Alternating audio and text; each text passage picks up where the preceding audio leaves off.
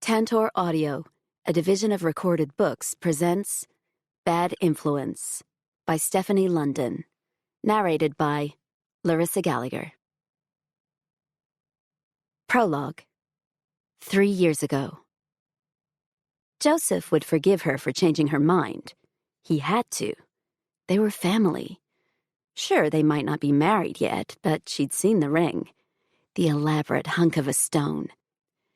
A cushion-cut masterpiece, surrounded by a spray of smaller diamonds, nestled in navy velvet, and tucked away in the depths of his sock drawer. It meant something. A future. A symbol of their bond. Wasn't forgiveness what family was all about? Or was it compromise? Annie Maxwell leaned against the wall outside their bedroom, her heart in her mouth, as she surveyed the boxes stacked all over the apartment. Her neat handwriting in black Sharpie labeled them for the move: kitchen, bathroom, bedroom. She had a bad feeling about this conversation. Maybe you're worrying for nothing. He loved her, and she loved him. That was all that mattered, right?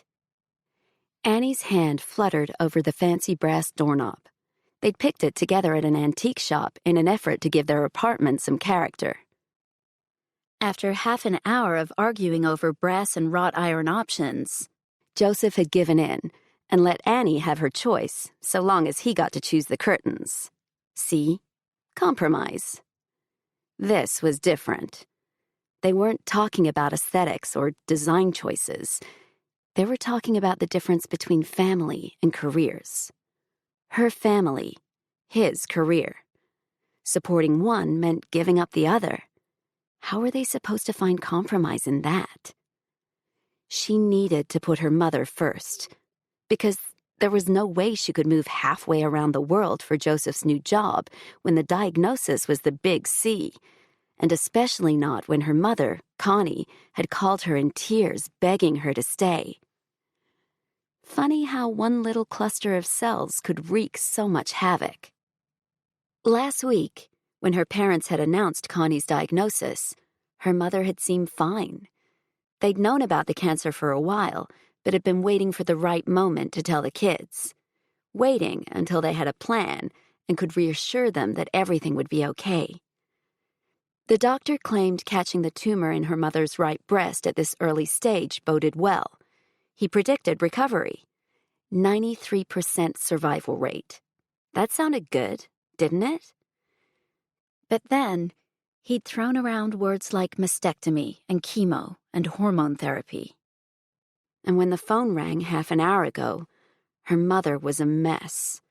Annie hadn't heard her cry like that in a long time. Please don't go, Annie. I need you here. I can't do this without you. How could she leave the woman who'd raised her, who'd sacrificed for her, when she needed her most? Living overseas would mean being too far away to help with appointments or household chores or hugs.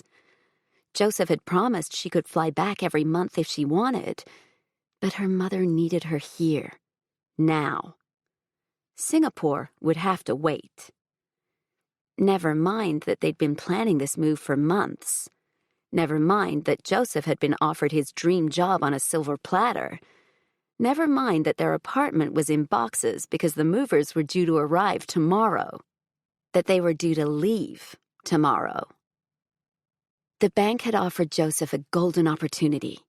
A signing bonus, money to cover relocation, a salary with more zeros than she could comprehend.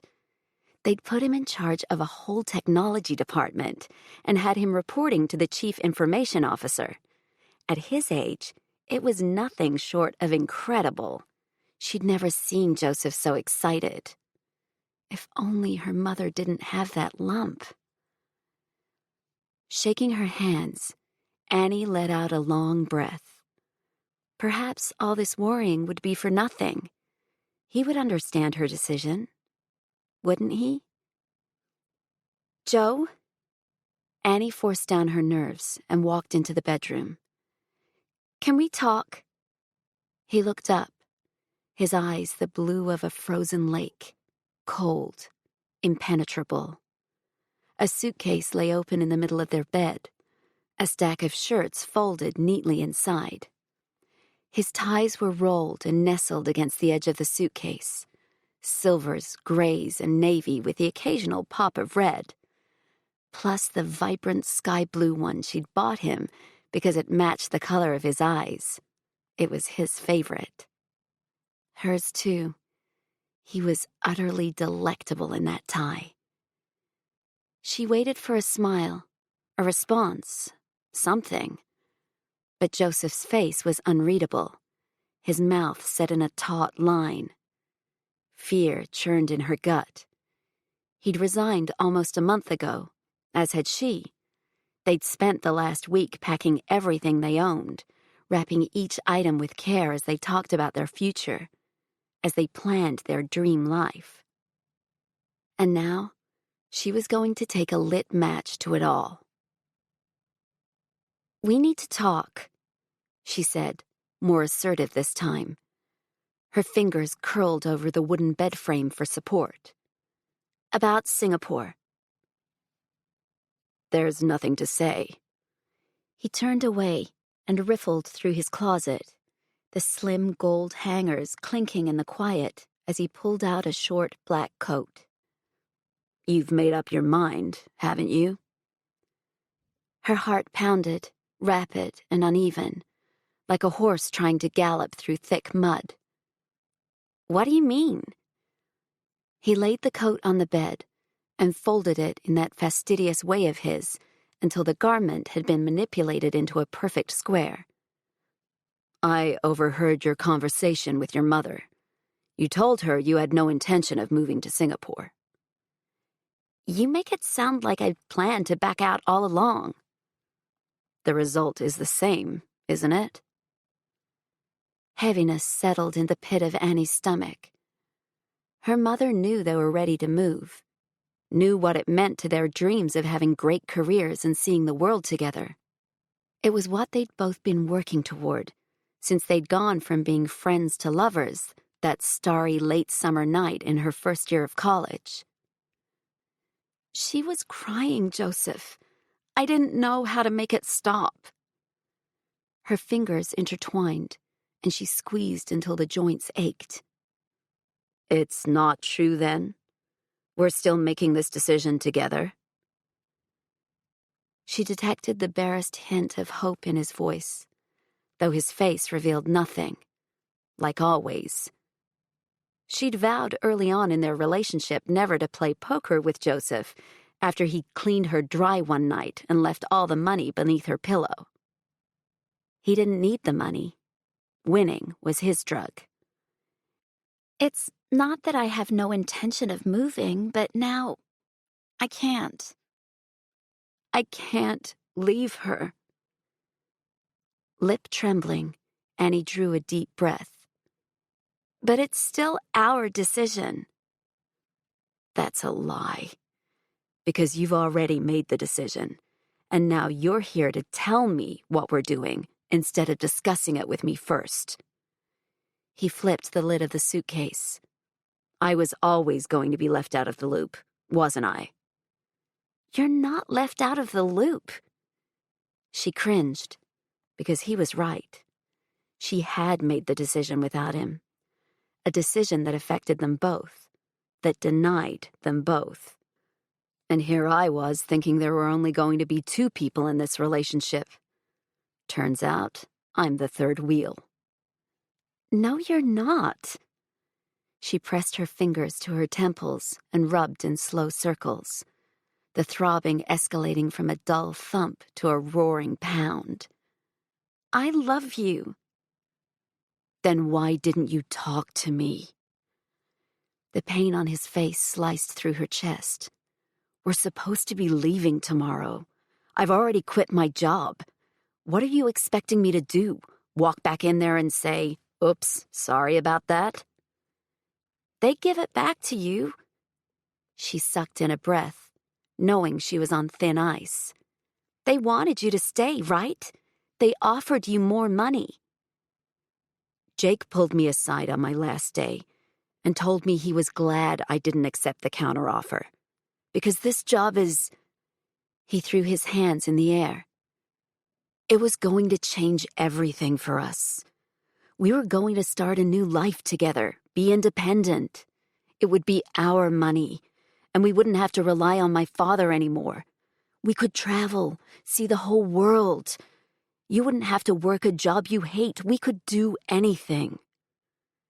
Anything, except be close to her mother when she needed her most. Things have changed. I get that.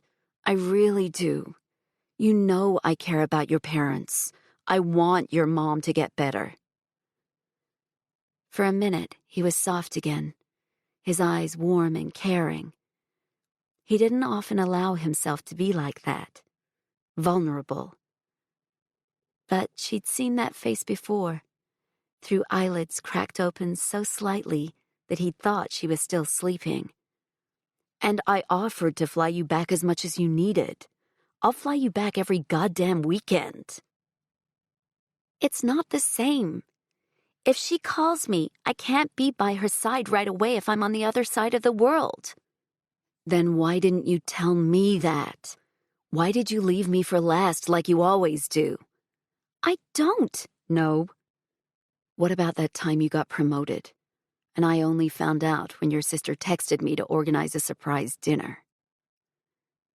His voice was so quiet. Oh, so quiet. Because Joseph never yelled. He didn't need to. I told you I was sorry.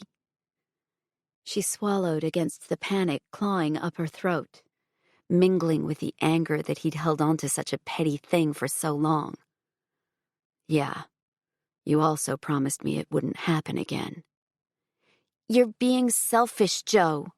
I'm being selfish. He looked at her and shook his head. You're the one who changed your mind on both our behalves without even talking to me first. You always pick them. His acid tone made her blood boil. This isn't about taking sides. No. Because I want us to make decisions together. And that means you need to put me first for a change. This is ridiculous. No, it's not. He drew the zipper around the outside of the suitcase, sealing the lid shut with an eerie calm. At some point, I needed to see the writing on the wall. You really want to choose your career over her? Annie's voice wavered, shaken by the ugly emotions warring inside her. Over me? I can't waste this opportunity, because a chance like this won't come around again. It's everything we wanted.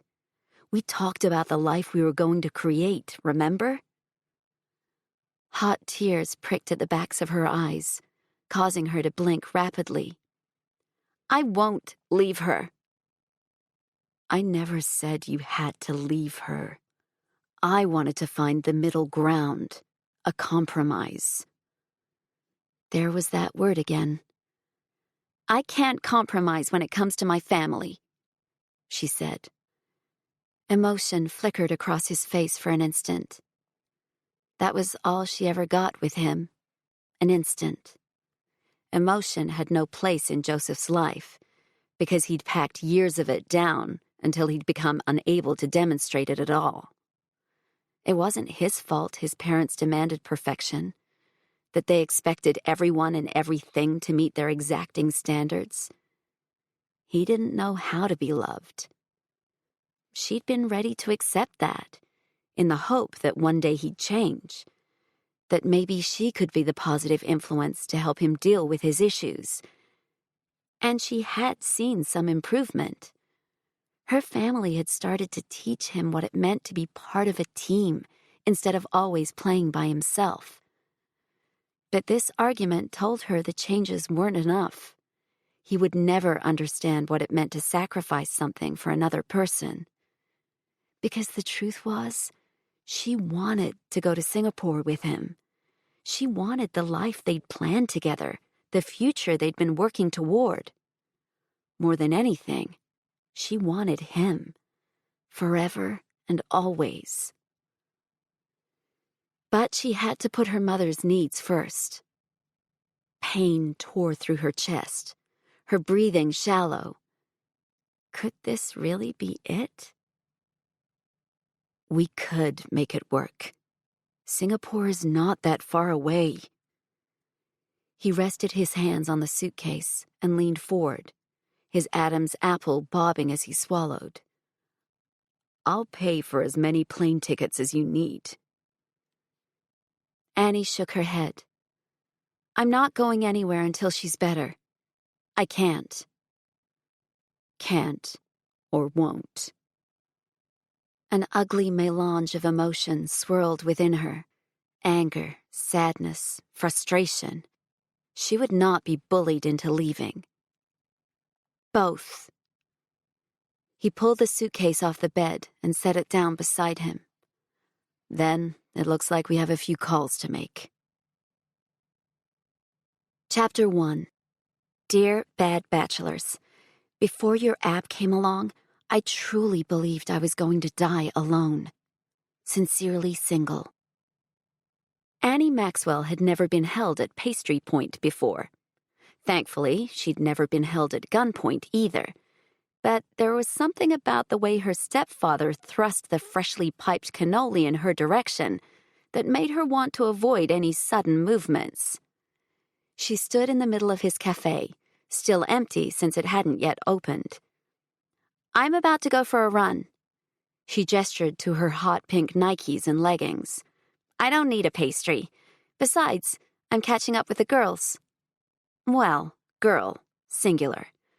Of her two best friends, only one was currently speaking to her. But girls slipped out like it always did, because they were supposed to be a group, not this tense, fractured mess. Sal Russo's dark eyes narrowed as he appraised his stepdaughter with pursed lips. You should eat breakfast. I hate to break it to you, but that isn't breakfast. She gestured to the pastry. It's a dessert. At the very best, you might be able to call it a snack, but it's most certainly not breakfast. Still, Sal had to give the people of Bensonhurst what they wanted, and that included flaky, sugar-laden non-breakfast foods. Sal huffed and placed the tray of cannoli down. A sprinkling of white icing sugar dusted the edge of his dark mustache, telling Annie that he'd already tucked into the goods that morning. No matter how she cajoled and pleaded, he couldn't, or rather wouldn't, curb his sweet tooth. Italians have eaten this way for generations. Exactly. Why do you think Nonno has trouble with his blood sugar now? Too many cannoli. She shook her head. Worrying about her grandfather's health was almost as pointless as worrying about her stepfather's. If she had her way, they'd live forever. Not to mention all that damn salami he eats, and the prosciutto, and the creamy gnocchi. Now you want to take our pasta away from us? Sal feigned mock outrage. God forbid. I'm just trying to say that you... He shook his head. You don't have to be perfect all the time. You put too much pressure on yourself. He looked like he was about to say something else, but no words came out. At one point, he would have joked that he'd never be able to marry her off if she was so uptight, purposefully goading her into a lecture about a woman's right to choose marriage or whatever lifestyle she pleased, which was exactly what Sal believed too. He wanted his daughters to be strong and independent, despite his teasing. But no one joked about the M-word around her anymore. Hell, it was only ever uttered when absolutely necessary, and even then, it was accompanied by furtive glances and sympathetic eyes. Poor Annie. What if she never finds anyone else? Lucky he has two other daughters who'll do the family proud and give him a couple of adorable nipoti. Ugh. Her Zia didn't know she'd overheard that conversation, And even though Annie didn't believe Sal cared much about whether or not she gave him grandchildren, the remark still stung, even months later. "I'm perfectly happy, and I enjoy running." She squared her shoulders. "You should try it sometime." He laughed, the tension melting from his face as he pulled her in for a bear hug. She was sure to have smears of icing sugar all over her hoodie now. "I'm too old for that shit." Despite her worry, Annie chuckled. There wasn't much that couldn't be fixed by a bear hug from her stepfather. In fact, when he'd decided to quit his job and follow his dream of opening a cafe, the family had decided to name the place after his hulking frame, Café L'Orso, or the Bear Cafe when translated into English. In 2 years, Sal's place had become a hipster hotspot a mere 5 minutes down the road from the family home. "Ma is so proud of you. You know that?" she said, looking around the cafe with a warm feeling in her chest. "Just your mother?" Annie chuckled. "Well, I am too. But we all know her opinion is the only one that matters." Sal squeezed her tightly. "True. It's strange to think her cancer was the catalyst for something so great. It forced us to appreciate life more." Her parents had changed a lot in the last 3 years. Sal had let go of his need to make decisions based on security, and her mother, who'd always been feisty and outspoken, had learned to chill out and roll with the punches more. But they were happier than ever, stronger than ever as a couple. Annie swallowed back the lump blocking her throat. "I should get going." The view outside the cafe beckoned. Sunlight sparkled off the puddles from an earlier shower, giving the late fall foliage an extra degree of golden warmth. Soon the cafe would be busy, and Annie wanted out before she guilted herself into helping with a swarm of locals looking for their weekend caffeine fix. After all, it was her first free day in almost a month, and she had plans. This morning, she would catch up with her friend, Darcy. Then she could crack open her bullet journal and tackle her to-do list. "You know you don't have to check on me on your day off." Sal smiled and waved her away. "I suppose I should be grateful that I raised 3 conscientious, hard-working daughters. You're my favorite, though." Never once had Sal made Annie feel like she wasn't part of the family, even though she was the only daughter not related to him by blood. "I bet you say that to all the girls, Mom included." Annie laughed, knowing without a doubt that her father did, in fact, say it to each of them. "We're on to your tricks, you know." Yeah, get out of here." He turned and moved behind the counter, turning on the coffee machine and pouring beans into the grinder. A loud hiss of steam drowned out the clatter from the kitchen as Annie left the cafe and stepped out into the crisp fall morning. Annie loved the early weekend mornings when Brooklyn was still asleep. She loved the way the sky transitioned from indigo to lilac to gold and finally to blue. She loved the peace and quiet. It had taken her a long time to be at peace in the silence after Joseph left, since her mind would play their breakup on a loop. But now the quiet comforted her. She headed toward the subway and caught the D train to Columbus Circle.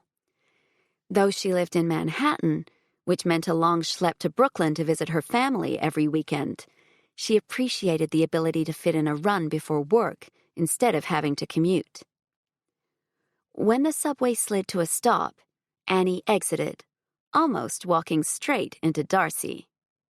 "Hey," she said with a wave. Darcy grumbled a half-hearted return greeting.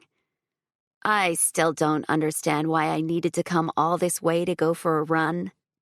Darcy's dark hair was slicked back into a ponytail, and her chin was buried in an oversized Mets hoodie. Given it was almost as long as a dress, Annie assumed it belonged to Darcy's fiancé, Reed. Exercise is stupid. Annie rolled her eyes. You asked for my help, remember? I thought you wanted to support Reed.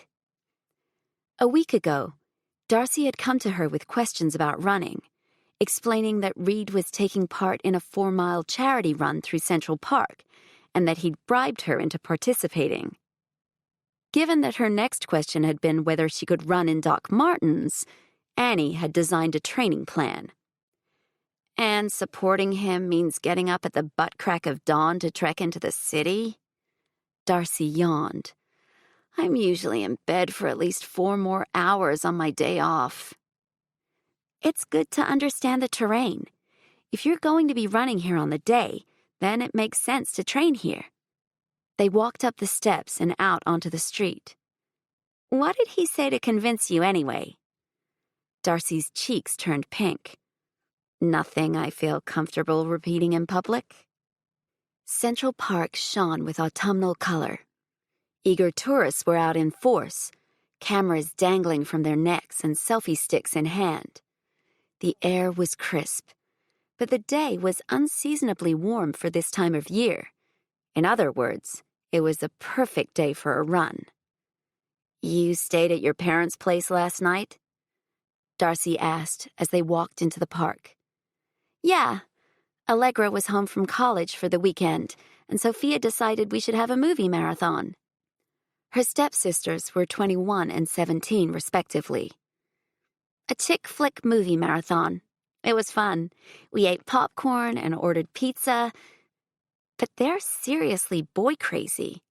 Sophia spent half the night getting us to help figure out which Halloween party she should attend based on which boy would be in attendance. Count me relieved that I never have to experience high school again. Me too. They stopped next to a bench to stretch out. Annie pulled her ankle up behind her butt to loosen her quads. They're so...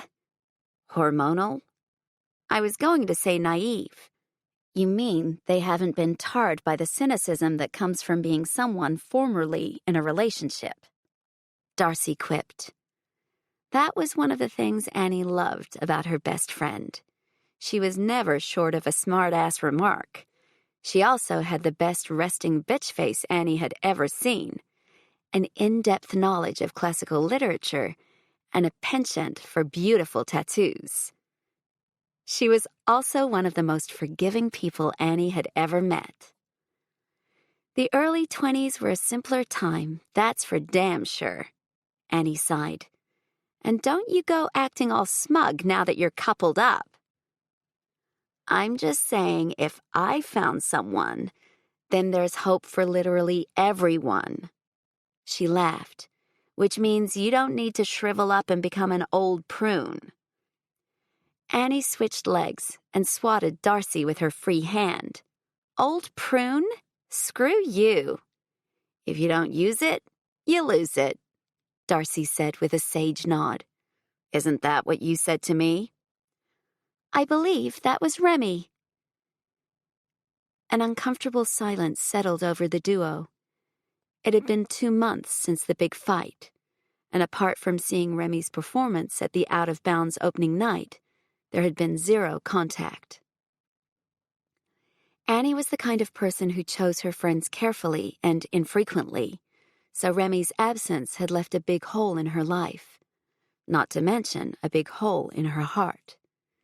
She would fix things, eventually, but Remy needed her space, and this time, Annie was going to respect that.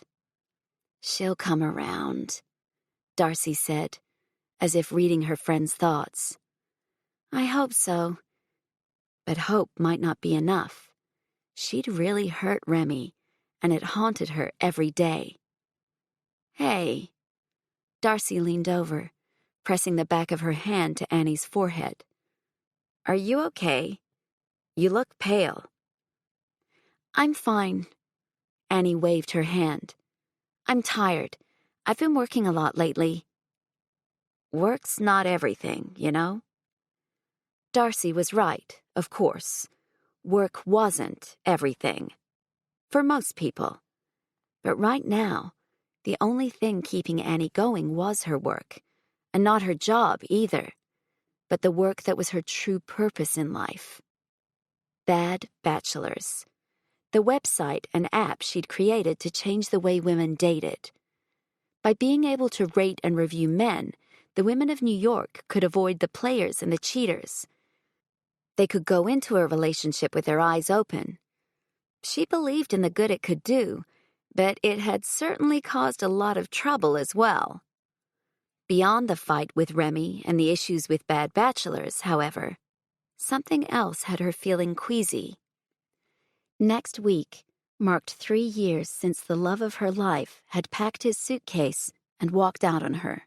3 long years since she'd swallowed her hurt and anger and regret and tried to find something to channel her energy into.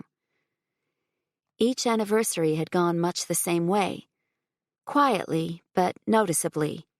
She wallowed in her misery alone, usually while watching sad movies and crying her eyes out like a Bridget Jones wannabe. This year, however, she was determined to avoid that unproductive behavior by keeping busy. "All right," Annie said, bouncing up and down on the balls of her feet. "We're going to jog over to the pond, go around, and then come back. It'll be about 1.5 miles, so then we can see how you're doing." "What if I'm dying?" "Then we can walk for a bit." Annie grinned. "Unless you're legitimately dying, then I'll call an ambulance." "Why did I agree to do this?" Darcy whined. "I'm going to get sweaty, aren't I?" Annie chuckled. "Not sure how you ended up with a guy like Reed if you have an aversion to getting sweaty." Before Darcy could retort, Annie jogged into the park at a slower pace than she would have if running alone. Darcy caught up quickly, and they weaved through the growing clusters of people. With each stride, she felt farther away from her problems. Running was the most effective form of therapy Annie had found, and at this point in her life, she'd tried her fair share. It wasn't only the injection of vitamin D, the picturesque scenery blurring past, or the blood pounding in her veins that made her love running so much. It was the feeling of progress. Despite the success of both her job and Bad Bachelors, the last few years had felt like a giant step backward. Running gave her a sense of accomplishment that had been otherwise lacking in her personal life. Shaking off the nagging thoughts, she jogged on, checking on Darcy every so often to make sure she was keeping up. A few times they slowed to a walk for a couple of steps so she could catch her breath, but, to her credit, Darcy powered on. Sunlight streamed down, bright beams of light reflecting off the rain-soaked sections of the pavement. Manhattan's temperamental weather patterns meant a downpour could come at any moment. Sometimes it only lasted a few minutes, but it would be enough to cover the ground in mirror-like puddles. Since she'd forgotten her sunglasses, Annie tried to shield her eyes as she ran, but holding her arm in front of her face threw off her rhythm. Squinting, she rounded the corner of the pond toward the area where people tended to stop and take photos. It might not have been the best route to take, given how busy the park was getting, but they were stuck now. Dodging a woman with a stroller, Annie skirted a puddle and forged on. But her run came to a sudden halt when she slammed full force into something. Less than a second later, a curse in a deep baritone rang out, followed by a splash. "Oh my God!" Annie dropped to her knees and peered over the edge of the rocks outlining the curve of the pond. "I'm so sorry." The apology died on her lips. The man in the water wasn't an innocent stranger. She recognized those light blue eyes, knew that they were the exact shade of a pale spring morning. She knew the full lips intimately. She knew the exact texture of his sandy brown hair, though now it was saturated with water and looked closer to dark brown. She knew every inch of him, inside and out. After all, she'd wanted to marry him. Chapter 2. I can only guess you're some ugly spinster sitting behind your keyboard feeling powerful for creating this bullshit website. Eventually, someone will unearth your identity, waiting for revenge. Are you going to just stand there? Joseph Preston swam to the edge of the pond. Annie contemplated turning around and jogging in the other direction. It was exactly what he deserved. But she never was one to leave a person in need, unlike him. Clasping a hand around his outstretched arm, she heaved. His grip was slippery, and she struggled to get leverage against the slick rocks ringing the pond. Her small frame was no match for the weight of his much larger one. If she wasn't mistaken, he'd bulked up since he left. "A thanks would be nice," she said as he got to his feet. "You pushed me into a pond." "I hardly pushed you." It was so like him to blame it all on her. "If I'm not mistaken, you're dry and comfortable, and I'm the one covered in pond scum." He stood, water pooling around his feet. One expensive-looking loafer was on his left foot, its companion nowhere to be seen. Still, he managed to look devastatingly handsome, even with the missing shoe, ruined suit, and foliage sticking to his hair. He had a beard now, which was unexpected, but it gave his face a darker edge, a harder edge, and an air of unabashed and striking masculinity. His blue eyes blazed, and his white shirt clung to the muscles on his chest. Yeah, he'd filled out all right. Her stomach somersaulted. "Darcy, nice to see you," he said dryly. "Joe, it's been a while." Her eyes narrowed, though not long enough, in my humble opinion. Joseph ignored the dig and plucked a leaf from his arm, letting it drop to the ground with a splat. "I don't suppose either of you know where I might be able to clean up and dry out my suit?" "No idea." Annie folded her arms across her chest, suddenly feeling very naked in her skin-tight leggings. He looked her up and down, as though drinking in her image inch by inch, committing her to memory, or recommitting her to memory. "None at all?" A breath caught in her throat, her body threatening to combust with the angry swirl of emotions competing for dominance inside her. "Nope." "Not even an apartment that I might be able to get access to?" His eyes bored into hers. "Can't think of one." She shook her head. "We should go." Darcy tugged on her arm. "You don't owe him anything." Joseph didn't react to Darcy's statement, even though she'd said it loud enough that everyone around them could hear. They'd drawn quite the crowd. Murmurs skittered among the onlookers, but Annie couldn't drag her eyes away from him. Joseph was here, in New York, in the flesh. And what the hell was he doing in a suit on a Saturday? "Annie." Her name was a growl on his lips. He stretched the two syllables out into an endless rumble, like thunder warning of a storm. 3 years. 3 goddamn years, and seeing him was still like taking a shotgun to her heart. The worst thing was, not a single part of her wanted to walk away right now. He'd always had that kind of pull, a magnetic energy that encircled him like his own special atmosphere. She turned to Darcy, pretending her heart wasn't lodged somewhere in her windpipe. "It's fine. You go on. I can deal with this." "No." Darcy shook her head. While Annie was trying her hardest to internalize her emotions, Darcy's anger was raw and visible. "You don't need to help him." "You can have a shower at my place," Annie said to Joseph with an efficient nod. She placed a hand on Darcy's arm. "It's fine. I'll catch up with you later." Darcy looked like she was about to spit fire, but she sucked in a breath and nodded. With a dirty look hurled in Joseph's direction, she turned and headed back the way they'd come, with her hands balled into fists. Her reaction wasn't surprising. She'd been by Annie's side all through the breakup, all through her mother's treatment, and every day since. Joseph's name was a dirty word in their circle.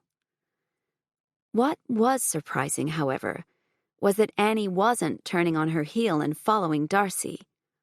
Maybe it was some sick curiosity that compelled her to offer him a warm shower. Or maybe it was that she wanted him to see that she'd moved on, even if that was an illusion. They walked. The only sound breaking the tense silence between them was the squelch of Joseph's soggy clothes. He'd taken off his single shoe, and it dangled limply from one hand.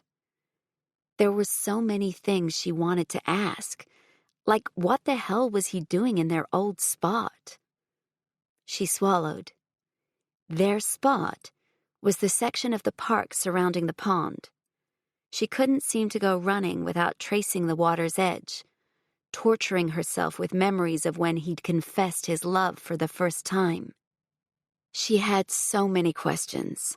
They all rushed for priority position, clambering over one another. But where the hell did she even start? There was so much to sift through, and she didn't trust herself not to cry or throw him overboard again if she dared open her mouth. So she said nothing, and neither did he. Joseph didn't need to be guided to her apartment off 6th Avenue. She wondered if he would be shocked by how it looked now, with all signs that he'd lived there scrubbed clean until the place was sanitized of his presence. Would he even notice? Joseph cleared his throat. "I wondered if you might move out one day." "Why would I? I love this apartment." She kept her eyes firmly fixed on the path ahead, not daring to look at him. Her limbs moved heavily, gracelessly. She may as well have been wading through a swamp. "I loved it too." There wasn't a hint of emotion in his voice. Good old Preston stoicism. Like father, like son. "You loved a lot of things at one point." He had the good sense to keep his mouth shut as they walked through the lobby of the apartment building. The security guard behind the counter raised an eyebrow at Joseph's appearance, but he didn't stop them. If he remembered Joseph, he didn't say, and Annie let out a sigh of relief. She couldn't handle questions right now, particularly ones she didn't have answers to. 15 minutes later, Joseph sat on the soft gray couch, freshly showered and wrapped in a towel. He nursed a cup of coffee between his palms, and as he blew on the steam, he watched Annie intently. This was not how things should be going down. The smart thing would have been to kick him out as soon as he'd finished showering. Instead, she'd been making a coffee for herself and had automatically made one for him. Muscle memory. What a bitch.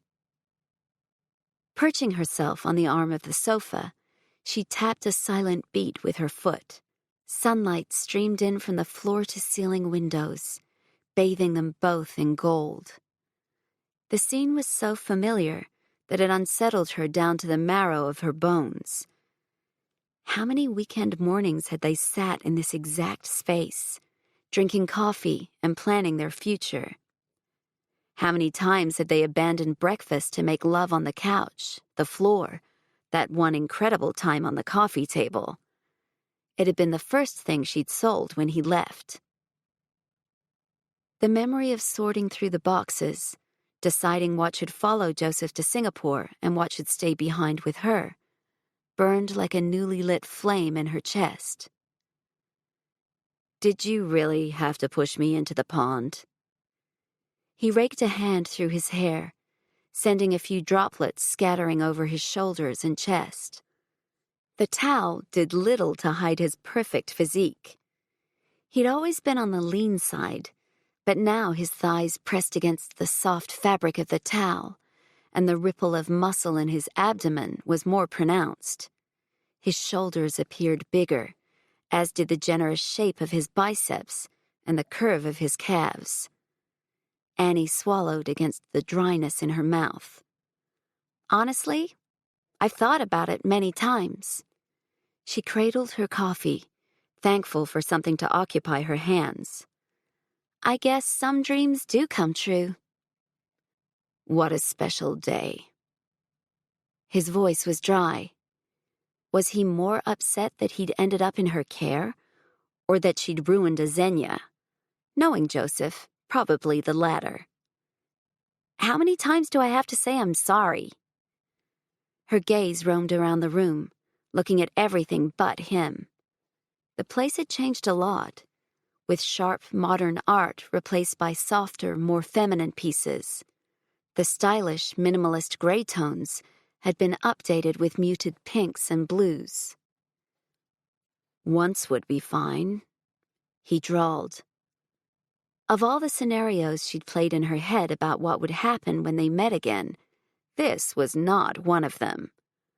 Her slapping him across the face and telling him what a fool he was? Yep, that could happen. Her flaunting her new running fit body in some impossibly skimpy outfit, and him collecting his jaw from the ground? Absolutely. Her knocking him on his ass and then him bullying his way into their old home? Hell no. "If either one of us has cause to provide an apology, I know who it is," she said. "I'll give you a clue. It's not me."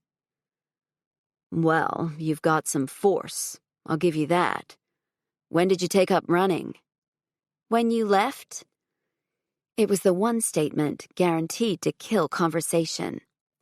No point in beating around the bush. They'd been reunited by some cruel joke of the universe. It didn't change anything, despite his attempt at semi-polite conversation. She hadn't even known he was back in the country. Why would she? It's not like he'd called or texted or emailed in 3 years. Joseph sipped his coffee and continued to study her. His inquisitive blue eyes analyzed the changes in her, the changes in their old home, her home. She didn't want to talk to him, didn't want to have him so close to her. Old urges were simmering below the surface, masked beneath resentment that snowballed by the minute. She had to break the silence before it broke her. Tell him to leave. Get him out of here. "How is Singapore?" she asked, mentally cursing herself. "Busy." He set the cup down on the table in front of him. "Exhausting." "Lonely." She could hear it in his voice, a tiny change in tone that revealed more than his words. When they were together, she'd become adept at interpreting tone. Being with Joseph had required master-level skills in translating body language. She'd become an expert in pitch and subtext and the minutiae of him. Was he regretting his decision to leave? Had he missed her? Her chest constricted. "Why did you come back?" "New opportunities. HSBC had given me what I needed, and it was time for me to move on." "And how is your career going?" Annie couldn't keep the edge out of her voice. "Are you on your way to world domination yet?" He sat up straighter, his broad shoulders stretching to their full breadth. She forced herself not to stare at the muscles flexing in his chest and arms as he shifted position. One wrong move, and that towel would be nothing more than window dressing. Did you say you had something I could change into? He ignored her question. And like that, conversation time was over. Some things never changed. No, I didn't say that. You expect me to walk out of here naked? Annie smirked. Why not? I'm sure the ladies of Manhattan wouldn't mind. It's over 50 degrees, so you shouldn't have too much shrinkage. That's never been a problem, and you know it. He narrowed his eyes at her. And I'm not going to get booked for indecent exposure my first weekend back in the city. That sounds like your problem. She waited for him to squirm. He didn't. How you walk out of here is up to you, but your options are pretty limited. And what exactly are my options? She smiled. Your suit, or a towel, or a pair of my running tights. Joseph's eyes dropped to the dark fabric hugging her hips and thighs, outlining her to perfection. Even if he could squeeze into them, which was highly unlikely, he'd maintain his modesty better with a facecloth. But damn, she looked good in them. Her legs were lean and toned, shapely. The rest of her was as stunning as he remembered. Cocoa-colored eyes framed by thick lashes, fine nose, high cheekbones. She had a smile that could light up a room. Not that he'd be likely to see it anytime soon. Surely there's something else I can wear, he said. She shook her head. Not that I can think of. You haven't got any baggy sweatpants? I'm afraid not. She looked like she was having far too much fun with this scenario. You seriously have nothing else? He was tempted to ask her if an old boyfriend, or a current one, might have left any clothing he could borrow. But he wasn't sure he wanted to know the answer to that. What about a sock? She cocked her head, a smirk tugging at her lips. Or maybe a strategically tied scarf? Clearly, she wasn't going to budge. Wasn't this the ultimate post-breakup fantasy? Catching your ex in a compromising position and mercilessly holding it over them? Since his suit was currently soaked through, it looked like he'd be making the journey back to his new apartment in a towel. Part of negotiation was knowing when to stop, and she'd made it crystal clear that pushing would not get him what he wanted. If she thought he was going to stay here and whine about it, she was sorely mistaken. Fine. He stood, tightening his grip on the knot at his waist. Annie's eyes lingered there, something dark and forbidden flickering over her features. Joseph willed himself not to react. An untimely erection would only make his situation more precarious. But it was hard not to remember all the times they'd torn each other's clothes off right here. Annie was the kind of woman who'd been brimming with passion, and she'd often instigated sex with rough kisses that spiked his body temperature and made him insatiably hungry for her. Chemistry was never their problem. He squared his shoulders and walked across the room, studiously ignoring the internal voices taunting him with all the ways he'd screwed up. He hovered at her front door, her name on his lips. There was so much he wanted to say to her, but talking about his feelings ranked low on his list of skills and desires. What about your suit and shoes? Well, shoe, singular. The amusement in Annie's voice needled at him. Yeah, she enjoyed having the upper hand, all right. It'll all be ruined if you squish it into a bag now. I'll pick everything up later, after my appointment. He opened her door and walked out into the hall. Nobody else appeared to be coming or going from their apartment, and he made it down to the foyer without anyone seeing him. But that's where his luck ran out. The concierge lifted a brow as Joseph strode through the lobby, the towel clutched in one hand and his soggy wallet in the other. "Can I help you with something?" the concierge asked. But Joseph walked silent and barefoot right out onto the street, automatically sticking his hand out to hail a cab. The cool air chilled his skin.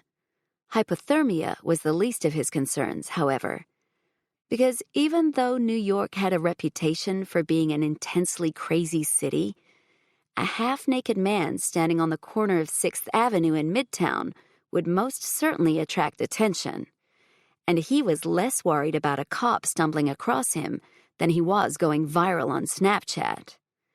That would not be the right way to start off his stint as the youngest CIO of any American bank. "Oh my God!" A group of teenage girls giggled as they walked past him, arms linked. One of them held her phone up, the rhinestone-encrusted case glittering and warning. Mercifully, a cab pulled over right then, and Joseph ducked his head as he slid into the back seat. If the girl got a photo, at least it wouldn't show his face. "Sutton Place," he said, following up with the exact address. The driver, a woman, winked at him in the rearview mirror. "It's not every day I pick up a guy in a towel. Got a story to go with that outfit?" "My ex-girlfriend pushed me into a pond." A raspy chuckle filled the cab. "Good for her." His new home wasn't too far from their old building. Her building. The sun shone brightly through the window, warming his exposed skin as he kept a hand gripping the towel tightly in front of his privates. The last thing he wanted was to accidentally flash the cabbie. He was pissed. Surprisingly, it wasn't because he'd been forced to head home in locker room attire. He was pissed because he'd lost control over his first meeting with Annie after his absence. He had planned to see her again, of course, but it would have been on his terms when he wasn't in such an exposed state, literally and figuratively. Now she knew he was here, and his scrambled mind hadn't allowed him to communicate properly. He'd come across like an arrogant SOB, forcing his way into her apartment because he couldn't bear to pry himself away. Curiosity had gotten the better of him. Proof that within 5 seconds Annie could shatter his legendary control, just as she always had. He'd wanted to see what their old place looked like now. Had she kept any of the things they'd bought together? Was there even a trace of him left? Had she replaced them with the belongings of another man?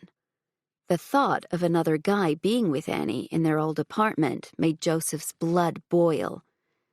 He was completely aware that being jealous if she'd moved on made him a first-class hypocrite. But that didn't stop the surge of ugly emotion rocketing through him at full speed. Not that anyone would ever see it. He'd make damn sure of that. But the apartment looked like it was set up for one. No photos of any other men besides her stepfather or grandfather in the living room. No manly objects marred the feminine softness of the furniture or decor, which was Annie to a T. It shouldn't have relieved him, but it did. When the cab pulled up at his building, he handed the wet bills over, paying more than double for the fare. He could only hope the swipe card to his new building would still work, since the front desk team didn't know him by face yet. It took him several attempts, but eventually the card let him in, and his key was tucked safely in the coin pouch of the wallet. He strode through the lobby, his bare feet making sucking noises against the tiles. The security guard lifted his head and looked at Joseph quizzically. He didn't break pace. "Don't even ask, buddy." After avoiding the strange glances from a woman in the elevator, he marched down the hallway to his door and let himself in. Tossing his wallet onto the kitchen bench, he frowned when it landed with a wet slap. In all likelihood, he'd need to replace the wallet as well as his suit and shoes. What about his phone? Crap. That was also lost to the depths of the pond, since it had been in his hand when he'd fallen. He'd have to look up his new boss's number. Not exactly the best way to make an impression on the guy, since they were supposed to be meeting at some upscale place for lunch in less than an hour. He shouldn't even have been in Central Park, but it was on the way, and he'd gone early to have some fresh air and time to clear his head. The second he'd spotted the path leading to their spot, they'd been one of those sickeningly sweet couples with a spot and a song and a takeout place. Annie had made sure they'd documented all their special moments, assigning things of importance like cocktails and meals and venues to the memories as a way to anchor them in the present, to allow them to be replicated. Fuck. This wasn't how he'd wanted to see her again. Joseph dropped the towel to the floor and walked naked to his home office. The window was full length, but it faced the glittering line of the East River, so no one would witness him working in his birthday suit. Right now, he had more immediate concerns than sorting through the shit between him and Annie. But his ruined clothing was still at her place, so at least he had a reason to go back, unless she decided to dump everything in the trash.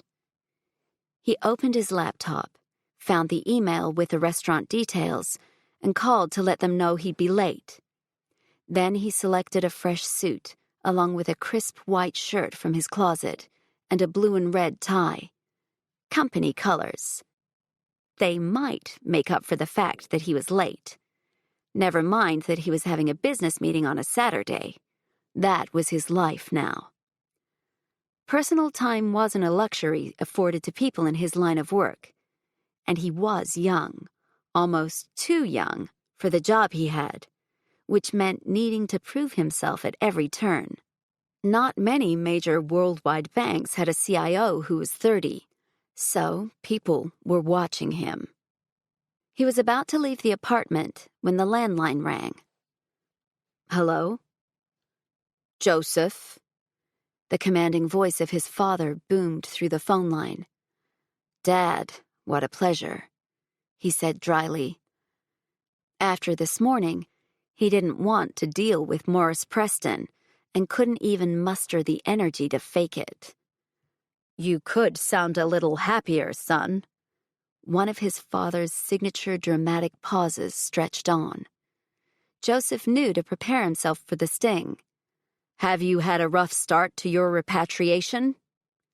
Something like that, Joseph muttered, and I'm running late for a meeting. Already tardy. The admonishment made his cheeks burn. Only his father could reduce him to feeling like a naughty child in less than a minute of conversation. He resisted the urge to recite the lines of his resume as proof he knew how to handle his career.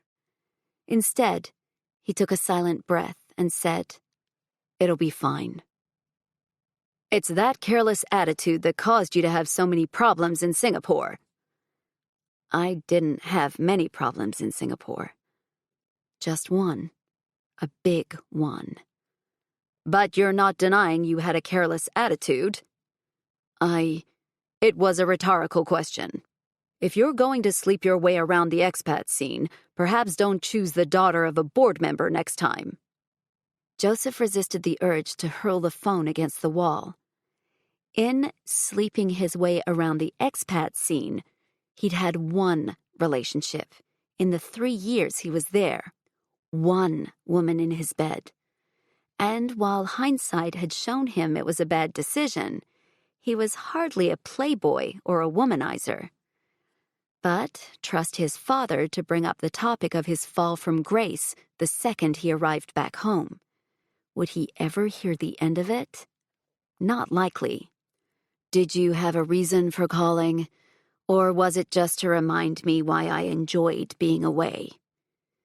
Joseph couldn't keep the barb out of his voice, cursing himself immediately as soon as the words left his lips. There was no point antagonizing Morris. He was stubborn as a mule, and bitching him out would only make it worse. "What a shame Singapore didn't improve your manners. I'd hoped the experience might have been a good influence on you. Seems I was wrong."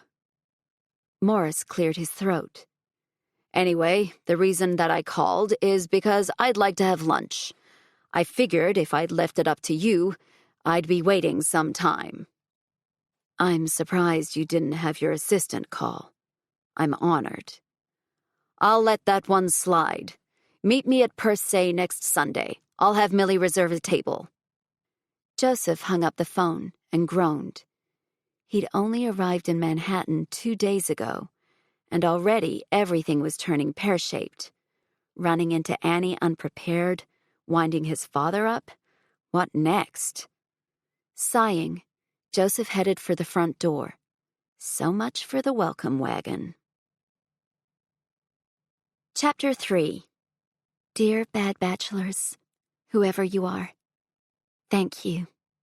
Unbroken. Annie stared at her front door. She hadn't moved from her perch since Joseph left wearing her towel. Joseph. Dead weight rooted her to the spot as the memories swirled like a tornado in her head. He was back in Manhattan, wandering around their old spot. It was exactly what she'd prayed for right after he left. In the throes of her anger and grief, she'd willed him to come to his senses, to come home, to her. But one lonely night in her would-be marriage bed had turned into 2, 10, 100, 3 years. When her mother had been diagnosed, it felt like the world had crumbled. Joseph leaving had been the final swing of the wrecking ball. She'd needed to become a new person, a different person. Over the next few years, the pieces had been put back together, bit by bit. She'd created a new life without him. Tried to close the Joseph-shaped hole by pouring her energy into her work and her family, into Bad Bachelors. And now he turned up out of the blue, like it was nothing. Annie let out a shaky breath.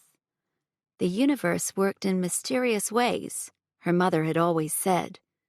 The universe was an asshole. "This doesn't change anything," she said, as she walked across the room to the small desk where her laptop sat, the screen dark. "This doesn't fix things." Maybe not, but a heads-up would have been nice. It was asking too much in reality, because what reason would he have had to contact her? Last she'd heard, he was living in Singapore, engaged to a woman from some prestigious family who looked like a supermodel. The kind of woman who would no doubt satisfy his parents. Their precious lineage wouldn't be sullied by someone unworthy. Annie jabbed at the power button on her laptop and folded her arms across her chest while it booted up. As if the anniversary hadn't been hard enough, now she had to contend with the fact that Manhattan was no longer safe. Her runs through Central Park could be interrupted by him. Her morning walk to work could be derailed by him. Every time she saw a guy in a suit with broad shoulders and endless legs, she'd wonder, is it him? The only way to combat this would be work. Bad Bachelors had saved her at a time when she'd needed to be busy, needed to be distracted. Quickly, the emails, good and bad, had poured in. Slowly, she'd gotten better. Now she'd have to rely on it again. The Bad Bachelor's inbox was jam-packed. On average, she received close to 400 emails a day, ranging from praise and gratitude to threats of all kinds. What would today have in store? She scanned the subject list, deleting the ones that were obviously angry people looking to vent.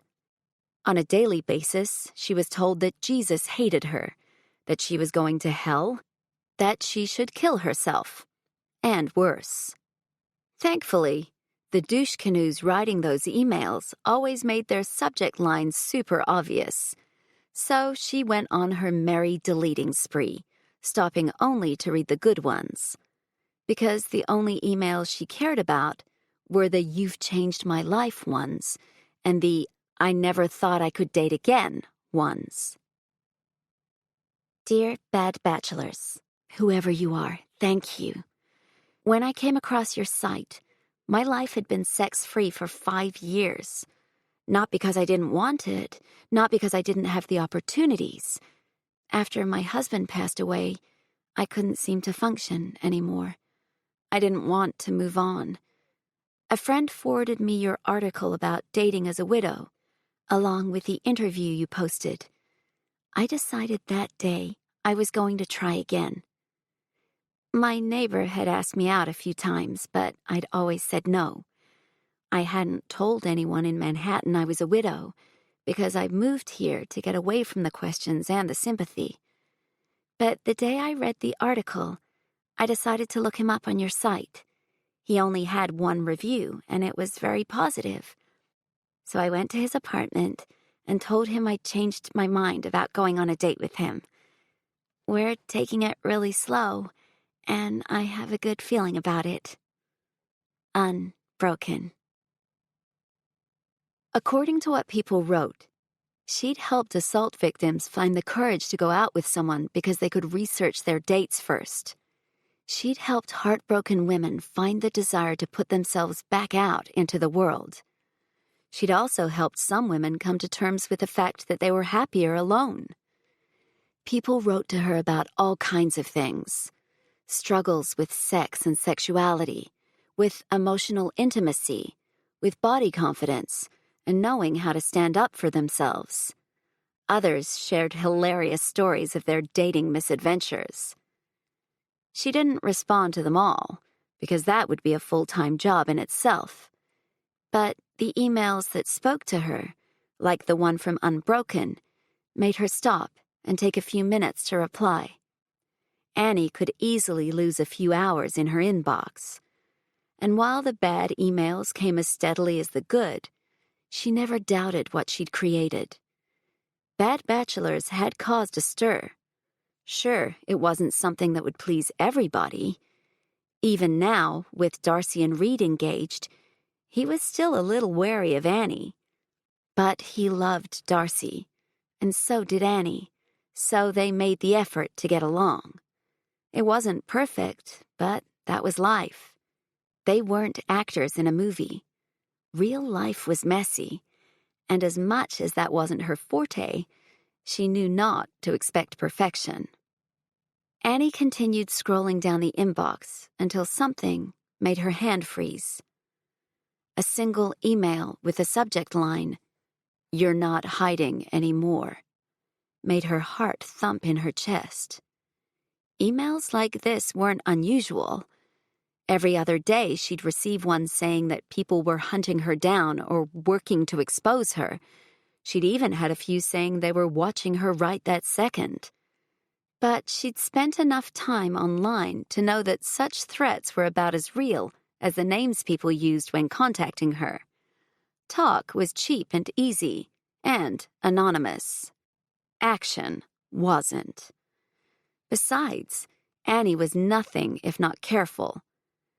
As much as she hated it, she always used her full name, Leanne, when communicating with people.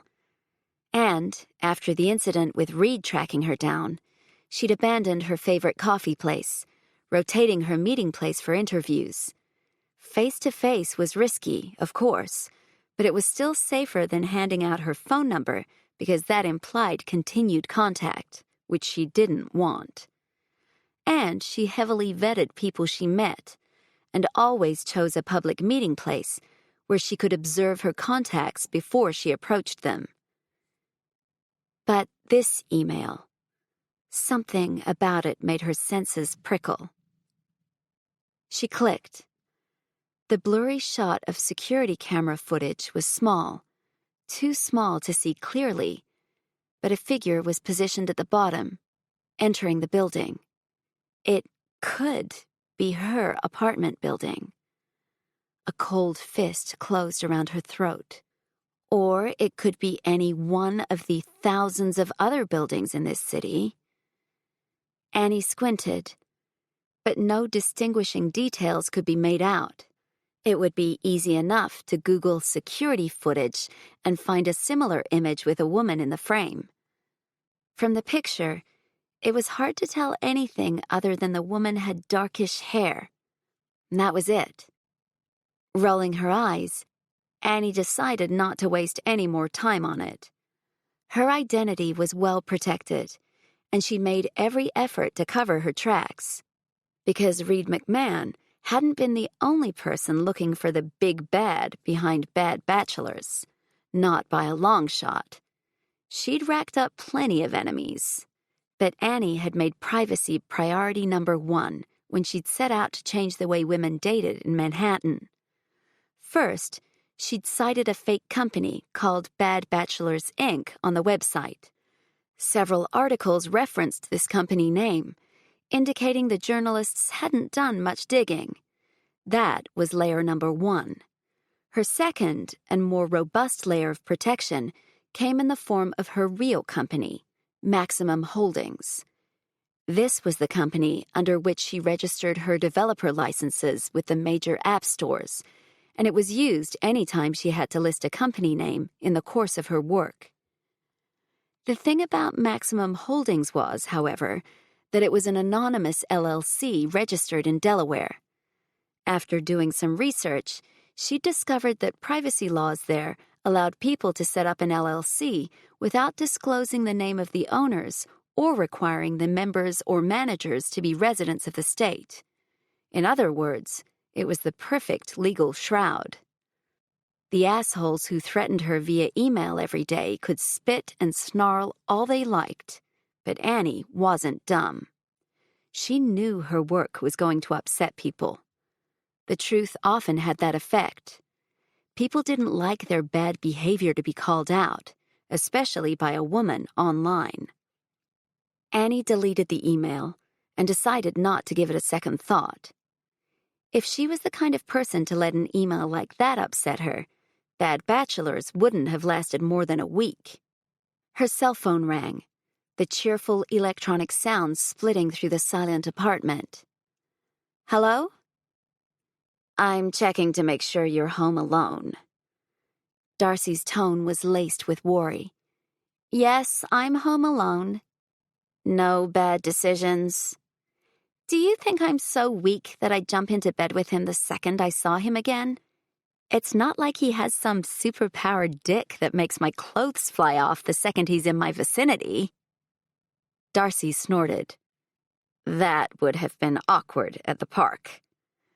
I let him use my shower, and then I sent him packing. In a towel. You what? A sly smile lifted Annie's lips. There was nothing for him to change into.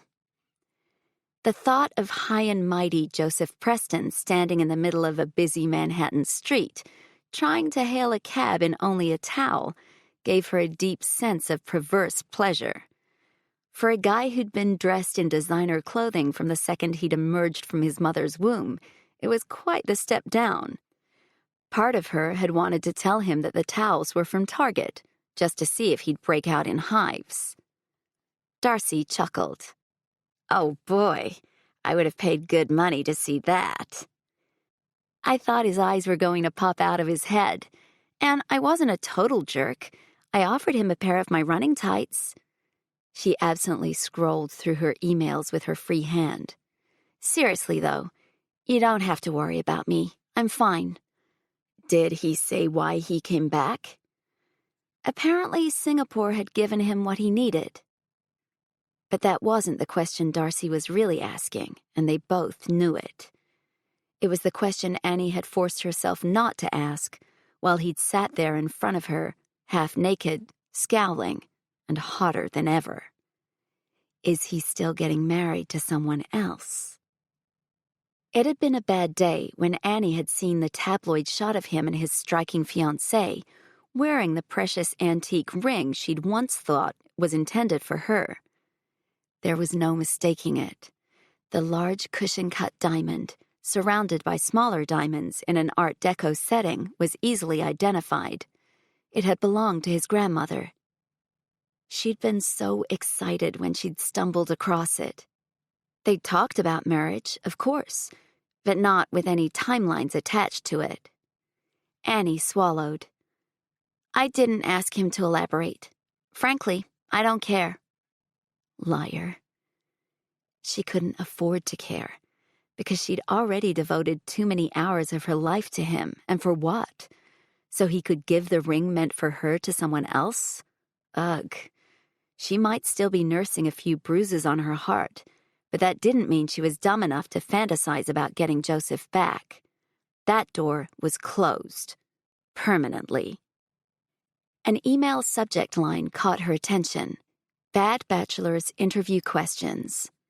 She clicked on it, as Darcy gave her a pep talk about how she'd grown so much and that she didn't need some self-entitled asshole in her life. Mm-hmm. Annie murmured a generic agreement.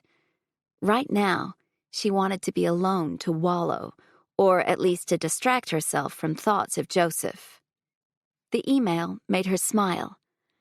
A user of the app had reached out to her last week with a tale of how she'd found love with her accountant thanks to Bad Bachelors. Annie had asked if the woman would like to be interviewed for an upcoming blog series she was running on love in unlikely places, and the user had agreed, although she would only answer questions over email because she wasn't comfortable meeting in person. Perhaps it might be time to invest in a burner phone so she could do phone interviews. Anyway, I'm here for you, Darcy said. If you feel like you're going to drunk dial him, then call me first, okay? I'll talk you off the ledge. Thanks, but you really don't have to worry about me, Annie replied, clicking on the Word document attached to the email so she could read the interviewee's responses. Everything is perfectly fine. Later that day, Joseph walked down 6th Avenue, relishing the feeling of being home. The kaleidoscope of sensations, hovering just before the point of being overwhelming, was quintessentially New York. Horns blared and people shouted, and the scent of pretzels and car exhaust and expensive perfume danced around him. It was like living inside a manic rainbow. The blend of wealth and grit was a pleasing combination that Singapore had failed to give him. It hadn't taken him long to resent how much he'd missed the sound of smacking gum and people saying, "Fuck you," like they meant it with every fiber of their being. God, he'd missed this place. Everywhere in this city there was life, vibrant extremes. Right after the move, he'd been lured in by the expat lifestyle, the drinking, the partying, the people from all around the globe. It was a glittering cosmopolitan world of style and abundance. Or so he'd thought. But he'd soon learned that it was a transient existence. People came and went. Friendships of proximity didn't hold up with transfers. And those who stayed enjoyed all the things about Singapore that rubbed him the wrong way. The cleanliness, the rules, the obsession with hierarchy. He'd missed the seasons, especially fall, feeling the crisp breeze chill the back of his neck, not to mention being able to get his coffee the way he liked it and a bottle of his favorite wine. Most of all, he'd missed Annie. A shoulder jostled him as someone shoved past, snapping his attention to the present. He could see his old apartment building. No, Annie's apartment building, looming ahead. Should he stop in and pick up his suit? Or should he give her another day to recover? Who was he kidding? He'd turned up 3 years after walking out the day before he was going to propose. Another day here or there wasn't going to make any difference. He'd be fighting an uphill battle in trying to atone for his sins, no matter which day he stopped by. Slinging his jacket over one arm and loosening his tie, he approached the entrance. He had no idea what on earth he was going to say to her. Despite all his careful planning about how he might have that first awkward conversation, their encounter that morning had flipped everything on its head. His plans were now a pile of smoking rubble. But his darkest days in Singapore had proven he belonged in Manhattan. And he'd thrown that away for what? A chance to fast-track his career and earn himself a big reputation? Another failed attempt to gain the respect of his father. Perhaps Morris was right. Joseph was a disappointment. A giant, colossal fuck-up. The glass door of Annie's apartment building reflected the sun, causing Joseph to squint. He punched the apartment number into the intercom panel and waited for her to pick up. The speaker rang and rang, but no voice greeted him. A second later, the doors opened, and a security guard in a Navy uniform peered at him curiously. "Mr. Preston?" "That's me." I saw you earlier this morning." He handed over a yellow sticky note. "Ms. Maxwell asked me to pass on a message." The flowery writing punched Joseph straight in the gut. Annie had always written in this elaborate cursive that looked better suited to poetry than post-its. It was totally at odds with the rest of her efficient, by-the-book personality. Yet every Christmas and birthday card had been filled with curling lines of it. "I dropped your stuff off at the dry cleaners, the old place. It's under your name and already paid for. No need for you to return the money." The message couldn't have been clearer. Stay the hell away. "Thanks very much," he said stiffly, plucking the note from the security guard's finger. A small part of him, a dark and selfish part he'd rather ignore, warmed at the note. She could easily have dumped his wet clothing into the trash, but that wasn't Annie. Even with the person she probably hated most in the world, she took the time to do the right thing. But that meant he'd need another excuse to talk to her. And what are you going to say that'll make a lick of difference? That was the more difficult question. Shit. He needed a drink. Perhaps downing a couple of beers in the fading daylight might help him get his head together. Then he could figure out what kind of magic it would take to get Annie to hear him out. The need to apologize had been weighing on him ever since he'd decided to come home, and the feeling had only grown stronger as the hours passed. He was meant to be home, and it wasn't simply because of a lucrative job offer. He needed closure. Grabbing the prepaid phone he'd bought to keep him going until a replacement work phone could be procured, he racked his memory for someone to call. Despite all the people in New York City, it could be a lonely place sometimes, and Joseph hadn't exactly maintained a lot of relationships after he'd left. But he still remembered the number for one of his oldest friends, the one person who didn't appear to completely detest him. 10 minutes later, he was perched on a high stool, a cold pint in his hand. The bar was an old favorite, a common on-the-way-home watering hole that he and Annie had frequented when they'd worked only a block from each other. He swiped his thumb through the condensation on the glass and let out a hollow laugh. How fucking stupid he'd been back then. He'd had the world at his feet, and he hadn't appreciated it one bit. "Joe?" A familiar voice caught his attention. Andrew, an old friend and former colleague, clapped a hand on his back and reached for the beer waiting for him. "How long has it been?" Joseph tamped down the feeling of relief. These days, he really needed a friend, even if he didn't necessarily deserve one. "Too long," Joseph replied, raising his beer to Andrew's. "Feels like a goddamn decade." "I heard you were coming back." Word travels fast. The negotiations for this job had been kept quiet. Joseph hadn't even flown in for the interviews, since it had all been done over Skype. Even after the paperwork had been signed, they hadn't announced it right away. Because his appointment caused waves. In tech companies and startups, it wasn't uncommon to have a younger person at the helm. Hell, it was probably the norm. But banking, was one of the world's last corporate dinosaurs. Anyone under 45 couldn't possibly have the experience to take on such a challenge, as he'd already been told. Joseph had heard the discontent and all the comments about his father giving him a leg up, and questions about his experience were being lobbed at him left, right, and center. Technically, he didn't start until Monday, so who knew how much worse it would get? C-I-fucking-O.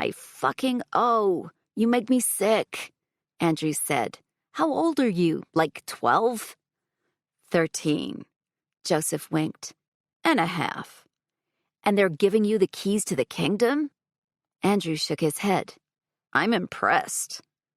Talent knows no age, my friend. Andrew snorted. I thought you said you were going to kick the corporate stuff after a few years. Focus on starting up your white hat business? That had certainly been the plan. With cybercrime on the rise, the need for ethical hacking was growing at a rapid rate. Data breaches were fast becoming a major concern for large corporations, and there was money to be made.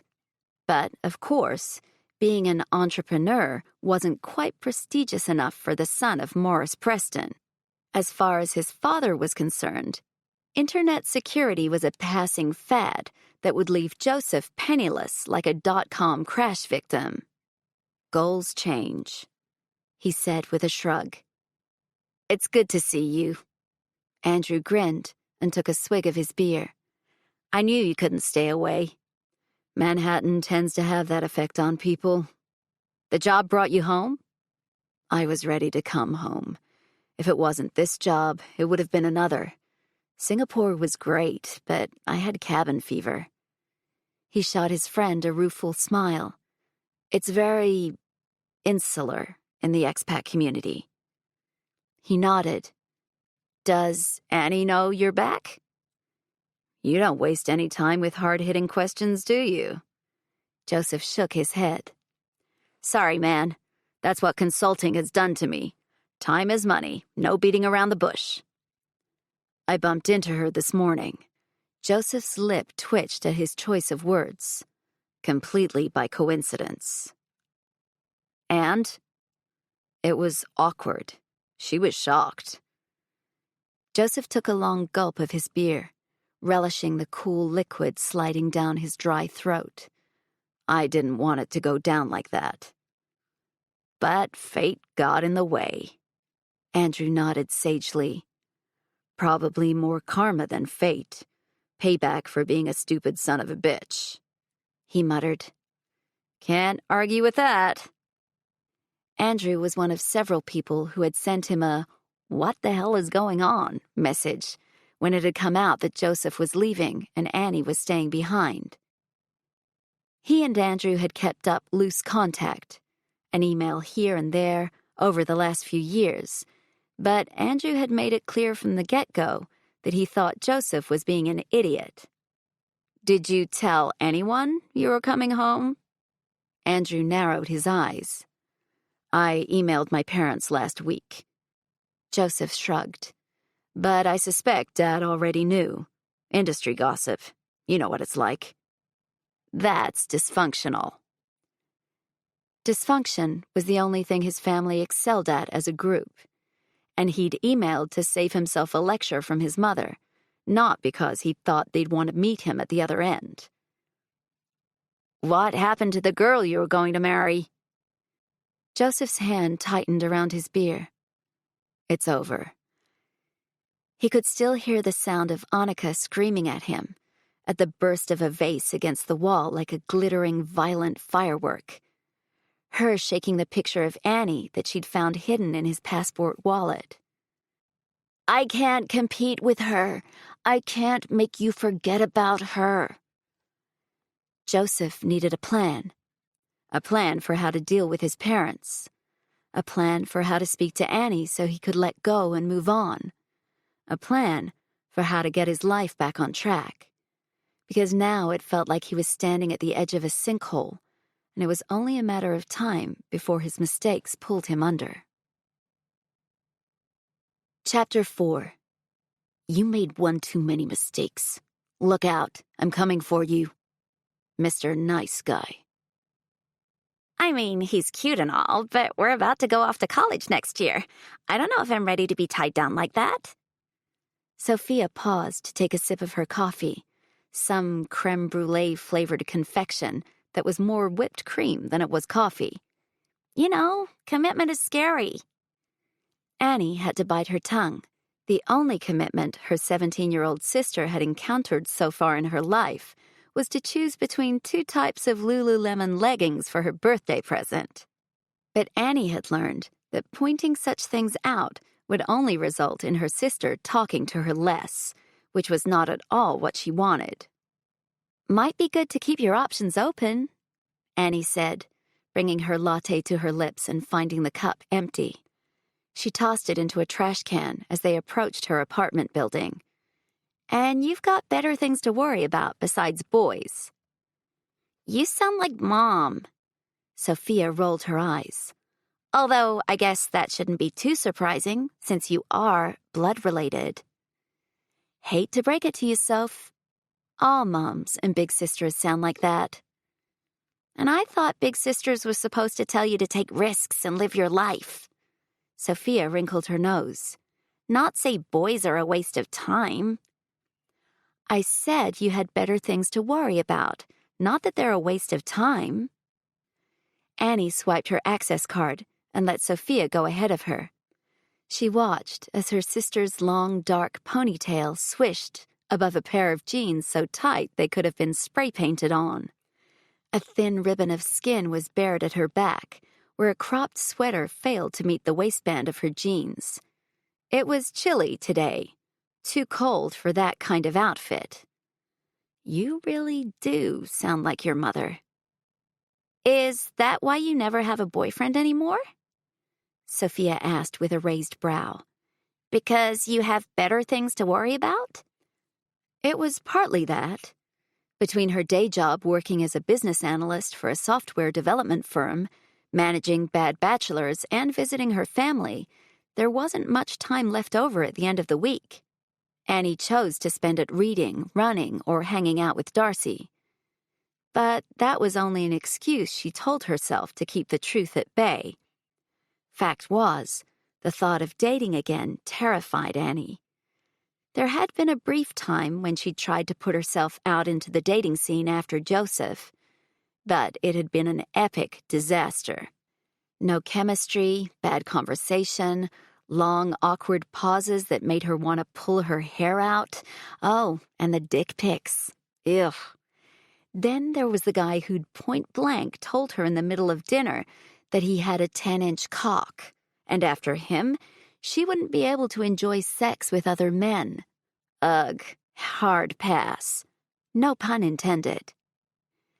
Dating is not a priority for me right now, she said. As they walked through the lobby, the concierge flagged them down. Ms. Maxwell? The young guy nodded. A parcel came in for you today. Would you like to grab it now? Annie nodded, and the man disappeared into the storeroom to retrieve it. I mean, if the right guy comes along, I won't say no, but I'm not actively looking. You mean if the right guy runs smack into you in the middle of Central Park? But the right guy won't find you if you do nothing but be a... Sophia narrowed her eyes. Hermit. I'm not a hermit. You're kind of a hermit. Annie smoothed a hand over her hair and prayed for strength. It's called being an adult, Soph. You'll learn about that one day. Responsibilities, bills, jobs, blah, blah, blah. Sophia made a talking motion with her hand. Boring. Here, make yourself useful and hold this. Annie handed over the bag containing their takeout dinner as the concierge returned with a large cardboard envelope. You might want to contact whoever sent you this, he said. They had the building number, but not the apartment number. Usually we mark these return to sender, but I recognized your name, so I put it aside. Thank you. She scribbled her signature onto the electronic signing pad. I appreciate that. What did you order? Sophia asked, peering at the label as they walked to the elevators. No idea. Annie turned the item over in her hands. There were no distinguishing markings, no information on the label to jog her memory, just her name and address, along with a sticker that said, "Do not bend."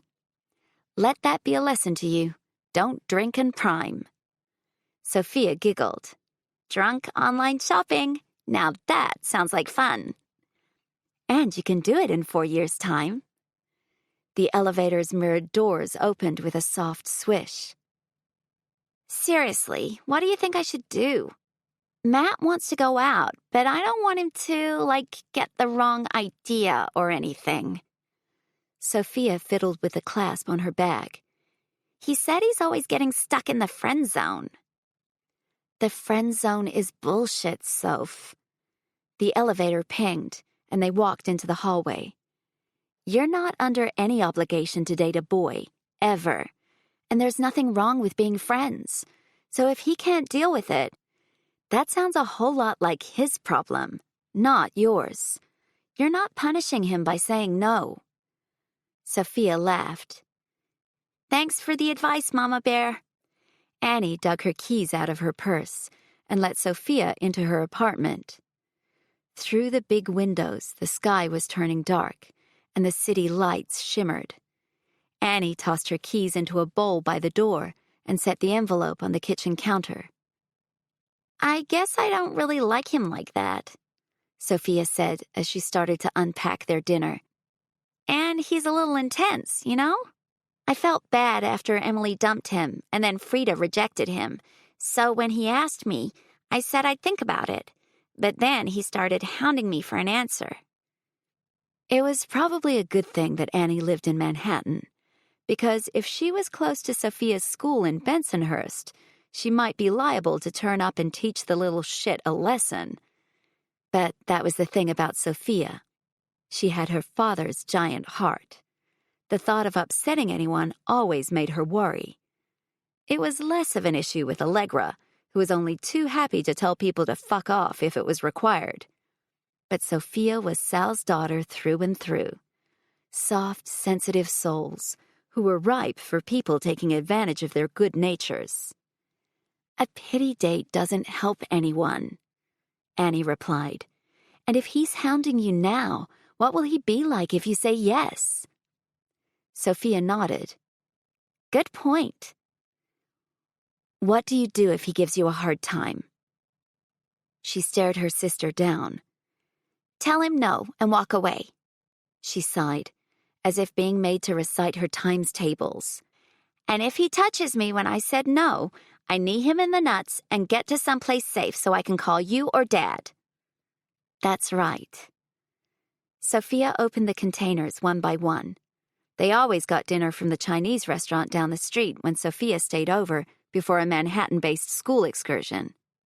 There was vegetable soup with tofu for Annie, wonton soup for Sophia, jumbo shrimp with broccoli, sweet and sour chicken, and steamed rice for them both. Annie was busy shrugging out of her coat and kicking off her heels, shedding the workday like a snake shedding skin. Her bare feet hit the floorboards, and she almost groaned at the feeling of freedom. Nothing like releasing one's toes from patent leather hell to make a woman feel happy to be home. That was, until her phone beeped with a text from an unknown number. It's Joseph. Can we talk? She swallowed, her heart pounding suddenly as if the message had triggered her fight-or-flight response. She ran her thumb over a smudge at the corner of the phone's screen. It had been 5 days since their encounter in Central Park. 5 days of wondering whether he'd try to contact her again, of not knowing whether she'd be more upset if he did or didn't. She hadn't changed her number in the last 3 years.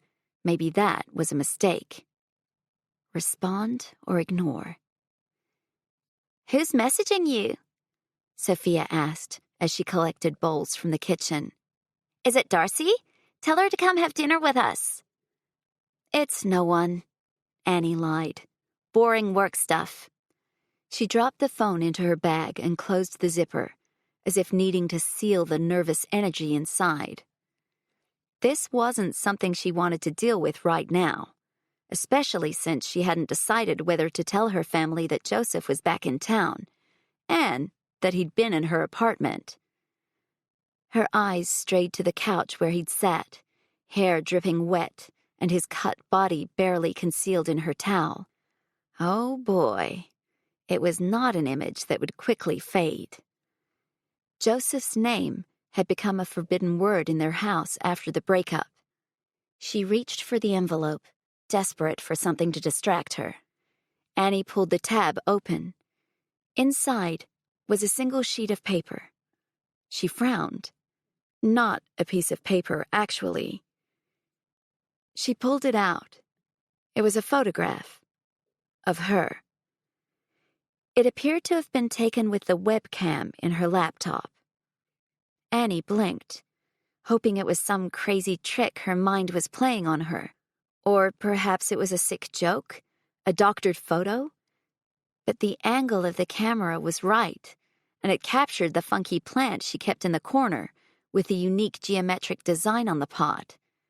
In the photo, Annie had her hair wrapped up in a towel, like she did most days when she washed her hair and answered emails while it dried. "Are you coming to eat?" Sophia asked from the table. She was occupied by her phone, and so hadn't noticed Annie staring at the contents of the envelope. She quickly stashed the photo in a drawer and sat down with her sister, but her legs wobbled like jello, and she caught sight of her reflection in the decorative mirror across the room. Her face was ashen, petrified. Someone knew she was behind Bad Bachelors. Later that night, Annie lay awake in bed, staring up at the ceiling. Normally, she closed her blinds tightly, trying to preserve as much darkness as one could living in a city that sparkled the way Manhattan did. But tonight she had them open, leaving her room in a state of half-darkness that allowed her to see the outlines of everything in her room. With each creak of the building or shuffling sound from the apartment next door, her fists curled tighter into her duvet. Never once had she felt unsafe in her home. Never once had she been the kind of person who worried about bumps in the night. But that security had been well and truly obliterated. She'd smuggled the photo into her room after Sophia had gone to sleep, because she didn't want her sister to worry. But there was cause for worry. Someone had hacked into her laptop and watched her via her webcam. A sick sensation cemented in her stomach. Someone had been watching her. She pushed up in her bed, pressing a hand to her chest in the hope that it might steady her fluttering heart. It didn't. The feeling of violation was so strong. It was like her home had been broken into. Her skin crawled, like 1,000 beetles were prickling her. All her senses were on high alert, her nerves frayed, her heartbeat uneven and quick. Annie swung her legs over the edge of the bed and braced her forearms against her thighs, breathing deeply in the semi-darkness. The view from her bedroom was partially blocked by another building, and Annie watched the lights flickering on and off in the windows facing her.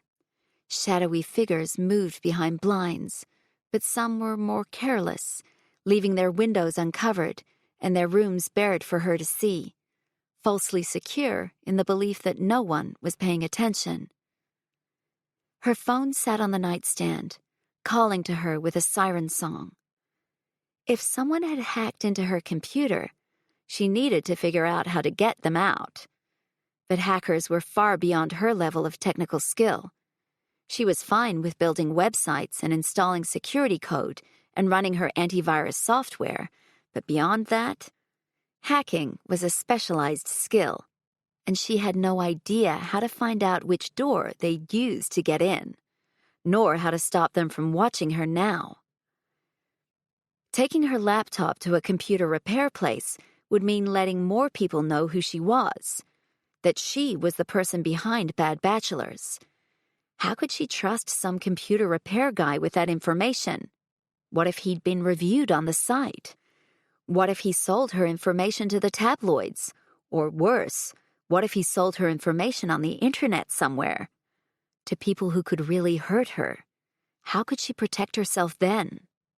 Annie had ended up in the one position that could make her truly vulnerable, needing help from the very last person she wanted to ask.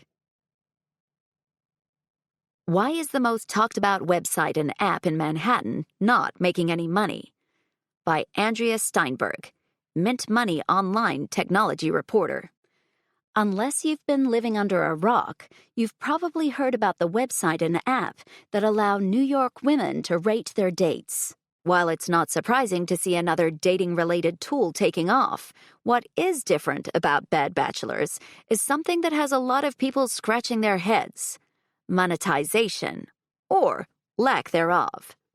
Many online dating tools feature a freemium model, with certain features open to all and upgraded features available for a fee. Most have advertising built into their platforms. But Bad Bachelors features no obvious revenue streams. That can only lead us to speculate about the person behind it and why they would choose not to cash in on this venture. But despite multiple attempts to unearth the identity of the Bad Bachelor's creator, little information has been forthcoming. This isn't entirely surprising, since the concept has certainly sparked a lot of debate. Have people forgotten the origins of Facebook? It's not the first time we've used the internet to rate and compare people. Still, many have spoken out against Bad Bachelors due to its potential for lasting reputational damage. That hasn't stopped whispers that investors are starting to circle. There's money to be made. And if the creator isn't going to capitalize on the concept while it's in its prime, perhaps others will. At any rate, whoever is behind Bad Bachelors appears to be keeping quiet, and their motives remain unknown. Joseph looked up from his laptop and pulled his reading glasses off so he could grind his fists into his bleary eyes. It was close to midnight, and he really should call it quits, but he hadn't even changed out of his suit yet. Day 4 in his new role had been the longest yet, finally ending after a meeting with the CEO stretched well past 10 p.m. Joseph had come home, grabbed an apple from his fridge, and promptly collapsed onto the couch to start reading the media pack that his executive assistant prepared for him each day. It wasn't enough to be in the office for 14 hours straight. He had to keep on top of the latest industry information as well. Not that he was sure why he was reading about a Bachelor review site, but perhaps his assistant thought it might come up in conversation. After all, Joseph had asked for some local knowledge articles. 3 years was a long time to be away from any city, but it was light years from Manhattan. He glanced at his phone again. The damn thing had been mercilessly silent all night. He'd fired off a text to Annie between meetings sometime around 7 in the evening and had received nothing but stonewall silence. Did you really expect any different? He hadn't. It was a miracle she still had her old number, and he only knew that because he'd drilled Andrew for information, receiving a non-committal, "I don't know if she changed her number," when he'd asked, which meant, of course, she hadn't. But Andrew was trying hard not to pick sides. Just as Joseph was about to look away, the screen lit up. Annie. Why do you want to talk? He stared at the message. Why did he want to talk? It wasn't like he had anything planned. Talking about one's feelings was a very un-Preston thing to do. His mother had always classed deep and meaningful conversation as something to be avoided at all costs, like pleather and cheap champagne. Joseph, I wanted to thank you for not throwing my suit out of your window. Annie, no need to thank me. And what on earth was she doing up at this hour, texting him? The Annie he knew was always asleep by 10:30. She loved sleep. loved being in bed even if she wasn't sleeping. He used to get up at the crack of dawn to go running on the weekends, and when he'd returned, he'd often found her still in bed, but with a cup of coffee and a book, looking happy as a puppy with a lap to curl up on. He swallowed against the tightness in his throat. How many times had he torn the book out of her hands and pressed his lips to her neck while she swatted him playfully and claimed he was gross and sweaty? That was, until he'd started kissing down her body, and those playful swats had turned to a vice-like grip on his hair. Fuck, he missed those Sunday mornings. Joseph, I wanted to see how you're doing. Annie, I'm peachy. His lip quirked. One time he'd asked her what peachy actually meant, because it didn't really make any sense to him. Why were peaches chosen to represent human emotion? Why not apples or cherries?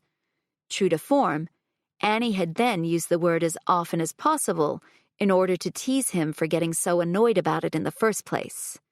Just one of the games they'd played. He swallowed. There was so much he wanted to say, so much he needed to untangle. He'd decided when he'd boarded the plane to JFK that he would find a way to apologize to Annie for what he'd done. He wasn't about to take sole blame for the dissolution of their relationship, but back then he hadn't even been willing to accept a portion of it, which made him an asshole first and an idiot second. She deserved an apology, but that couldn't happen over the phone. Annie, actually, I need your help with something. Joseph blinked to make sure his mind wasn't playing tricks on him. But there, in the blue bubble text message, was a request for help. Joseph, what do you need? Annie, come to my place tomorrow when you finish work. Doesn't matter if it's late. His mind whirred. It must be something serious to prompt an invitation. Beyond serious. A hard knot settled in his gut.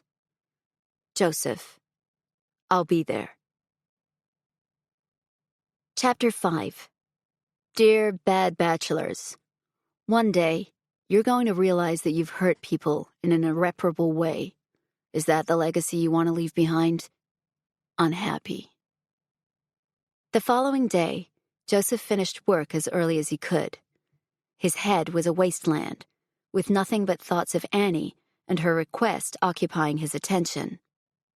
It had made him feel slow, sluggish, like the power that his body usually required to function was dedicated to the endlessly spinning wheel of worry. He watched the city crawl by outside the cab's window as they drove from the financial district to Midtown. It was almost 8:30 in the evening, and the streets were still clogged, meaning the journey was marked by the blare of horns and grumblings from the cab driver, who shook his head repeatedly. Despite having spent most of the day thinking about what Annie could possibly want, Joseph hadn't come up with an answer. When they'd lived together, she hadn't needed much help with anything. The woman was an IKEA master, a whiz in the kitchen, and unafraid of spiders or cockroaches.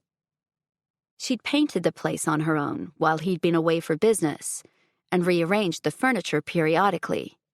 She was meticulous, independent, confident. It was the very thing he'd loved about her, that she wasn't with him because she needed him, but rather simply because she wanted him. For a boy who'd grown up with shoulders weighed down by obligation and expectation, to be wanted instead of needed was a very refreshing thing. When the cabbie pulled up in front of the building, Joseph paid and stepped out onto the sidewalk. The air was bitterly cold and blustery, causing the bottom of his coat to flap open and the skin on his neck to ripple with goosebumps. He walked over to the front of her building and jabbed the apartment code into the intercom. Hello? Her voice was distorted by the speakers. It's me. The only response was the slight click the door made when the lock was released. Joseph waited an extra heartbeat to see if she would say anything else, but she didn't. The air inside the foyer of the building was stuffy, and he shrugged out of his coat as he walked to the elevator. He didn't recognize any of the people coming or going. 3 years was plenty of time for people to move in and out, for faces to change. He wondered if the elderly Italian woman with the 3 corgis still lived on their floor. Annie's floor. He would have to correct himself a few more times before it stuck. Being back here had made him regress into old habits, like thinking this was his place, like feeling as though he'd come home. It needed to stop. By the time he'd made it upstairs, he was still no closer to figuring out what possible catalyst might have brought him here, nor what the hell he was going to say to her. The only saving grace was that at least this time he was dry and had both shoes. And hopefully he wouldn't be going home in a towel. Joseph knocked on Annie's door, and a few seconds later it swung open. "Hey." Her eyes almost met his, but not quite. "Come in." She looked dressed for battle. Black pencil skirt, black silk blouse, and black pearls in her ears. He recognized the outfit. It was one she wore whenever she had to face down a problem at work, or if she had to negotiate. Black made her feel fearless. But what could she possibly have to negotiate with him? "Long day at the office?" he asked. She held her hand out, gesturing with a subtle wriggle of her fingers. "Isn't it always?"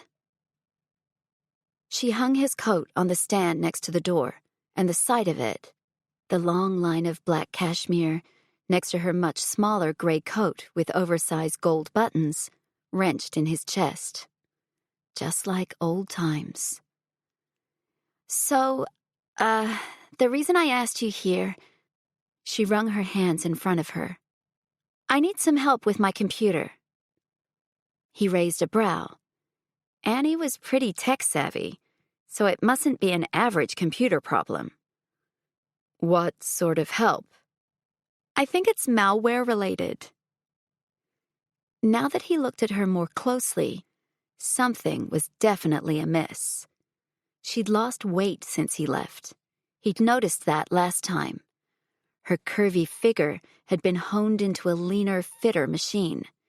But today was something else. There were dark hollows under her eyes that the bare flick of mascara did little to compensate for, and her skin tone seemed off, sickly white. Malware clearly wasn't the only issue. He wanted to ask if everything was okay, but he bit his tongue. Asking her something like that would only make her shut down. Being here to help would have to be enough for the moment. It's enough, period. You're not back in Manhattan to recreate the past. "I can take a look," he said, "but malware isn't my specialty these days, so I'm not up on the latest technology in that area. You might have to take it to a specialist." "I'd prefer not to," she said, folding her arms over her chest. He went to the desk in the corner of the room. It had a view of the city, and her laptop sat on a stand in the middle.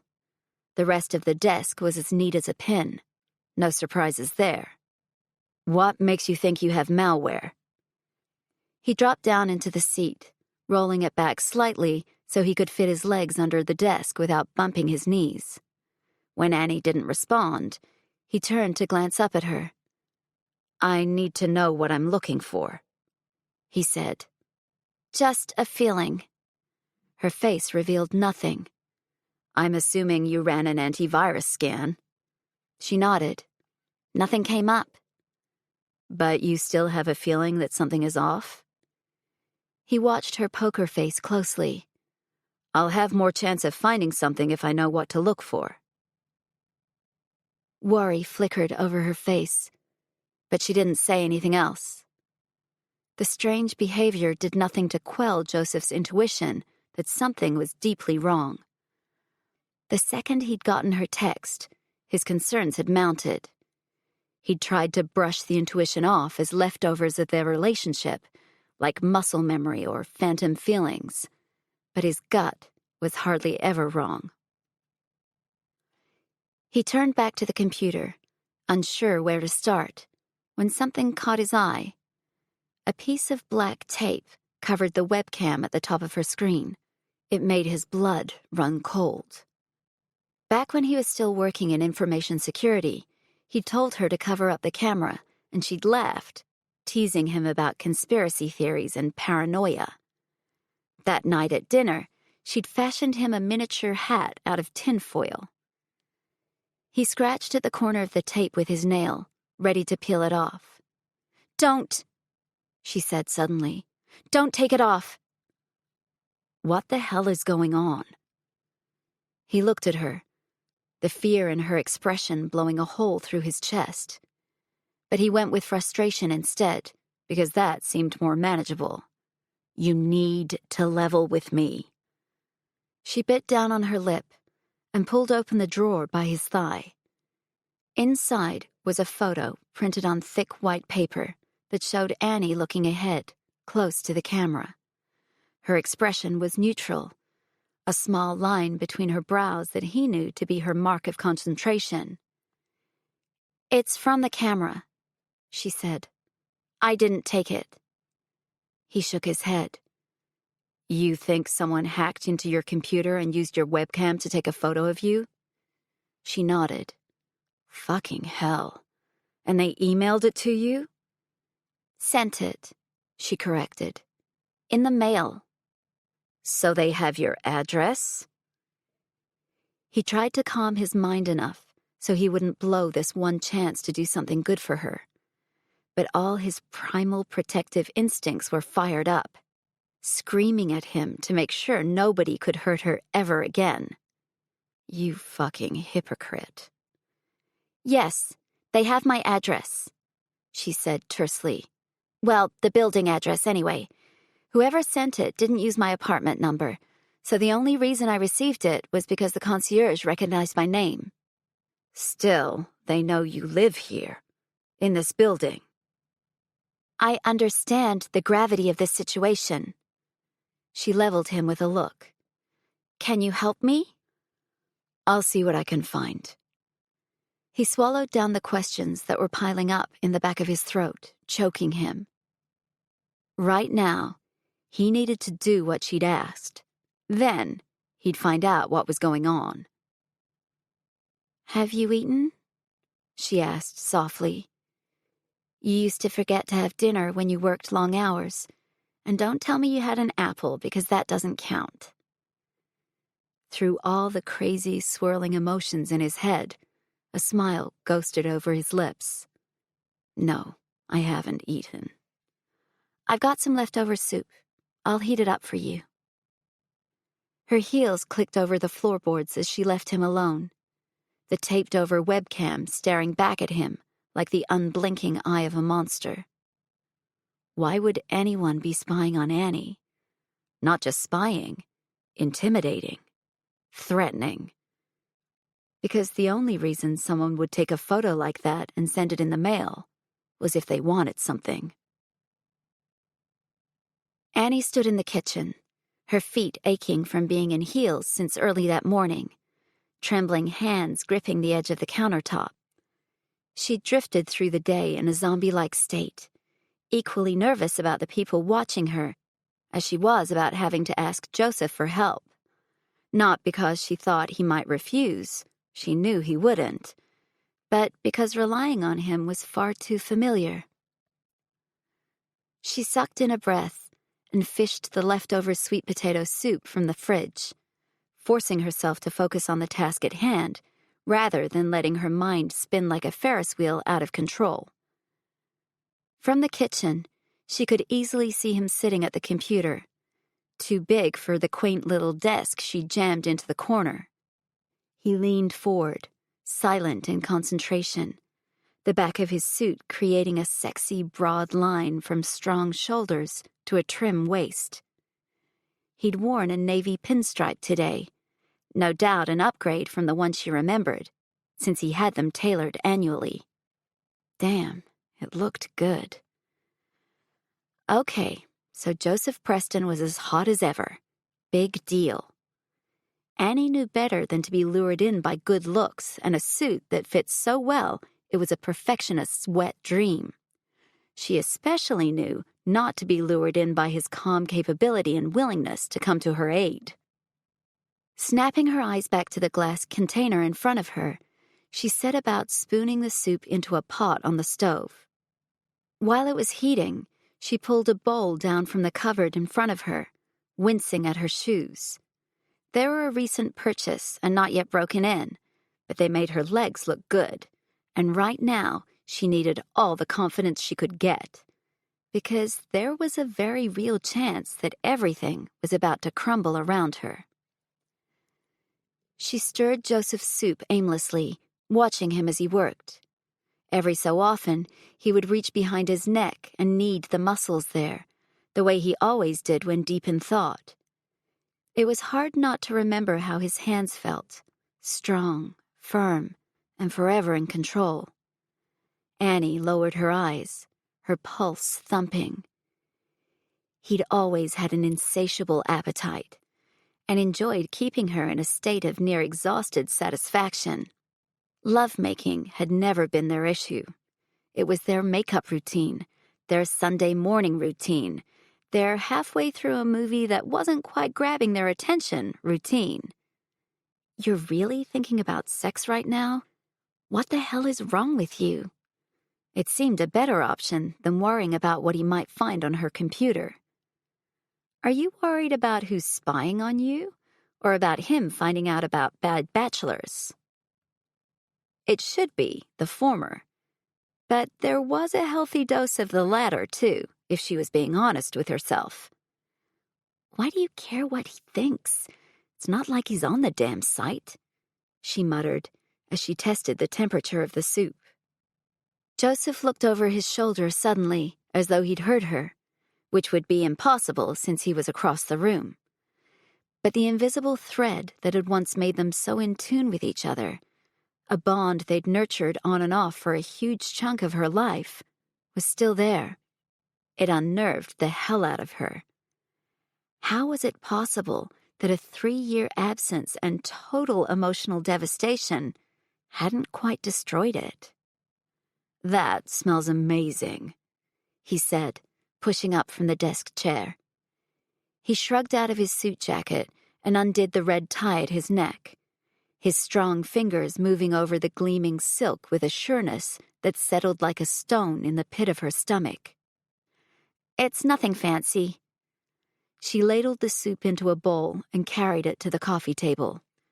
They used to have a small dining table in the apartment, but that extra space was now taken up by her desk, which meant dinners were usually eaten on the couch. "What did you find?" He folded himself into one corner of the couch, his long legs extending past the coffee table where he rested his crossed ankles. The hem of his suit pants pulled up to reveal blue and red striped socks. Company colors, she would guess. That was Joseph's M.O. Even the smallest details had significance. "Would you sit down?" he said. "I'm not going to bite." Annie's stomach twisted at the words, but she forced herself not to show any reaction. The couch was small, made for 2 people, so there was no way to get distance from him. She squished herself into the opposite corner, trying to make herself as small as possible in a desperate attempt to avoid any accidental brushing of limbs. "There's a system monitoring program accessing your webcam," he said, reaching for his dinner. "I've removed it from your computer, but I would say that whoever installed it would know by now that you've figured out someone was watching." "Because I covered the camera up?" "Yeah." She bobbed her head. "I'm guessing they're the same people who sent me the picture. Surely they would be expecting a reaction." "I would say so." She frowned. "Why wouldn't my antivirus software pick the program up?" "Antivirus usually picks up spyware, but not always. Since the monitoring program isn't doing anything malicious to the computer, they were able to make it act like a regular background process. He spooned some of the soup into his mouth. But that wasn't all. Annie shut her eyes for a moment. There's more? They weren't only monitoring your webcam. He looked over at her. It was shocking how those light, icy eyes still made her heart flutter. They were looking through your computer, probably got your IP address, and that's how they narrowed your street address down to this building. Right. She slowly bobbed her head. Do you have any idea why someone might be doing this? His brows creased, and he set his half-empty bowl on the coffee table. It was harder to look at him now, because the concern poured out of him like a pheromone, and it wasn't his job to be concerned about her. I have some idea. She swallowed past the tightness in her throat. Silence stretched between them, and eventually the sound of traffic and life outside trickled in. Care to share? He asked. His intense gaze made her feel hot and cold at the same time. Joseph had always liked to feast with his eyes, so she'd often stripped for him slowly and steadily, letting his insatiable desire churn like a storm until he couldn't take the anticipation anymore. No, she replied. Just tell me what I need to do. Take it to a repair place and have a professional do a proper sweep. You are a professional. He cocked his head. I'm a CIO, Annie. My head's been in strategy and spreadsheets the last 3 years. That kind of technology moves fast, and I haven't been keeping up to date. He'd moved on, and his dream to open a white-hat hacking business must have fallen by the wayside, along with their relationship. It was comforting not to be the only casualty of his ruthless ambition. And if I can't take it to a repair place? Wipe it. He leveled her with a stare. Many of these programs are built to regenerate and reinstall themselves. You can kill it off, and then it grows back like a weed. The safest thing to do would be to back up your files and do a factory reset. Is that something you can do? Joseph leaned back against the couch, one arm coming to rest along the back. The pose was relaxed, as though he was totally at ease in this situation, in her space. His crisp white shirt was now unbuttoned at the base of his neck, and his waist was highlighted by a slim tan belt. It matched his shoes to perfection. Annie had always been a sucker for a well-dressed guy. It had attracted her back then. He'd been the only well-dressed guy in the whole frat house when everyone else had been wearing cheesy fedora hats and other assorted fashion atrocities of the mid-2000s. Not that it had stopped her from teasing him about his slacks and shirt, just for the excuse to talk to him. I can wipe it for you, but it'll take a while. A few hours at least. Why did you agree to help me? She asked suddenly. The question was like a grenade lobbed into the air by accident. Actually, don't answer that. I don't care. I know things ended badly. She rolled her eyes. You're a regular freaking Sherlock, aren't you? But that doesn't erase what we shared. He finished. If you ask for my help, I will always provide it. She didn't want to hear that. She didn't want the god-awful position of being stuck between a rock and a hard place, forced to lean on him out of sheer necessity and preservation. It made her sick to her stomach. But it's not a no-questions-asked kind of deal. She picked at the hem of her skirt, fixated with a small dangling thread. She dragged her nail over it, worrying the imperfection until the thread started to pull. Annie jumped when a warm hand closed over hers. The touch was simultaneously too wrong and too right, comforting and jarring in equal measure. She yanked her hand back. This is serious, Annie. You're smart, and you know how to protect yourself online. I taught you everything I could, which means that for someone to have gotten this kind of software onto your computer, there's been some social engineering. He dropped both hands into his lap. This kind of stuff doesn't happen by accident. Social engineering? Psychological manipulation. Hackers use confidence tricks and other methods to convince people to do what they want, usually divulging confidential information or granting some kind of system access. Or it could have been a phishing exercise. They convince you to click on a seemingly innocent link or open an attachment that installs the spyware. And you think I got tricked? She stood suddenly, unsure what to do with her hands, so she reached for his half-eaten soup and took it to the kitchen to wash up. I don't want to frighten you, but I also don't want you to think that me wiping your computer is going to solve whatever problem led you to this point. Tears welled in her eyes. Every part of her body ached for the comfort only he could provide. Joseph was the one man who'd always calmed her anxious personality. She was that high-strung kid, the type A high achiever who always fussed over every little detail. But around him, she turned into this carefree, confident woman, a flower blossoming under the perfect amount of sunshine. I can stay and do the wipe now if your backups are up to date, he said. It's late, she said, glancing at the clock hanging on the wall. If you start now, you won't finish till the middle of the night. I'd rather know you weren't in this place alone. His tone was stiff. I can't have you sleep over. God, she wouldn't be able to handle it.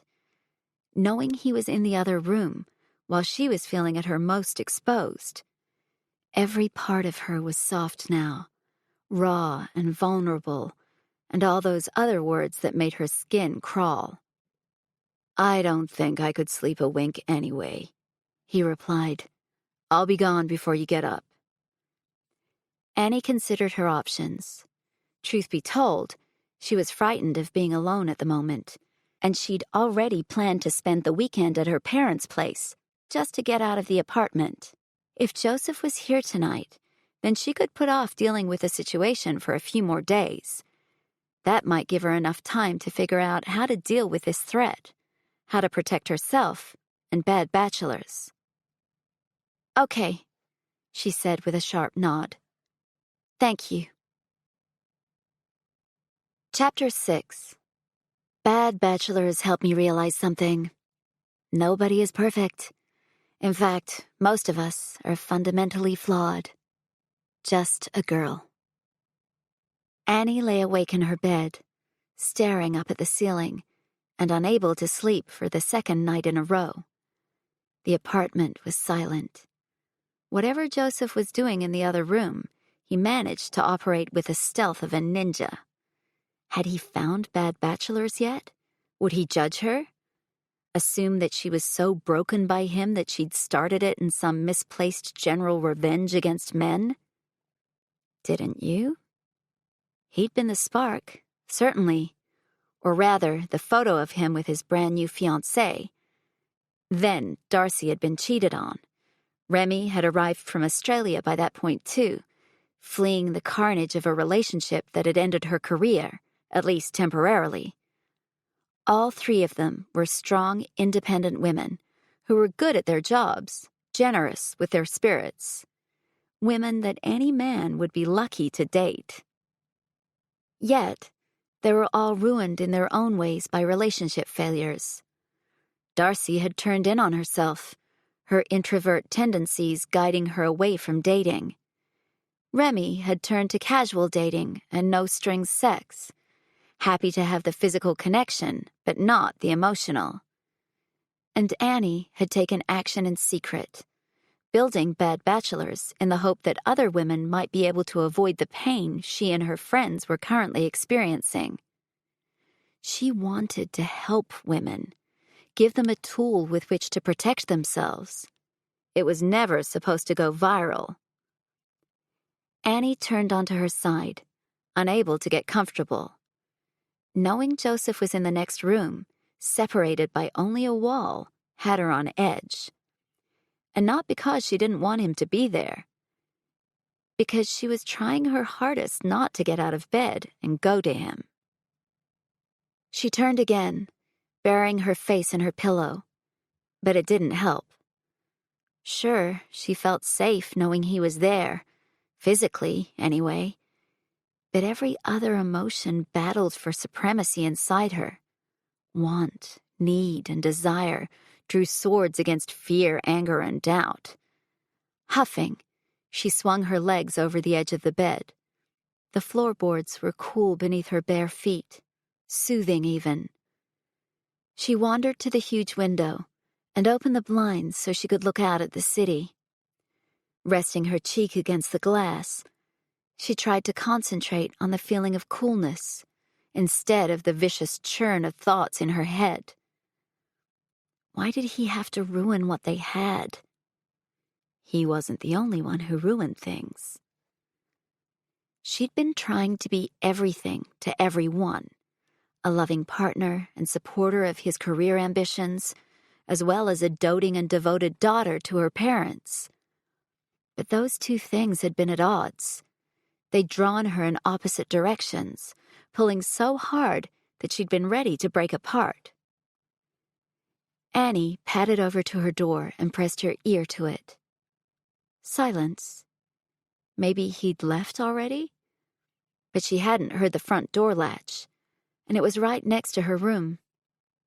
Ignoring the screeching, "Do not proceed," in her head, she pushed the door open. As quietly as gravity would allow, she tiptoed out into the entryway, which opened directly into the living room.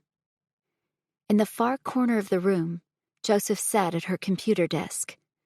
All the overhead lights were off, and an eerie bluish glow created a fuzzy halo, silhouetting his broad shoulders. It must have been after 2 a.m., possibly later. But it wasn't the time or the darkness that made the breath stick in the back of Annie's throat. It was the image on the laptop screen in front of Joseph. A photo was the source of the bluish light, her once favorite photo. They'd gone to the Greek islands for a vacation, and a friend had captured them frolicking in the ocean. Joseph had Annie on his shoulders, with her almost toppling off from laughter, and his face radiating a pure, uninhibited joyfulness that he rarely showed the outside world. It was the week before she'd found out that her mother had breast cancer, before everything crumbled. Annie stepped back. She wasn't ready to face Joseph like this, and she should have stayed in her room until he left. But she backed up too quickly and bumped into the side table, the corner of it jabbing into her lower back so that she had to stifle a yelp. In the silent apartment, the sound might as well have been a gunshot. Joseph quickly closed the laptop and whirled around. "What are you doing up?" "I couldn't sleep." She could barely force the words out. Suddenly, everything tumbled down on her like an avalanche.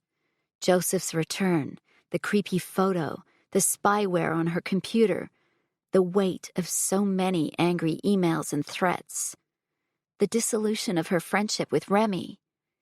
Tears filled her eyes to the brim, but she blinked furiously, chasing them away with gritted teeth and balled fists, praying he couldn't see her weakness. He strode toward her.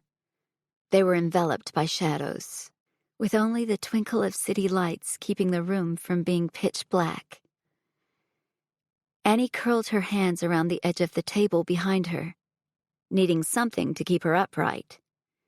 Each step he took was like a knife twisting in her gut, because at her base level, she still craved him like he'd never been away. Her body hadn't gotten the memo that Joseph Preston was not on the menu, because her hands tingled and that sweet spot between her legs pulsed like she was about to get some. You're not about to get some. Were you able to fix it? She asked. Her voice was barely above a whisper, because anything louder would feel like too much, and she wanted to dwell in this limbo between dreaming and the real world.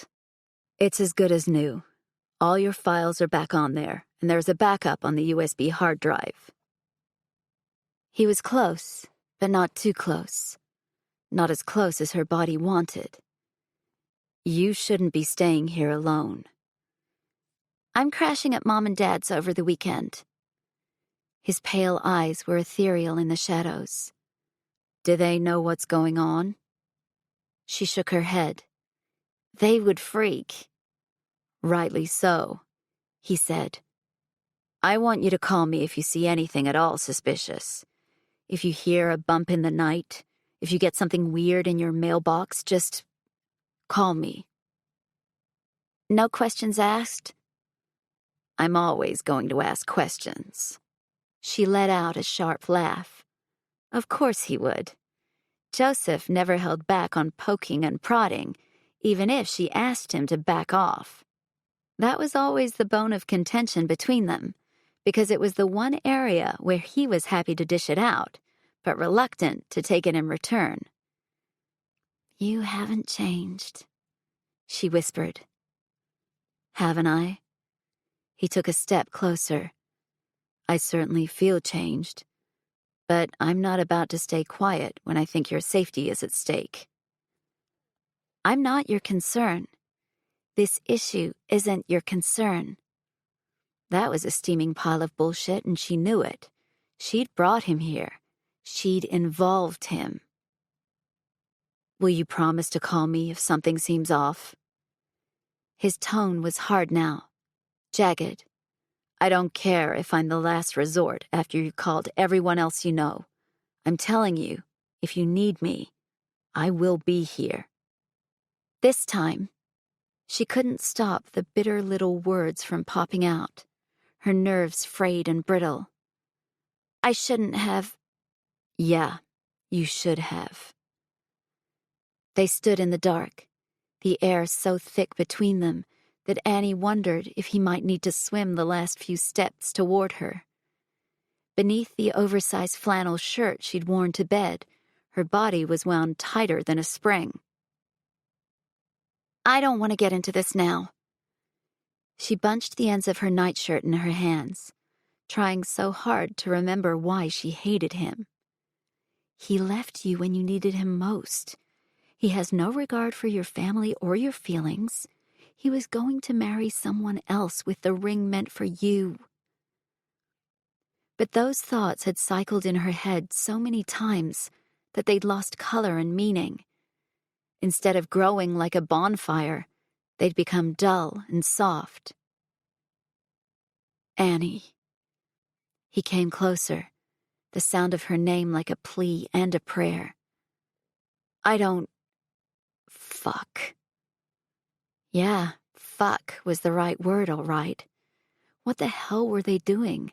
Whispering in the dark and talking about how he wanted her to lean on him. The familiarity of it gripped her with relentless hands, forcing her to believe for a heartbeat that maybe she'd wound the clock back, or that maybe she'd imagined the last 3 years and they were still together, still in love. Joseph reached out and brushed a strand of hair from her forehead, neatly tucking it behind her ear. The action, so simple and so tender, unlatched something deep down. She stepped forward, closing the last foot between them and placing her hands on his chest. God, he felt good, hard and honed, covered in a cotton shirt so soft it made her sigh. He drove his hands into her hair, his fingers curving around her nape. A shudder rippled through her, and before she had time to think about the consequences, his lips were on hers. The kiss was almost feral, with too much teeth and too much pulling and too much pent-up anger from both sides. Annie stepped back, her hips hitting the table behind her, but she didn't care. She yanked him toward her by his shirt, and he growled in that brief moment their mouths were separated. Then he was on her again, sliding his tongue into her mouth and cradling her head so she had no option but to submit. His beard scratched her skin in a way that was new and exciting. One hand was at her waist, smoothing up her body, over her ribcage, until it connected with the swell of her breast. Annie groaned into him. Yes.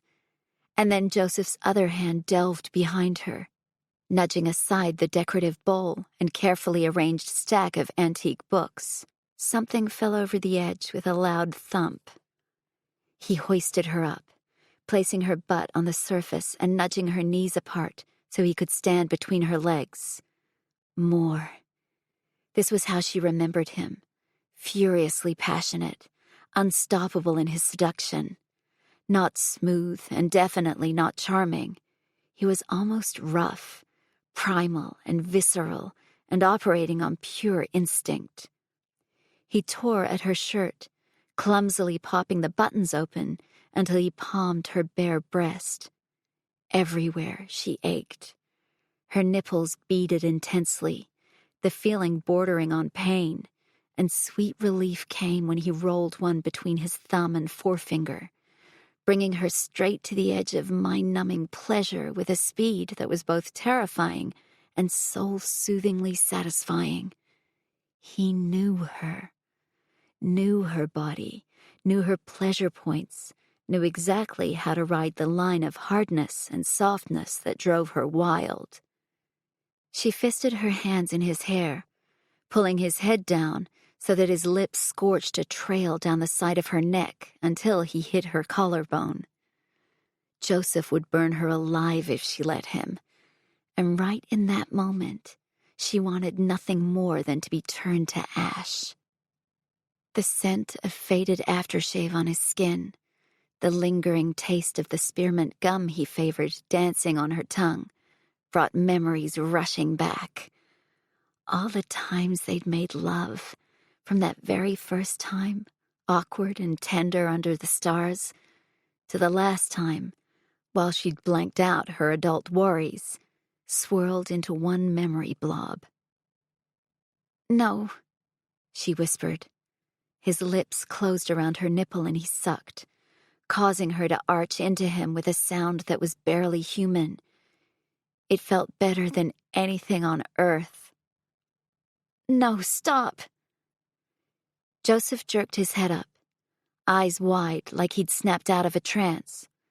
He released her and stepped back as though she'd burned him, reality slapping her in the face so hard it brought fresh tears to her eyes. "You need to leave." She shimmied down from the table and tugged her shirt closed, her shaking fingers fumbling with the buttons as she attempted to cover herself. "Thank you for your help, but please go. Right now." He looked at her for a long moment, his brow furrowed and his jaw set. But then he turned and walked to the front door, collecting his coat before exiting her apartment and letting the door close behind him with a soft click.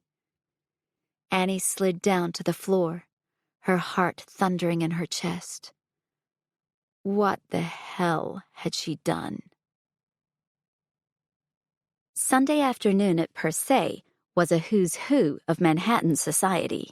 The exclusive restaurant was peppered with everyone from property and media moguls to important political players, old money heirs, CEOs, and other corporate bigwigs. The old fogies on the bank's board, the same ones who'd unsuccessfully objected to his employment, would also dine here. These people epitomized everything his father stood for: privilege, high society expectations, and the old way of doing things. Morris Preston was well aware of his son's feelings.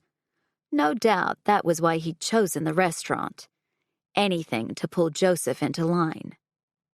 He scanned the crowded room for his father. After dreading this lunch all week, The event hanging over him like a black cloud, he wanted it over with. The damn thing had eclipsed the small wins he'd made at work, as well as the encounter with Annie. Not that it could be counted as a win, necessarily. They'd kissed, and she'd told him to leave. Hardly a raging success, but he'd be lying if he said he hadn't thought about it on a loop ever since. A waving hand caught his attention, the pigeon egg-sized bauble on the woman's finger glinting in the light. "Mother, I didn't know you were coming." He bent down to kiss her, not daring to actually put cheek to cheek, lest he mess up her carefully styled hair. "Why wouldn't I? I'm so happy to have you back home." She smiled warmly, her light blue eyes crinkling. "Dad?" He stuck out his hand. Morris accepted the gesture and nearly crushed Joseph's bones in a vigorous handshake. "Son." His father had always told him that a firm handshake asserted dominance, and he never let an opportunity go by to remind his only son of the family hierarchy, even at what was supposed to be a pleasant lunch. "I still can't believe you're home," his mother said, reaching for her champagne flute and almost blinding him with another flash of her ring. "It feels like yesterday you were leaving." "Time flies when you're having fun," he said dryly. She sipped. "And you didn't even tell us you were coming home until it had all been organized. We could have helped you find a place." "I didn't want to trouble you with something as trivial as that. The bank has people who sort out housing for executives." "A home is not a trivial thing, Joseph," his mother admonished, clucking her tongue. "Home is where the heart is. Isn't that what they say?" That might be true if one had a heart. Joseph glanced at his father and waited for a response.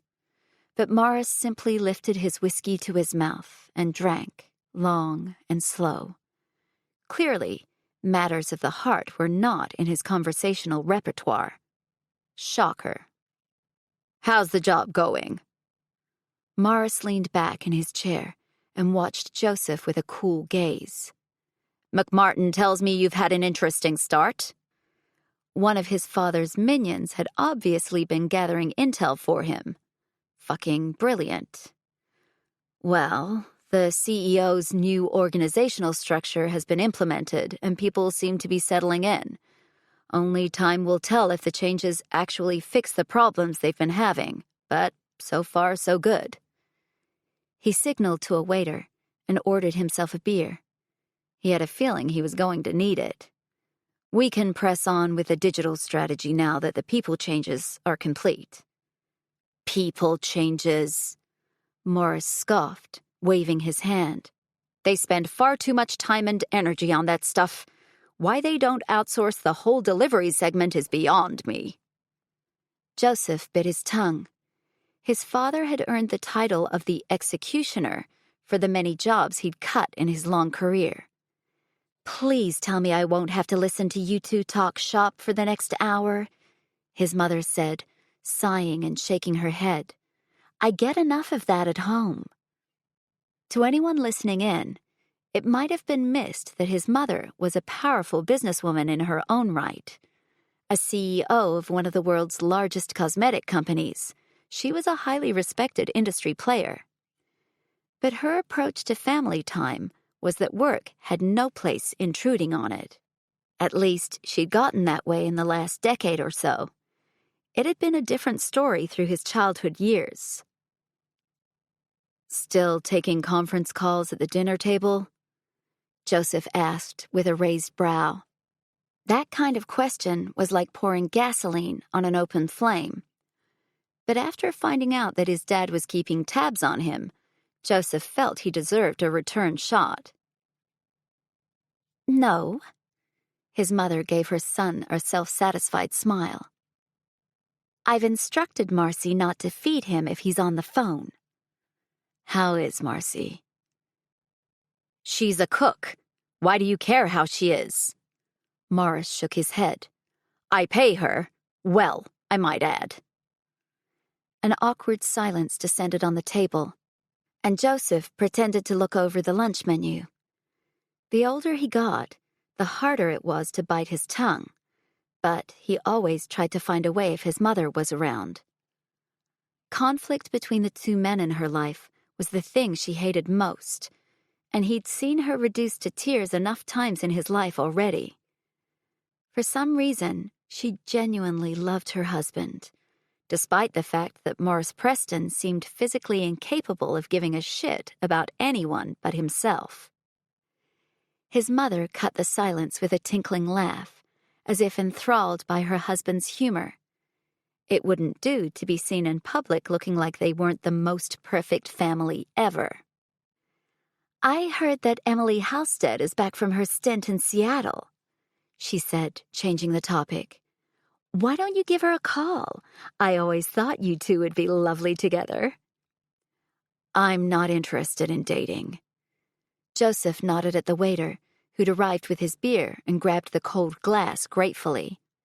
I'm concentrating on work. Like father, like son, his mother said with a proud tone. Joseph quashed the visceral repulsion by clearing his throat. He's not concentrating on work, Morris scoffed. If he was, he wouldn't have come back here. Oh, really? Do tell me how I'm living my life the wrong way. I so enjoy hearing it. I told you that you needed 10 years' experience overseas. This position might seem like the biggest jump now, but you're short-sighted and inexperienced. You should have done at least 5 years in Asia, then a stint in Europe. I could have connected you with any of the majors, Deutsche Bank, Lloyd's, RBS, Barclays. I wanted to come home. His father snorted. Why? Because you think you're going to get that girl back? Rage ricocheted around Joseph's head. His father had always called Annie that girl, as if she was something for him to turn his nose up at. That girl, the maid's daughter, what's her name? Leanne, if he had to address her by name. Never Annie. Joseph sucked in a breath. He'd lost count of the number of times his father had told him that Annie wasn't suitable because she and her mother had once cleaned their house. Why would you want to marry a girl like that? She's probably after your money. Is that true? His mother asked, her fine blonde eyebrows creasing above her nose. I came back for my career, Joseph said. You'd think being the bank's youngest CIO in its 100-plus-year history would be a good enough reason to come home. Apparently not. No, he was short-sighted and inexperienced. Except that you quit before this job came up. Morris eyeballed his son with a cold expression. Didn't you? How in the hell would he know that? Joseph leveled his father with a stare. No. He lied. That's not what I heard. Now you're spying on me? Joseph shook his head, taking a long gulp of his drink. Don't you have anything better to do with your time? I spent a fortune on your education. I will not have you throwing it all away for some girl who, frankly, is beneath you. Morris looked him up and down, the corners of his lips downturned. Joseph's hands ached from how tightly he'd balled them into fists. Heat flared into his face as he fought for control. Oh, how he'd love to stand up and thrust his fist straight into his father's nose. Is it going to work if I threaten to cut you off again? Morris said. Boys, his mother admonished, this is not suitable public conversation. What have I said about airing dirty laundry in public? Somebody might overhear. The look of horror on her face made Joseph want to shake his head. She lived for her company, for her high-profile career, and the thought of the ladies who lunch gossiping about her was positively terrifying. Joseph could think of something more terrifying: living life in debt to Morris Preston. That was exactly how he'd been made to feel his whole life, as if the privileges and education his parents had given him were a loan to be repaid in blood. "You know we only want what's best for you."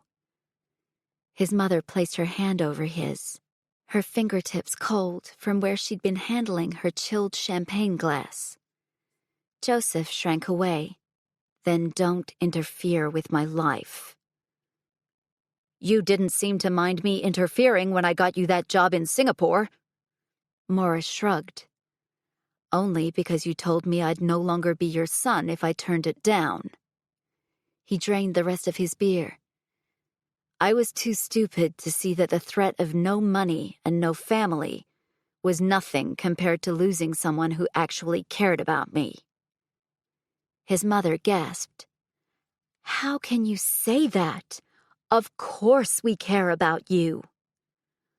Joseph turned to his father and waited for him to echo the sentiment. It would have been quicker to wait for a blade of grass to sprout out of the ground. "Morris, darling, tell Joseph how much we care about him." Morris looked at his watch as if he had somewhere he'd rather be. "A man shouldn't need to be coddled like that." "Yeah, I think that about justifies my decision." Joseph stood and patted his mother on the shoulder. "Thanks for the beer. Sorry I won't be staying for lunch." "Joseph, don't be rash. Your father doesn't mean any harm." A part of him, the part that still desperately craved his father's love, wanted to give Morris another chance to prove him wrong, to prove that he wasn't a heartless man hell-bent on mentally beating his son into obedience. But that part was on life support. "Let him go, Melinda." Morris waved his hand as if shooing an insect. "The boy won't listen. He never did before, and he won't start now." Joseph threaded his way through the restaurant, forcing himself to walk with slow, even steps. His father wouldn't ruffle him any more. He'd tried for too long to please the old man, and he'd paid dearly for it. Never again would he make that mistake. Chapter 7. Dear Bad Bachelors, if it weren't for you, I might never have found true love right under my nose. Eternally grateful. Annie smoothed her flat iron over her hair, forcing out any kinks until it hung in a shiny shoulder-length sheet around her. Then she applied a touch of makeup, a subtle pink to her cheeks so she didn't look completely dead, and a healthy dab of concealer to hide her dark circles from a night of tossing and turning. She needed a disguise right now, and looking put together on the outside would hopefully hide that she was a wreck on the inside. After Joseph had left her apartment in the dead of night, she'd gone back to bed and stared into the darkness until daybreak. Then she'd packed her things and gone straight to her parents' place. It was Sunday afternoon now, and for once, being around her family hadn't made her feel better. After a day of hanging out with her sister and her mother, not feeling any more relaxed, she'd slipped into tortured sleep intermittently last night. The hours had been punctuated by nightmares of a masked intruder clamping a hand over her mouth. Those dreams gave way to ones where she hadn't turned her ex away, where he'd stayed and carried her to bed. She'd woken up in a cold sweat, her mind reeling from the ping-ponging visuals. The voice on the radio told her it was almost 2, and that meant she had about 3 minutes to get dressed before lunch would be served. The scent of her mother's cooking wafted under the door, teasing Annie's senses with the aroma of fresh basil, tomato, and pecorino. Wriggling her hips, she tugged a pair of jeans over her legs and tried to button them up while looking for her shoes. Her foot connected with the corner of her bed. "Ow!" "Annie?" Sophia's voice came from the other side of the door. "You okay?" "I'm fine." She bent down to inspect her big toe. No blood. Just being clumsy. Maybe we should Annie-proof the house, Sophia said, laughing. We'll get those corner protectors they use for babies. Annie shook her head as she fished a cream sweater out of her overnight bag. Very funny. You ready? Sophia asked. Mom's calling us, and Darcy is here. Yeah, just a sec. Annie, come on. Sophia pounded on the door. You're supposed to help set the table. It figured Sophia would be there waiting for her. Despite all the times growing up in this house that Annie had set the table while her sisters conveniently needed to use the bathroom whenever it was time to do chores. Crack that whip, Sophia. Another voice sounded as someone came up the stairs. Darcy. Do I have to drag you out? Way to have some loyalty. Annie yanked the door open and put on her best smile. Who invited you anyway? A few minutes later, the table was set and people took their seats. As Annie placed the last dish on the table, the family's Irish wolfhound, Lupo, sat patiently by her legs.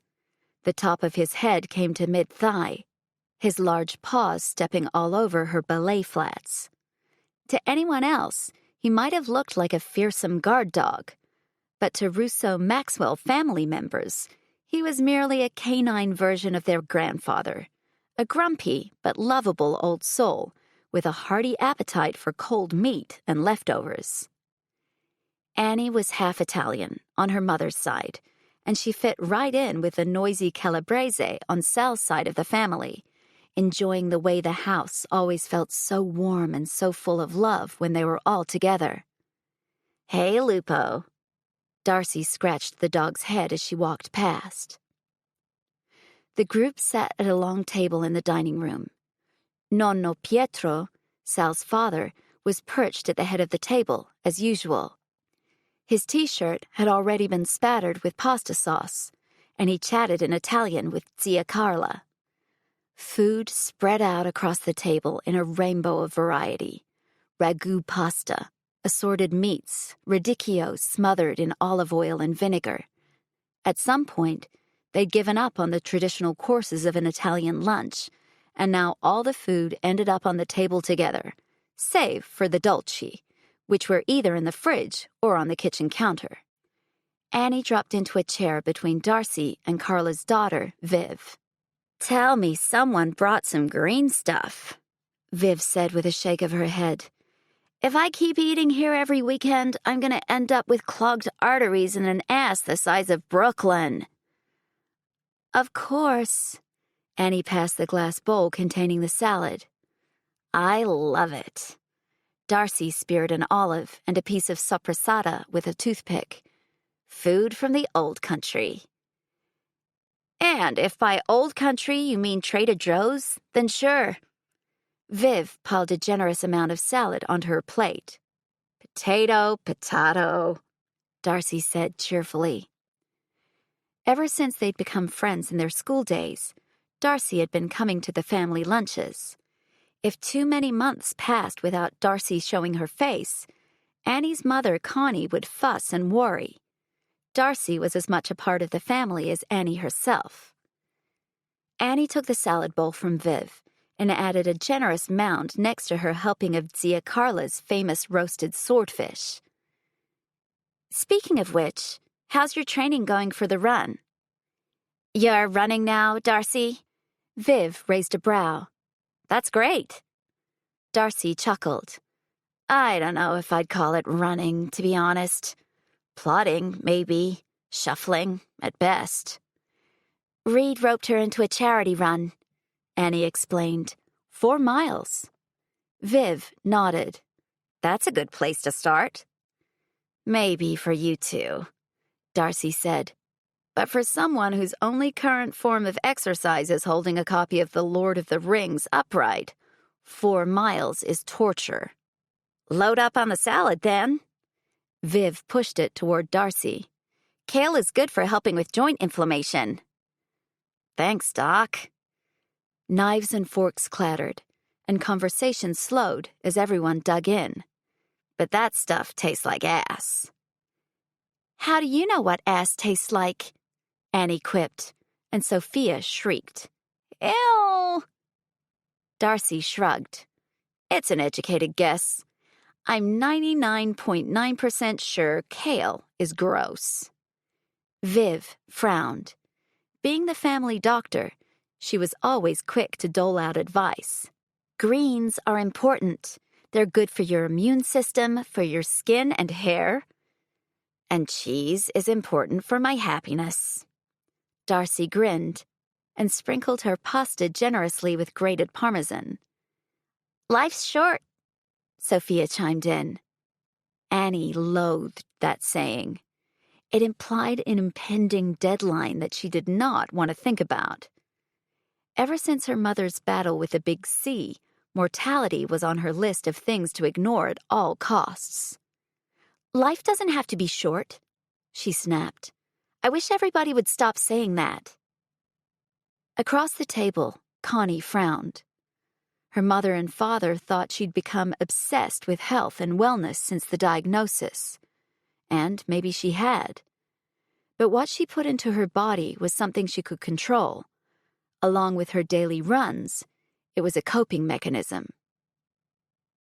I'll be 80 this year.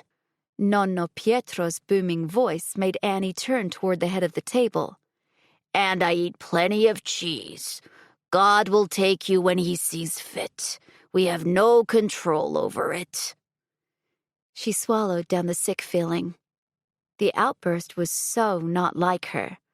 She didn't get riled up in front of people like that. It was Joseph and that stupid, searing kiss. Or her security troubles. Or both. Hey. Darcy put a hand on her shoulder. What's going on? It's all that kale, Sophia said with a giggle.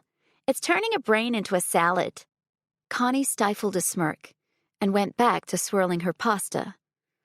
As the conversation resumed, Annie pushed her food around her plate. She felt the intense burn of Darcy's eyes on her.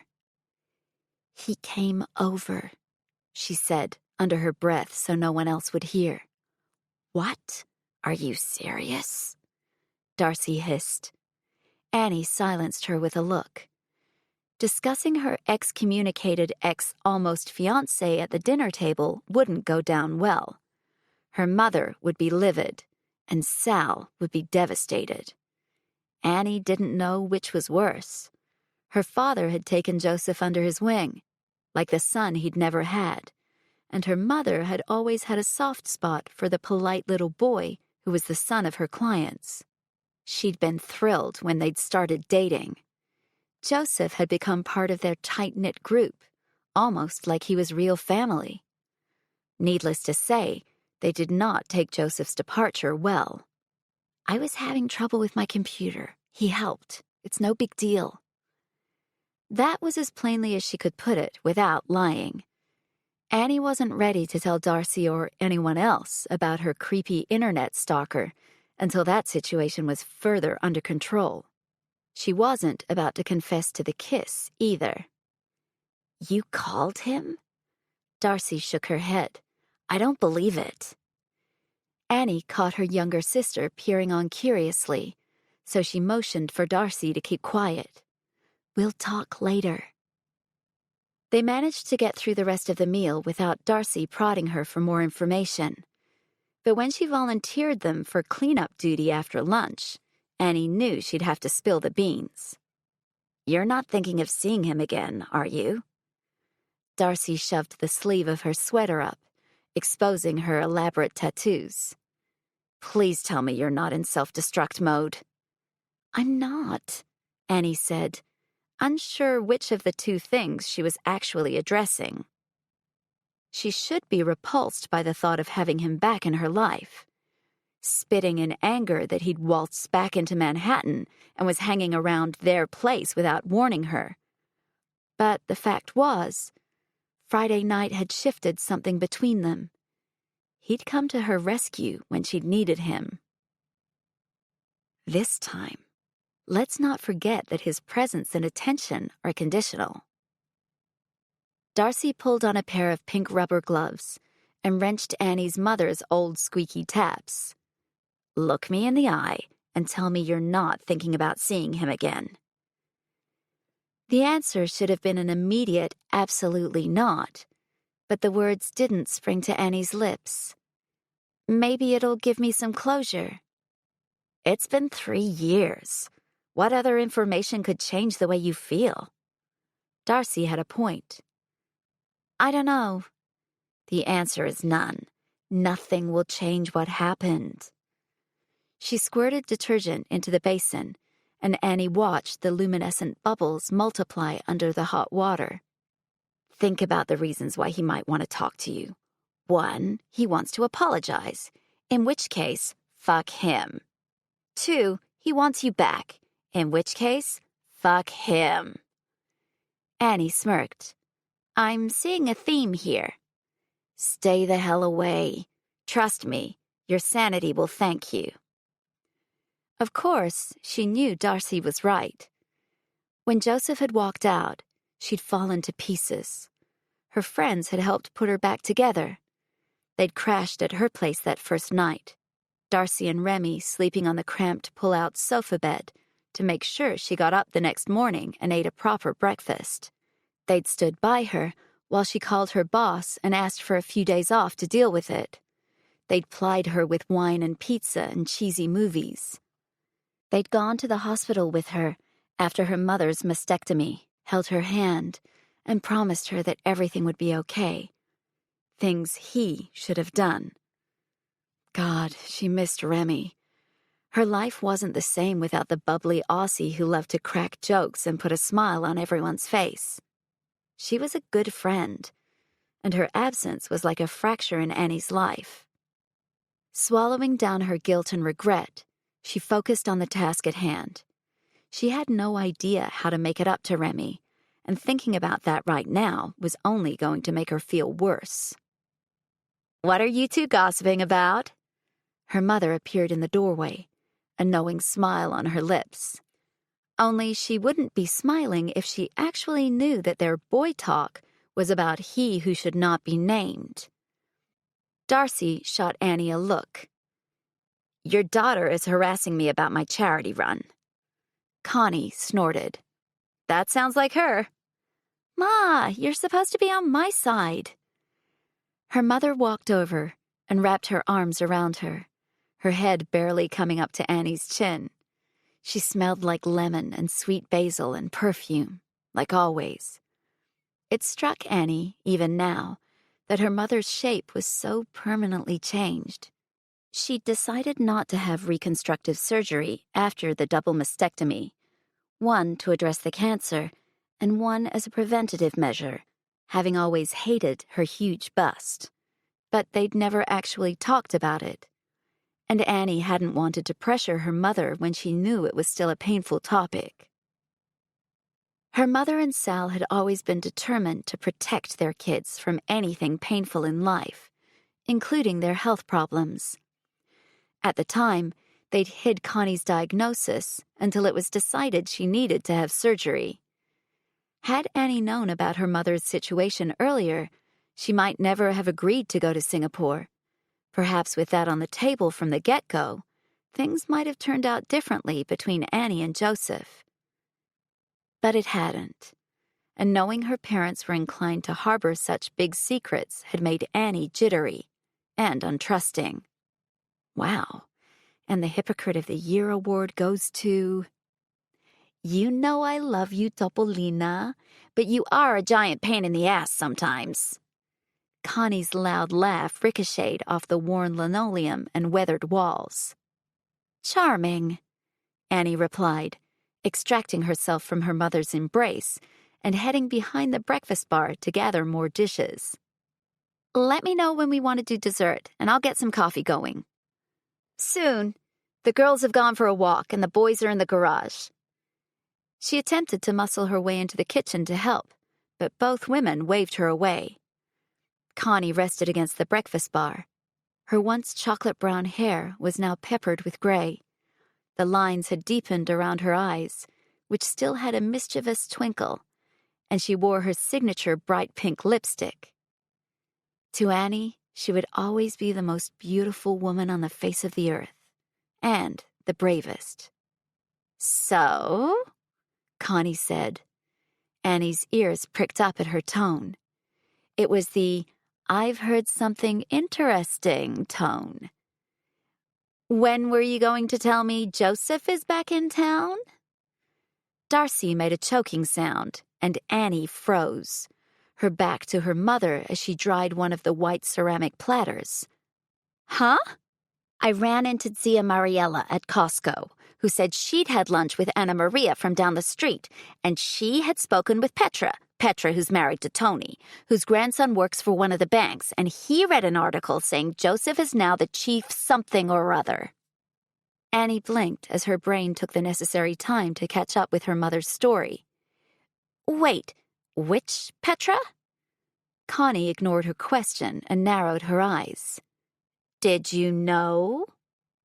Darcy looked like she was about to back out of the kitchen, so Annie grabbed her wrist, shooting her a "don't you dare leave me" look. Crap. What was she supposed to do now? She never lied to her parents. Ever. You did know." Connie's lips flattened into a line so thin that almost all of the pink lipstick disappeared. "How could you not tell me?" "I didn't think you'd want to know, to be honest." Annie tucked her hair behind her ear. Shit. This was not a time for her tells. When it came to dealing with her mother's warpath, the mantra needed to be, "show no weakness." "Well, I do." Connie planted her hands on her hips. "So now I can tell him to leave again.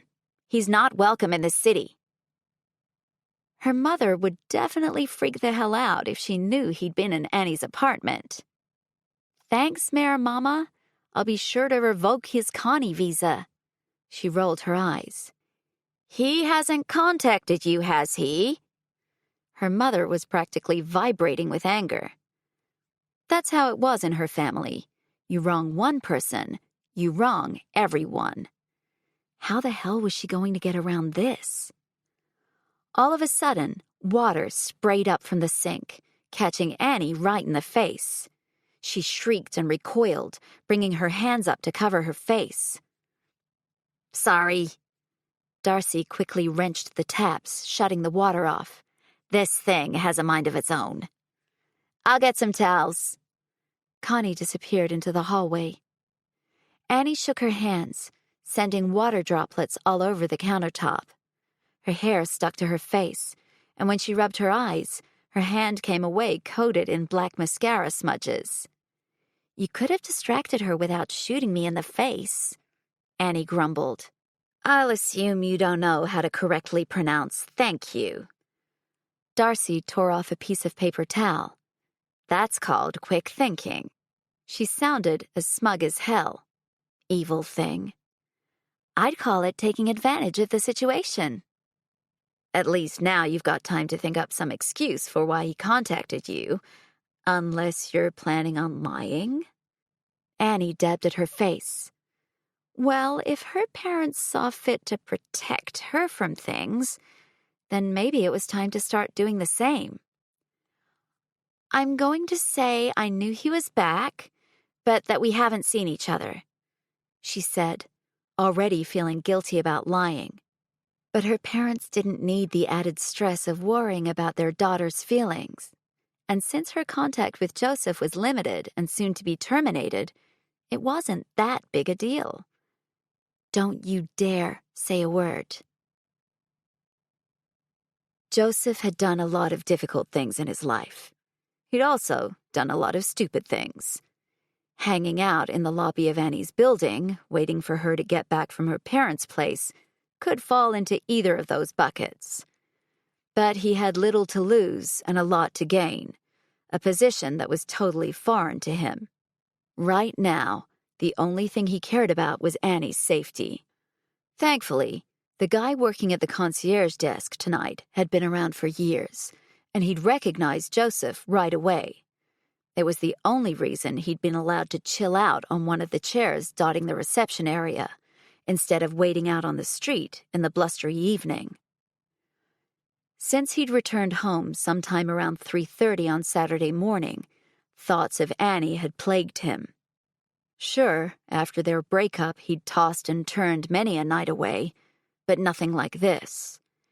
He'd woken with bruise-like smudges under his eyes, and not a single answer about what to do next. But he couldn't stay away.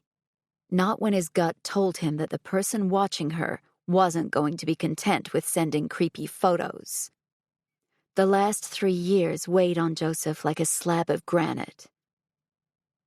He'd come home with a single purpose: to do things right this time.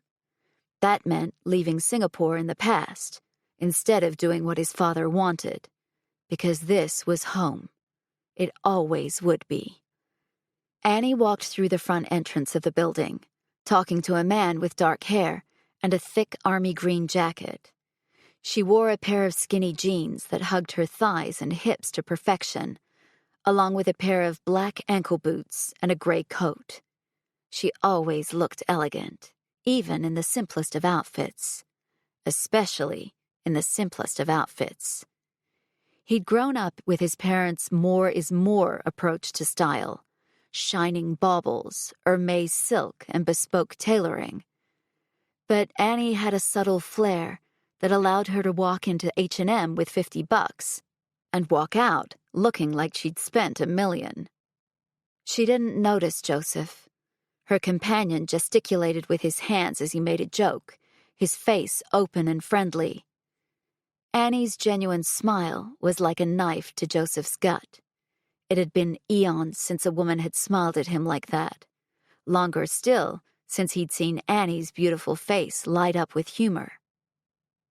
Joseph fought back the urge to launch himself at the guy and tear him away from Annie. His hands twitched by his sides, restless, useless. Do you really think she's been alone while you were off getting engaged? Get real. Men would have been lining up once you were out of the picture.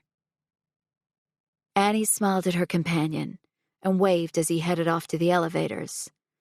The second he was gone, her smile dropped into a tired, worn-out expression. Okay, so not a boyfriend then.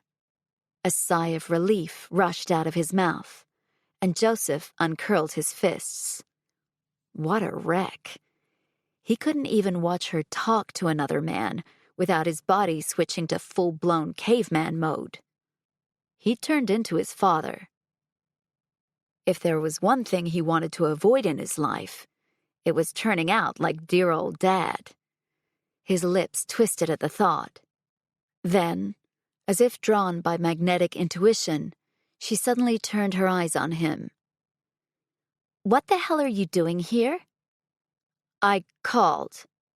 He stood, his whole body alight with the desire to lean in and embrace her.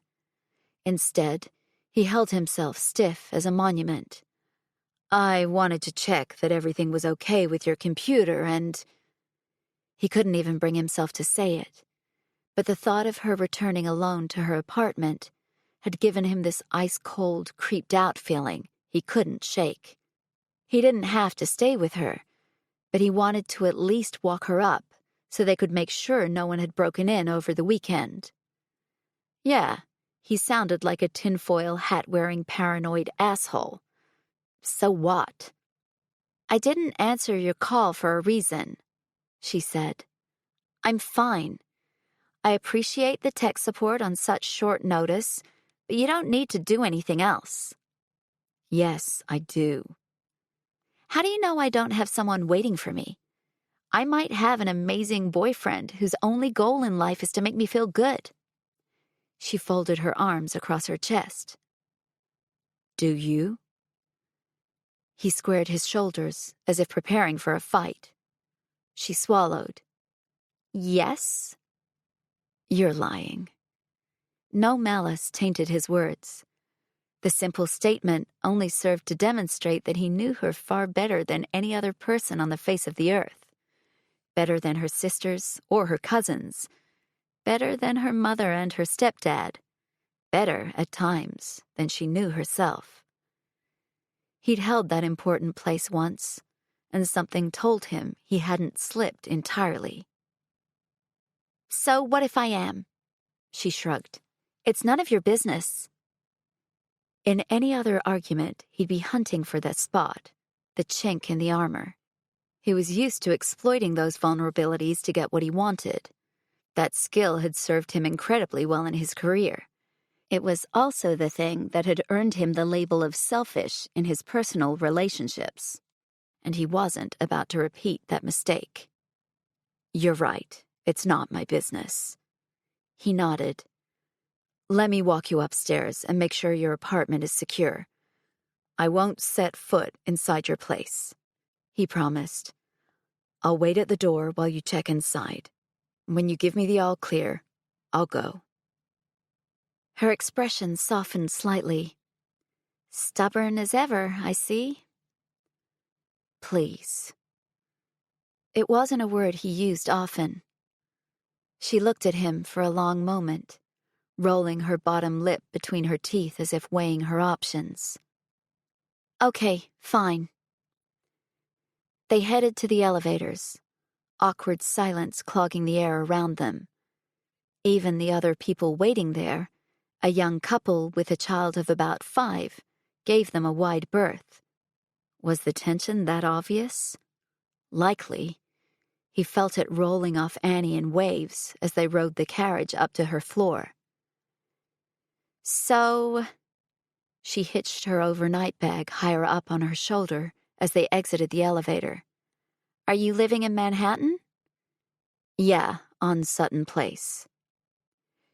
"You mean to tell me that when you barged into my apartment last weekend, you had your own place to go to?" She frowned at him as she dug her key out of her bag. He glanced at her with a wry smile. "Yeah." "You're unbelievable." She shook her head. "You told me you didn't have anywhere to go." "I didn't say that exactly." "You implied it." "Yes, I implied it." He shoved his hands into his pockets.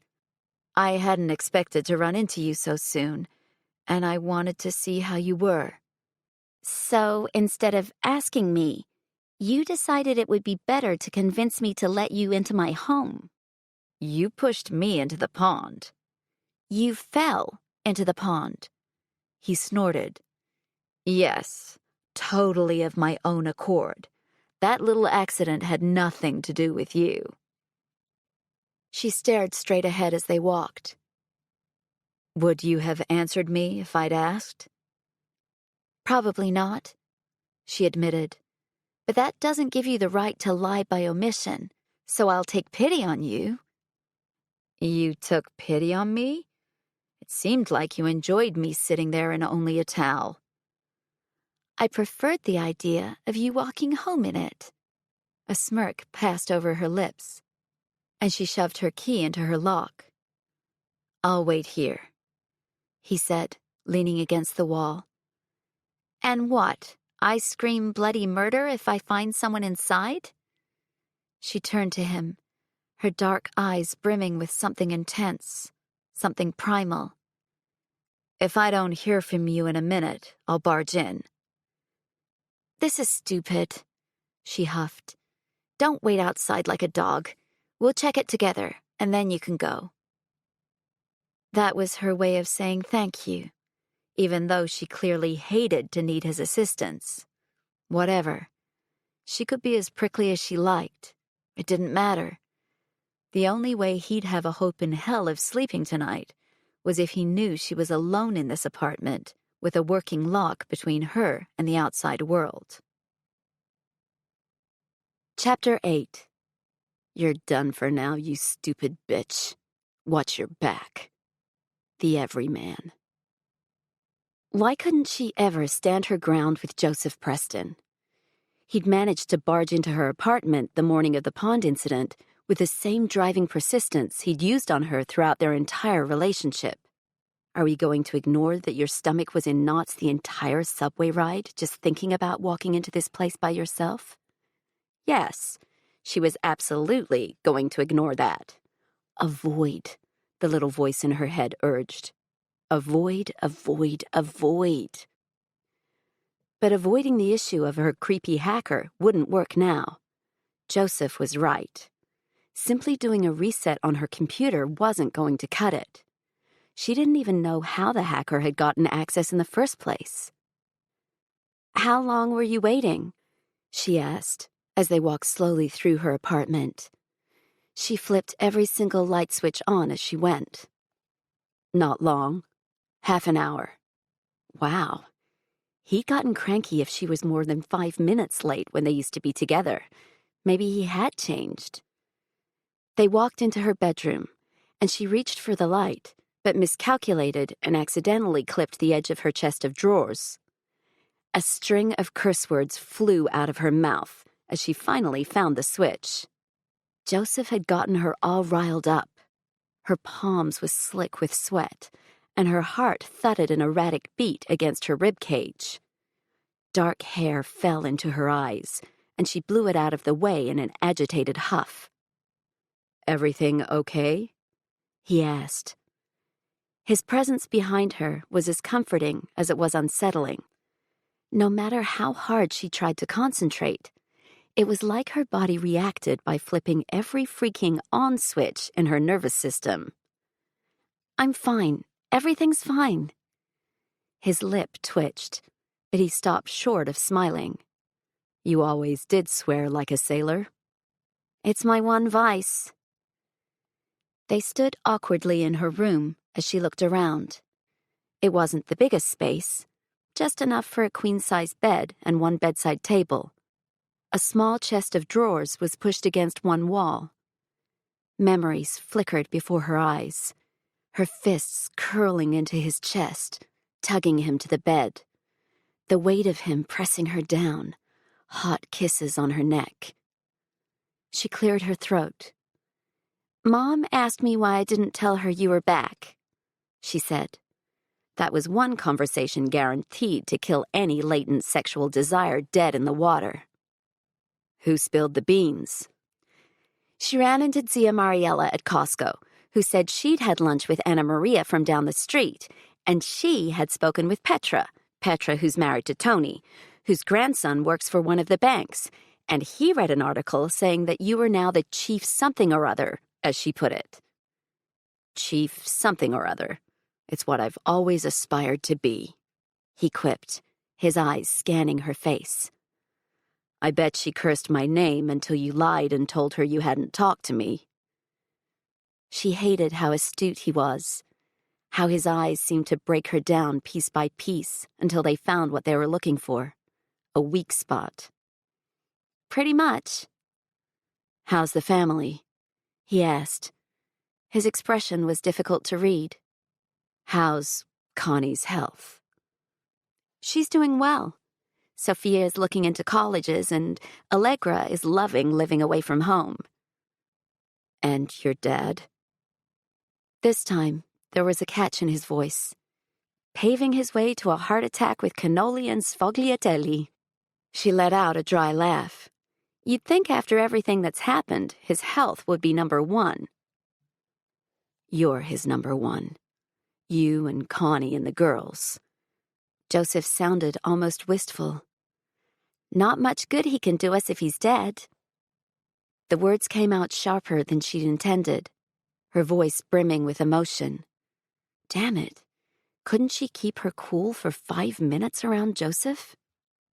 If she'd wanted to come off as unaffected and distant, she'd blown that to smithereens. She'd always promised herself that if she ever bumped into him, she'd make it known that her life was better without him.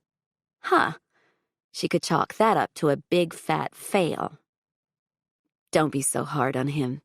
He does nothing but support you and your sisters." "You always take his side." For a moment, the anger melted away, and she remembered why she'd wanted to marry him.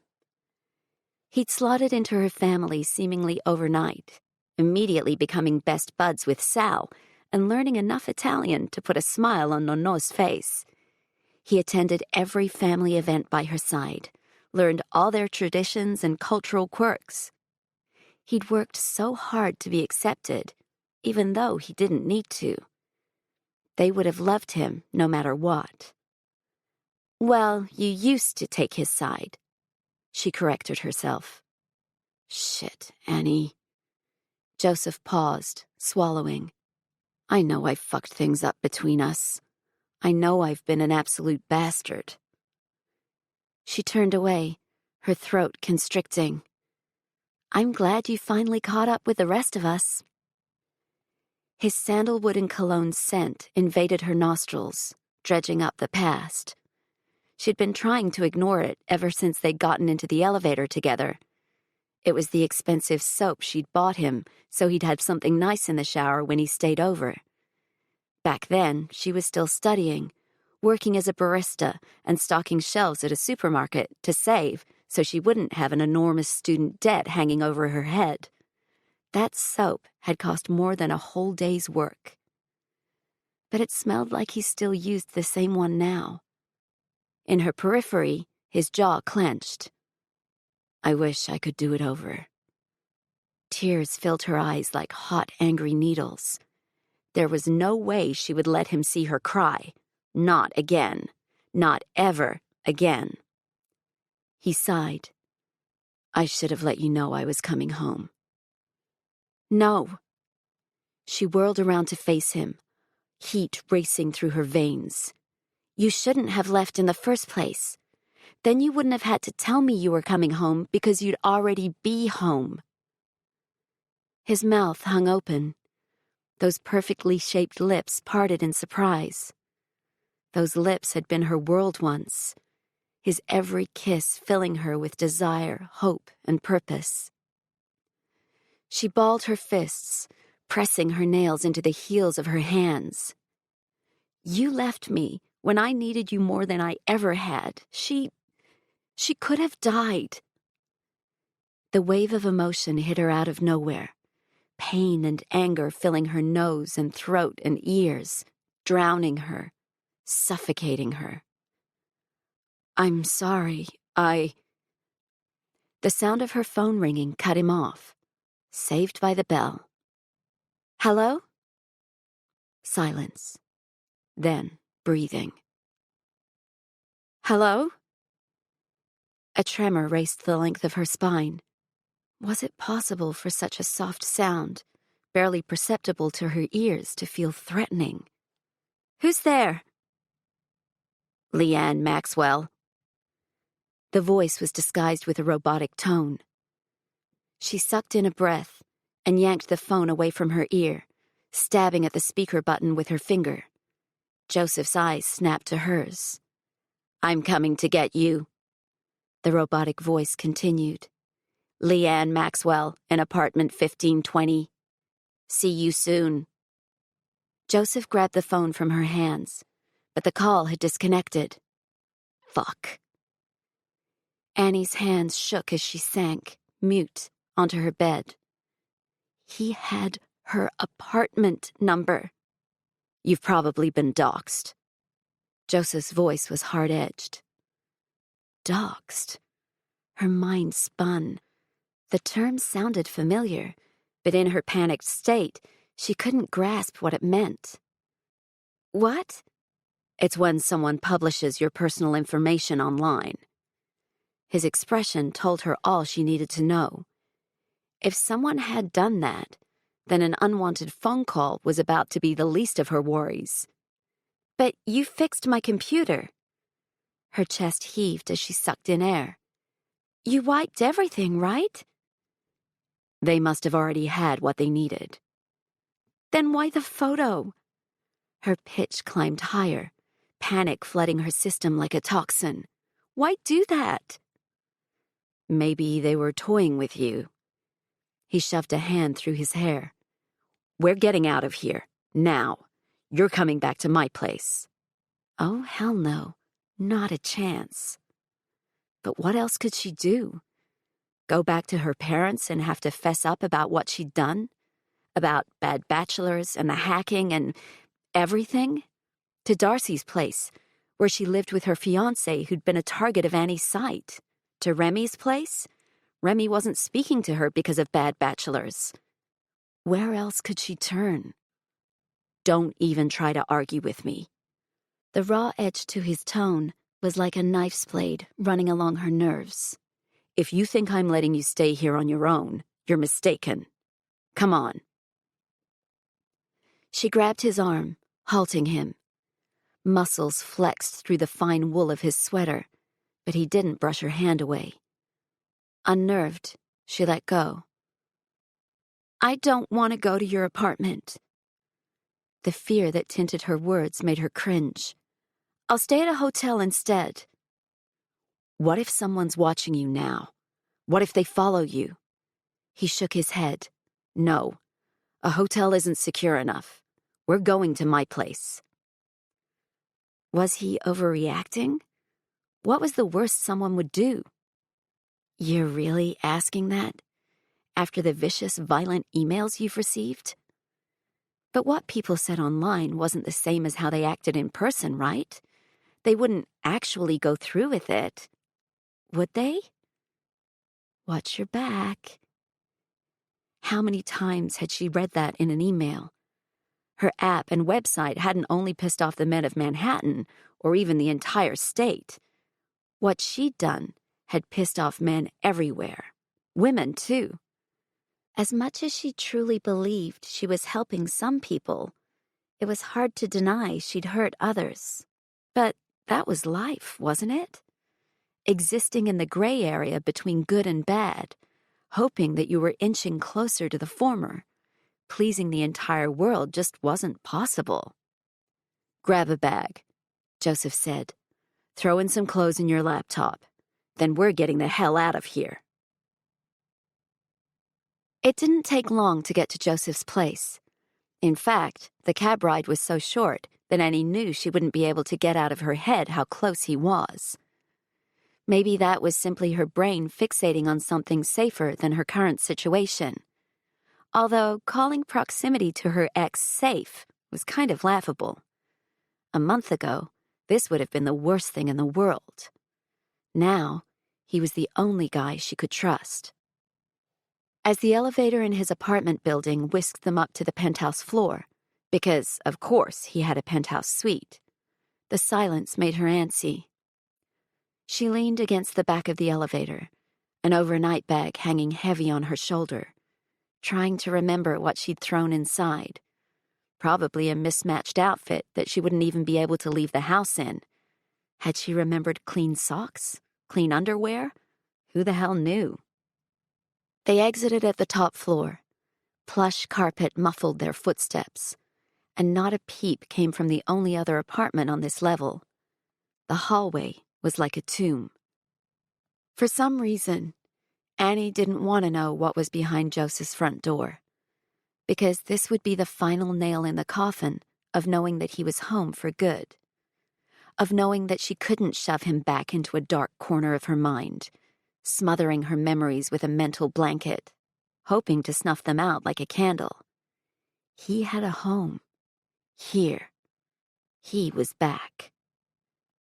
Joseph shoved his key into the lock, and the door opened soundlessly. He motioned for her to walk in ahead of him, and she held her breath, her bag bumping against her hip with each step. The apartment was sprawling, so large that if she'd seen a picture of it, she would have claimed that it couldn't possibly be located in Manhattan. Looked like his new CIO gig was paying well.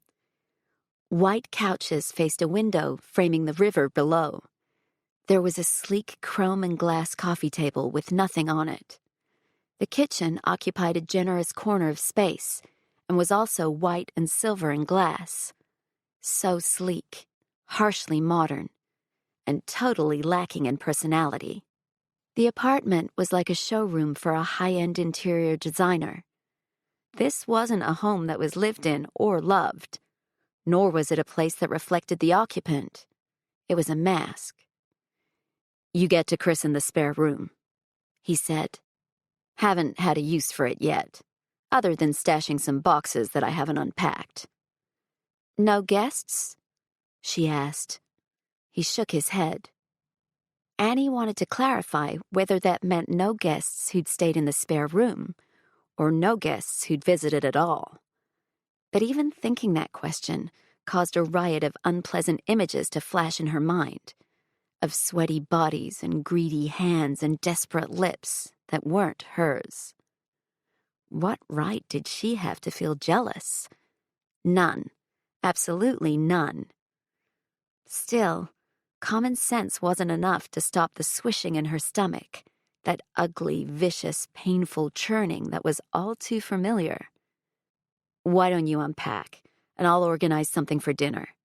If you want to freshen up, there's a second bathroom next to your room. Her room. She decided not to comment on that. I'll grab you some towels. He looked at her long and hard, like he was trying to figure something out. She knew that look. She tucked her hair behind her ears. This is an untenable situation. An expression tugged at the edge of Joseph's lips. A smile? A smirk? She couldn't tell. Untenable? What I mean to say is, I can't stay here. Not for long. He nodded. I know. We'll find a solution. But right now, the only thing I give a shit about is keeping you safe. You have no idea what these people are capable of. And you do? This could all be a hoax. Do you really want to take that risk? This kind of stuff doesn't happen without a catalyst. Something has triggered these assholes. Annie wanted to know why he cared. He didn't have any responsibility for her. Period. This was her issue, her problem, her punishment, not his. She debated whether to tell him about bad bachelors, and that she knew exactly why this was happening to her. But she kept her mouth shut. It was the only way she could see to get through this mess. Joseph kept himself busy while Annie took a shower. The last thing he needed was to think about what her luscious body looked like with water streaming all over it. Shower sex had been one of their favorites. She'd often snuck into the bathroom while he was getting ready for work, stripped down to nothing, and climbed in behind him, her hands slipping over his soap-covered skin to work him into a frenzy. He couldn't even count the number of times she'd made him late for work. They'd never been able to get enough of each other. Focus, he said to himself. Figure out what to do about the situation now. He drummed his fingers on the kitchen counter. The whole thing with the stalker had his stomach in knots. Intuition prickled, raising the hairs on the back of his neck. Before he'd followed in his father's footsteps on the path to CIO, his bread and butter had been internet security, white hat hacking, social engineering, penetration testing, and studying the bad guys. He knew the internet had an evil underbelly. By now, that was common knowledge, but he'd seen it in action, analyzed it, tried to learn how it behaved. And he knew that despite the perception that what happened online wasn't part of the real world, the internet wasn't the safest place for women. He'd worked on many a case where the victim was female, where old threats were made new and more effective with technology. But there was always a motivation for an attack, always something that sparked the flame, a catalyst. And even though he had no right to demand it, he wanted to know what trouble Annie was in. Why are you getting involved in this? The question could have come from his mind. It was a legitimate one. Joseph looked up to see Annie standing in the doorway. If memory serves me correctly, you came to me. She had her hair wrapped in a towel. Faded blue jeans and a pink sweater covered her body. I'm grateful that you helped, but all I asked was for you to fix my computer. You didn't have to take me in like some stray. As she walked forward, her bare feet made soft slapping noises against the hardwood floor.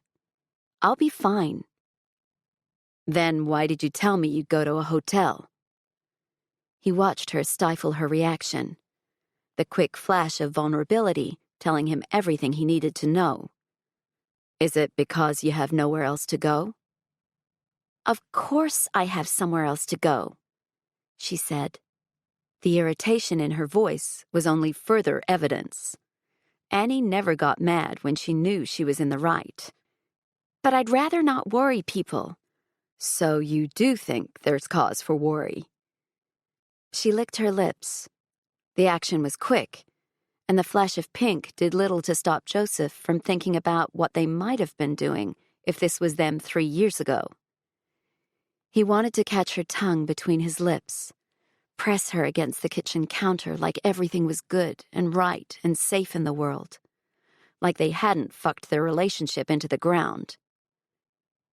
If this was happening to Sophia or Allegra, what would you tell them to do? She nailed him with a stare. I would tell them to get help. I would tell them to get out of their place and go somewhere safe. At least she could acknowledge that. It'll be easier for me to help you if you tell me what's going on. She didn't trust him. And why would she?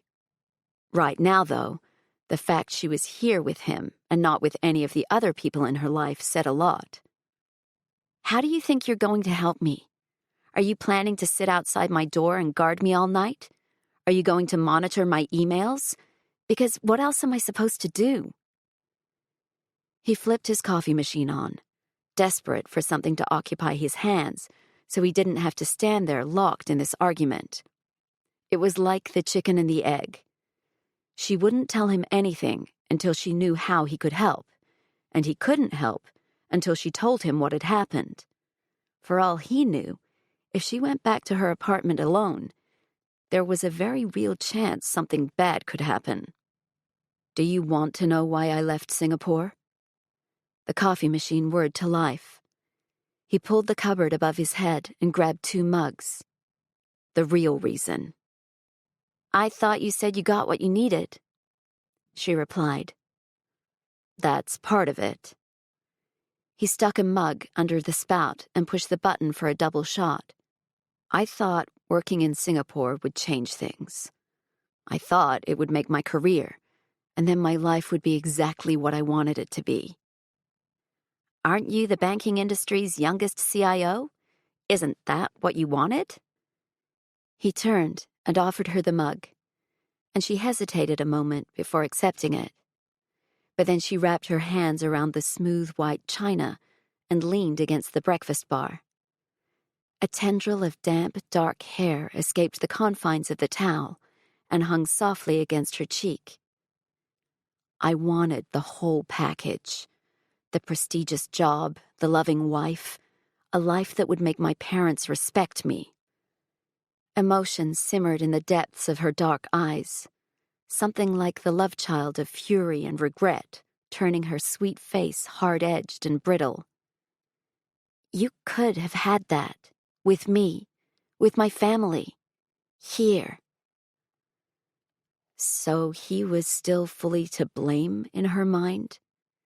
He felt the past rear up inside him, like some smoking demon that he'd tried and failed to bury, to shackle in the depths of his mind so that it wouldn't come out without his permission. I wanted it with our family. Ours. He jammed another mug under the coffee machine and jabbed the start button with his finger. I've been an afterthought in my family for my whole life. So why the hell would I want to be an afterthought in yours? I don't want to get into this. She shook her head. I didn't come here to rehash all of the conversations I hated having the first time around. Maybe if we'd had those conversations properly the first time around, we wouldn't be needing a do-over. Dark liquid spilled into his cup, and steam curled upward. Being around Annie dredged everything up, all the good memories and the bad, the things that haunted him, everything. Did you think it was easy living with you? Did you think it was easy trying to keep everyone happy? I wanted to go with you, but I couldn't. I couldn't leave my mom. She stared into her cup, Her eyes dry despite the wavering emotion in her voice. "And I stand by my decision." "You stand by the fact that you made such a momentous decision without me? A decision we were supposed to make together? You didn't think to discuss it with me before you decided to change things?" Now his thoughts spilled out, like a champagne bottle that had been shaken and uncorked. Everything they bottled up and tried to forget was fizzing up and over. How was I supposed to feel like we were a team when you shut me out like that? That was the part that had hurt him the most, being shut out. Because it was like all those times he'd tried to go to his father for advice or help or to share some excitement, and he'd watch that big, heavy door swing shut in his face. As he'd gotten older, he'd stopped trying to build that relationship. There was only so much rejection a person could take before it became easier not to try. What was I supposed to do? Say, "Hey, Mom, I know you have cancer and all, but I really need to leave you behind and go overseas with my boyfriend because his career is more important than your life?" She set the cup down and curled her hands over the edge of the breakfast bar, her knuckles turning white.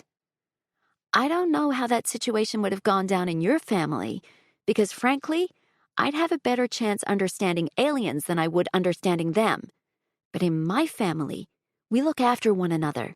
We don't leave when things get tough." "No, and I imagine you don't stop communicating when things get tough either." That was exactly his point.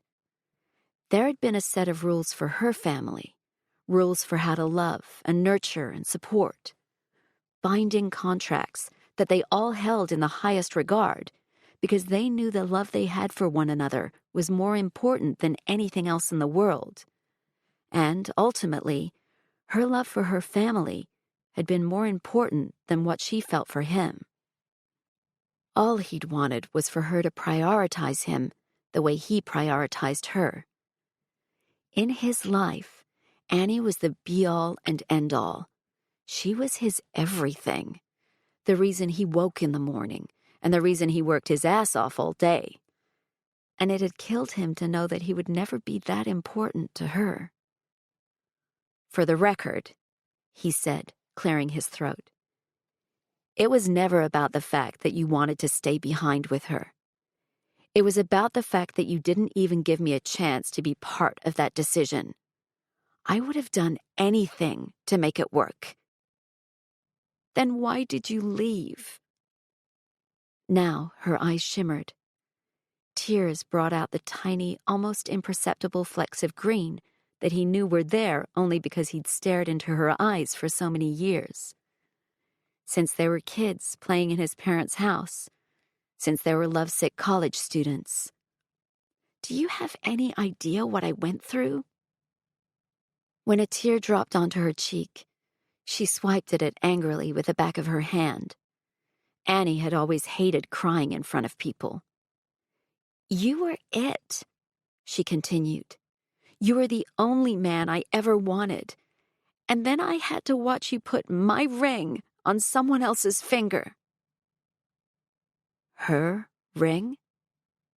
He swallowed. The ring he'd given his ex-fiancée was a family heirloom, a trusted item from his grandmother that should never have been used for such a farce as his engagement to Annika van Beek. In his desperation to move on from the past, he'd done something monumentally stupid. Annie had never seen that ring. Had she? "I found the ring, in case you hadn't worked that out already." She looked at him dead on. That was his Annie, never one to shy away from the tough things in life. "In your sock drawer." He could practically hear the question bouncing around in her head. When were you going to ask me? What she didn't know was he'd had it all planned out. A fancy hotel room in Singapore, booked for the night they were due to land and start their new life together. He'd arranged for the best suite in the place, with all those cliched things like flower petals on the bed and a bottle of champagne chilled and waiting. a bouquet of flowers to be delivered shortly after their arrival. It would have been the most special moment of his life. Only, he'd boarded the plane alone, arrived in his new country alone. Her eyes bored into him. "Are you going to make me ask?" "Why does it matter? It's in the past." She bobbed her head slowly. "You're right. There's no point rehashing this." The buzzer rang, and they both jumped, the harsh sound cutting through the tension like a knife. It was the delivery guy. Joseph had almost forgotten he'd ordered them dinner. He paid for their food and set it out on the table, boxes of stir-fries and noodles and saucy dishes in almost every flavor. He didn't want to assume her tastes had stayed the same, so he'd ordered a little of everything. While he was setting up dinner, Annie went into the bathroom and returned without the towel on her head. Damp, dark hair hung around her face, curling and kinking every which way. It was something that had always made him smile, the way her hair was so unruly. A bird's nest, she called it. Not that anyone outside her house would ever see her like that. She kept a tight handle on her appearance at all times. But he was one of the lucky few that got to see her unfiltered and unedited, the real her. The fact that some of their old comfortable habits lingered made him feel tight in the chest. "So what happens now?" she asked, taking a seat at his dining table and reaching for a bowl. "I stay here tonight, and I skip work tomorrow. Not exactly a long-term solution." "The main thing we need to establish is whether you've been doxxed. I've still got accounts on some of the old forums I used to go to, white hat forums, so I can ask around, see what I can dig up." He reached for a pair of chopsticks and pulled them apart with a sharp snap. "If your address and phone number have been published, then your place will be unsafe for a while." "And if that information hasn't been published?" "Then, hopefully, we're only dealing with one sick fucker instead of multiple." He grabbed a piece of chicken with his chopsticks. "If we're only chasing one person, we've got a better chance of figuring out who he is." "You're assuming it's a he." She raised her brow. "In most of the instances I've seen, the person doing the stalking was a man." He shrugged. "But that's speculation until I find out more." She toyed with her food, digging her chopsticks into the small pile of noodles in her bowl, picking rather than eating. "Don't you have anything better to do with your time than look after me?" "I have plenty of better things to do." He tried to muster a smile, hoping to take the seriousness of the conversation down a notch. "I've got a white paper on big data and intelligence metrics that I'd much rather be reading." The twitch of her lips told him she'd picked up on his note of sarcasm. "Don't tell me your big important job only involves reading a bunch of white papers." "The higher you go, the more you read and the less you do. It's all spreadsheets and board packs and emails these days." They ate in silence for a few moments. Annie looked deep in thought, her brows furrowed as she hunted out a piece of tofu with her chopsticks. He wanted to tell her that she could trust him, that he would do what he could to help her. But without knowing what she was hiding from, he was hunting for a needle in a haystack. And to make matters worse, his brain was now clogged with all other kinds of questions. Angry questions and defensive questions that would do nothing but open Pandora's box. So much water was under the bridge that he was worried it might drown them. She looked up at him, her expression unreadable. "Have you heard of bad bachelors?" He blinked. "Yeah, actually I have." "I created it." Holy shit. She didn't say anything further. She didn't need to. But that one piece of information put everything else into context. It was like going from a single puzzle piece to zooming out until you could see the entire picture. This was a hell of a catalyst. I don't want to talk about it. But you wanted a reason, so that's it. Her eyes challenged him. You're staring at the most wanted woman in New York City. Chapter 9. Dear Bad Bachelors, thank you for standing up for the broken hearts. Ms. Manhattan. Joseph dropped down into the leather chair in his office, both hands coming up to rub vigorously over his face. He was running on 3 hours sleep and twice as many cups of coffee, which made for frayed nerves, a wavering attention span, and a short temper. After dinner last night, Annie had retired to his spare room and hadn't come out again. They hadn't spoken further about her confession, but armed with this new information, Joseph had started digging. When Annie had called herself the most wanted woman in New York City, she wasn't joking. Bad Bachelors was the topic on everyone's lips. Or was that fingertips? It came up in news articles, gossip columns, blogs, forums, and on every social media platform there was. With equal strength, she had supporters and those who wanted to see her fall. There were entire websites dedicated to finding out who was behind Bad Bachelors. Though it seemed little had been dug up, what he'd seen written on some of those message boards had made his skin crawl. It was like she'd roused the demons of the internet, the slithering, gutter-dwelling bottom feeders of the internet. Angry posters on 4chan, and worse.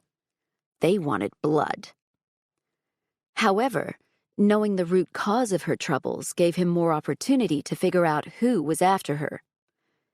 Annie had given him access to her emails, and anything else he might need. And it hadn't taken long to pinpoint how the hacker had gained access to her computer. It looked as though many others had tried. Annie had absorbed at least some of the lessons he'd taught her back in his internet security days. She'd been careful, meticulously so. But one piece of brilliant social engineering had tripped her up. On the day the malware was installed on her computer, she'd received an email with what looked to be a Word attachment containing answers to interview questions. To the untrained eye, it would look completely innocent.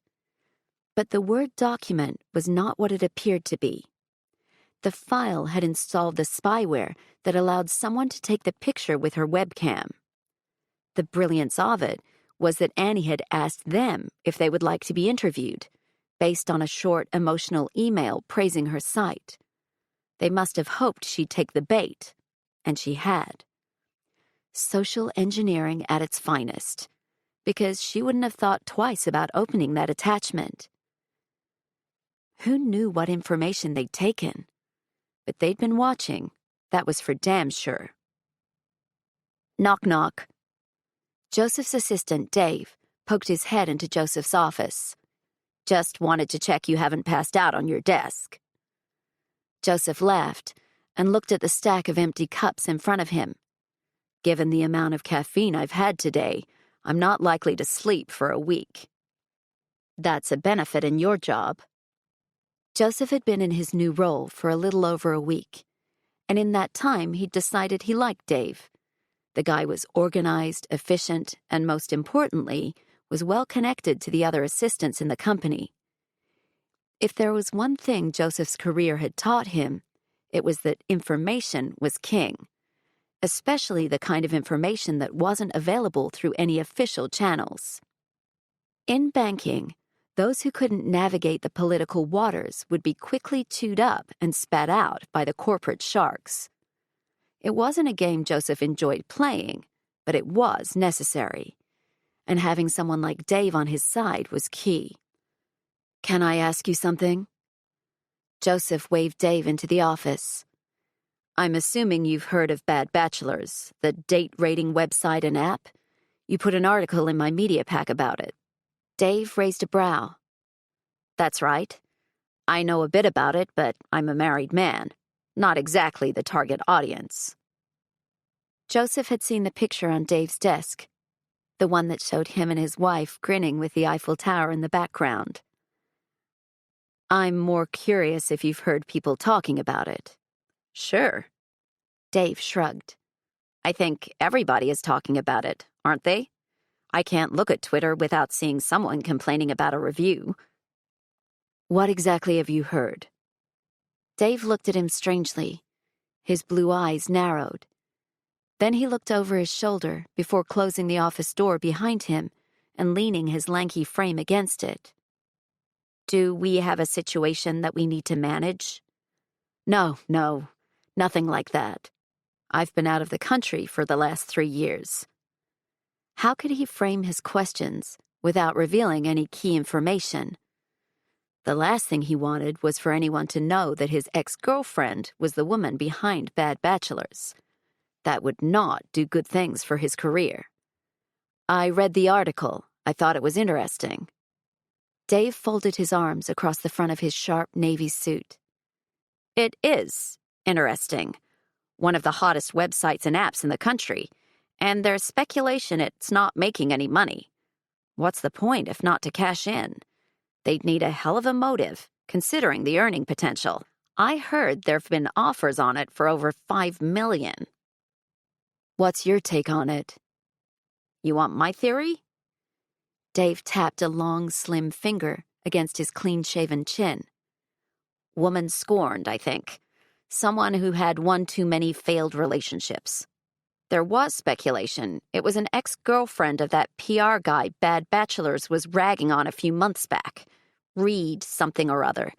They went after him hard. But it could be anyone. Would anyone suspect Annie? She certainly fit the bill. A woman scorned? Well, if their argument last night was anything to go on, she definitely put herself in that category. I had a friend who got caught up in the reviews. He broke up with his ex recently, and it wasn't pretty. They're having a custody battle, and she decided to use the site against him by posting a bad review. Dave twisted his wedding band around his finger, brows knitted. But then I've got another friend who swears by it. Her husband died 5 years ago, and she was terrified about dating again. Someone convinced her to download the app, and she decided to give it a go. I'm not sure she would have tried without some kind of safety net like that, so I don't really know what to think. Kind of in a gray area, isn't it?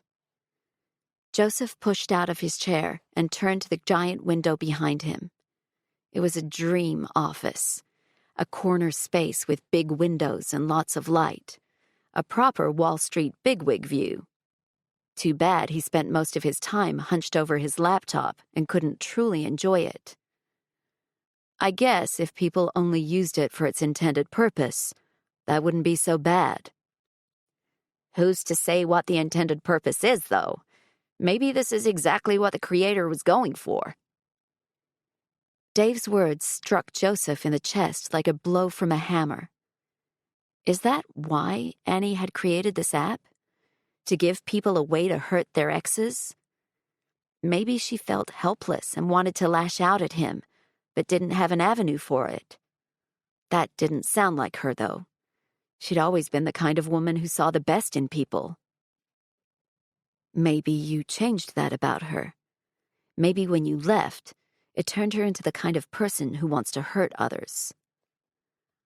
I'm not usually a fan of giving unsolicited advice, Dave said.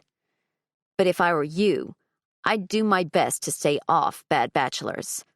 There are a lot of eyes on you, and personally, I'm psyched to work with the youngest CIO in our company's history. But there are board members who will be looking to prove you're not up to the task. You're a threat to their security, to their pensions and their piles of money. They don't want young people taking their jobs. Joseph turned sharply. What have you heard? Nothing outrageous. Comments about your age, mostly. A few people saying you only got the job because of your father, which is bullshit. But I've been around the block here. I know how it works. Hiring you was a risk because it sends a message that maybe their jobs aren't as secure as they once thought. Dave bobbed his head. So they'll be watching, waiting for you to trip up. I won't trip up. Dave looked as though he was about to say something else, but then he smiled and opened the door. He let it click shut softly behind him, leaving Joseph with a handful of confused thoughts and no more clarity than he'd had 5 minutes ago. Getting involved in Annie's mess could really screw things up here. At this level, there was no such thing as a second chance. They were paying him the big bucks, and that meant he either delivered or they'd get rid of him. He would do everything in his power to protect Annie, but he would have to keep it quiet. Nobody could know about his connection to the person behind Bad Bachelors. Being stuck in Joseph's apartment all day had made Annie feel like a caged animal. By the time 6 p.m. rolled around, she was going stir-crazy. The anonymous caller had flashed up on her screen several times today. Each time the number appeared, accompanied by the shrill ringtone she'd assigned it so she would know not to answer, her blood pressure soared higher and higher, until eventually she'd shut the damn device off. She'd made every effort to distract herself with work, partly to ease her guilt over taking a day off when she wasn't really sick, and partly because if she didn't do something to keep her mind active, she'd go mad with worry. But eventually, she drifted into the Bad Bachelor's inbox, which was clogged with its usual sea of abuse and praise. More threats, more people thanking her profusely, everything in between. She was trying her hardest not to speculate on what Joseph might think about the whole thing. She'd heard him tapping away at the computer last night while she lay in his spare bed, staring at the ceiling, wondering if she'd ever sleep properly again. Was he judging her? Was he feeling guilty about their argument? Did he agree with the people who called her evil and heartless and a bad influence on society? A feminazi? Eventually, Annie abandoned her laptop and found herself digging through Joseph's refrigerator.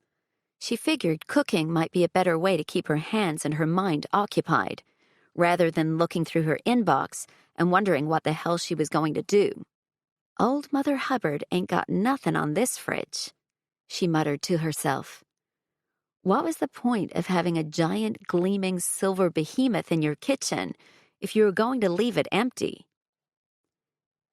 Half an hour later, she'd managed to locate his spare key, make her way to the little bodega next to his building, and return with ingredients for some gourmet sandwiches. It wasn't much, but at least it would get them through the night. She was juggling her shopping bags while trying to get his key into the lock when she heard the ping of the elevators behind her. Placing the bags on the floor, she turned. "About time," she said, her voice dying when she saw who was striding through the hallway. After Joseph had left her, there was only one face she'd wanted to see less than his. Only one person she hated more. "Well, this isn't what I was expecting to find." Morris Preston looked at her the way he always had, like she were an offensive piece of gum on the bottom of his shoe. "For all you know, I'm here to do the cleaning," she retorted, issuing her best withering glare. "It's all my family is good for, isn't it?" "Always so defensive, Leanne." "It's Annie. Or is your memory starting to go?" She jammed the key into the lock. "I haven't been Leanne for a long time." But of course, in Morris's eyes, she would only ever be the little wisp of a girl who was the daughter of their housekeeper, the hired help. He'd scolded her once for running around his house when her mother had brought her to work after their sitter canceled, and she'd been bored out of her brain. Who could blame a 5-year-old girl for getting fidgety in a house where she wasn't allowed to touch anything? Morris expected everyone around him to adhere to his rules at all times, without exception. That's why he'd hated her from the start. Not only did she not come from good breeding, but she had a mind of her own, and he didn't like that. "Joseph isn't here." She pushed the door open and held it with a foot while she bent to pick up her bags. Unsurprisingly, Morris didn't offer any assistance. "I don't know when he'll be back." "I'll wait." Morris hadn't changed a bit. Well, maybe his silver hair had thinned a little, but he was still a large, imposing man with shoulders enhanced by a double-breasted suit and the ice-cold gaze of someone who knew that power was theirs at all times. He still had that big, booming voice that was rumored to reduce a man to a quivering mess in an instant. He'd tried that on her once. It was the one time he'd actually voiced what she knew he'd been thinking all along. That Annie was some gold digger from the wrong side of the tracks, a common mutt that would never be accepted in their family. "Then you can wait downstairs." She stood in the doorway, not caring that she didn't have a right to say who could and couldn't enter Joseph's apartment. The last thing she wanted in the midst of all this drama was to be stuck with a man who'd never done anything but make her doubt herself. Morris took a step forward, his hands clasped in front of him. A heavy gold watch glinted from one wrist, matching the band on his ring finger. "From what I understand, you already have one of his apartments. Are you planning on stealing this one too?" In less than 30 seconds, he'd found something to throw in her face. "If you're here to see Joseph, I've already told you he's not here. If you're here to harass me, then consider it a job well done. Now, if you'll excuse me, I'm going inside." The sound of someone clearing their throat made her head snap to the side. Joseph stood there, arms folded across the front of his slick black suit, fire in his eyes. She hadn't even heard the elevator open. "Are you two done with this pissing match yet?" God, she remembered that tone. For a fleeting second, guilt streaked through her. Joseph had always been stuck in the middle, the buffer between his difficult-to-please parents and the girlfriend who could never live up to their expectations. He'd tried so hard, probably harder than most would have, and it still wasn't enough. By setting up that job for him in Singapore, Morris had eventually gotten his claws in and widened the wedge between them. "I was in the neighborhood." As always, Morris was cool as a cucumber. "I wasn't aware you had company." "It's my apartment. Sometimes I have company. You can always call ahead if you're uncertain." Well, that was new. There was frost in Joseph's voice, a glacial edge that she hadn't heard before, at least not when he was talking to his father. Morris raised a brow. "And which one of you should I call?" "I don't live here." She was still in the doorway, her foot keeping the door open and the grocery bags feeling heavier by the second. She was tempted to dump the lot on the floor and get the hell out of there, because the one good thing about not being in a relationship with Joseph anymore was that she didn't have to take any shit from his family. "And you're not welcome to have my phone number." "You haven't changed a bit." The insult couldn't have been clearer. "I could say the same for you." "Enough." Joseph slapped his hand against the wall, and the sound echoed through the hallway. "Is it too much to ask that we behave like adults? I've had a long fucking day, and frankly, I don't have the patience for this. Dad, I'm busy. Next time, call ahead, and I'll let you know if I'm free." Joseph stalked toward the door, and Annie took a step back, unsure if he was going to kick her out, too. She'd be taking the stairs, that was damn sure, because there was no way in hell she'd let herself be stuck in an elevator with Morris Preston. "Get inside." Let each note be a step inward toward calm. Enjoy this musical break before we continue. Thank you for your time and presence.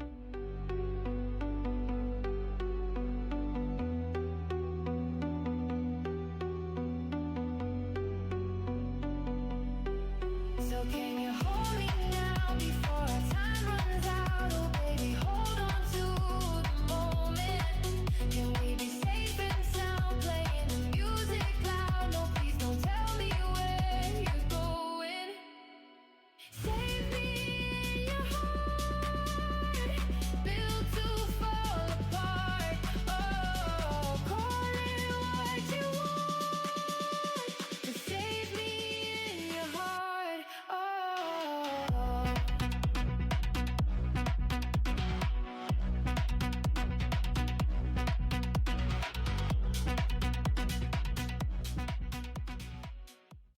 Joseph said, his tone heavy. "Unless you want to hang out with my dad some more." "Hard pass."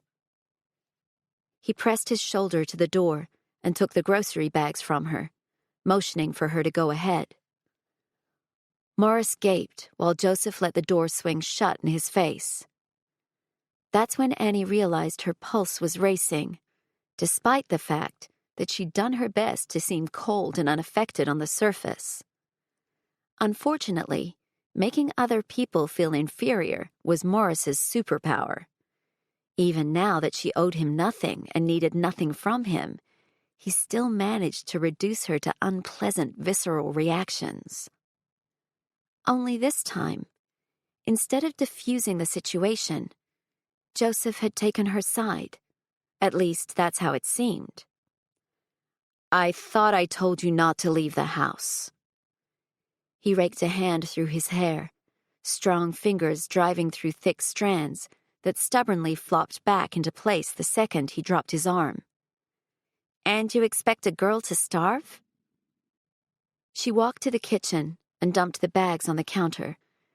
Then she started to unpack the cold meats, fresh bread rolls, and the little slab of cheese that had cost a fortune, but that she knew he would like. "Your fridge is a ghost town. I wasn't expecting to have 2 mouths to feed." "It doesn't look like you were expecting to have 1 mouth to feed either." She shot him a pointed look. "Are you getting on that new air diet that everyone is talking about?" His harsh expression softened a touch, a smirk tugging at his lips. "It would certainly suit my lifestyle. Pretty easy to do meal prep." She opened the bag containing the rolls and grabbed a cutting board sitting neatly against the kitchen backsplash. A funny feeling had settled in her stomach, something like butterflies, but not as pretty. He'd chosen her this time, over his father. It was something she'd asked him to do so many times before, especially when Morris had seemed determined to break her. And yet Joseph had always played piggy in the middle, never choosing a side or taking a stand, at least not in public. "Your dad is a delight, as usual." She yanked a bread knife from the wooden block and noticed it still had a sticker on the handle. The guy hadn't even cut a piece of bread since he moved in. "And you were giving him what he wanted, as usual." Joseph shrugged out of his suit jacket and yanked at the tie around his neck, his movements sharp and jerky. She tried not to stare at the way his fitted white shirt stretched across his chest as he moved, but her mouth was watering, and it had nothing to do with the food in front of her. "Almost like I never left." She wanted to snap at him. It felt too soon for that joke, even though it wasn't. Instead, she ran the serrated blade over the crispy roll until she hit the soft, fluffy center. Crumbs skittered over the cutting board. "What did he say?"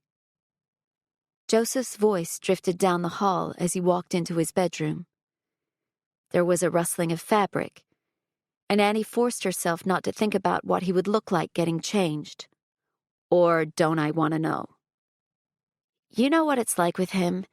It's more how he says things than what he actually says. That sounds about right. She made their sandwiches, layering prosciutto with sun-dried tomatoes and crumbly pieces of cheese. "I thought you might kick me out." "Why would I do that when I was worried about you leaving the house?" She kept her eyes on the cutting board as his footsteps grew louder behind her, causing a tremor to run the length of her spine. Her body anticipated his touch, waited for a hand to curve over her hip, to slide up her waist and under her top. Her flesh tingled with want, with need, with memories of him. You didn't have to speak to him. He was close behind her now, not touching, although the air between them bristled with electricity. You don't owe him anything. No, I don't. But he's not very good at taking no for an answer. She reached up to the cupboard above and pulled down 2 plates, well aware that her sweater would rise up enough to reveal a band of skin above her jeans. The feeling of being watched intensified, sliding over her skin and winding through her blood. One of the many traits you inherited from him. Don't compare me to him. She wanted to turn and look at him, but she couldn't. Because seeing him care about her well-being, care about the past, and choosing her over his father cracked the layer of ice around her heart, and that was dangerous. She needed that ice, that protection. I am nothing like him. You chose your job over the person you supposedly loved. The words were bitter on her tongue. She was lashing out to take the focus off what truly frightened her.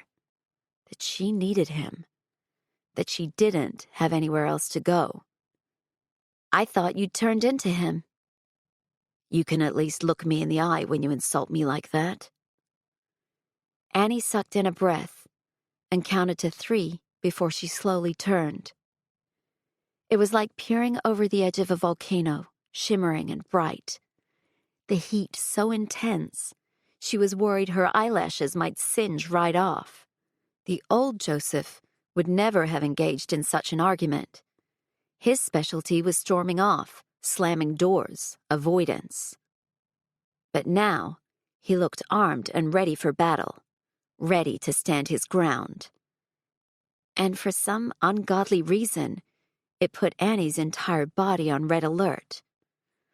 Right then, it was like being in an alternate reality, one where he'd never left, where she'd never let her fear push him away, where they had both been more mature and better equipped to deal with the curveballs that life had thrown them, where they were exactly where they were supposed to be, together. Care to say that again? His jaw ticked. The hard expression on his face was completely misleading, because she knew that underneath that layer of anger and resentment was something far more primal.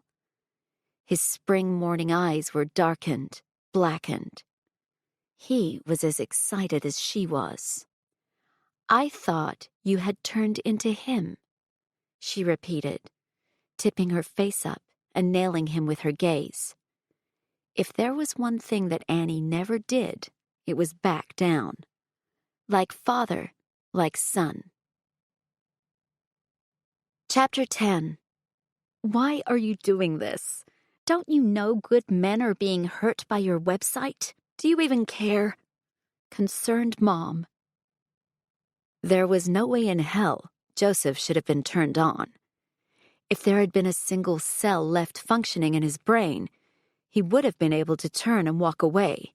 But judging by the thunderstorm of emotions, the toxic and enticing mix of anger, resentment, and lust that caused his body to propel forward, the only thing in his head right now was a pile of jello. Her eyes widened as he stalked forward, hands balled into fists and teeth grinding together so hard he thought they might crack. Like father, like son, huh? He growled. Why are you here? If you have so many people to call on and I'm such an asshole, why the hell are you here? Her hands came up to his chest, and it was only then that he realized how close he'd gotten. He was in her space, in her orbit. For a second, he thought she'd push him away, but instead, she curled her fists into his shirt and yanked him closer. His hips wedged her against the kitchen counter, and as though driven by instinct, his hands smoothed over her waist. Through the thin fabric of her sweater, he felt that delicious dip, the perfect spot that allowed his thumbs to sweep up over her ribcage and to barely brush the rounded underside of her breasts. I guess I'm a glutton for punishment. Her chest heaved as she sucked in a shaky breath, but there wasn't an ounce of fear in her expression. nor could he find any emotion that might allow him to grasp sensibility and step away.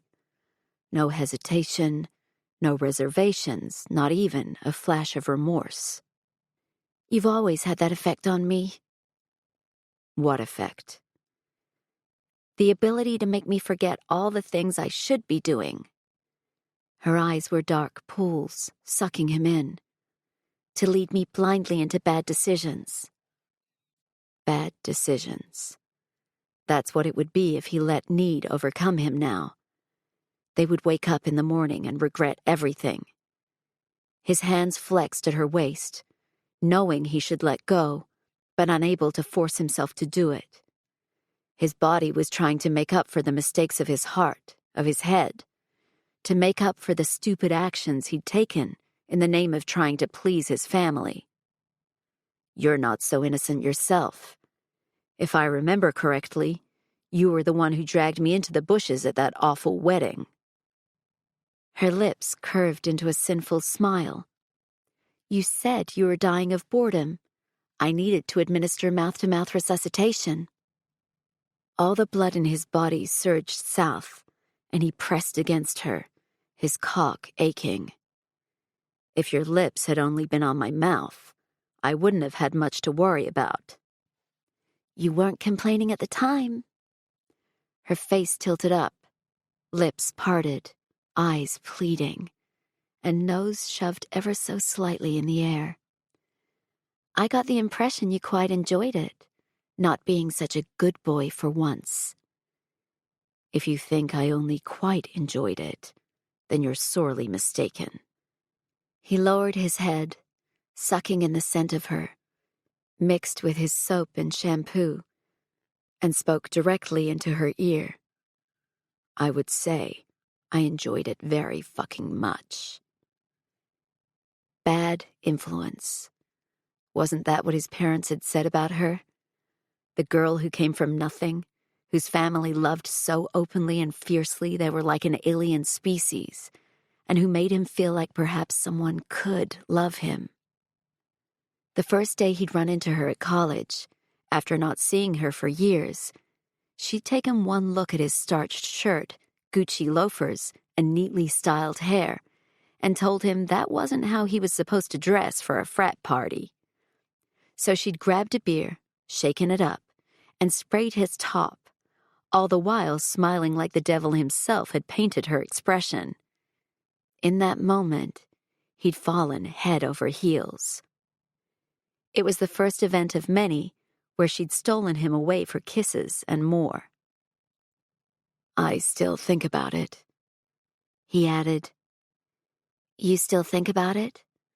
Or you still think about me?"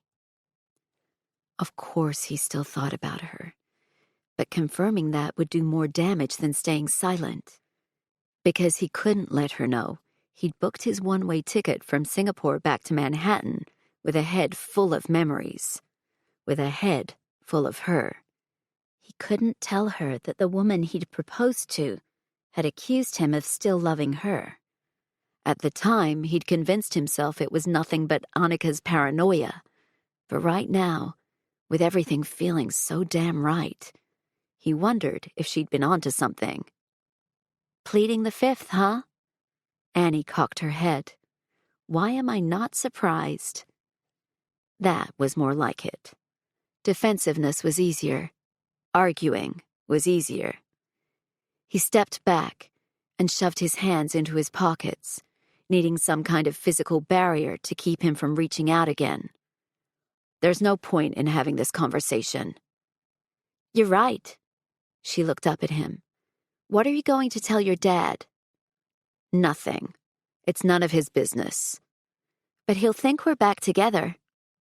She shook her head and turned to the counter, picking up the plates and carrying them to the table as though their conversation hadn't been interrupted by a brief moment of fantasy-induced insanity. "Isn't he going to give you a hard time?" "Let him think whatever he wants. I really don't care." For once, that was the truth. She toyed with a strand of her hair, rubbing the ends back and forth between her thumb and forefinger for a moment, before tucking it behind her ear. Nervous habit. Good thing she wasn't playing poker right now. I should probably go home tonight. Tomorrow. I'm waiting to hear back from a few old contacts that I reached out to about your situation. He held up a hand before she could say anything. Don't worry, I didn't give them your name. I only wanted to see if they'd heard anything about bad bachelors. They took their seats at the table, but there was a stiffness between them, an awkwardness thickening the air. Did you find anything in my inbox? Not really. There's no more malware on the computer, and the emails didn't give me anything. He shook his head. Nothing useful, anyway. He didn't tell her that he'd been horrified by some of what he'd read. It wasn't as though he hadn't anticipated abusive emails, but there had been a few where it had taken everything in his power not to hunt the assholes down. Anything you agreed with? She asked. He wasn't fool enough to take the casual question at face value. I'm trying to figure out who's threatening you. I'm not here to judge. A soft little noise escaped her lips, something between a laugh and a huff. I'm not sure why I care. Neither of them had touched their food. All this to and froing had left him without an appetite. Well, that wasn't entirely true. He was ravenous, but not for food. Sparring with her had always gotten him hot and bothered. Don't even think about it. There are so many ways you can mess up this situation right now, and sex is at the top of that list. I'm going to see if anyone's gotten back to me. He grabbed his plate and headed toward his study. I'll let you know what I find. Annie tossed out her half-eaten sandwich and paced around Joseph's kitchen for a good 10 minutes, trying to figure out what to do next. She turned her cell back on and found her voicemail filled with short, breathing-only messages from the number that had been calling her since yesterday. This time, she blocked the caller. It's what she should have done yesterday, but a small part of her had hoped they might reveal some important information. However, now she feared she was simply giving this asshole what he wanted. And frankly, there was only so much she could take. Tomorrow, she'd be getting a new phone number. In the meantime, Annie wasn't ready to go home. When she'd asked about what Joseph had found, his expression had told her enough. Not only was he legitimately not judging her, he was worried. And Joseph had never been the kind of guy to worry needlessly, despite her tinfoil hat jokes, which meant she had to sit tight for another evening. She rubbed her hands over her face when her phone trilled from the back pocket of her jeans, vibrating against her butt. She almost shot 20 feet in the air. Shit. She fumbled with the phone, sighing in relief when Darcy's name flashed on the screen. Hello? Hey. Darcy was chewing on something. The sound of a bubble popping made Annie jerk the phone away from her ear. Reed ditched me for the night because he's got some event at the college. Want to hang out? She glanced across the apartment to where Joseph's office door sat ajar. I can't. Sorry. I was going to get Remy to come along. Figured we could have a good old-fashioned girls' night out. She paused. You know, like we used to. Out of nowhere, Annie's lip quivered. A girls' night. God, it felt like a lifetime since they'd had one of those. Before Annie had put the final nail in the coffin of her friendship with Remy, before Joseph had come back, before she was in hiding from someone who wanted to hurt her. I wish I could. Don't tell me you're still at work. Darcy said, It's almost 9. I'll pry you away from your keyboard with a crowbar if I have to. I'm not at work. Oh, where are you? I tried buzzing your apartment first. Shit. I have a life, Darcy. I do other things besides working and staying at home, she snapped. Then she cringed. Wow, she was in full bitch mode tonight. Sorry, I didn't mean to snap. I'm cranky today. It's cool. Everything okay? The concern in her friend's voice made Annie feel even worse. With everything she'd done in her life, she was quite convinced she did not deserve a friend as good as Darcy. I had a run-in with Joseph's dad. It would be so much easier if she could control how she felt about Morris, but he was her kryptonite, the one person guaranteed to make her feel an inch tall with only a glance. It royally pissed her off. How is she not above that? It had been 3 years since she'd broken up with Joseph. The old man meant nothing to her. So why did it still sting that he thought of her as a lowlife? Whoa, what did that douche canoe have to say for himself? She could practically see Darcy curling her lip. I hope you punched him in the nutsack. Annie snorted. I wish. Consider it a favor to society so he doesn't bring any more assholes into the world. It was really freaking hard to put Joseph in that category right now, because he was a total gentleman. Anyway, it was brief, thankfully. Annie headed past the study and into the guest room. He made a crack about how Joseph gave me the apartment. Don't remind me he did that. I want to hate him, remember? When he'd left, he'd handed the keys over to her, essentially giving her the apartment for nothing. There'd been no discussion about selling it and settling up, no suggestion that she buy him out. He knew she'd never be able to afford it, and that was that. The man had basically given her $1 million property without a word. She'd been foaming at the mouth for a fight, but he hadn't given her the chance. If there was a gentlemanly way to extricate oneself from a breakup, Joseph had done exactly that. There were no angry texts or drunk dials or arguments about stupid stuff. He'd been there one day and gone the next, almost like she'd imagined the whole relationship. Have you seen him since he came over? Darcy asked. No, Annie lied, crossing her fingers the way she'd done as a little girl. She hated lying, especially to Darcy, but answering truthfully would open a can of worms that she had no hope of controlling. You'll make it up to her once you have more information. It's a temporary lie.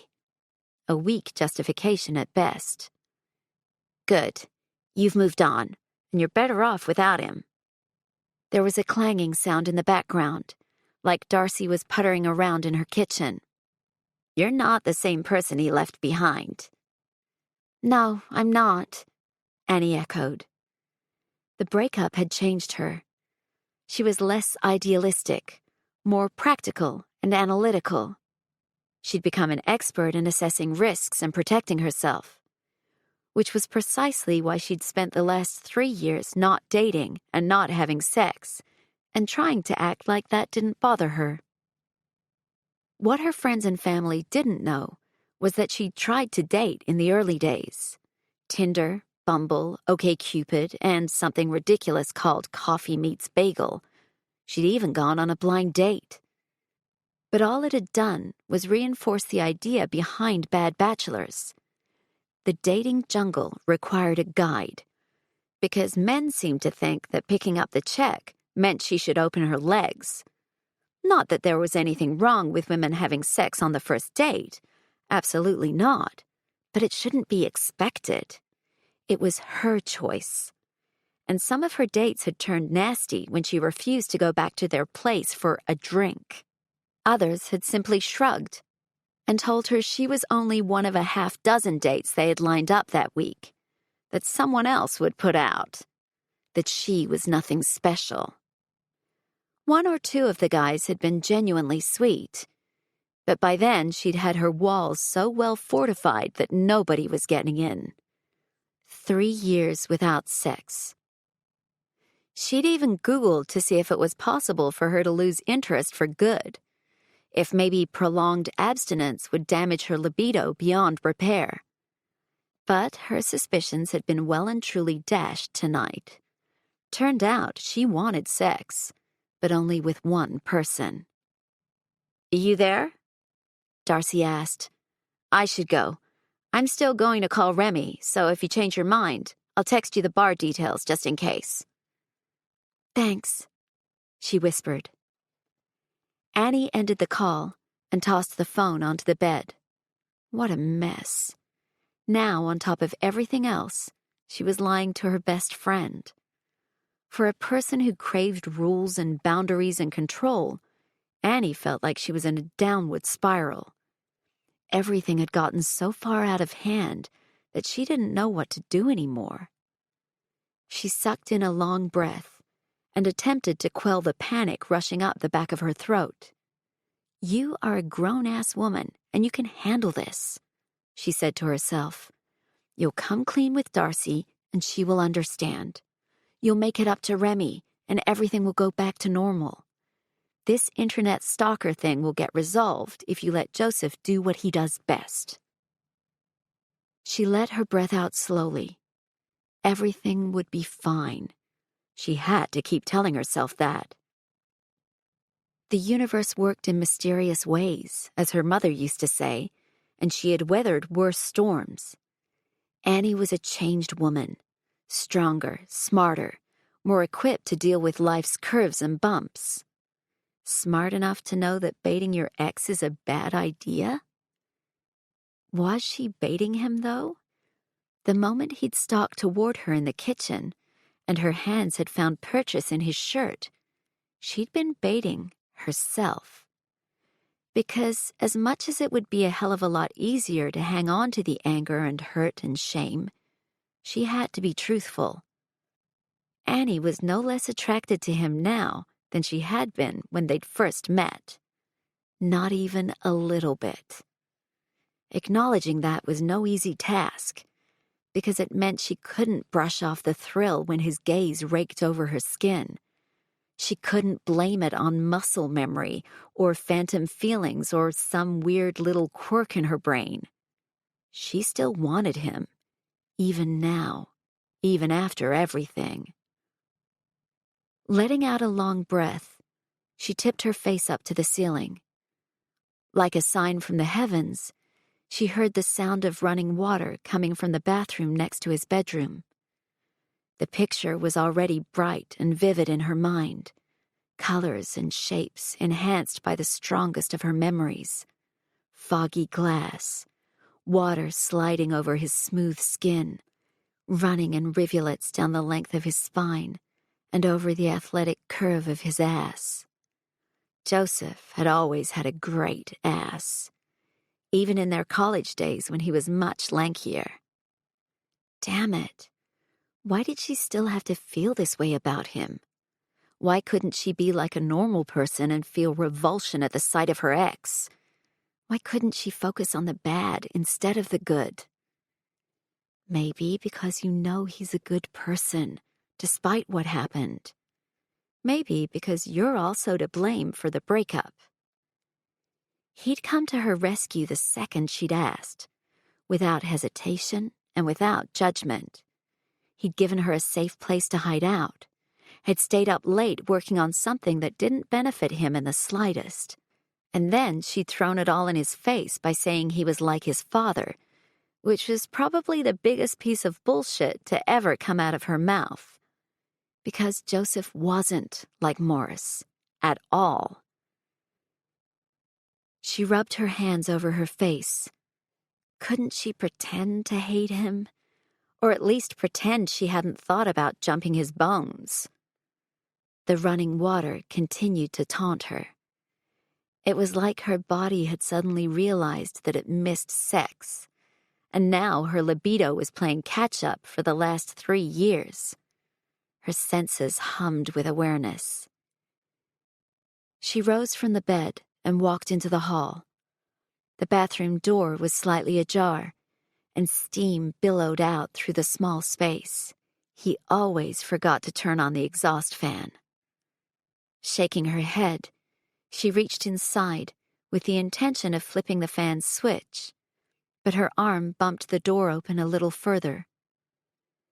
The mirror was quickly being consumed by fog, but a clear patch revealed slick, bare skin. Against her better judgment, she pushed the door open a little wider.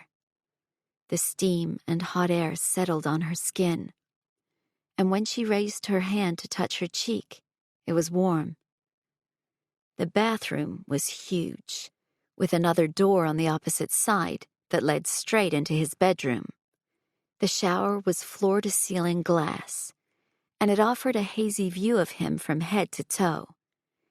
He had one forearm braced against the tiles, head bowed to the rushing water. It was like a modern art exhibition, his perfect body sculpted straight from fantasy, with every muscle toned and taut, every line clean and smooth. This is the part where you turn around and leave. Go back to your room. Do whatever you can to bleach this from your brain. Her brain was so good at dispensing advice, but not all that great at following it. It seemed that whatever part was responsible for motor function was on Team Get Some. She closed her eyes for a second, willing sensibility to kick in and drag her horny ass back out of there. But a soft sound shattered whatever scraps of willpower she'd mustered up.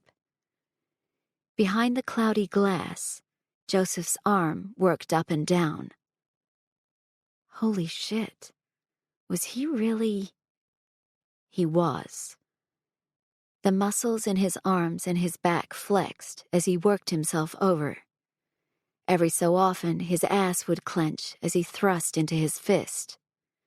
The foggy glass hid all the details, but her mind could easily color in the rest. The soft trail of hair from his belly button down to his cock, the hard, strong length of him. The jolt of arousal hit her so hard it might as well have been administered by jumper cables. Her body was a live wire, crackling and seriously, desperately hot. Watching him was like being in his head. His feelings were hers. His pleasure was hers. Was he thinking about her? Her hands came to the hem of her sweater, like someone else had the remote control to her brain. She dragged the fabric up over her stomach, over her breasts, and over her head. Annie, what the fuck? What the hell are you doing in here? She popped the button on her jeans. Now he faced her, the steamy glass attempting and failing to hide his mouth-watering body. I'm sick of dancing around it. She drew the zipper down on her jeans and shoved the fabric over her hips, taking her underwear along with it. It's obvious you and I have some unfinished business. I'd rather deal with it now and get it out of the way. Unfinished business? He shook his head. You think sex is the problem we never dealt with? She unhooked her bra and let it slide down her body. His indignant act was all well and good, but he wasn't exactly averting his eyes, and his erection bobbed in front of him. We've been circling each other like animals. It's clear there's tension.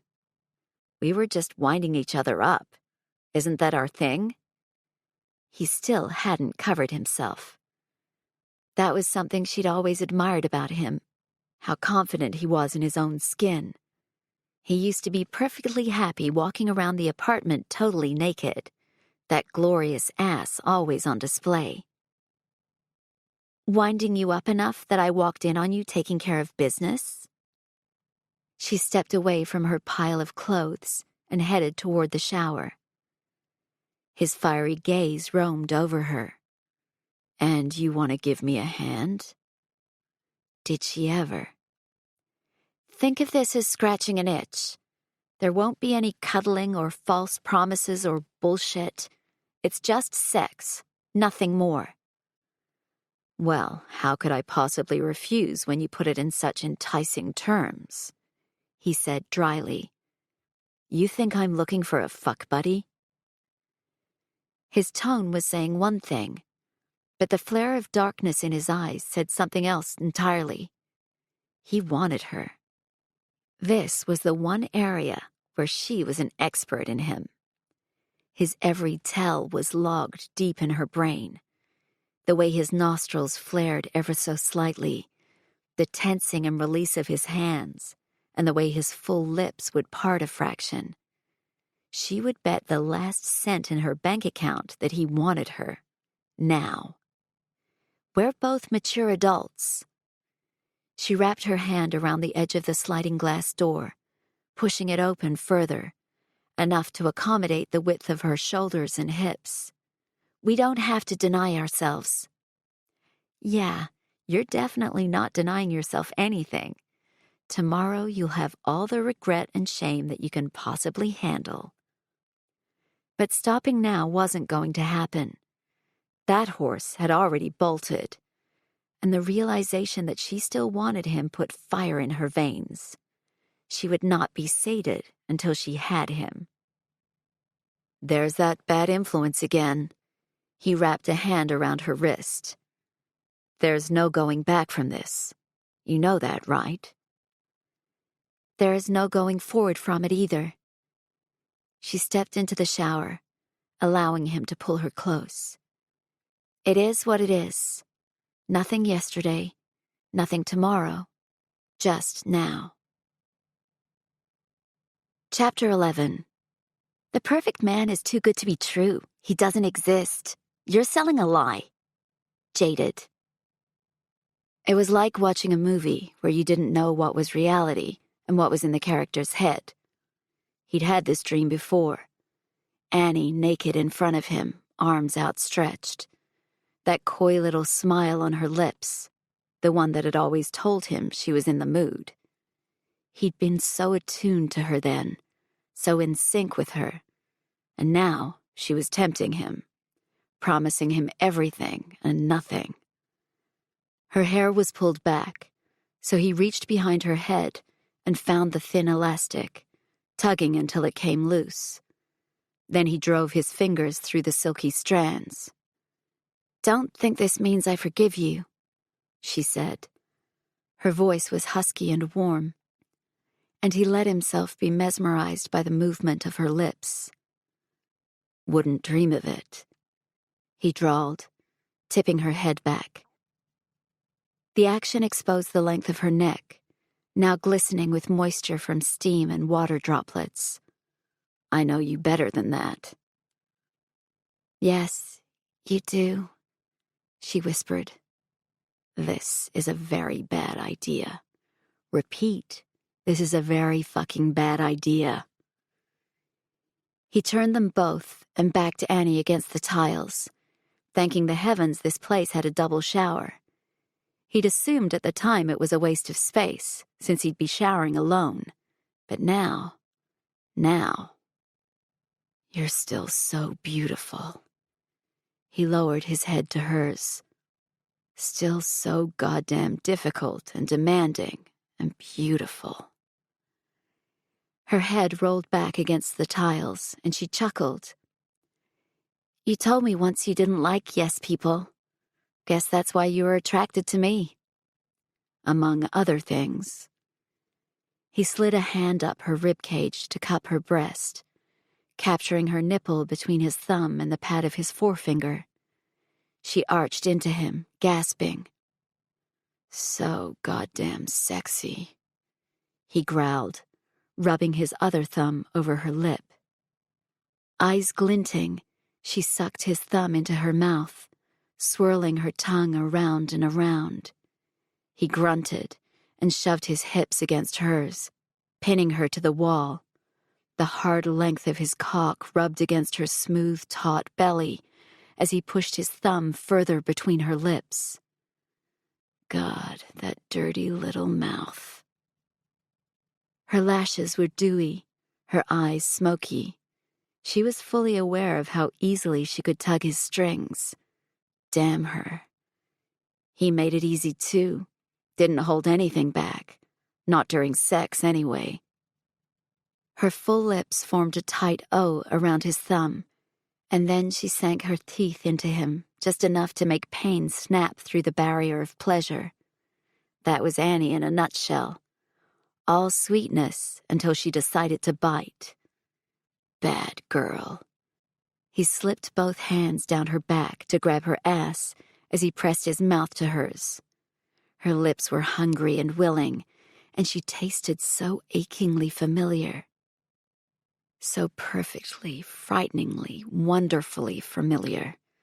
The rightness of it made him want to fall to his knees, but there was no way he could let on that this was anything more than sex, that it was anything more than primal need and pent-up lust and the consequences of too much work and not enough play. Are you going to tell me if you were fantasizing about me before? She peppered his face with kisses, her fingers tangling in his hair as she stood on her tiptoes. Warm water sluiced over them. Before? I saw you, Joseph. She shot him a look. Shit. Maybe it had been a risky thing to do, knowing she was so close. But he figured it might help ease some of his tension. Because walking around his apartment with a hard-on while he tried not to eye-fuck his ex-girlfriend wasn't going to lead anywhere good. So he'd stepped into the shower and found himself already hard enough to drill through concrete. She always did that to him. Every damn time. Saw me what? Maybe he could get her to back down, just this once. I saw you stroking yourself. She reached down between them, wrapping her hands around him. He grunted as she squeezed, twisting her hand around the sensitive, throbbing head. I saw you tugging on your cock like your life depended on it. His one-handed attempt paled in comparison to this. Masturbation was all well and good, but anyone who said it held a candle to the two-player version was full of shit. And he pressed his forehead to hers. You were thinking about me? Her gaze wavered. You asking or telling? She swallowed. Telling. Her hand worked him up and down, and since he'd been well on his way before he'd found her stripping in his bathroom, he was precariously close to the edge. Joseph wrapped his fingers around her wrists and brought them above her head, holding her hands against the tiles. She looked like a meal, a decadent dessert waiting for him to take a bite. Tell me, since you seem to know so much, what was I thinking exactly? He held her in place with one hand and lowered his head to her breasts, dragging his tongue over one distended pink nipple. The muscles in her wrists flexed under his hard grip as she arched against his mouth.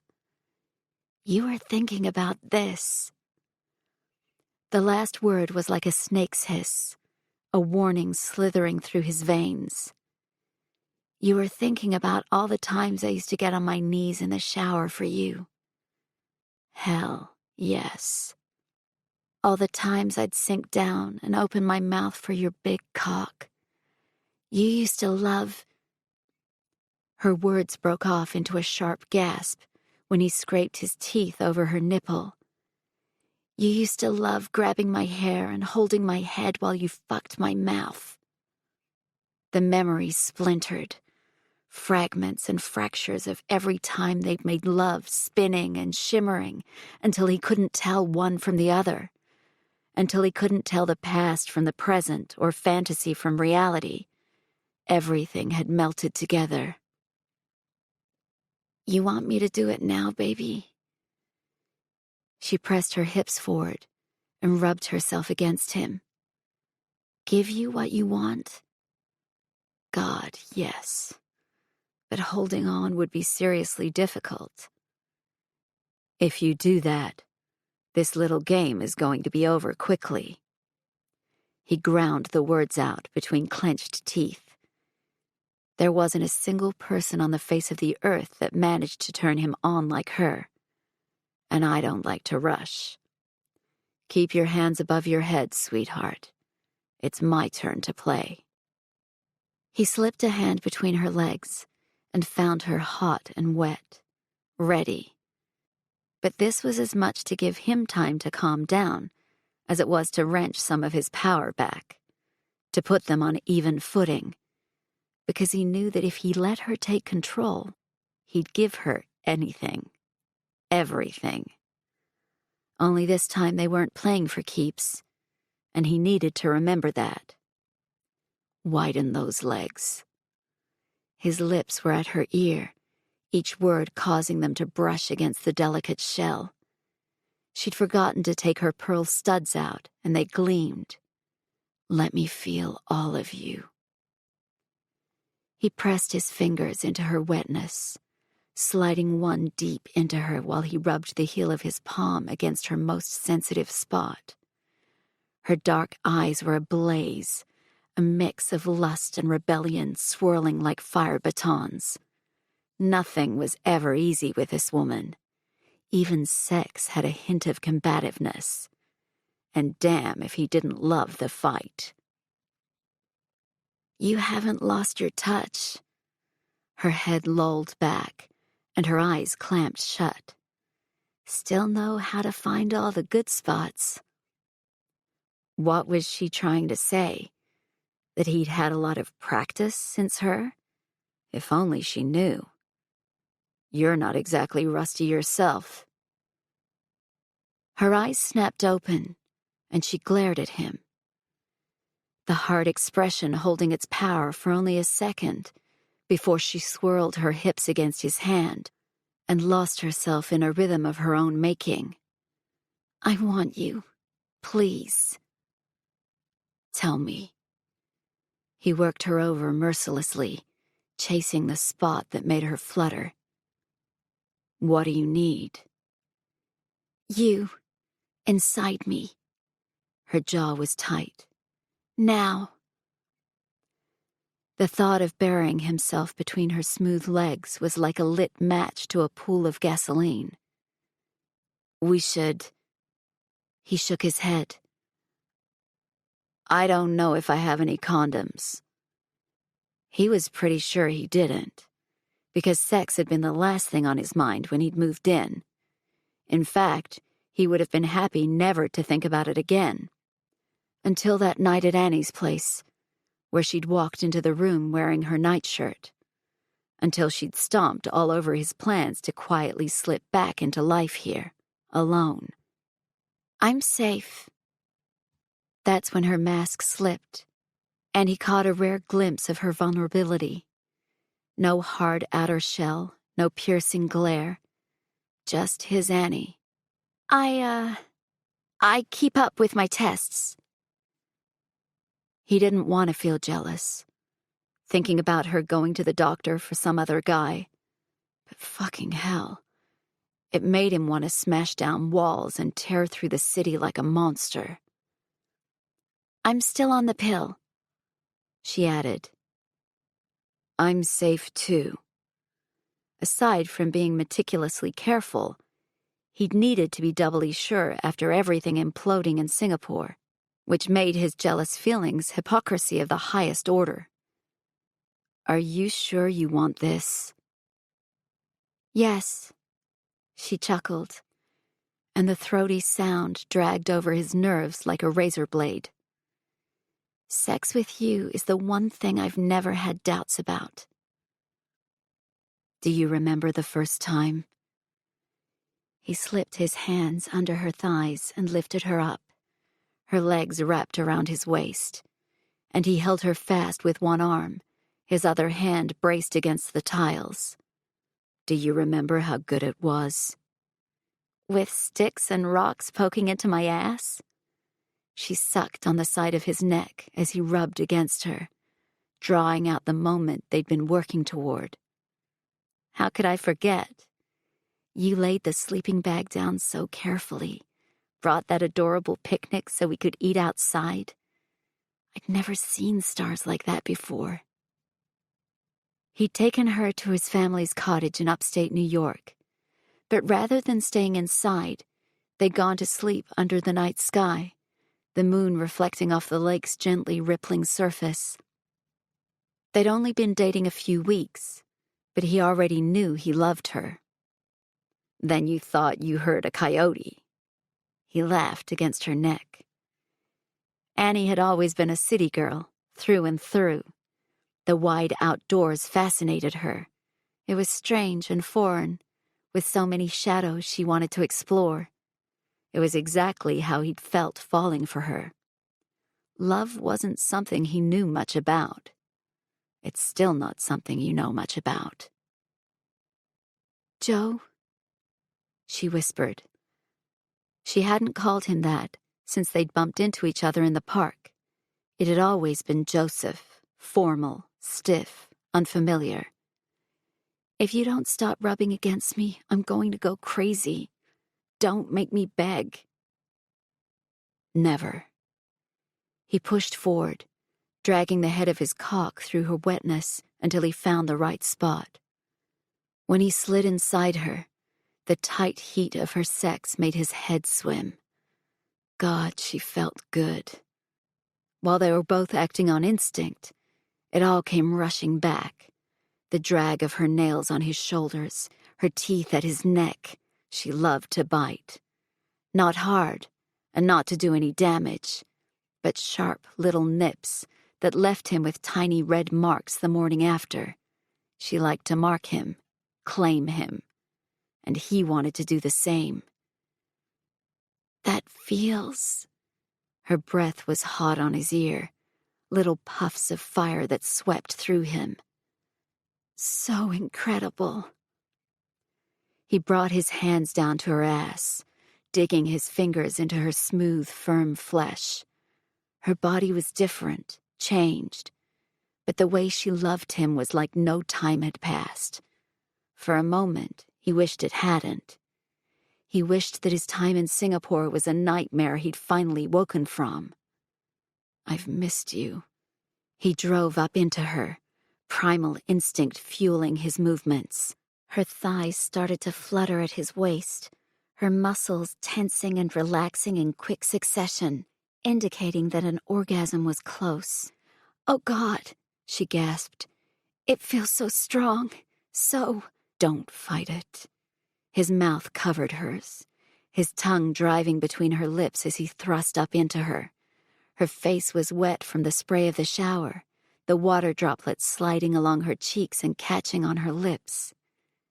"Joe," she mewled into his neck as the first wave of her orgasm hit hard, making her arms tighten around him like a vice. "I've missed you." The words were so hoarse. Had he imagined them? Was he hearing what his subconscious wanted, pretending his words had come from her? The rushing water and slap of skin on skin had nearly drowned her out. Or had they? Perhaps his mind was filling in the blanks, taking the words from his head and putting them into her mouth. There wasn't much more he could do to hold on. Annie's body was heaven in his arms. The way she clung to him was a balm for his soul, and the way she rocked her hips, a wicked glint in her dark eyes, left no opportunity to draw things out. With one last thrust, he seated himself deep inside her and came hard, cradling her head with his hands and pressing their foreheads together. Yeah. This was an epic mistake. Annie held onto Joseph's arms as she lowered herself down. Her legs were jello-infused, making the rest of her body shaky and uncertain. "You told him you missed him. What the hell were you thinking?" At least she'd managed to keep her celibacy a secret. That would have been worse. That she was so pathetic in her pining for him that she hadn't been able to move on. Sucking in a big breath, she looked up. "Well, that was... fun. Reckless." He was so disheveled and handsome that it was physically painful to look at him. ill-advised. All of the above. She sucked on her lower lip. The water was still warm, one of the perks of living in an expensive condo building. She shifted under the spray to clean herself up, and then wrenched the tap shut. Joseph kept a hand on her shoulder as he reached outside the shower to grab a towel, like he thought she might bolt. She would have, if it wasn't for the stupid Jell-O legs. Do you regret coming in here? He wrapped a towel around her shoulders and rubbed his hands up and down her arms. No. It was the only honest way she could answer him, because her body hadn't felt this satisfied in a long time. Her limbs ached, and the spots where his facial hair had rubbed against her skin felt sensitized in a way that was exciting and new. But that was the key thing to remember. It was physical, nothing more. Any feelings attempting to push their way into the equation could be written off as nostalgia. They'd had good times, a lot of them in fact, but that didn't change anything. They stood in the shower, his magnificent body spattered with water droplets and looking so perfectly cut. She suddenly felt a little intimidated. She tugged the towel tighter around herself. Joseph's hair was darkened by the water, and against the slate and stone backdrop of the bathroom, his eyes appeared even more vibrant. So, she averted her gaze, this is a little awkward. Usually, after sex, they would curl up on the couch or in bed. They'd talk and laugh, and often end up going for round 2. And since she had no other experiences to draw on, she wasn't sure what to do. Neither one of them was making the first move. I can make some coffee, he offered. Is that... Fuck, I don't know what I'm doing. Yeah, me neither. This is kind of uncharted territory. The tension eased a little in her chest. For some reason, the fact that he also seemed a little awkward made her feel better. If he'd turned into a playboy with smooth moves, she would have wondered how he'd honed those skills, and with whom. You know he's been with one other woman since you, at least. Anneke van Beek, daughter of wealthy Dutch expats living in Singapore. Tall, blonde, slim, but curvaceous, like a Victoria's Secret model. An it girl who frequently graced society pages. She'd even been photographed for the Sartorialist in leather trousers and vintage YSL. And the one interview Annie had read about her made it seem like she was a genuinely lovely person. The woman was literally everything Annie was not. Why don't you get changed? I'll get us something to drink. Joseph's lips pulled into a smirk. Something stronger than coffee. Stronger is good. Annie swallowed and went to turn away. But before she could leave the fantastical bubble they created in his shower, Joseph lowered his lips to hers. The kiss was searing and exploratory. He coaxed her mouth open and tipped her head back. It was possessive, passionate, the kind of kiss that could truly destroy her. When he released her, she groped for the shower door to steady herself. This was insanity. Tomorrow she would wake up, and the world would be colored by this mistake. You've done it now. Having a drink isn't going to make a difference. Annie clutched the towel as she padded to the guest bedroom to change into something warm. Outside, rain pelted the windows, blurring the city skyline and making streaky patterns on the glass. Just a drink. She shook her head and wriggled back into her jeans and a fresh sweater. She was out of clothes now, having not packed enough for more than 2 nights. Tomorrow, she would need to face her apartment. 1 drink. Keep your hands to yourself. Easier said than done. Even after shower sex hot enough to melt the floorboards beneath her feet, she didn't feel sated. There was a lot of catching up to do, and her body's needs would not be hushed with this one offering, no matter how good. She followed the sound of clinking crystal and found Joseph in the main room. He stood at the sideboard, sweatpants hanging low on his hips, broad shoulders hugged by a white cotton t-shirt. It wasn't anything special, but on him, well, the guy could make a potato sack look like $1,000,000. She watched the muscles in his back flex as he moved, grabbing 2 heavy tumblers from the cupboard. There were 3 crystal decanters sitting on a silver tray, but only one had anything in it.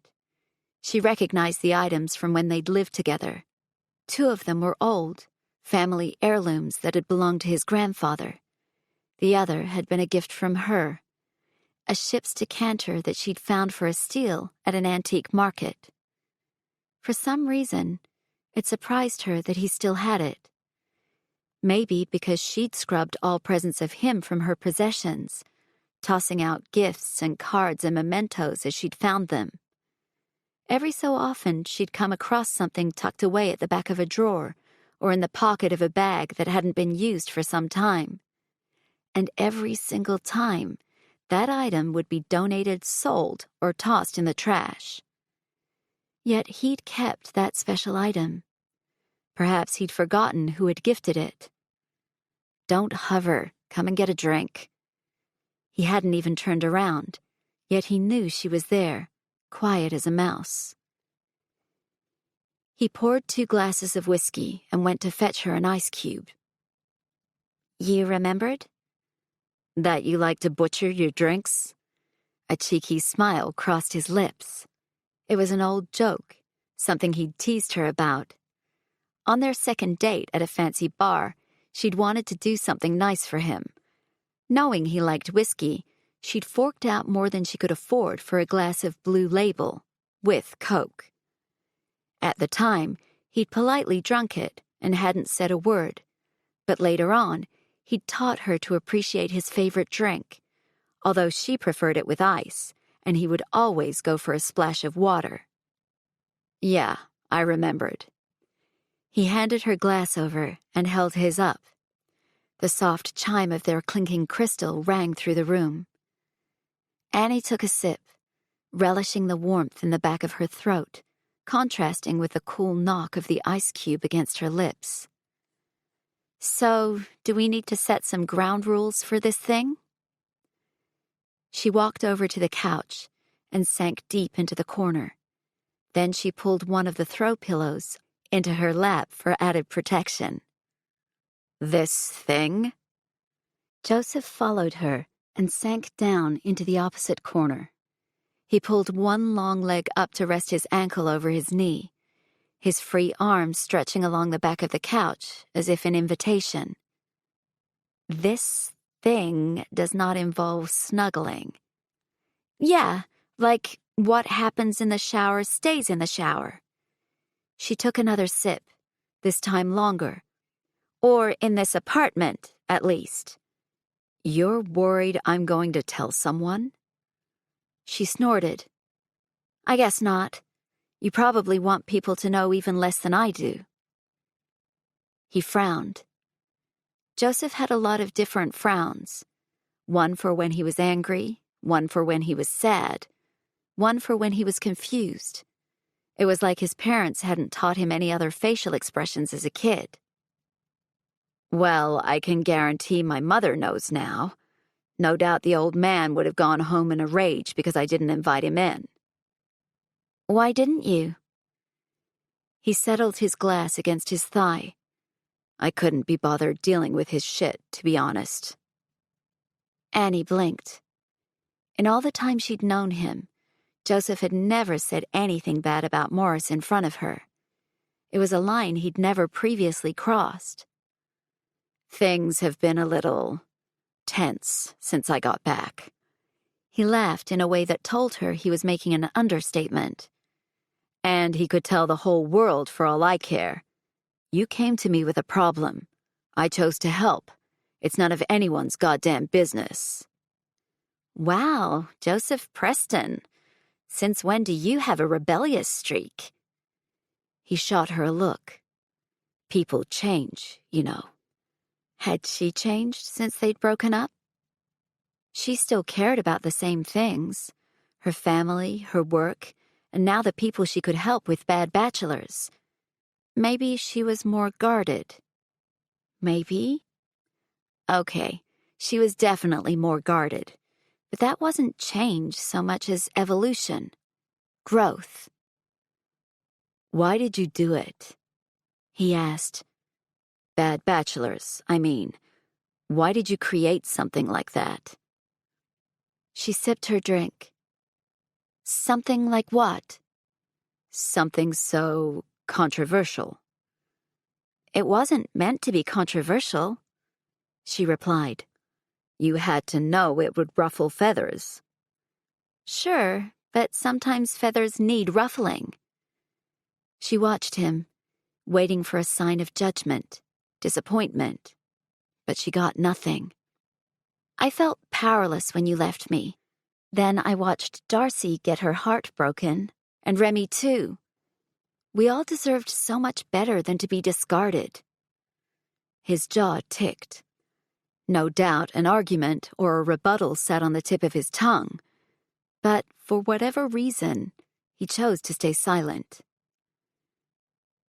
I wanted to do something about it. I wanted to give women a tool to help them navigate the dating world, a safety net. It sounds like you have. You think so? He nodded. I read through a lot of emails last night. It sounds like you've helped a lot of women. I've upset a lot of people, too. She drained the rest of her whiskey and placed the glass on the coffee table. Even my friends. She had no idea why she was telling him this. She had even less idea why he would care. But it was like she'd popped the cork from a champagne bottle, and all the words fizzed out of her. She told him about Remy. The director of her show was reviewed a lot on Bad Bachelors. It caused him problems with his business, and he lost funding from one of their big investors. She came to me, wanting me to remove his reviews. Annie cringed at the memory. Remy had been so upset, and Annie had been forced to choose. From one day to the next, she vacillated on whether or not she'd made the right call. I said no. The integrity of the site is based on the fact that I don't curate reviews. I don't want to influence people's opinions. I only want them to have the truth. Well, after her slip-up early on when she'd posted information about Darcy's fiancé, that was. What she'd done was utterly wrong. She knew that, and she'd made it a point not to repeat that mistake. And she wasn't happy with that? Annie shook her head. No, she was furious with me because she said the reviews weren't only hurting her boss and the show, they were hurting her too. We haven't spoken since. Have you tried to make up with her? I'm scared, Annie admitted. I'm scared that she's going to hate me forever. If she did, I wouldn't blame her even a little bit. Joseph didn't say anything. He simply sat there and bobbed his head. Aren't you going to tell me I've done something horrible? Annie asked, shifting on the couch so she was facing him head on. Aren't you going to tell me that it's an evil idea to think we can rate humans? That it's simply my broken heart talking? It was easier to use her words as a defensive shield, because he'd already gotten too close. Far too close. He'd waltzed back into her life, and she'd gone to him. It was just like the hacking attack she'd fallen for. Effective because she'd made the connection. She'd been the one to suggest further contact. And she couldn't blame him at all. It was her doing, and hers alone. Why would I say that? He asked. Because if you read the emails, you must have seen the bad ones too. His blue eyes were so unnervingly still, luminous. It was like stepping out onto a frozen lake and not knowing whether the surface would be strong enough to hold you. She waited with bated breath to see if a crack would form beneath her feet. I did. He studied her, and she clutched the throw pillow tighter to her chest. She hated the way he could see through her like that, like he knew everything. And if you think I'm going to side with people who are threatening your safety over the fact that you built a website, maybe you don't know me very well after all. That was her Joseph, always so level-headed. She'd been the firecracker in that relationship, hot-blooded, quick to spark. She was fire, and he was ice. It's why they'd been so combustible, and ultimately incompatible. Have you told your family about it? He asked. She bit down on her lip. No. For a moment, she wondered if he might ask why, but he didn't. Her answer was ready.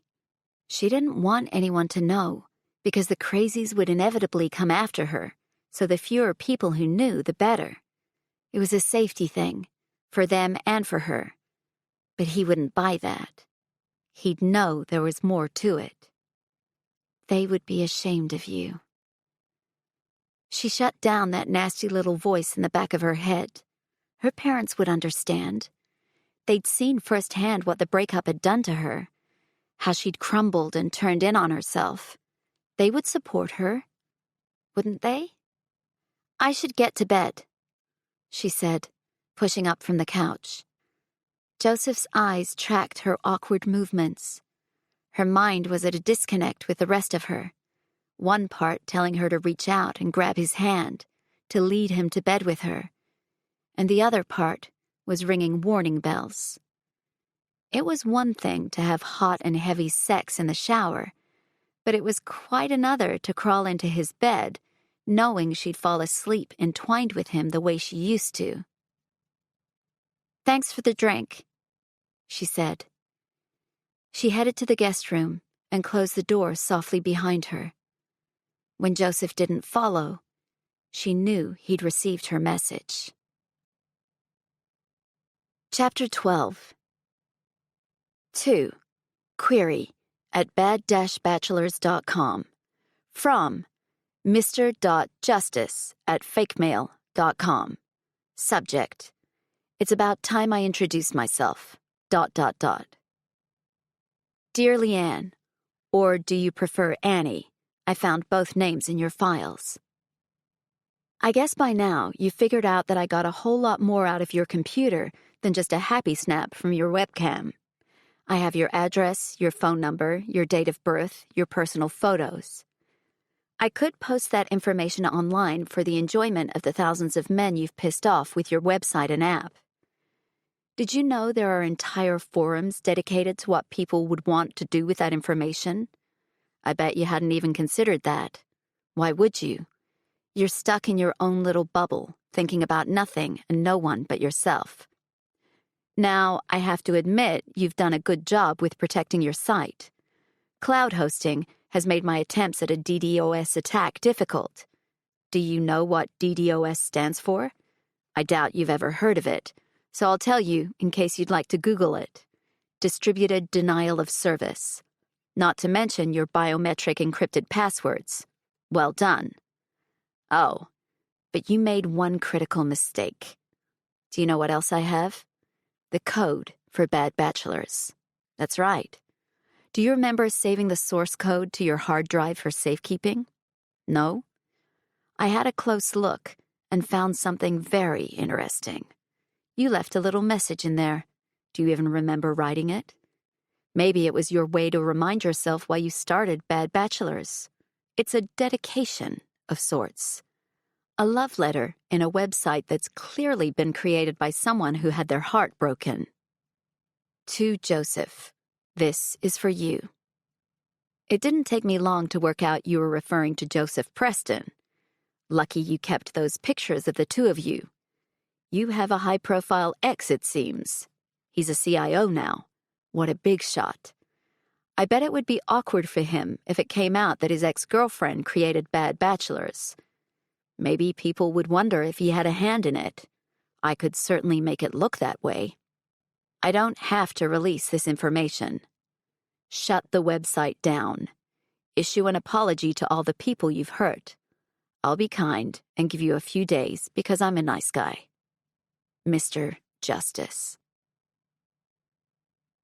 Annie walked into her favorite cafe and ordered a latte. The words came easily because she was on autopilot. The truth, however, was that her brain had short-circuited.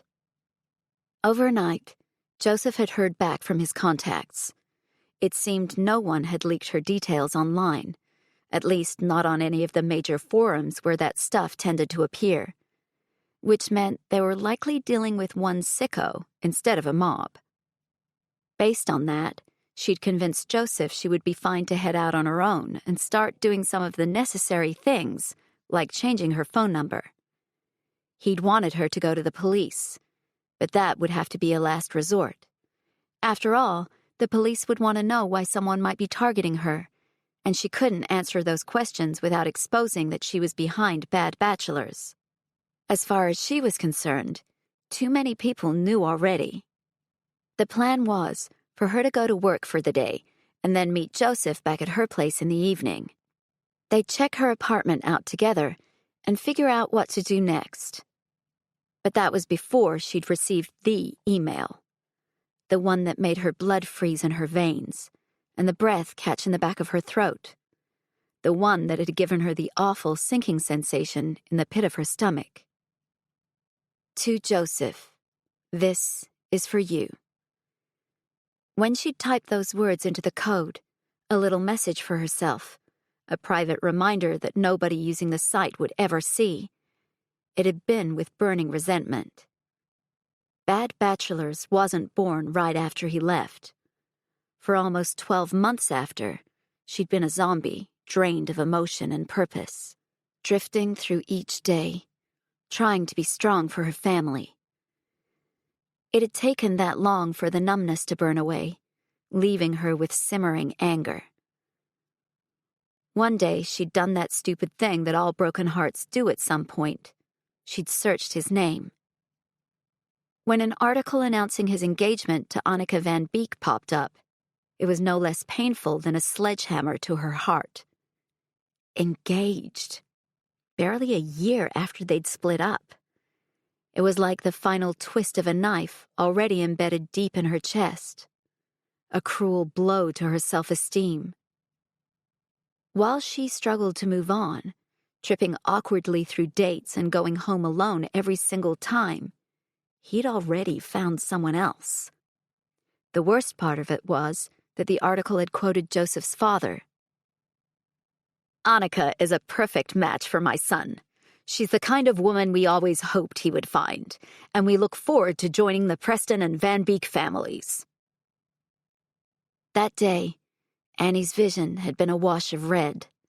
It had descended like a fine mist, coating her completely. She'd saved the article, in case she had a moment of weakness and wanted him back. And then she'd started to code the website. It had taken her over a year to build it, since she was learning everything piece by piece. But when she decided to do something, she would throw herself into it. Some advice from a former coworker had helped her secure the site. Cloud hosting with multiple redundancies, a super secure encrypted password system. And Bad Bachelors was born. To Joseph, this is for you. She had forgotten about that message. Maybe not forgotten, but ignored, suppressed. What had changed in the scheme of things? Nothing. He was still her ex, still the guy who'd shattered her understanding of love and loyalty. Annie smiled at the server as her latte was passed over, but the expression felt brittle. She carried the cup to a small empty table in the corner of the cafe and let the warmth of the drink infuse her with a semblance of normalcy. Nothing had changed. So why did thinking about him feel a little less painful? a little less like punishment. Annie. Her head turned at the sound of a familiar voice. Remy, hi! Remy stood, holding a paper coffee cup between her hands. Her ballerina's figure was encased in tight black jeans and a pink coat, a thick cream scarf wrapped around her neck. Being an Aussie, she always felt the New York chill more quickly than those who'd lived through the snowy winters from childhood. I wasn't sure you'd come. Annie's relief took the edge off her worries. Remy bobbed her head. Well, here I am. Do you want to sit? Sure. Remy set her cup down and shrugged out of her coat and scarf. Underneath, she had on a fitted sweater. How are you? God, this was so awkward. It hadn't been like that with Remy before. Not since the first time Annie had gone to visit Darcy after her new roommate had moved in and the three of them had ordered pizza and sipped wine out of plastic cups. She'd liked Remy right away. Liked her carefree attitude and snappy humor and genuine friendliness. Then you had to go and flush all that friendship down the toilet. Good. Annie nodded. The silence stretched on until she was sure the tension was starting to infect the people around them. The couple next to them stood and left. How's Wes? Remy sighed. For a moment, Annie thought she might unleash the fury. After all, that was how they'd ended things last time. Remy had asked her to choose between their friendship and bad bachelors. Annie had stubbornly refused to interfere with the reviews on the app, and thus had picked technology over her friend. It's not about technology. It's about purpose, truth, isn't it? What are we doing? Remy shook her head. I don't want to sit here and make bullshit small talk. I'm assuming you didn't invite me here for that. That was Remy, always cutting to the chase. No. Annie shook her head. What reason was she supposed to give? That she was desperately trying to get things back to the way they used to be, even though she knew it was impossible? Could she even salvage things? She had no idea. I wanted to apologize. Took you long enough. Remy folded her arms across her chest. I wanted to give you some space after... Annie sipped her coffee, but it tasted like nothing.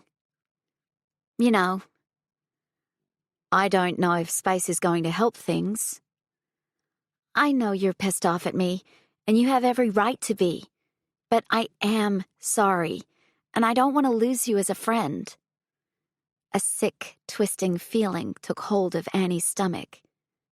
I've always been one of those people who shied away from being part of a big group. I'd rather have one or two great friends than an army of acquaintances. But I knew from that first night you moved into the old place with Darcy that you were one of us. Really? A smile ghosted over Remy's shiny pink lips. I never thought I'd fit in with cool New Yorkers.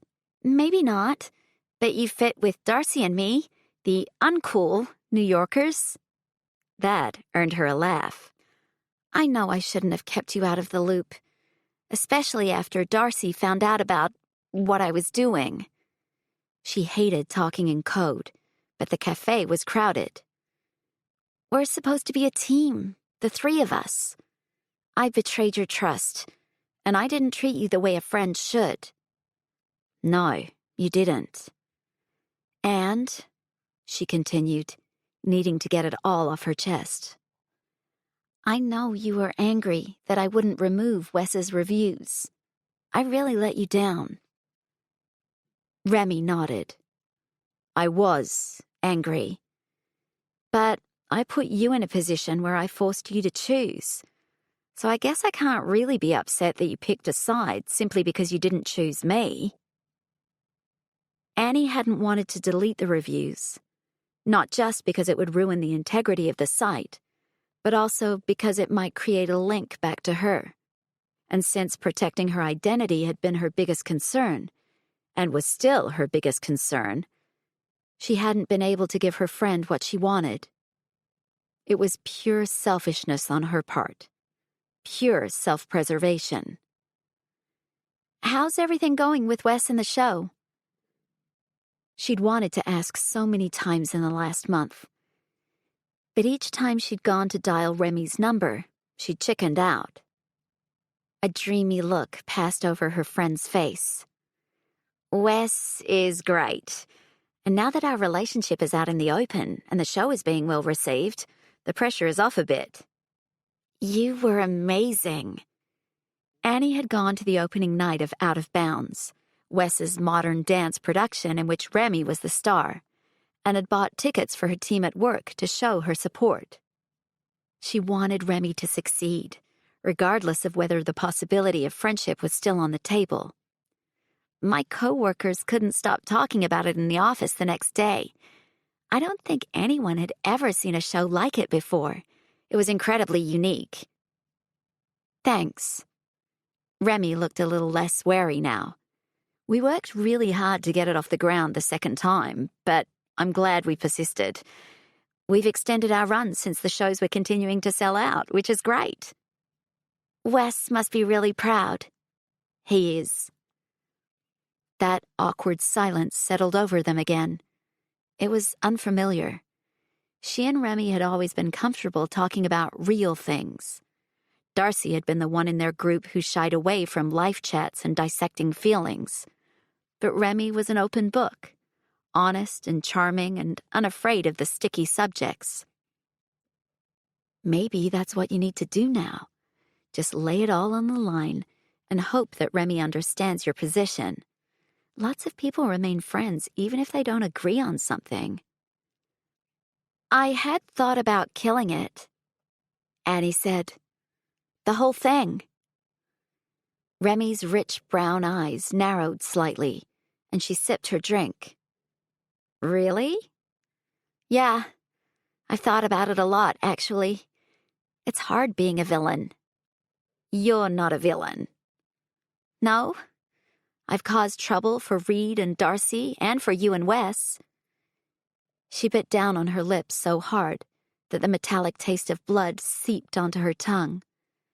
"I get people telling me every day what I'm doing is wrong and appalling and hateful. Am I just toying with people's lives?" "You're not the one writing these reviews." Remy sipped her drink. "Do you think Amazon feels guilty if someone trashes a book? They provide the platform, not the reviews." "We're not talking about books, though. These are real people." The words caused something to shift in Annie's chest. She hadn't voiced these reservations aloud before, but that didn't mean they hadn't been circling in her brain. Real relationships. And I give people a platform to say what they like. I draw attention to them. How much attention? She cradled her drink, looking down into the milky depths. Her reflection was distorted. "I'm getting 50,000 hits a day on the website, and it's growing. People are looking at it from all over the world. The app has over 100,000 downloads."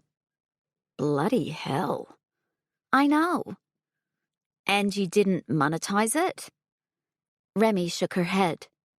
"You'd be filthy rich by now." "The money isn't the point."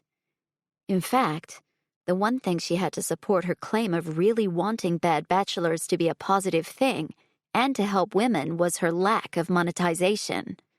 It wasn't a get-rich-quick scheme. It wasn't a get-rich-slow scheme either. Despite that, she got daily requests from brands wanting space for ads and investors wanting to buy in. But that wasn't what motivated her. "My friend Mish has been using your app," Remy said. "The barista who works next to her Lexington bar studio asked her out a while ago, but she'd come out of a bad relationship. When she looked him up and found he had nice reviews saying what a sweet guy he was, she decided to go out with him. I haven't seen her this happy in a long time. These were the stories that kept Annie going. Hearing how bad bachelors had brought people together, how it had helped them out of a dark place and into a better one, made all the threats and the shitty emails worth it. It made me realize I have to shoulder some of the blame for our fight. Remy said, I can see how you're helping women. Am I helping more than I'm hurting? That was the real question. I honestly don't know.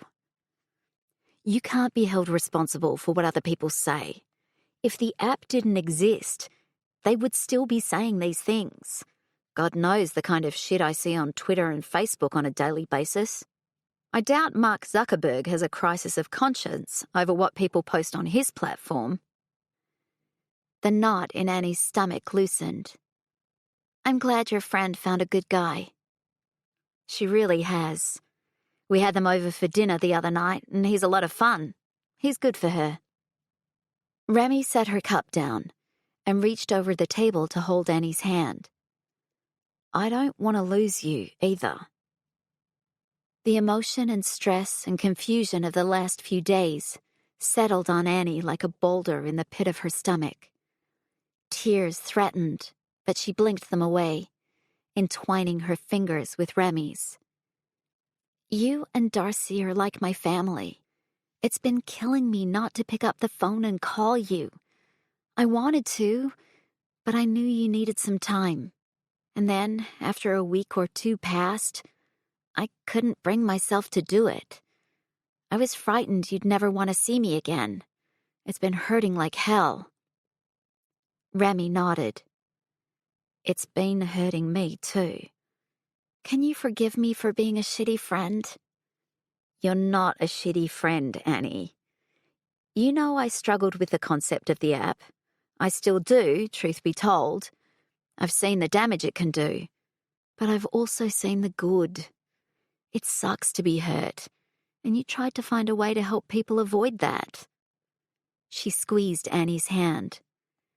And I have to say, seeing what it's done for Mish, I think I understand the positive side a little more. I don't know if I agree with it on the whole, but I do see both sides. Would she think the same thing if she knew that Annie had hidden a message in the code to take a shot at her ex?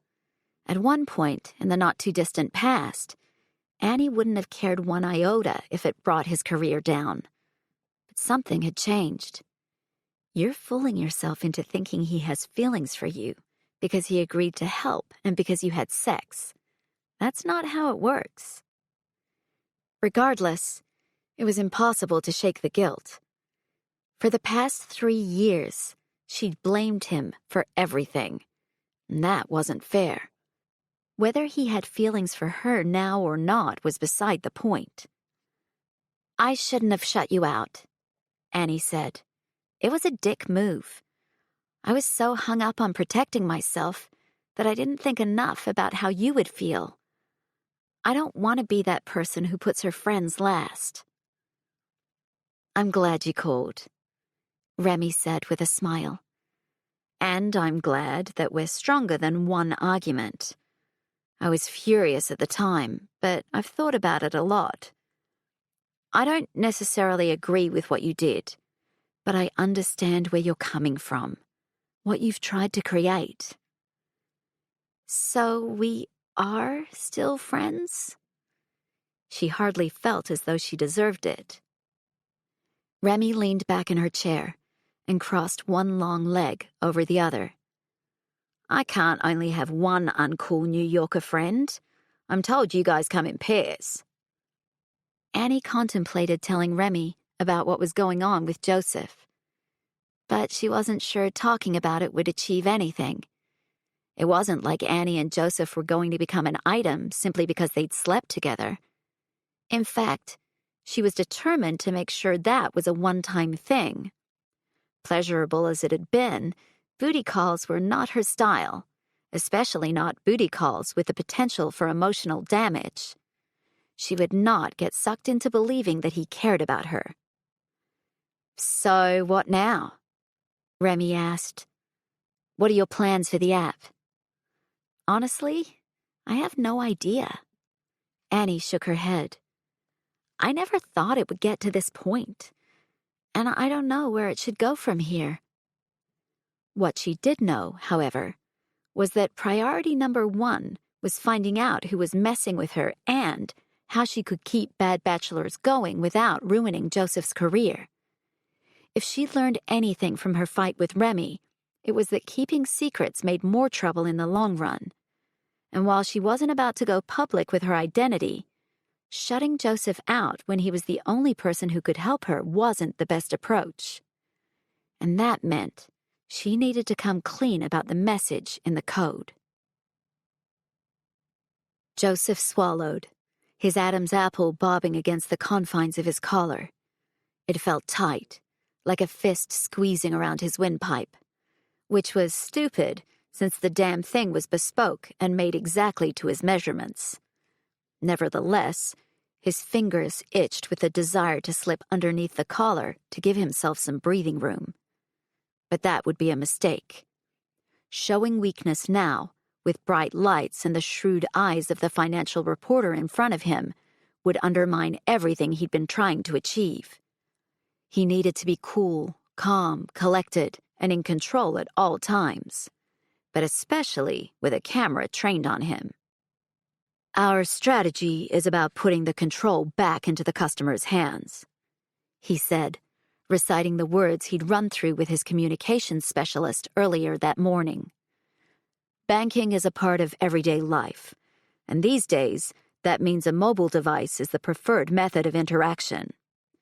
Ultimately, our goal is to allow customers to interact with us in a way that suits their lifestyle, because our customers are young professionals, entrepreneurs, parents, business owners, and retirees.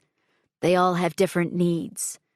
But the one thing they have in common is that they want control over how they bank. So we're giving it to them. You've been very vocal about pushing forward with this aggressive digital strategy, but the fact is, you've got decades less experience than your competitors. The reporter adjusted her glasses. The action felt a little too practiced, almost like she was purposefully appearing accessible and non-threatening, despite the statement she'd just made voicing the concerns he knew others were thinking. It was a technique. Lull the target into a false sense of security. What makes you think you're the best person to push forward with such an ambitious plan? Who better to be at the helm than someone who's grown up in a digital world? I'm a perfect representation of our growing youth customer base because I've always had a computer close by. I know what our younger customers want and how they behave because it's what I want and how I behave. Experience is important, of course, and I have that too. But the value that I bring to the table is that I'm comfortable breaking out of the old way of doing things. I'm here to shake up the status quo. The reporter nodded, her expression showing some begrudging admiration.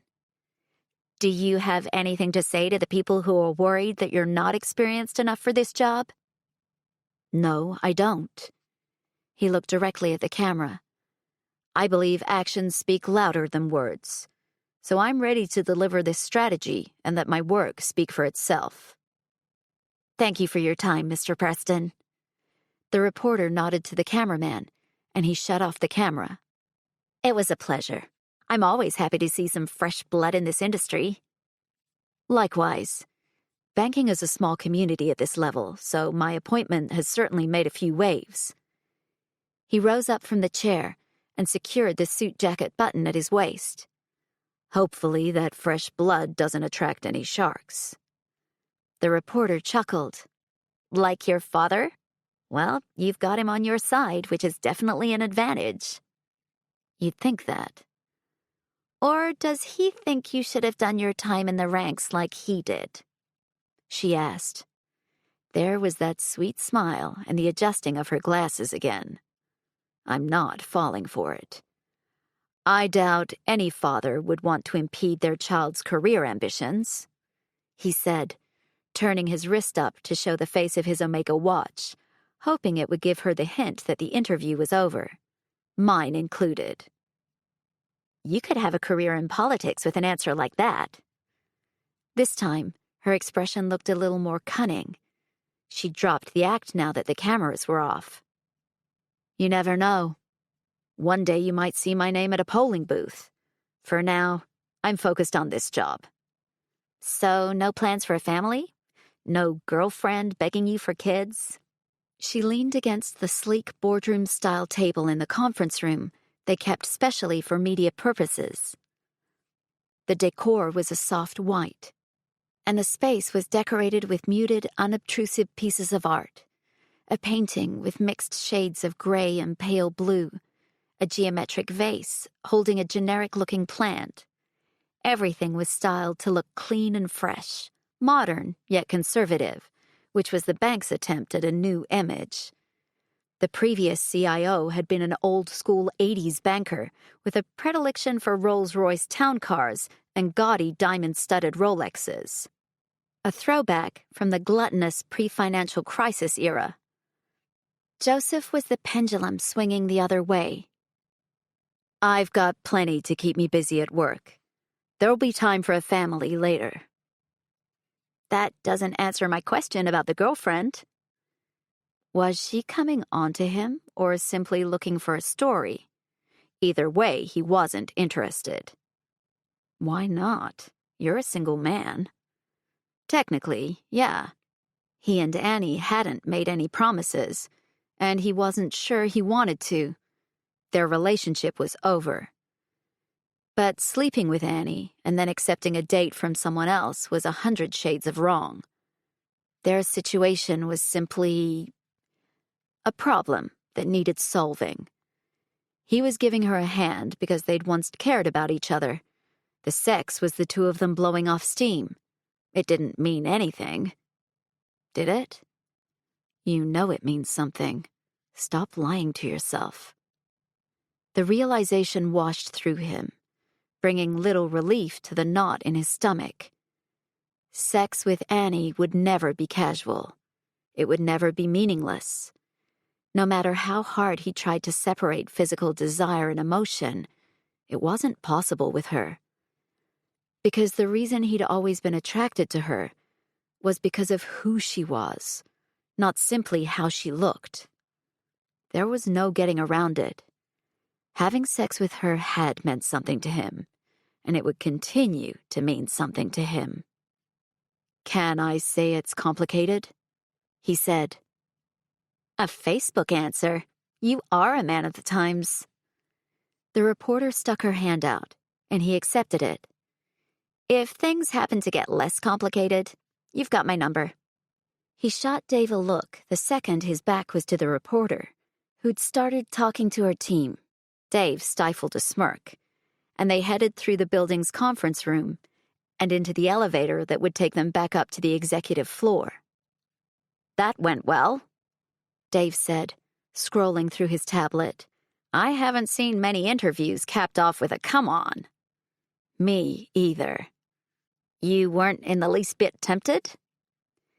Joseph yanked at the tie at his neck, loosening the colored silk and popping the button on his collar.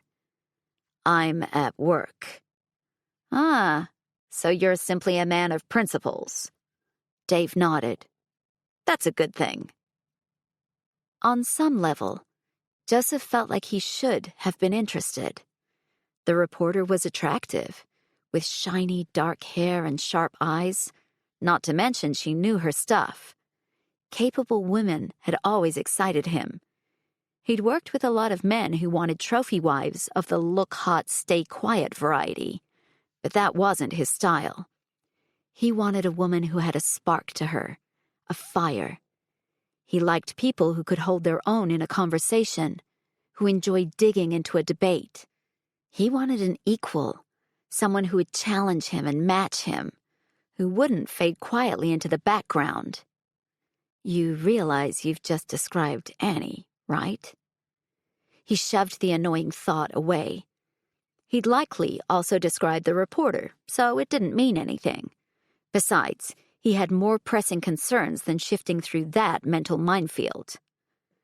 That was the last meeting for the day, right? Joseph's brain was so fried he could barely remember his own name. Despite having had some of the best sex of his life, he'd barely slept. He kept reaching out in the twilight of almost sleep, fingers groping for soft skin and silky hair, and finding nothing. It had jolted him awake every single time. It was like his body had slipped into the past where Annie was by his side. They'd liked to sleep wrapped in each other, and he'd never felt right unless her head was tucked under his chin, the scent of her shampoo filling his nose.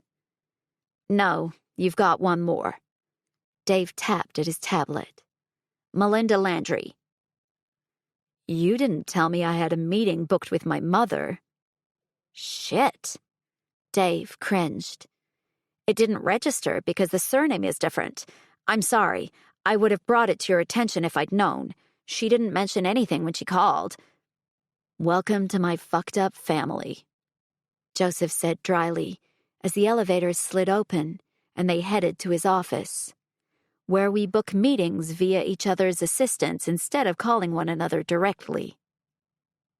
Melinda Landry as in Landry Cosmetics, right? Dave asked. One and the same.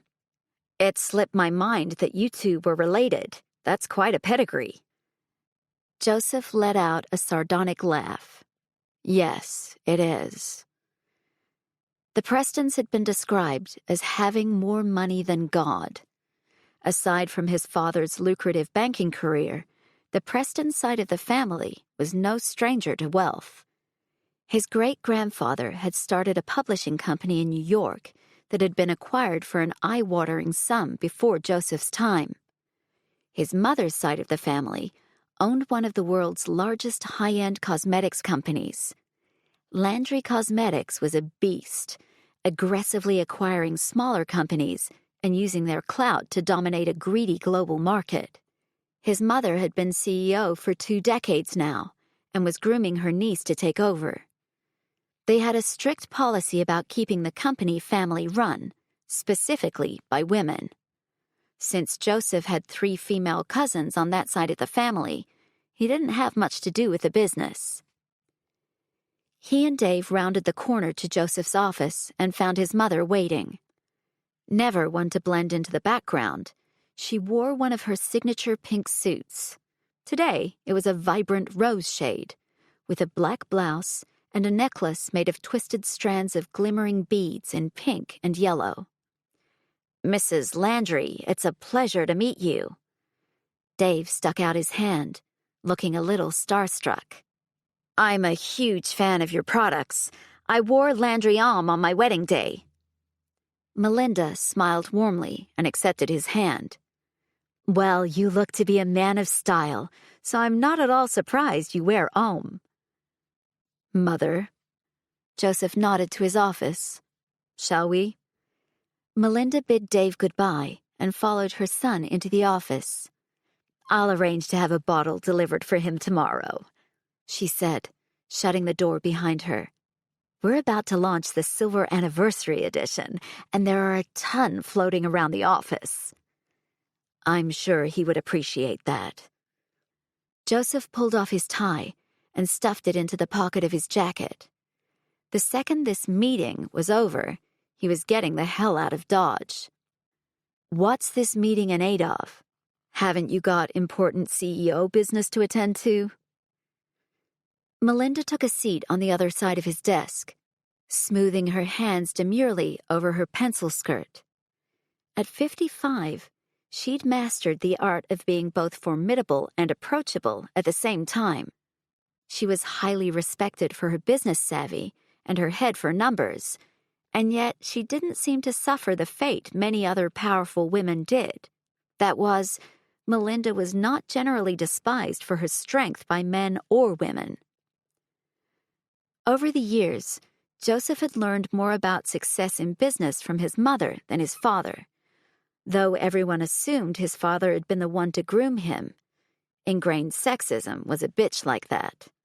I might be a CEO, Joe, but I'm a mother as well, which means I tend to family business when it is required. That was Melinda speak for, "Your dad told me everything." He rolled his eyes. "What did he say?" Her cool, silvery gaze remained steadily on his. "That you had a guest when he came to visit?" "A guest." He shook his head. "Annie was staying with me. You don't have to skirt the issue like it's a taboo subject." "Okay, let's cut to the chase then. Are you back together?" "Not that it's any of your business, but no." He turned to face the view from his office. Winter was fast approaching, and not only were the days rapidly cooling, but they were shortening too. It was barely 5, and the sun had started to sink against the horizon. "She just happened to be staying at your apartment while you weren't there?" "What's the point of this conversation?" Joseph turned and folded his arms across his chest. "If you think you need to reiterate everything you said 3 years ago, you don't. I know your views on her, and I don't want to hear them again." His mother sighed. "I'm not here to upset you." "Just a byproduct, is it?" He looked up to the ceiling and prayed for strength. "I can only imagine what Dad said to her before I arrived." "We're trying to protect you," she argued. "No, you're trying to protect your money. Let's not kid ourselves about that." He all but spat out the words. "It's always about the money. I don't know how many times I've told you that she doesn't give a shit about it. She doesn't want to steal my inheritance." His mother pursed her lips. "She certainly didn't hesitate to take the apartment from you. An apartment that you bought with your inheritance, I might add." 1, I offered her the apartment. 2, it was our home. That's why she was happy to stay. His parents had been livid to find out about the arrangement he'd made without consulting them. In Joseph's mind, it was easier not to fight. Besides, Annie had needed it more than he did. The decision had been an easy one. In any case, it was in my name. Therefore, I owned it and could do with it as I pleased. Despite what you think, it's not about the money.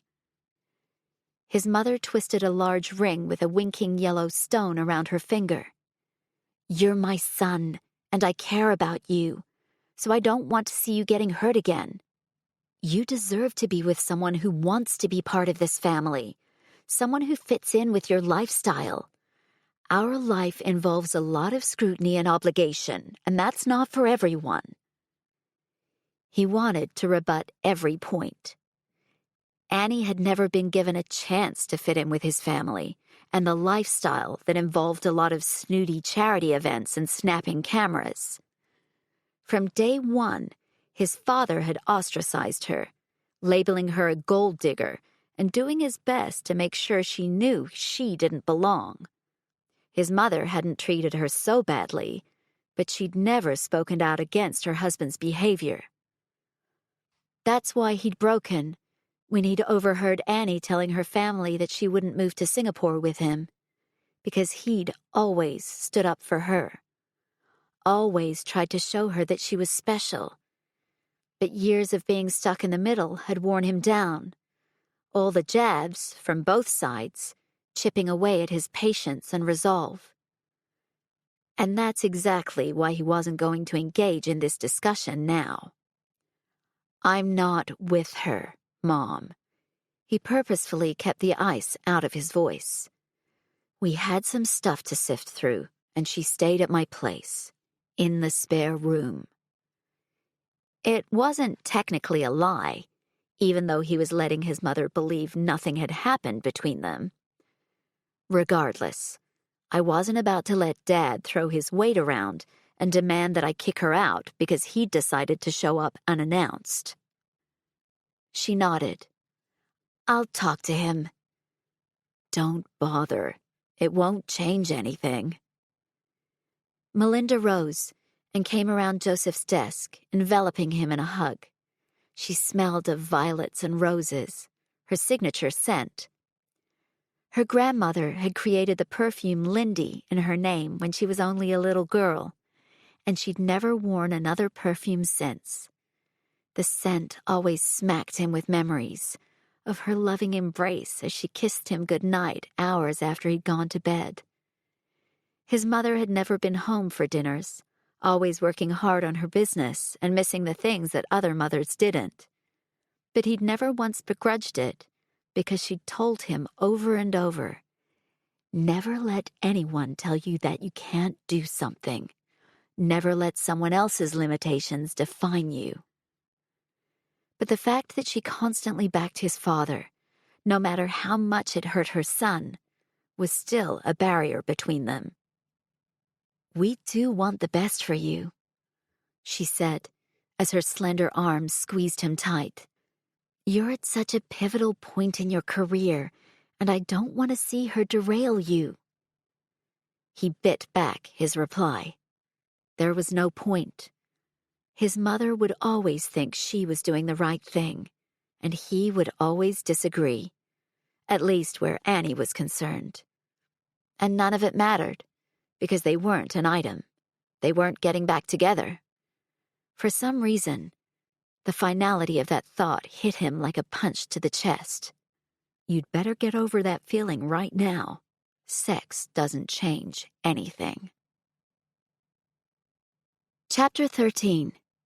In times like these, we need the truth more than ever.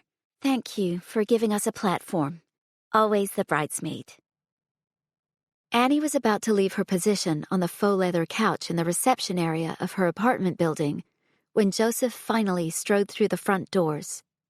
He was still in his suit, black today, with a long gray coat over the top and a red scarf around his neck. The sight took her breath away. There was nothing sexier than a man who knew the value of a good tailor. With each long-legged stride, her body wound tighter and tighter. His slightly overlong hair looked as though it had been styled, but now it was mussed, either from the brisk wind or his fingers. "About time," she said, aiming for a joking tone, but missing. "Sorry, I got ambushed." He pulled the scarf from his neck, and Annie's eyes tracked the smooth wool sliding against his skin. "CEO?" "A CEO, not my CEO." His mouth quirked. "Ah, Mother Dearest dropped by the office, did she?" They headed to the elevator bay. "Yeah. She made an appointment with my assistant and didn't bother to clarify our relationship." They squeezed into the crowded elevator, and the back of Annie's hand brushed against him. She quickly tucked her hands closer to her body. 10 guesses what it was about." "Only need one," Annie quipped. She could only imagine what Melinda Landry would have said about her, on behalf of her brutish husband, no doubt. It was probably a good thing they'd never gotten married. Melinda and Morris were the stuff of in-law nightmares. Yeah, keep telling yourself you're happy it all fell apart. Against her better judgment, Annie asked, "What did she say?" "Nothing of note." Joseph moved to the side to let another passenger out. Within a few floors, they were alone again, and Annie positioned herself on the other side of the elevator. The scent of his cologne was doing funny things to her insides, and that one accidental brush of her knuckles against his leg had been enough to ignite memories of last night. Her body was hungry like she hadn't been screwed 6 ways from Sunday. She was a starving woman reintroduced to food, and now she wanted to gorge herself. "Nothing of note, huh? Isn't that Preston code for I'm too embarrassed to repeat it?" "Something like that. You're still fluent?" A smile tugged at her mouth. They used to joke that his family had its own language, that speaking with his parents required an ability to read between the lines usually reserved for interrogators and FBI agents. "My Preston is a little rusty," she said. "How do you say fuck off again?" "There's nothing more to say." He shot her a crooked grin, and damn if it didn't nearly melt her. Or you could also use, "This is a conversation for another day." "Oh, yes, I'd forgotten that one." The elevator dinged, and he held the door for her. "So, are you going to tell me what she said?" Ugh, why did she even want to know? Clearly it wasn't anything good. Why would it be? His parents had never said anything positive about her or her family. "Dad told her you were at my apartment. She came to talk to me about it." Typical Joseph, shutting her out when she had questions. "That's it." "And what did you say?" "That it's none of their business." They reached her front door. Annie fiddled around in her bag for her keys, her fingers shaking. Was it because she was frightened of what they might find in her apartment? Or was it resentment over the crap that his parents had likely been spinning? "I never did anything to make them hate me," she said, regretting the words the second they left her lips. Too late. Other than being the hired help. "I know." He touched her shoulder. She jammed her key into the lock and opened the door. The apartment was silent as they entered, their footsteps echoing on the floorboards. It only took a few minutes to establish that they were alone, and that her apartment appeared not to have been touched. "You have a high-profile ex, it seems. I don't have to release this information. Shut the website down. Issue an apology to all the people you've hurt." Mr. Justice's words ran over and over in her head. "I want to know what she said. What she actually said." Why was she fixating on this? Maybe because it delayed the moment when she had to confess to Joseph that she'd put his career on the firing line. That, as much as Bad Bachelors had its upside, she'd started it with hatred in her heart. It doesn't matter how it started. It matters how it is now, the good you want to do now. "Do you really want to get into this, Annie?" This was the old Joseph she remembered. Back straight, chin forward, eye contact unwavering. The beard gave him an extra level of toughness. He had the posture of someone who'd been in the military, though, she supposed, living under Morris Preston's rule probably wasn't that different from living with a drill sergeant. "I do." She swallowed and mentally prepared herself for the sting of his mother's words. He made a gesture with his hand as if to say, "It's your funeral." And then he sucked in a breath. "She said I deserve to be with someone who wants to be part of my family and who fits in with my lifestyle." No matter how hard Annie braced herself for the criticism, it still hurt like hell when the blow landed. Of course, by fitting in with their lifestyle, Melinda was referring to the fact that Annie had never known which fork to use in their multiple-course dinners, and that she'd laughed too loudly and worn the wrong things, because people actually stuck to the no white after Labor Day rule. Yeah, right. She shrugged out of her coat and hung it on the stand next to the front door. "They assumed we were back together. Interesting." "Well, you were at my apartment," he said. Joseph was still in his coat, his red scarf bunched in one hand. "While I wasn't there." "I suppose you putting Morris in his place didn't help." "No, it did not." "What else did she say?" He eyed her warily. "Just that she wanted to protect me." Wow, that was quite a comment. His parents had done nothing but hurt him, always putting their careers before their only child, always pushing and pushing and pushing, piling on expectations until Joseph's shoulders sagged from the weight of them. always teaching him to swallow his feelings. The sad thing was, Annie had looked up to Melinda Landry. The woman was everything she'd wanted to become: successful, elegant, smart.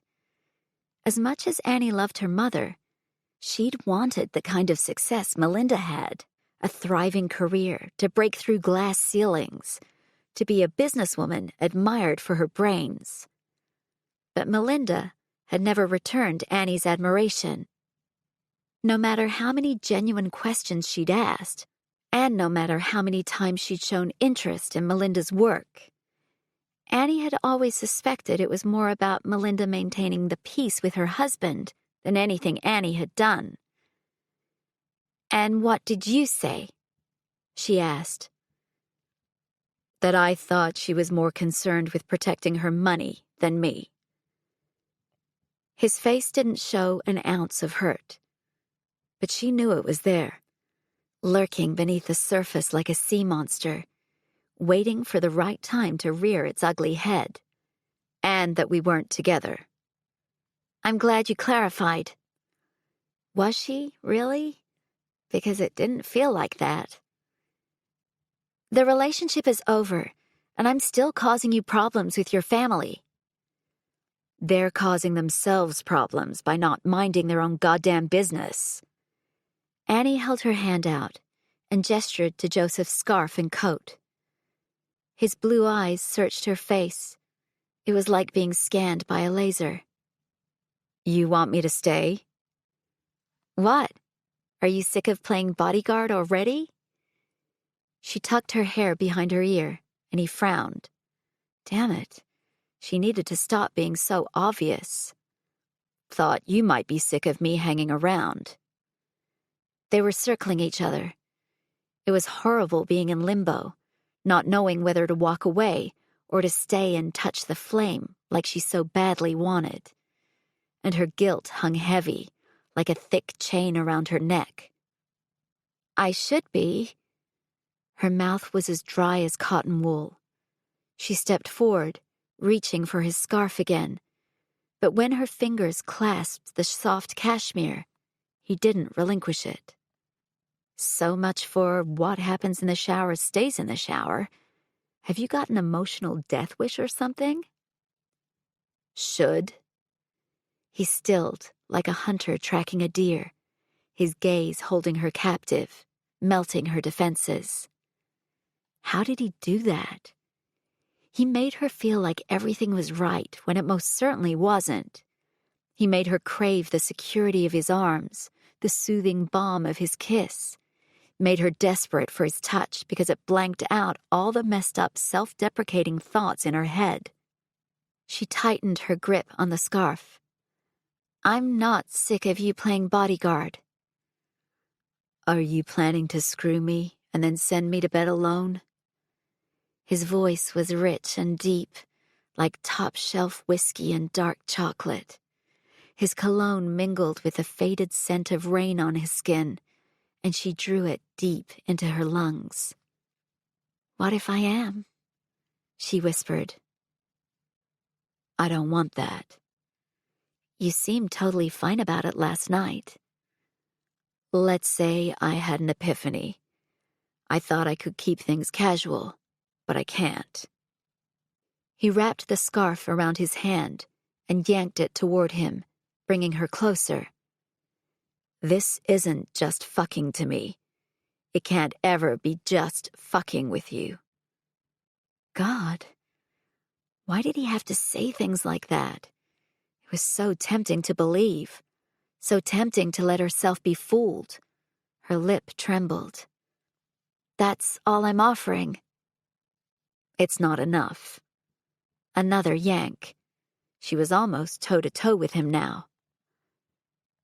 "Think what you want about me, Annie, but I didn't leave because I didn't care. I didn't leave because I stopped loving you." "No, please stop." "I left because it was too hard to love you. Because loving you made me feel like I was splitting myself in half." Damn it. Why did he suddenly have to be good at saying what he felt? Why couldn't he have done this 3 years ago? She squeezed her eyes shut. That was exactly how she'd felt, constantly trying to keep his family happy and failing, trying to keep her family happy and hurting him in the process. "No," she whispered. "I don't want to hear it." "You will hear it," he growled. "God damn it, Annie. I loved you so much I didn't know how to control it." "You're not supposed to control it." She released the scarf, but his hand encircled her wrist before she could get away. "That's the problem, isn't it? We're both control freaks and love is free falling. It's crashing on your ass and it's messy and painful and glorious." It had been the most glorious thing in all her life.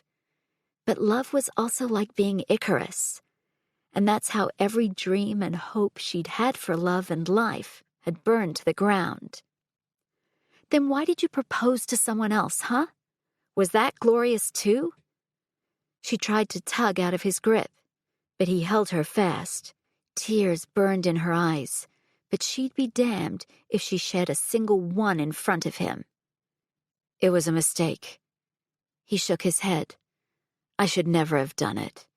I ended up making a fool of myself and hurting her in the process." "Did you love her?" Annie didn't want to feel the sharp snap of jealousy whenever she thought of him with another woman, but there was no escaping it. "For a second, I thought I did, but I realized I was making the same mistake as when I left here," he said. "I let my parents get into my head, but it wasn't love." Her knees almost buckled. The day she'd seen the announcement of their engagement, Annie had wept on her sofa for hours. The shot of Joseph looking proud and handsome with a stunning woman on his arm was only made more painful by the close-up shot of the ring. The familiar hunk of stone. It was supposed to mean something, a future, a symbol of a bond. "I regret proposing to her. I regret hurting her." For once, Joseph's slick demeanor wasn't to be found. His eyes burned brightly like blue flames, his Adam's apple bobbing as he swallowed. She didn't deserve to be treated like that. "You broke up with her?" "She called it off, actually." He released her hand, but she didn't step back. "Why?" "She said she could never compete with you." The air evaporated in her lungs. She couldn't compete with me? How were they even on the same plane of existence? Annika Van Beek was the type of person Joseph should have married. She had the social standing, the family pedigree, the looks. And as much as the photos could be trusted, it had looked as though she was infatuated with him. She said I hadn't let you go, and she didn't want to live in another woman's shadow. He let out a harsh laugh and rubbed a hand over his beard. And she was right. I hadn't let you go. I wasn't ready to be with someone else. The confession wrenched in Annie's chest, ripping her old stitches open and undoing all the work she'd put into moving on. But as much as she wanted to resist, the damage was done. "What are you doing, Joseph? Are you toying with me?" "No." He brushed her hair behind her ears. "You used to tell me all the time I was like a vault. I never gave anything away." "I did say that." She let him tip her face up to his. "So I'm setting the record straight. This isn't a booty call. It won't ever be like that between us." His lips brushed the corner of her mouth. "If you can't handle that, then tell me to stop." Stop. Her mind screamed it loud and clear, but her mouth was frozen as his lips burned a path along her jaw and down her neck. Deft fingers slid along the back of her head, sliding between strands of her hair and holding her captive. "Don't stop." His lips parted hers, his tongue sliding into her mouth as he walked her past the couch toward the huge windows. Even with their eyes closed and hands occupied, they navigated the space with ease. He knew every inch of this place, despite the furnishings being different now. More importantly, he knew that Annie loved nothing more than the cold press of glass against her back. When they'd walked into the apartment, they hadn't needed the lights, but the sun had sunk low, and the city was starting to shine as darkness settled over them. Joseph was tightly coiled, the past and present fusing together until it was impossible to untangle them. Annie let out a soft gasp as she bumped against the glass. Planting one hand next to her head, he spread his fingers wide. Rain splattered, coating the outside of the window in glassy droplets. "You haven't told me to stop," he said. As much as it would kill him to walk away now, waking up tomorrow and having her regret it would be worse. But for once in his life, he needed to man the fuck up and be honest with her. For too long, he'd let his upbringing stifle his ability to communicate, and it had ruined them. Ruined any chance they might have had at happiness. And running hadn't fixed a goddamn thing. "I don't want you to stop," she said, her hands coming to the hem of her cashmere sweater. The fabric lifted up to reveal her trim waist, then the pale pink lace of her bra as she whipped the sweater over her head. "Whatever it means to you is your business." The fabric hit the floor, and her hands automatically went to the fly of her pants. "I've told you what it means," he replied, the sound of her zipper being undone cut through the air. "And I'm not going to play this game if you think you can shut me out afterward." Her hips wriggled as she pushed the fabric down her legs. Her dark gaze speared him like a lance to the heart. "You're seriously telling me you'll walk away unless I agree to cuddle afterward?" "I wasn't thinking about cuddling as much as burying my face between your legs in the middle of the night." He watched as she continued to undress, peeling her pink panties down her legs and then reaching behind her back for the clasp of her bra. The action made her breasts thrust forward. "I want to fall asleep with those perfect breasts pressed against my chest and those legs tangled with mine. I want to wake you up with my lips on your skin, and I want to pull you on top of me while you're still half asleep." She stood naked before him, shadows playing off her porcelain skin. Her nipples were rosy and pointed, her skin dotted with goosebumps. Dark, soft curls highlighted the apex of her thighs, but her eyes were the giveaway. The blackness of her pupils eating away the rich brown irises he loved so much. They shimmered, alight with a potent mixture of defiance and excitement. "I want to see your fists curling into the bedsheets when you come." His hand was still planted next to her head, his body growing hot beneath his suit and coat. The contrast of him being fully dressed next to her nakedness made it feel even more illicit. "I want to hear that sexy, raspy sound you make when my name is the first thing out of your mouth in the morning." She tipped up her nose to him. "This is just sex, nothing more." "Will thinking that help you sleep better at night?" "Going to bed alone will help me sleep better." Her voice didn't give him an inch. Joseph leaned in and pressed a kiss to her lips. "Don't let the bed bugs bite then." He turned and walked through the apartment, stopping to pick up his scarf from the floor. Annie hadn't made a move to get dressed and remained standing, staring him down. Her shapely figure was silhouetted against the Manhattan skyline, and it was possibly the sexiest thing he'd ever seen. But trying to ignore what he really wanted was what had gotten him in trouble in the first place. She could huff and puff, but he wasn't going to sleep with her if she wanted him to act like it meant nothing. He'd rather go home and take a cold shower. Or 20. At least being at home would prevent him from thinking with his dick in the middle of the night. "Don't answer the door for anyone but me," he said. "I'll call when I'm on my way over first thing in the morning." She didn't say a word as he pulled the apartment door open and let it swing shut behind him. Chapter 14.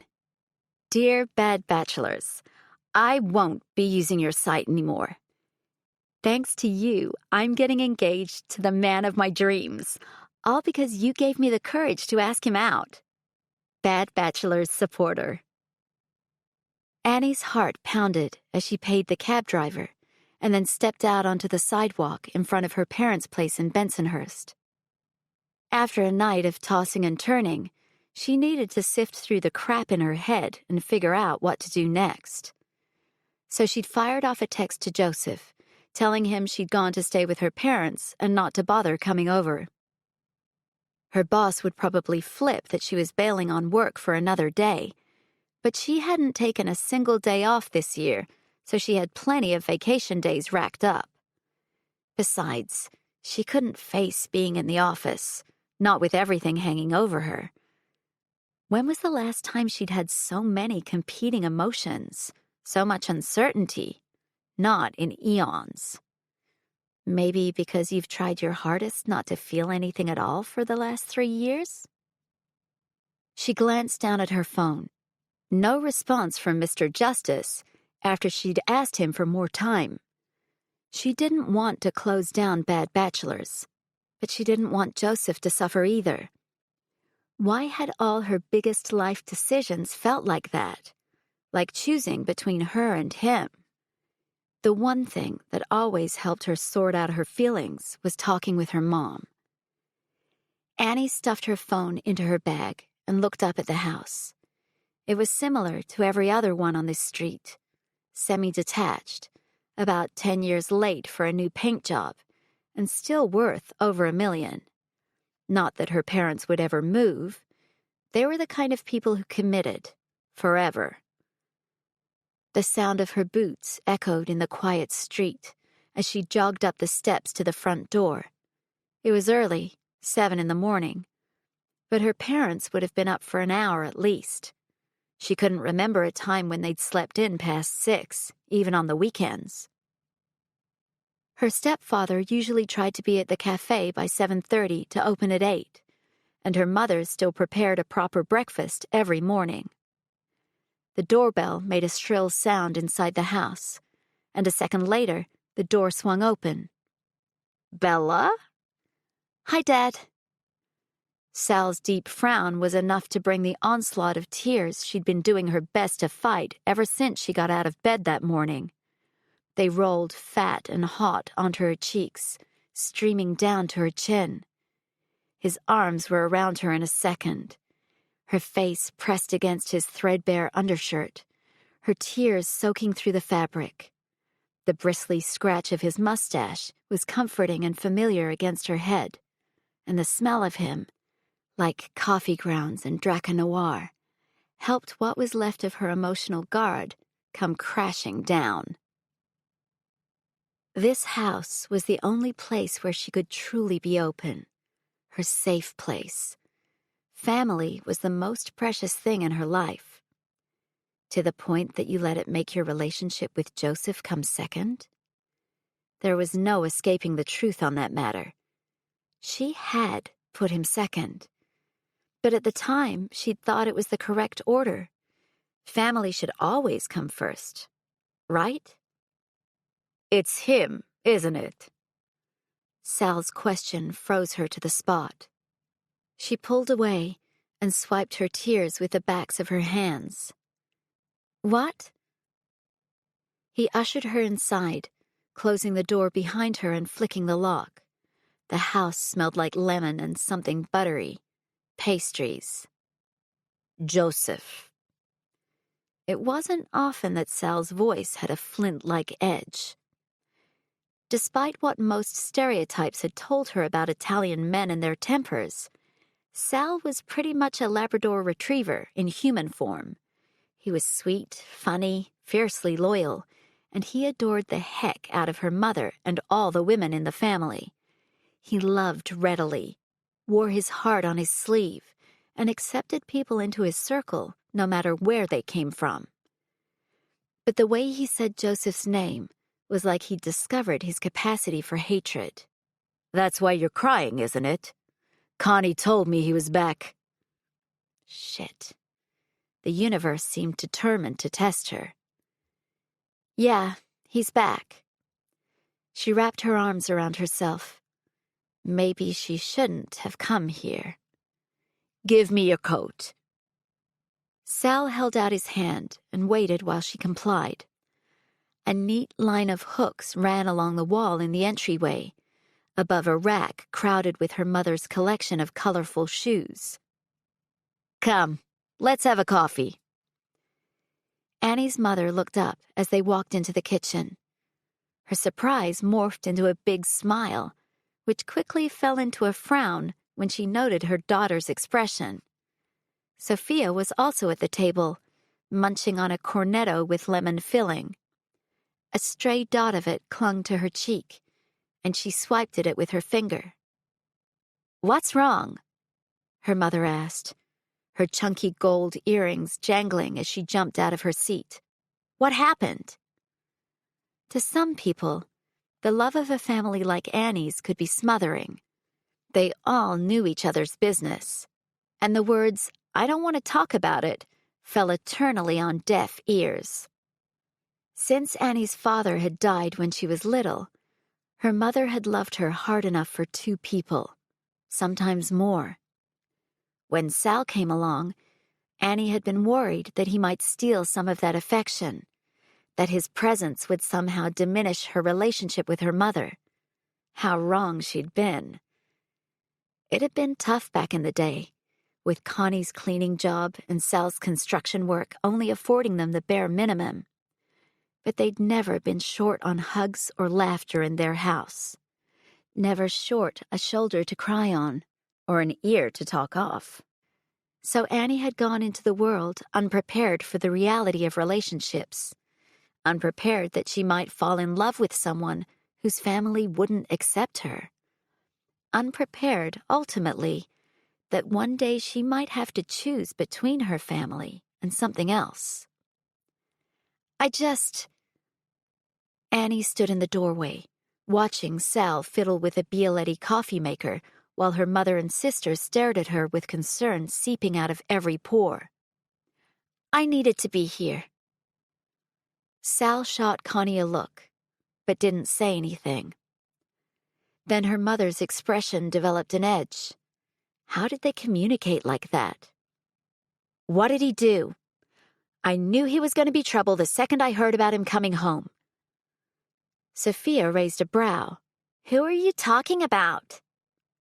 "Joseph." Her mother spat the name out in much the same way Sal had. Annie didn't know what to fear more, her mother's explosive anger or Sal's quiet wrath. "What did he say to you, huh? Porco guida. You tell him to come here and explain—" "Ma, stop." Annie shook her head. "No, I will not stop." Connie was in full mama bear mode. Her curly brown hair moved as she shook her head, the tightly coiled spirals bouncing around her face. "Che due coglioni! He thinks he can come back here and upset my daughter like that? No, I will not." "Ma!" Annie came forward and gripped the back of an empty chair. Sophia's head swung back and forth between them like she was watching a ping-pong match. "Please, it's not like that." God, how was she supposed to tell her parents what was going on? Of course they were angry. While her mother was in surgery for her double mastectomy, Annie had sobbed like a baby. She'd refused to leave her mother's side once she was returned to her hospital bed, sleeping on the couch until Sal all but carried her out of the room, forcing her to go home and get some proper rest. Annie had fallen to pieces during the time her mother needed her most, and her family had rallied around her. Telling them that she'd brought Joseph back into her life would be like spitting on all they'd done, on all the support they'd given her when they should have been focusing solely on Connie. What did he say to you? If he tried to say sorry, I hope you slapped his face. Her mother's cheeks were the same shade of pink as the flowers on her apron. That man does not deserve to be forgiven. Connie, Sal growled. That's enough. The room fell silent as Annie's big bear of a stepdad came over to the table with a fresh cup of coffee. The steaming black liquid filled the air with a calming aroma, and he added a dash of milk, just the way Annie liked it, before handing it over. I'm just saying, her mother went on. I will not tolerate people hurting my baby. He's not hurting me. Annie dropped down into a seat and brought the mug up to her lips. If he was hurting her, it would probably be easier. She could cast him back to Voldemort's status and move on. If he'd come home and decided to screw his way around Manhattan, then she could point the finger and say, "See, I told you he was a jerk." That would be easy. Comfortable, even. But knowing that he regretted his engagement, and that it had broken down because his ex thought he still had feelings for Annie was mind-boggling. She had no idea what to do about that.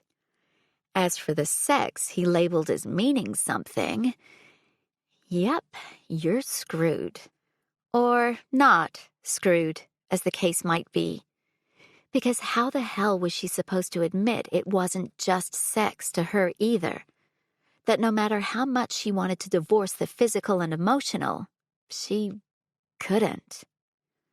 You're here, and you're in tears, her mother pointed out.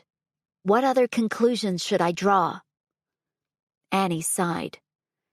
I don't know. Come on, Sophia. Sal patted his youngest daughter on the shoulder. Time to go to school. It wasn't, of course. Sophia had at least another half hour before she needed to leave, but that was her stepdad's way of giving Annie some space. He grabbed a cornetto and his coffee mug and herded Sophia ahead of him, pausing only to plant a kiss on Annie's head before they left her and Connie alone. Eat.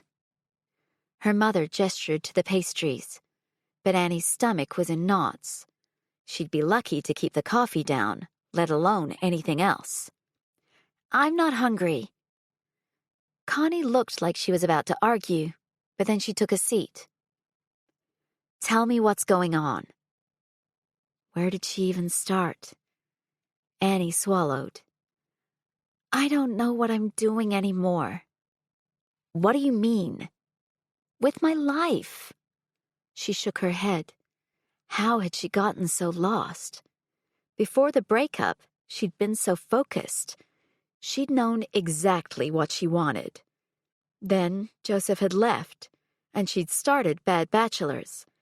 And before she even knew what was happening, everything had spiraled out of control. She'd almost lost her friends. Her safety was being threatened. Her performance at work had been slipping because she was so distracted and disengaged. Now she was fighting feelings for the man she'd loved so hard it had sent her down this dark path. I thought I was doing all the right things. She hadn't gone the rebound route and jumped straight into bed with another guy. Or worse, jumped straight into another relationship. She'd found something to throw her energy into, found a purpose to keep her motivated. She'd coped with the stress of her mother's cancer by being even fitter and healthier, by working hard and keeping busy. Wasn't that what all the articles said? Don't fall in a heap, drink your water and eat your veggies, find something in life to be passionate about. How did it all go so wrong? I'm trying to help people, but other people are getting hurt, and I don't know what to do. Am I supposed to quit because people are angry, or do I push on knowing that I am helping some people? Annie was fully aware that she was babbling and likely making zero sense. It's like everyone's screaming and I can't figure out who to listen to. You never did well with gray areas. Her mother's dark eyes softened. When you were a kid, you used to make me write out my rules so you could refer back to them if I got upset at you. We ended up with a list as long as War and Peace, because every time a new scenario came up, you'd make me write it down. Annie's lip twitched, a smile close despite her worries. I remember that. And then there was the time I had to go down to your school because you'd called Mrs. DeLuca a bad teacher, because she gave you a C, even though you said you'd satisfied all the assignment criteria. She was a bad teacher. Annie sipped her coffee, the tension slowly leaving her muscles. You can't tell people to do XYZ and then grade them badly because they didn't include ABC. Connie laughed. True, but that's life, isn't it? You think you have everything covered, and then out of nowhere, you get hit. Yeah, it sucks donkey balls. Outside, 2 car doors slammed, and Annie watched Sal's truck pull out into the street. The large tree across the road was totally devoid of leaves now, and the spindly branches shuddered in the wind. Annie clutched her mug and turned her attention to the dark liquid. People are more resilient than they think, Connie said. I never thought I'd survive after your father died. Annie sucked in a breath. Her mother rarely broached this topic, and Annie had often wondered if she continued to think about her first husband, given she was so happy with Sal. All the fairy tales spoke of finding your one true love, but Annie had never been able to reconcile with that. If love was a one-time only deal, who was her mother's true love? Sal or Annie's father? The day he died, I remember sitting in the hospital while you played at my feet. I stared at the floor and I prayed, Dear God, please open a hole right now and I will gladly jump in. She fiddled with a chunky gold hoop in her ear. I wanted to die too. I wanted to go with him because I didn't think I was strong enough to face things on my own. But her mother had turned out to be made of incredibly tough stuff. She'd worked multiple jobs most of Annie's childhood, sacrificing her own needs to see that Annie got an education. Then she'd faced breast cancer head-on, and with a don't fuck with me attitude. Do you still think about him a lot? Annie asked. Her mother nodded. Yeah, I do. He was such a big part of my life.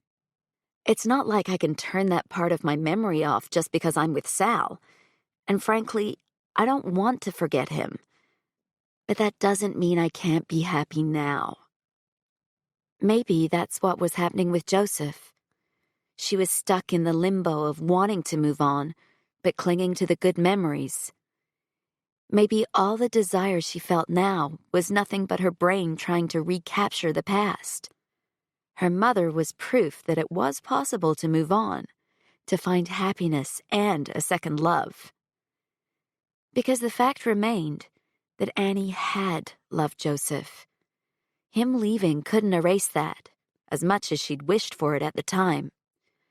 Yet their breakup didn't have to mean she'd squandered her one chance at true love. What's going on, Annie? Her mother asked. It's not like you to show up in tears. I had a moment of weakness. She shook her head. Her mother would never act like that, letting fear sweep her along until control slipped through her fingers. I should have called first. Connie rolled her eyes. Leanne Carmela Maxwell, you are always welcome in this house. I don't give a shit if it's 3 a.m. I am your mother, and I will always be here for you. Annie got out of her chair and went to hug her mother. There wasn't a bad feeling in the world that couldn't be soothed by a warm maternal embrace. Her mother smelled of coffee and orange rind mixed with the faded perfume lingering on her clothing. Her frizzy hair brushed Annie's cheek as they held each other. Whatever it is, you'll figure it out, Connie said, pressing a kiss to her daughter's cheek. You're smart and strong, and you have a good heart. If you stop freaking out for a minute, you'll figure out what to do. Annie wanted so badly to tell her mother about the whole mess, about bad bachelors and Joseph and how she had no idea what she was doing, no idea what she wanted.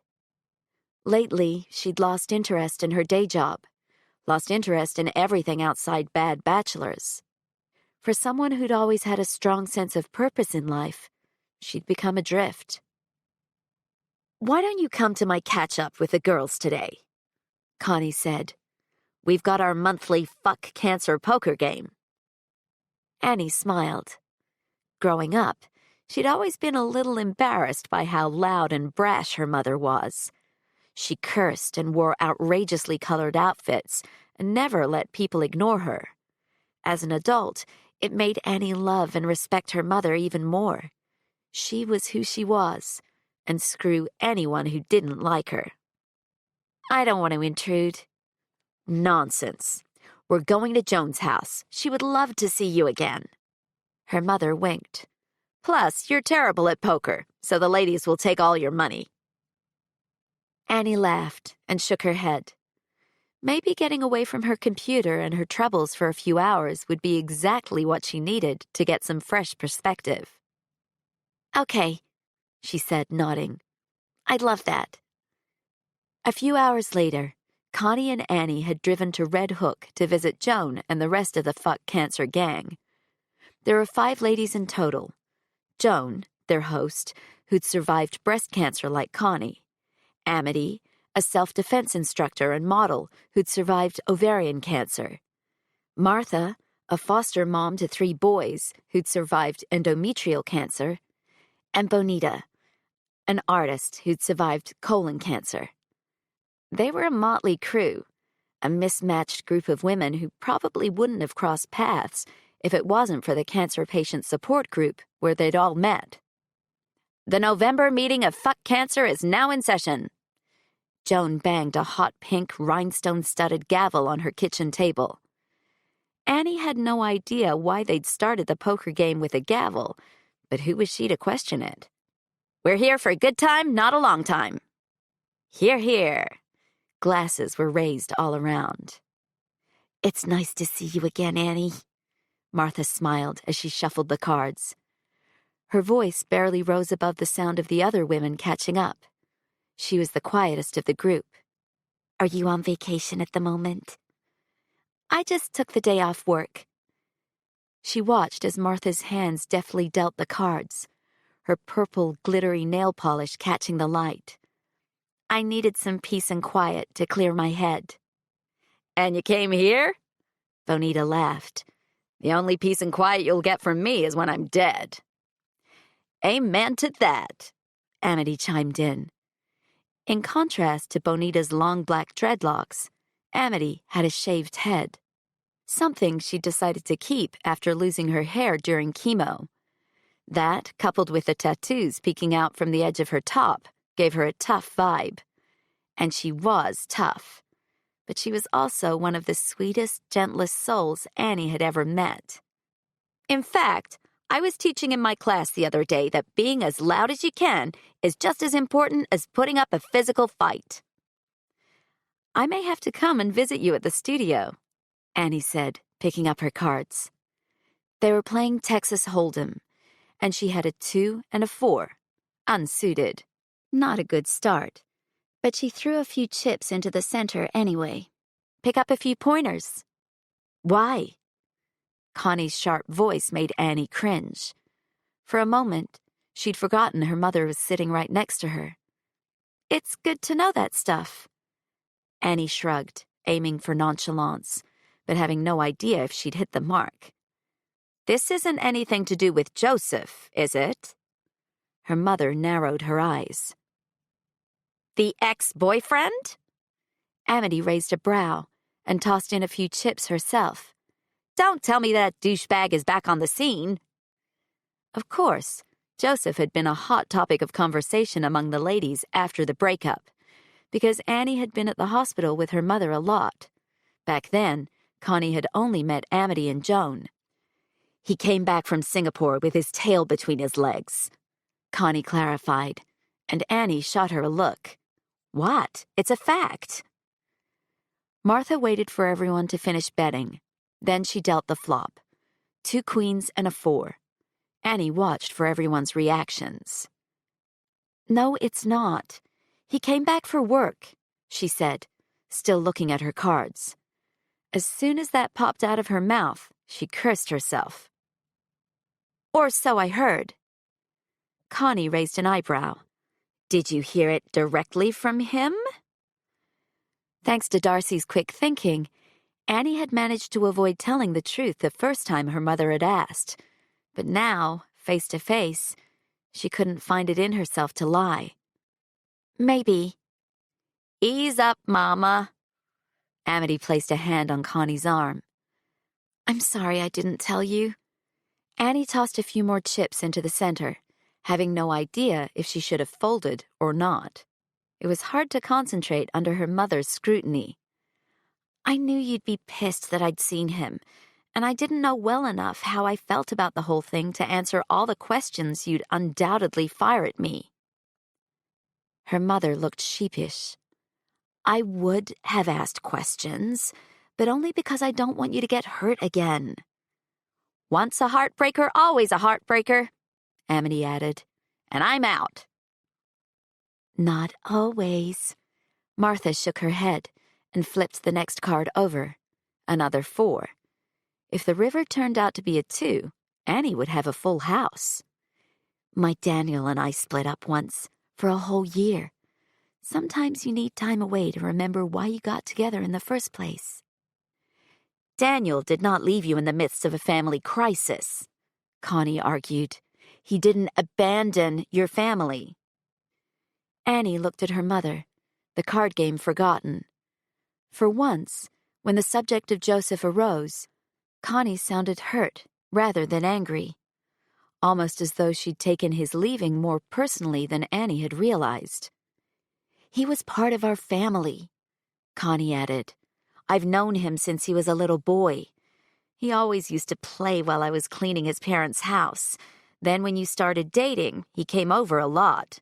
We really got to know him like a son." It had never occurred to Annie that the breakup might have affected her parents in that way, that they'd also lost someone the day he'd walked out. "I liked having him around."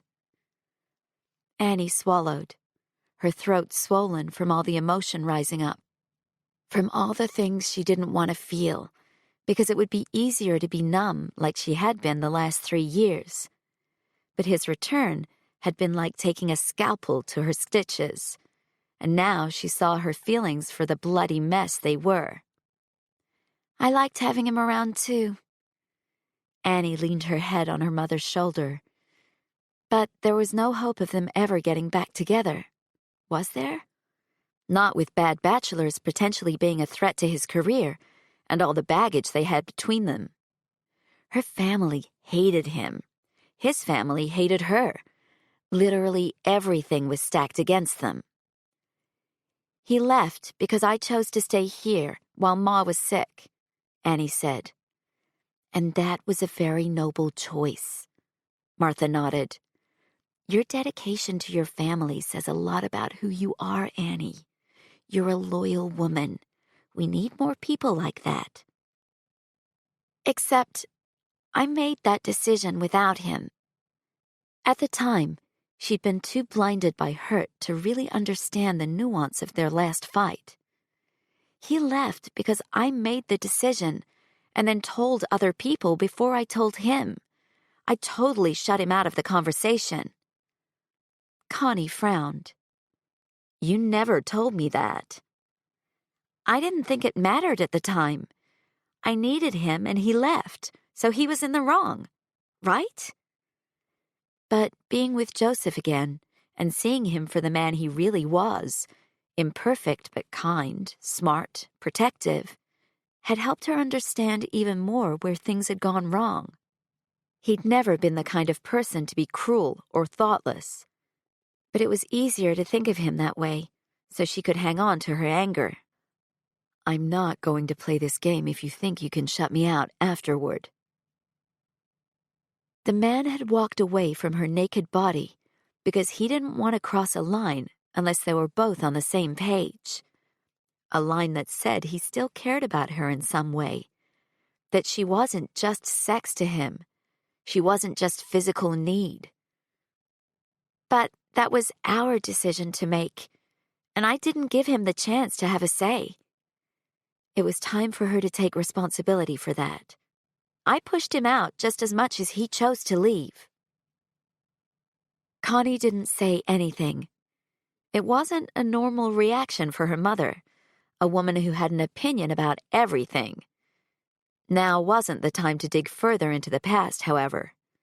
Sorry, I didn't mean to come here and derail the conversation, Annie said. Not at all.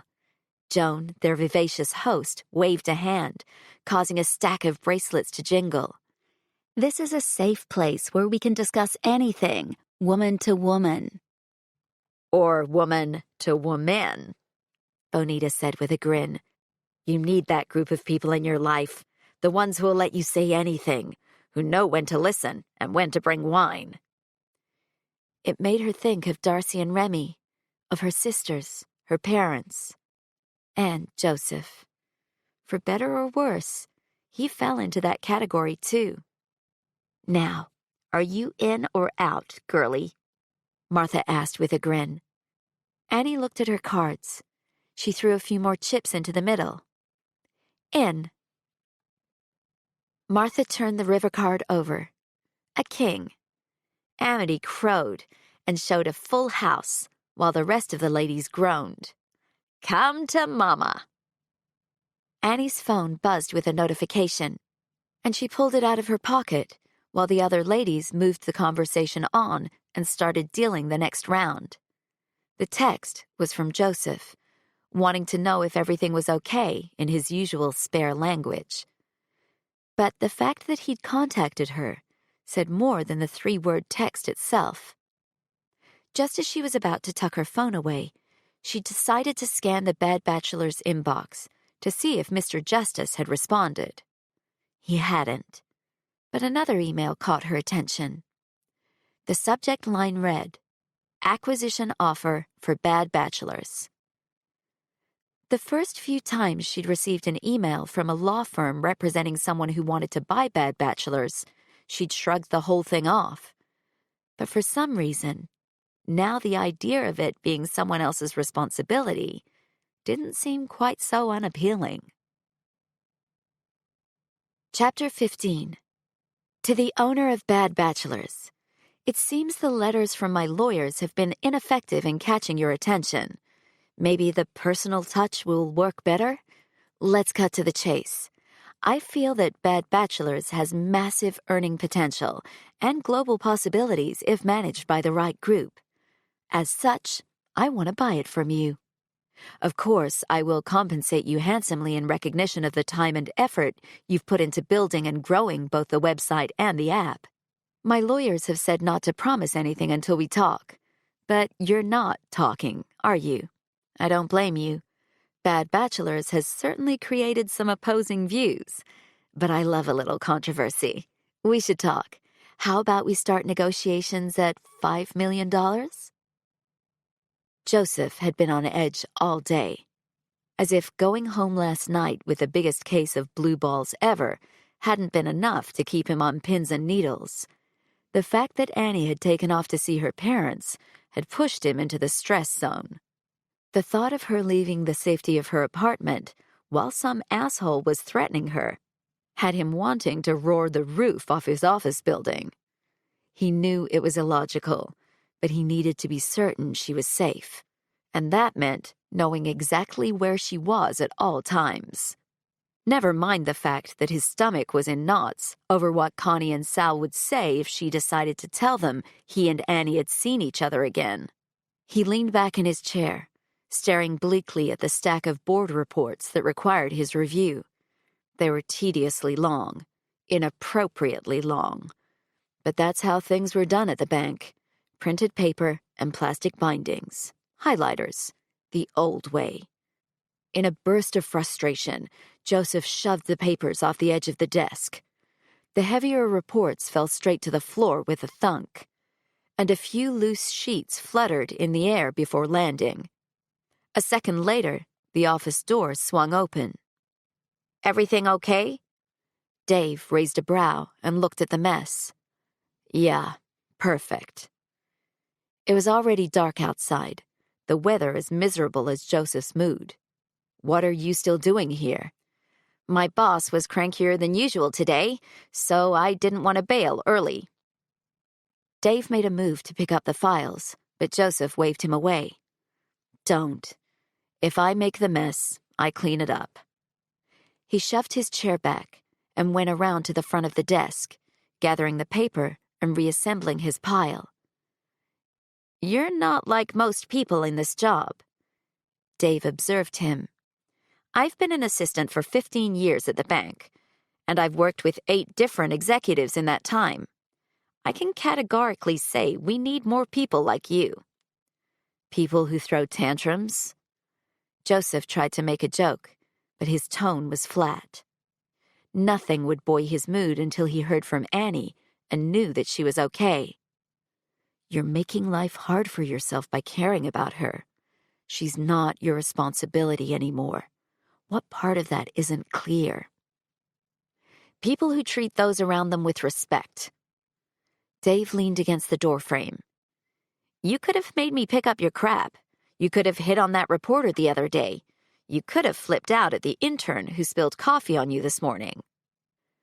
Joseph glanced down at the stain on his white shirt, which he'd deftly hidden all day by keeping his suit buttoned. He'd been in back-to-back meetings since 7, so there'd been no time to change, and he wasn't about to send Dave out to buy him a new shirt when there were more important business matters to take care of. A stained shirt is the least of my problems. That's exactly it, though. There are a lot of egos around this office, and that's why we don't run this place efficiently. I used to put my ego first, Joseph said, almost to himself. It never led to a good decision in my entire life. Ego had driven him to ask Annika van Beek out because she was the kind of woman he was expected to date. And for once, he wanted that positive reinforcement. Ego had driven him to leave Manhattan and Annie when he should have stayed. Ego had driven him to take this new job because it was prestigious and would cement his name in the industry. Worse than all those things was that ego had driven him to try to please Morris Preston, because he wanted some artificial badge of honor that said he was worthy of the family name. But he hadn't cared enough for Annika. He hated this job, he resented his father, and he'd never stopped loving Annie. The thought was like being flung off the Brooklyn Bridge. You don't love her. You used to love her. Big difference. We need people to shake things up, Dave said. People who are willing to get their hands dirty if it means achieving results. Joseph studied his assistant for a minute, unsure exactly what he was referring to. How so? Not accepting that. He pointed to the stack of papers in Joseph's hands. Not accepting the "that's how it's always been done" mentality. They think they can browbeat you because that's what they did to the last guy. Joseph nodded. So I heard.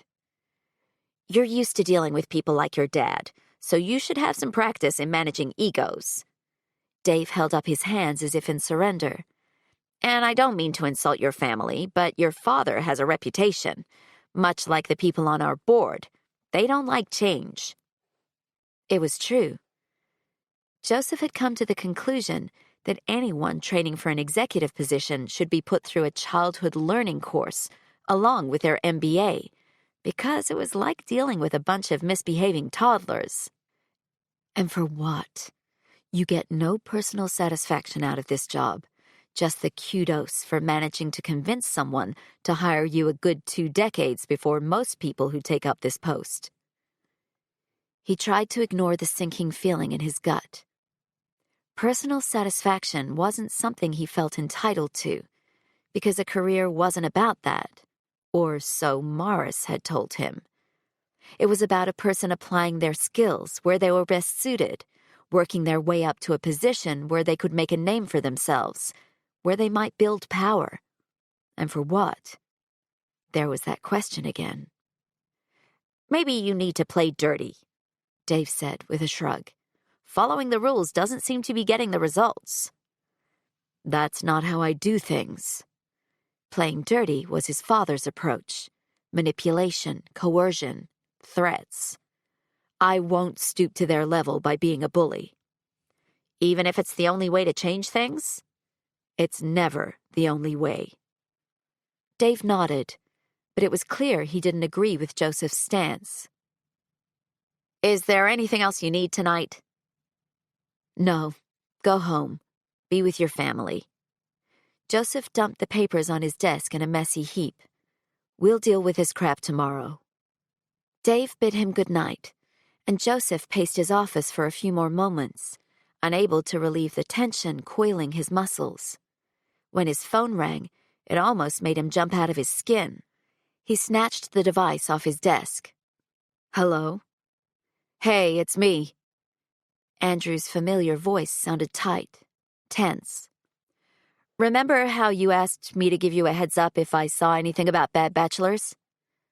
An icy hand clutched Joseph's heart. Yeah. I saw something.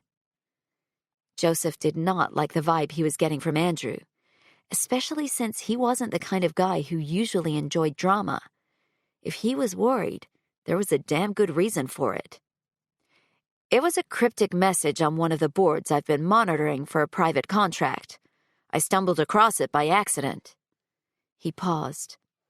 The guy said he'd hacked the person behind Bad Bachelors. No real details, no doxing, but he said he got a name, address, and phone number. Apparently, he also got the source code for the website. But both the site and the app appear to still be up and running, so I'm not sure what that was all about. Maybe they tried a DDoS but couldn't take the site down? Possibly. Anything else? He made a comment about how he didn't just want to take this bitch, his words, not mine, down, but that he wanted to make her understand the damage Bad Bachelors had done by hurting someone close to her. Andrew sighed. I know you're not looking into this for work, so don't even try to feed me that crap. This is some serious shit, Joe. He ignored Andrew's warning. Likely, the guy had already figured out what was going on, since Joseph's social circle in Manhattan was limited these days. But he wouldn't officially blow Annie's cover. What about the guy who posted? Is there any information on him? You know what these people are like. They're cocky, but they're not stupid. He's a forum regular, gray hat, from what I can tell. Doesn't appear to be into anything illegal, well, other than the obvious. It sounded as though Andrew was looking at the guy's profile right now.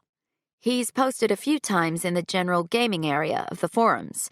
He's also quite active in any threads where people are trying to catch cheating spouses.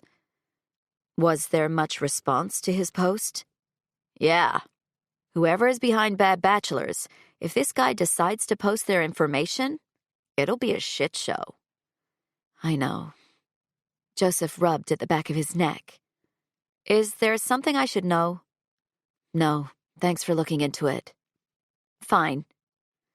Andrew's voice was tight, and Joseph could practically see his friend's frustrated expression. I've emailed you several grabs of what I found. It's not much, but it might help. Thanks, man. I really appreciate it. Call out if you need help, okay? Or if anybody you know is in trouble. His voice was heavy with meaning. Even if you don't have a relationship with them anymore. He resisted the urge to confirm what Andrew was hinting at. I will. Thanks again. When he ended the call, his phone beeped with an email notification. It contained the screen caps. He took a moment to look through them, studying the images and language. The user's profile was sparse, nothing but a name, Mr. Justice, and an avatar image of the Eiffel Tower at night. It was blurry, like someone's hand had moved when the photo was taken, or maybe it had a filter applied. Either way, it wasn't much to go on, but something was better than nothing. Joseph hit the home button on his phone, and then dialed Annie's new number from his recent calls list. When she answered on the third ring, sounding surprisingly relaxed, he breathed a sigh of relief. Hey, she said. Are you still with your parents? He wandered over to his big window and looked out over the East River. No, I just got back now, and don't worry, the apartment is fine. I checked every cupboard and behind all the curtains. She laughed, but it sounded hollow, forced.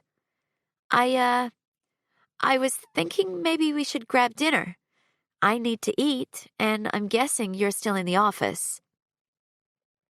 The invite shouldn't have warmed him at all, but it was like she'd found the heaviest thing resting on his heart and lifted it a fraction. Yeah, I'm still here. Why don't we go to Vince's? It was their place. A small Italian restaurant that was a little run down, but where the food was still melt-in-your-mouth good, because Vince himself ran the kitchen. At least it had been that way 3 years ago. He and Annie had shared countless celebrations and plenty of just because meals there. It's just dinner, nothing more. But logic wasn't going to cut it right now. Why would she suggest that place, knowing what it meant? Was this her way of hinting that maybe he'd been right? That they weren't just sex? Or perhaps she was proving the point that she'd moved on, that old sentiments didn't affect her anymore. Meet you in half an hour, he said. Why the hell had she suggested this place? Annie smiled politely at the waitress who pulled out a chair for her in the back corner of Vince's. The little round table was adorned with a candle, almost burned down to its stump, a small bottle of balsamic vinegar and one of oil, and a set of wine glasses. Memories assaulted her like a slap in the face. So many birthdays and Valentine's Days and, of course, their first date. They'd been so young that they'd ordered sparkling water instead of wine because she wasn't legally allowed to drink yet. Annie had balked at the prices on the menu, but Joseph had insisted on paying because he was old school like that. Of course, she'd taken him for coffee the next day in an attempt to make things feel more equal because she wasn't used to anyone paying for her. She thought back to how he'd looked then, tall and lanky like a beanpole. He'd worn his hair spiked up, like all the guys did back in the post-NSYNC era, and she'd fallen hard. Before that, he'd been a figment of her teenage fantasies. The rich guy who lived in the house her mother cleaned. The house she'd cleaned a few times when money was tight and her mom was sick. It seemed kind of romantic then, like a Cinderella story, and he was her Prince Charming. Of course, those fairy tale notions were far more glamorous than reality. His parents were never able to see her as anything more than the help. Morris had said as much to her the Christmas before it all went to hell. If he decides to marry you, I'll make the prenup so watertight you won't ever get a penny. You might become a Preston, but it'll be a formality only. She wondered if maybe that was the reason she decided to stay when her mother got sick, despite his offers to fly her back as often as she wanted, despite the fact that she wouldn't have needed to work in Singapore and could have split her time between the 2 locations. Maybe she was over being viewed as a gold digger and a fake at that point. Never mind the fact that she'd loved Joseph in some capacity ever since that first time he'd asked her if she wanted to play Nintendo with him when she was 6 and he was 9. Their fast friendship as children had shocked Connie, who knew her daughter to be shy and almost standoffish, but not around him. Joseph had always boosted her confidence, even back then.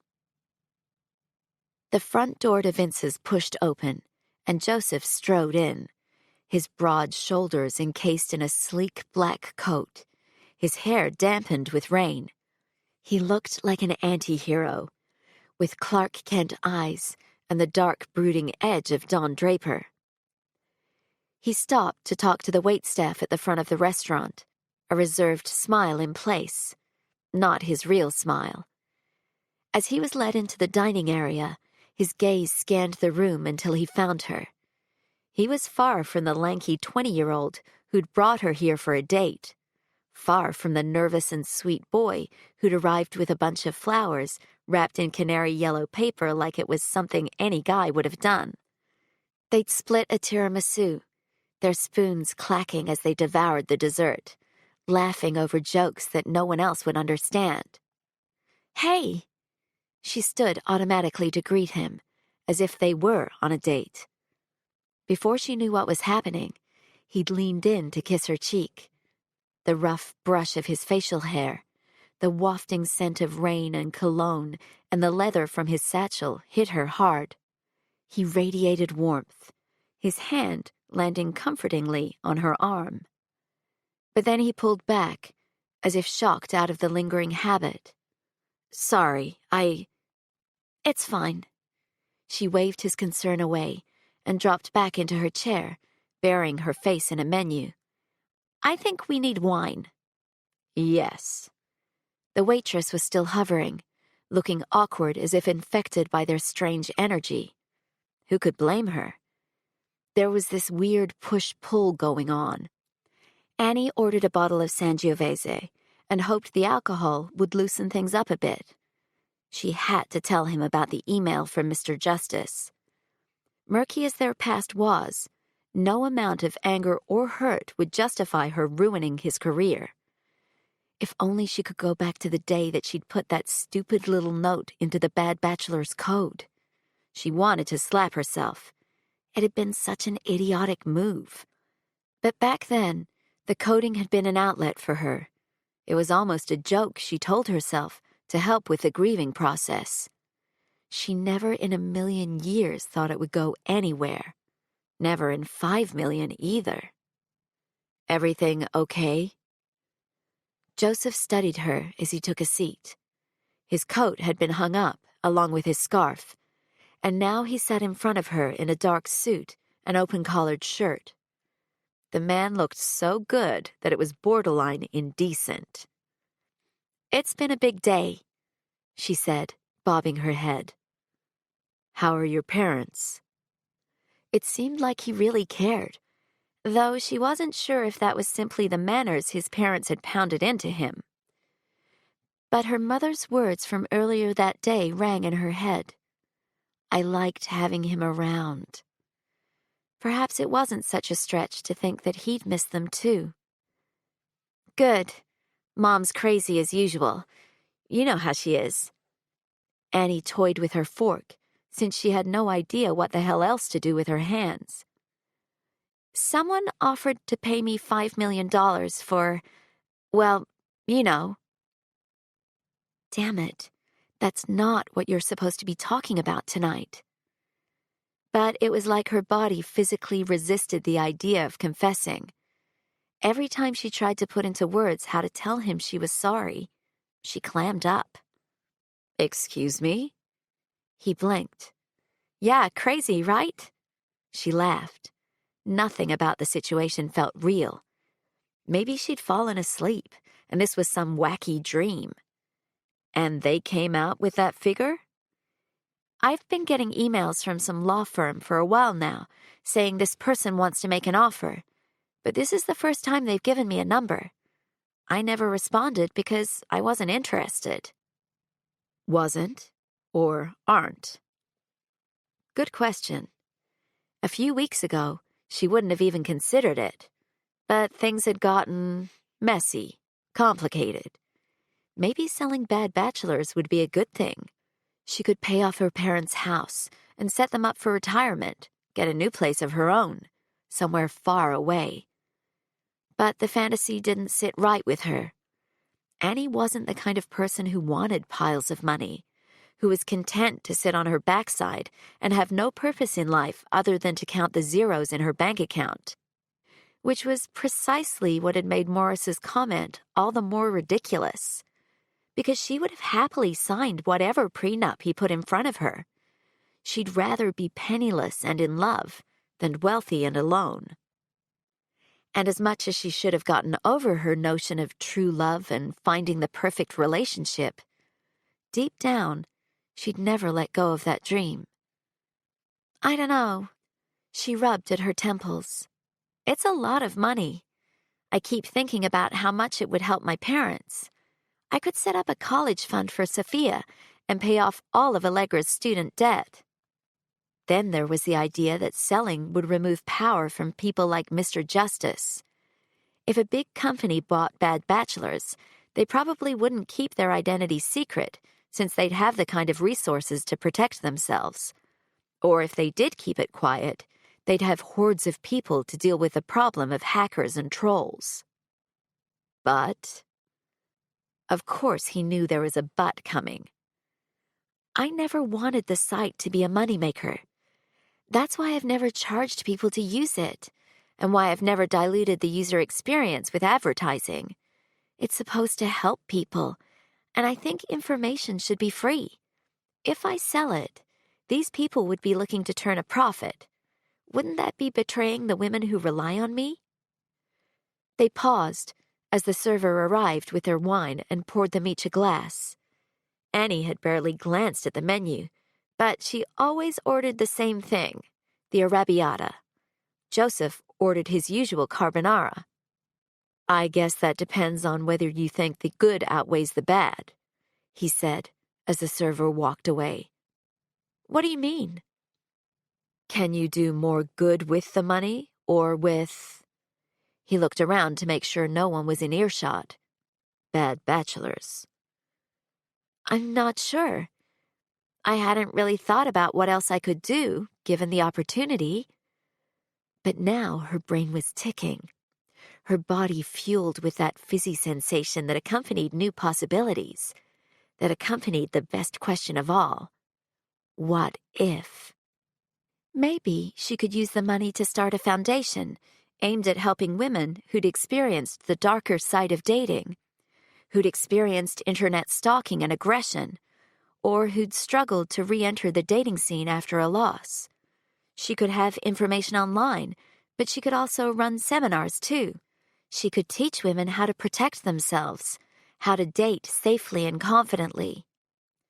You've got that look, Joseph said, his cool blue eyes crinkled around the edges. What look? The look that you get whenever an idea sweeps you away. You sort of glaze over, but at the same time you look so happy. The dim light of the restaurant made his hair look more golden than usual, highlighting the stubborn strands that curled over his ears, no matter how hard he tried to tame them. I always loved that look. Her heart galloped in her chest. What the hell was she doing here? Playing happy couples? She reached for her wine and took a big gulp, fortifying herself. She was about to open her mouth when a familiar face loomed. Arrabbiata and carbonara! It was Vince, the owner of the restaurant, who was currently dressed in a sauce-splattered apron and had a huge grin on his face. Annie hadn't seen him in 3 years, but not much had changed, other than a few extra gray hairs dotting his temples and the whiskers on his jaw. I thought I might never see you two again. Joseph stood and stuck his hand out, though Annie could see the tension creating a subtle crease between his eyes. Talk about awkward as all hell. Good to see you, Vince. Vince chuckled and knocked Joseph's hand away. choosing instead to embrace the other man in a bear hug. In so many ways, the restaurateur reminded her of her stepfather. "And you, Bella, beautiful as always." The hug was warm and genuine. On many of the nights they'd popped into Vince's for a bite, he would come out to say hello. They'd been among his first regular customers after he'd opened the place, struggling to keep the kitchen running while also supporting the only server he could afford to pay. Annie had always tipped as much as her meager budget would allow, hoping that one day, when she decided to quit the rat race to follow her dream, people would support her too. "As soon as I saw your order, I came running out to see if it was you." Vince released her with a big grin.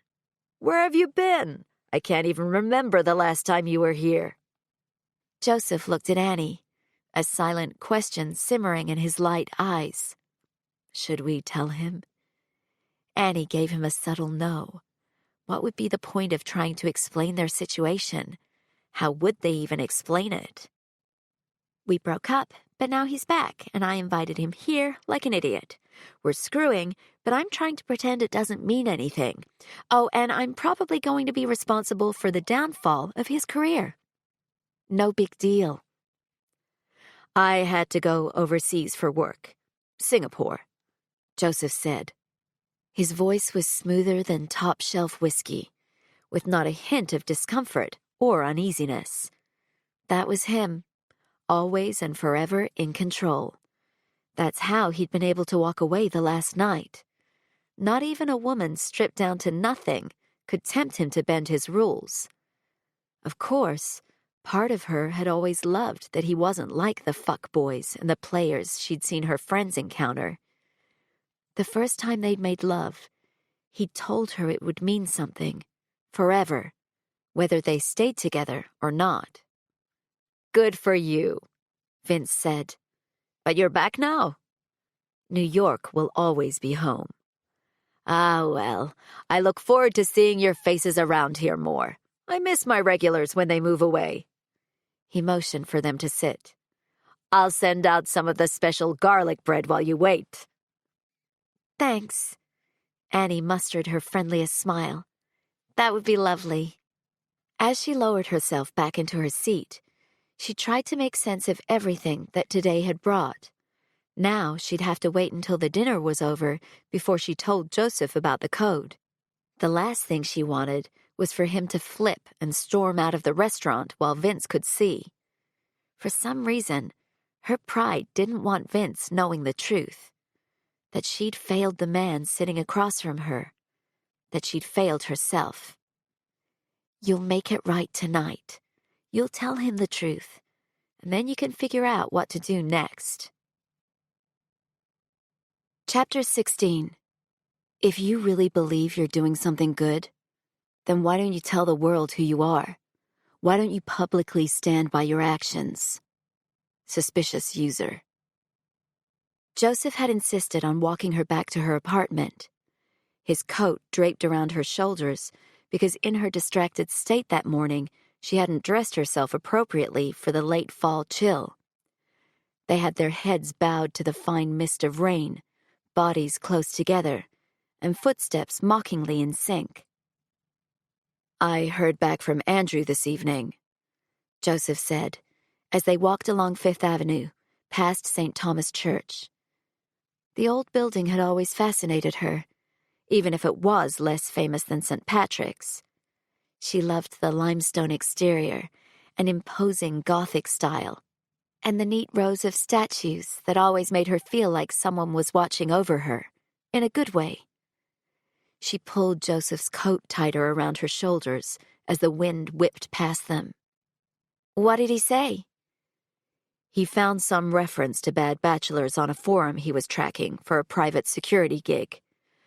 There was a post from a guy boasting that he'd hacked your computer and found your details, although he didn't publish them." Her stomach churned. "Well, that's good, I guess." The hacker also said he got the code for the website, although who the hell knows what he's planning to do with it. Maybe he wants to start up bad bachelorettes as a revenge thing. She snorted. What's the point of that? He could just go on to 4chan or one of those ridiculous anonymous websites. Well, the guy's username was Mr. Justice, so I guess he sees himself as responsible for getting you back on behalf of douchebags everywhere. The churning sensation intensified in her gut. Mr. Justice. Stupid name, right? I've met a lot of hackers in my time, and many of them have a self-inflated sense of importance. Seems to go with the territory. Joseph shook his head. Although I get it. The thrill of the chase is a big driver in that world. It's like a digital treasure hunt. You miss it, don't you? He looked down at her, his lips quirking at one corner. A lot. I loved that job more than anything I've done since. Then why did you go into the corporate stuff? I thought you wanted to start your own infosec firm. He'd taken a role in banking 2 years before they broke up. After working his way up to Chief Information Security Officer of a smaller credit union, he'd gotten his big break when a friend of his father poached him into an IT operations manager role and put him on the fast track to his current executive position. At the time, he'd taken the job because it paid well and would give him the experience he needed to run his own company. But it was never meant to be a long-term career move, just a head start. I did, he said, but things happened. I changed. But he hadn't changed. He still got that excited look of a kid with a new video game whenever he talked about his white hat days. Undoubtedly, it was the same look she got thinking about the company she could start with the money from selling bad bachelors. I have to tell you something, she said. Her building was approaching, and she didn't want to set foot inside without first coming clean. Because one more night with this weighing on her would mean another night sleeplessly fretting about what she'd done, and she needed a solution. I got an email from that Mr. Justice guy. Joseph frowned. When? Yesterday. She swallowed. Why didn't you tell me when I came over? The apartment building loomed closer, flickers of last night distracting her. That searing kiss. Her standing in front of the window, naked. We got distracted. She bit down on her lip. The thing is, he got my code, like he said on the forum. Okay, and why is that a big deal? They stopped at the front door, the golden light from inside the building spilling into the street. People were coming and going, the doors letting out a blast of warm air each time they opened. Annie shivered. I did something stupid. Her breath was quick and shallow, guilt wrapping like a python around her ribcage. Whatever it is, we'll figure it out. He placed a hand on her shoulder, and the weight of his grasp was so comforting it made her want to scream. Why are you helping me? She shook her head. We're supposed to hate each other. I did hate you. And then you came back and everything isn't clear anymore. I've never hated you, Annie. He pulled her close to him, wrapping his arms around her neck as they stood in the cold and the fine, glossy rain. Not even for a second. Damn it. Why couldn't he make this easier on her by being a total prick? Why did he have to be kind and sweet? And why did he have to smell so damn good? You should. She was so disgusted with herself that she wanted to throw up. I'm going to ruin everything. Can we go upstairs and talk? He said, pulling back and studying her. We're getting soaked, and it's cold as fuck out here. I put something in the code. She said it quickly, like tearing off a Band-Aid. He froze. What? I put a message in the code, a dedication. Her heart was like a wrecking ball now, slamming into her ribs. To you. You put a dedication to me in the code of the website. The irony of it all was the only reason she even knew that people could do that was because he'd told her once. He had stories of hackers filing secret messages away in the code of a website they'd compromised, like Hansel and Gretel-style breadcrumbs for anyone who knew to look. Mr. Justice has it. I didn't put your full name, but he knows it's you. She squeezed her eyes shut. I'm so sorry. I'm not having this discussion in the rain, he said. She couldn't discern anything from his tone or his expression. His face was blank, restraint fully in his grasp. We're going upstairs. Now. Joseph didn't say a word the entire trip up to Annie's apartment. However, the lack of talking didn't mean his head was clear. The fallout was already flashing in his mind like a montage of his demise.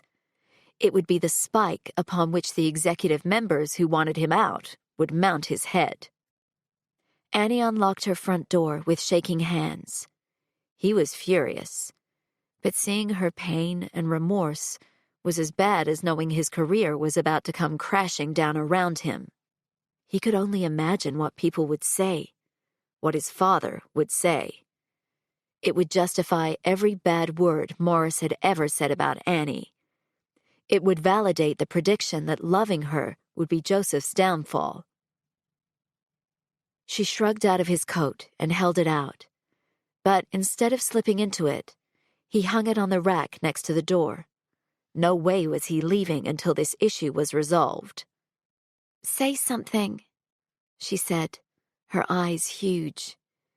It was the exact expression she'd worn when she'd found him packing his suitcase 3 years ago. Yell, scream, do whatever you need to do. What would any of that achieve? He ground the words out. She wanted him to throw his emotions around, to be an angry firework like his father.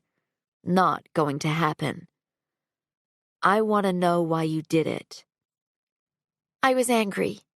Hurt. She tucked her hair behind her ear. The rain had started to bring the curl out. It was stupid. Of course it was fucking stupid. His voice was like ice. This whole thing was stupid. I left when I didn't want to, and you stayed when you didn't need to. We could so easily have worked the situation out if we weren't both so egotistical. Maybe it wasn't even ego. Maybe it was a sense of entitlement born out of the fact that neither one of them had ever considered that they might not be together in the future. They'd been so convinced that they could beat the odds, that they would stay together forever because they wanted to. But in the face of their first real challenge as a couple, they'd failed. You think? Tears shimmered in her eyes. Because I don't. We were doomed from the start. Your parents were never going to accept me. Your father cornered me the Christmas before we broke up and told me I was a gold digger and that he was going to have a watertight prenup drawn up if we ever got married. What? He could feel the ice cracking now, composure sliding through his fingers. Why didn't you tell me? What would have been the point? She threw her hands in the air. You never wanted to take sides, and I respected that. I knew you loved me, and I didn't give a shit about your money. I would have happily signed the damn thing. You say that, but then on the other hand, you say we would never have worked because of what my family thought. You didn't give me a chance to tell you what I thought. He was almost vibrating with anger now, his fists clenched as he tried with every bit of willpower to stay calm, to not be like his father. There would have been a prenup over my dead body. I would have given you every last cent I had. I didn't want your money. I still don't. Prenup, no prenup, I didn't care. She rubbed her hands over her face. Her cheeks flushed, while the rest of her was pale with worry. I only wanted you. Were his parents really so worried about protecting their wealth that they would push away the one person who truly loved their son? You should have told me, he said. I deserved a chance to speak for myself. Her eyes were watery, and there was a slash of red dotting her lip where she'd bitten too hard. He should be furious. She'd risked his career. If it got out that he was connected to bad bachelors, his time as CIO would be done. He'd be disgraced, damaged goods. Nobody would hire him. What did Mr. Justice want? He asked, already knowing what the answer would be. For me to shut it down, she said. He wants bad bachelors gone. And how are you planning to solve this problem? I don't know, she whispered. I don't have a solution. I asked him for more time. I made out like I was going to shut it down, but that I needed time to make it happen. So you stalled? She nodded. Yeah. If he knew anything about hackers, the damage would already be done. It was easy to shut a website down, even if it would take a little while to pull the app from all the major platforms. Mr. Justice would have to know that Annie was bluffing. Aren't you going to tell me I'm a horrible person? She asked. That I'm a vindictive villain who's going to ruin things for you? Going to? He asked. That I already have. He didn't know what to do. What did you actually write in the code? To Joseph. This is for you. The words were like a sharp blade driving between his ribs, shaving the bone and hitting something soft on the other side. What must she have been feeling when she typed those words? When did you do it? The day I saw the picture of you and Annika. She faced him head on, not shying away from her confession or trying to soften it. He'd always loved her inner strength, that iron will she used to face any tough situation without flinching. I saw her wearing the ring, and it was like something snapped. You know if this gets out, I'll be fired, he said. The bank took a risk in hiring me, and this kind of press won't be good. I didn't put your last name in the code. Her eyes darted back and forth, like she was trying to come up with a solution. Joseph could be anyone. I'll deny it was you. And how are you going to do that without giving yourself away? She wrung her hands.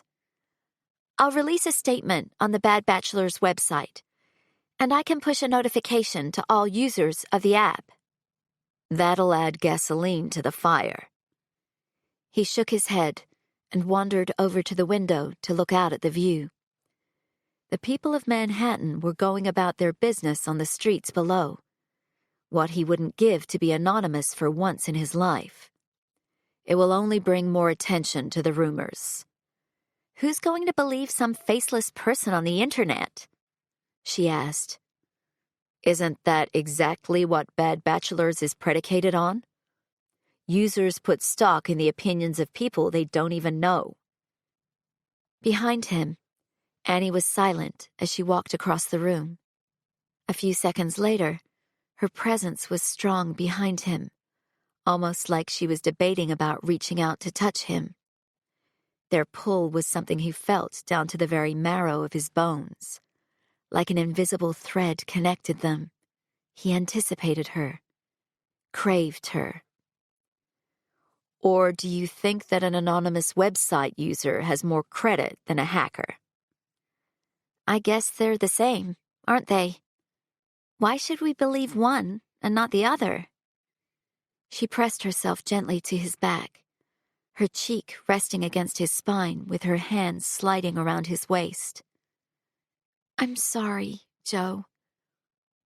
He shut his eyes, reveling in the feel of her embrace. the one she'd used every time they'd fought.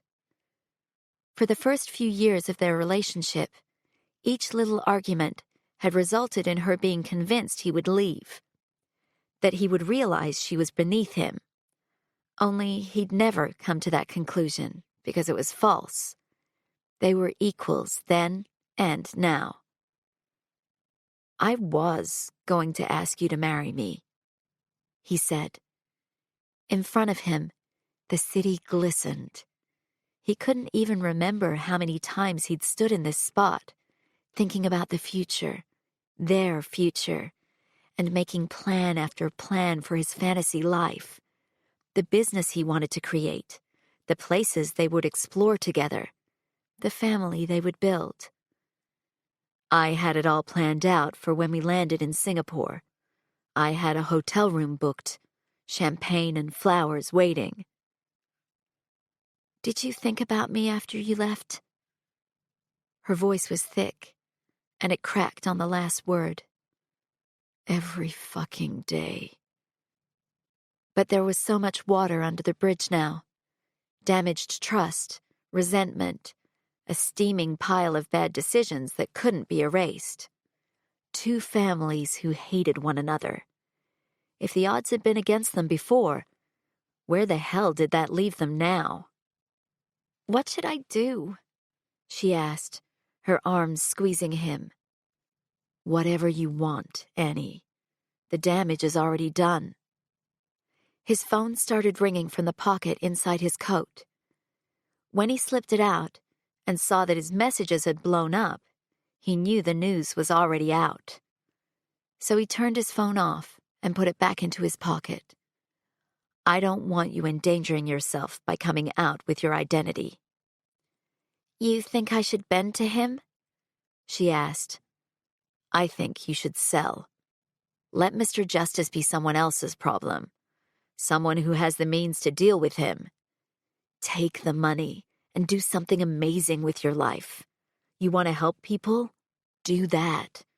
Find a way to use the money for something that will fulfill you and benefit others." Chapter 17. The creator of Bad Bachelors continues to be a mystery.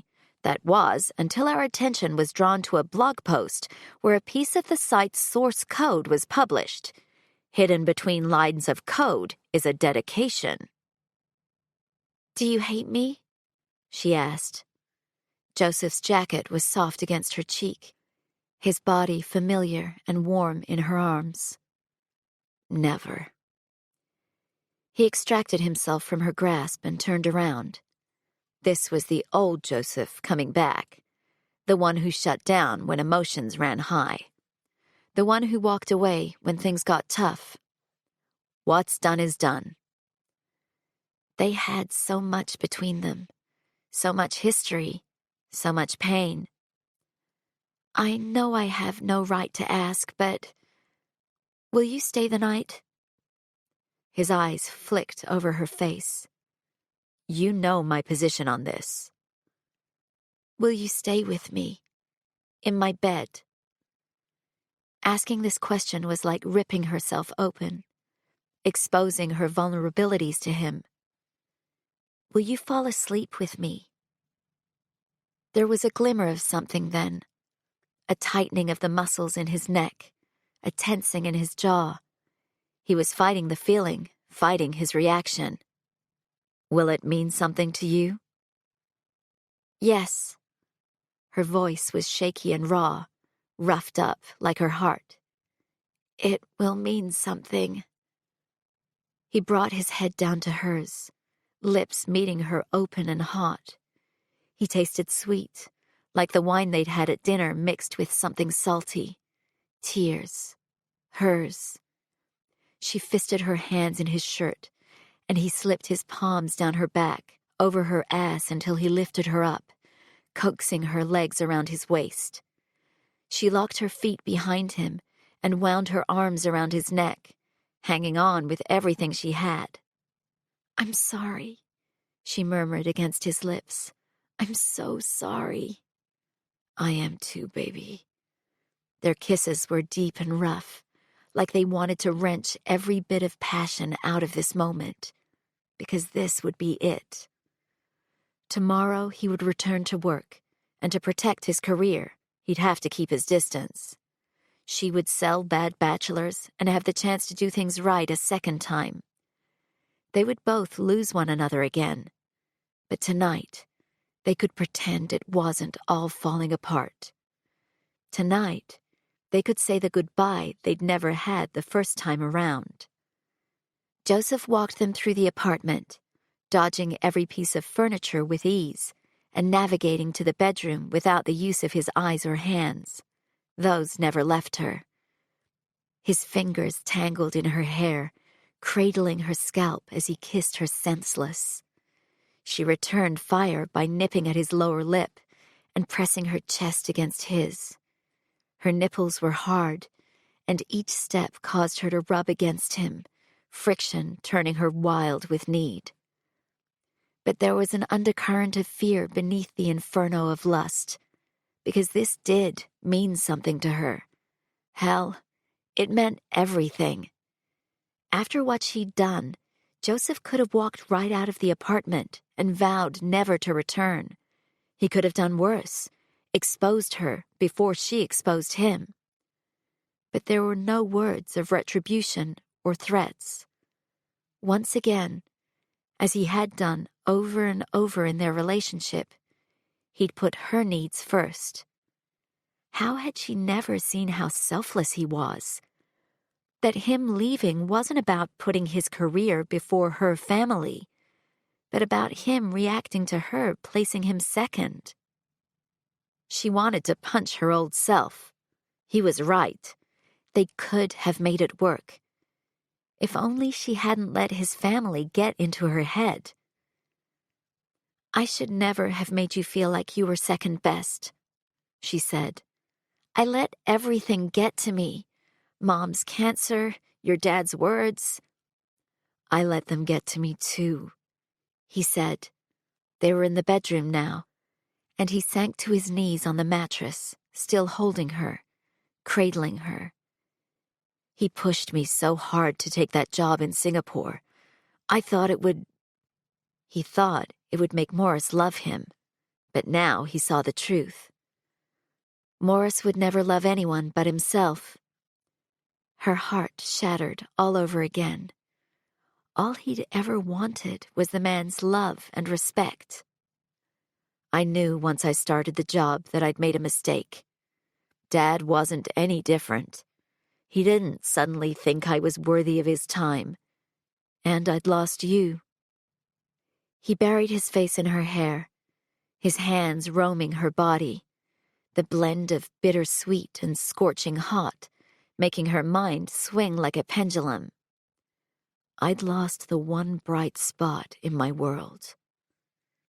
"We've made a mess, haven't we?" Joseph laughed, though the sound was anything but humorous. "We sure have." "And now we're saying goodbye again." Why did it hurt so badly? It wasn't like she thought they'd ever get back together. "I wish I could fix this." "The only way we can fix this is to go our separate ways." He stroked her face, gentle hands tracing the edge of her mouth and the angle of her jaw. She did the same, feeling the scratch of his beard and the firmness of his lips. "If I had any chance of salvaging my job, I have to get distance from bad bachelors." The finality of his statement was like a punch to her gut, and she had no one to blame but herself. "I'll stay away." An expression flickered over his face, but it was gone before she could interpret it. "You know why I have to do it, don't you? If anyone sees us together, they might figure it out. It's safer for us both to walk away." "I know." She nodded, fighting back the emotion that reared up like a tidal wave. "I agree, it's the right thing to do." "Then let's not waste tonight. I don't want you thinking about the past or about tomorrow or about anything besides how good you're going to feel when I'm inside you." Yes, I want that too. She swallowed her doubt and regret. I want you. If this is it. For a second, he was as vulnerable as her, his eyes finally revealing what was going on inside. I don't want us to waste a second, because I won't be coming back. I know. I will do everything in my power to make sure you're safe. He brushed the hair from her forehead, tucking it behind her ears. But it won't be me guarding your door, okay? It hurt so goddamn much that she wanted to crumple into a ball and beg God to make her vanish. Was it possible that losing him was even more painful the second time around? Or was it simply that time had smoothed the edges of her memory, erasing the jagged bits and filling in the grooves? I understand. She pressed her lips to his so softly, it was like kissing air. Please, just make me feel good now. Tomorrow can wait. He laid her down on the bed and rocked back to a standing position. There was nothing more blissful than watching Joseph strip down. His hands were unhurried, commanding. They turned the simple action of removing a suit jacket into an erotic art. As he popped the buttons on his shirt, revealing a widening V of skin and rigid muscle, Annie could only watch. He yanked the shirt from the waistband of his pants and then started on his fly. He pulled the zipper all the way down, his erection pressed forward. Black boxer briefs did little to hide his arousal, the fabric stretching taut over his straining cock. She swallowed as his thumbs hooked under the elastic and he shoved it all down, suit pants and underwear, so that he was almost naked. In seconds, his shoes, shirt, and socks joined the pile of clothing and he stood before her, totally bare. Your turn, he growled, reaching down to wrap a fist around his cock. Take it slow. Her brain failed to get into gear, her body sluggish, like someone else was controlling her limbs, tugging on her strings. She fumbled with a fly on her jeans. All the while, Joseph stroked himself, and she watched, mesmerized by the slow but strong up and down pumping action, by the way his head peeked out over the top of his fist with each downward stroke. Suddenly, her mouth was dry, and she realized she'd been frozen for a second. Keep going, he said. Jeans off. She shoved them down her thighs and wriggled her legs until the fabric fell over the edge of the bed. Then she pulled her top up and over her head before sending it to the floor. Cool air brushed over her heated skin, making her nipples even harder. They pressed against the sheer fabric of her bra. Growing up, Annie had always been self-conscious about her less-than-buxom chest. But Joseph had treated her body like it was perfection, and over the years, she'd come to believe his compliments. She reached behind her back, unhooking the clasp and shrugging out of the straps. He came forward the second she peeled the fabric away, pressing his lips to her heated skin. Yes. He sucked on one nipple, gently at first, and then roughly, using his teeth and tongue to test the edges of her restraint. Sensation overwhelmed her, short-circuiting her brain until she was running on nothing but arousal. Do I need a condom? He asked, snaking his lips back up her neck as he gently pushed her back to the bed. His fingers toyed with the edge of her panties, breaching the elastic to tease her with barely there strokes. No, she said. We didn't last time, and I'm on the pill. Her eyes fluttered shut as he grew bolder, parting the lips of her sex and finding her clit. Each circular motion of his fingertips unwound her further and further, pushing deeper into sensation. How could she possibly let him go? How could she possibly wake up tomorrow and go on living, knowing this was it? "If you want me to wear one, I will." He speared her with a serious look. She shook her head.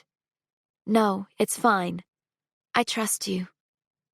He rested his forehead against hers as he teased her, switching up the slow, sensual spirals to slip a finger into her. He let her find the rhythm, only to pull out and return to her clit. The maddening back and forth had her hovering on the edge of release, so close, yet so far. There wasn't anyone else. The words slipped out before she could stop them. "Since you left?" "What do you mean?" His hand stilled. "I haven't." Her eyes flickered for a moment, because eye contact was too painful. "There's been no one else since you. Not a single person." Joseph pulled back, and Annie was sure he was about to walk away. God, why the hell had she said that? What could she possibly hope to achieve by telling him that sorry piece of information? He probably thought she was pathetic. But instead of moving away, he came down over her, slipping his hands under her body so he could hold her tightly to his chest. For a moment, they said nothing. She let herself sink into the safety of his embrace, let herself be held. "Can we pretend I came with you?" She pressed her face into his neck. "Please, let's pretend we didn't screw up." "Okay." His voice was hoarse. It was a sound she'd never heard before, because Joseph could sound cold as ice. He could sound gravelly and sexy and powerful in bed, but never this, ruined. "We're there now." He reached between her legs and wrenched her panties to one side. The head of his cock nudged at her entrance, his hips rolling as he positioned himself. "I've missed you," she whispered. Her voice was so soft, she had no idea if he heard her words. But as he cupped her face and slid into her with one smooth, deep thrust, she let herself sink into the fantasy. She let herself pretend that they loved each other, that they'd never been apart, and that once the dawn broke, everything would be okay. Mysterious creator of Bad Bachelors, rumored to be linked to young CIO hotshot. By Peter McInnes, Spill the Tea Society and Culture reporter. Ever since the date rating app exploded online less than a year ago, the world has speculated about who created Bad Bachelors and why. Early on, it was thought to be a publicity stunt, a genius piece of PR for a matchmaking service or possibly a women's magazine. However, no company ever came forward to claim it. Rumors also suggested that feminist blogger and women's rights advocate Marcia Hinley might have been responsible. But while Hinley praised the app for promoting safe dating practices, she refuted all claims of involvement. Thus, the creator of Bad Bachelors continued to be a mystery. That was, until our attention was drawn to a hacking website, where a portion of the Bad Bachelors site's source code was published. Hidden between lines of code is a message. "To Joseph, this is for you." The post speculates that Joseph is none other than Joseph Preston, which appears to be based on a piece of information the source is not yet willing to publish. If you're outside tech circles and the elite of the Upper East Side, you may not recognize his name, but he's a high-profile bachelor, heir to a portion of the Landry Cosmetics fortune and has recently been named the youngest CIO in JGL Bank's history. In fact, he sounds exactly like the kind of guy we'd expect to be reviewed on Bad Bachelors. However, Joseph Preston has only recently returned to New York from Singapore after a stint with HSBC, according to his LinkedIn profile, which may account for his lack of reviews. What remains uncertain, however, is who would have reason to dedicate Bad Bachelors to him. Other than a brief engagement to Anneke van Beek, who you may know if you follow any top fashion blogs, Preston has kept his life relatively quiet. Recent hits on his name bring up interviews about JGL's digital strategy and footage from a presentation he gave at a fintech conference in Sydney last year, but nothing about his personal life, other than a statement from Van Beek saying she was single again back in September. Is Joseph Preston the Joseph referenced in the Bad Bachelor's source code? No evidence seems to suggest it, but the blogger who posted the code certainly thinks so. What's your take on Bad Bachelors? Have you used the site and found it helpful when navigating the dating jungle? We'd love to hear your stories. Annie smoothed her hands down the front of her pencil skirt and practiced the breathing technique she'd always used before a meeting. After saying goodbye to Joseph earlier that morning, and then spending all day in the office pretending like she wasn't coming apart at the seams, her nerves were shot.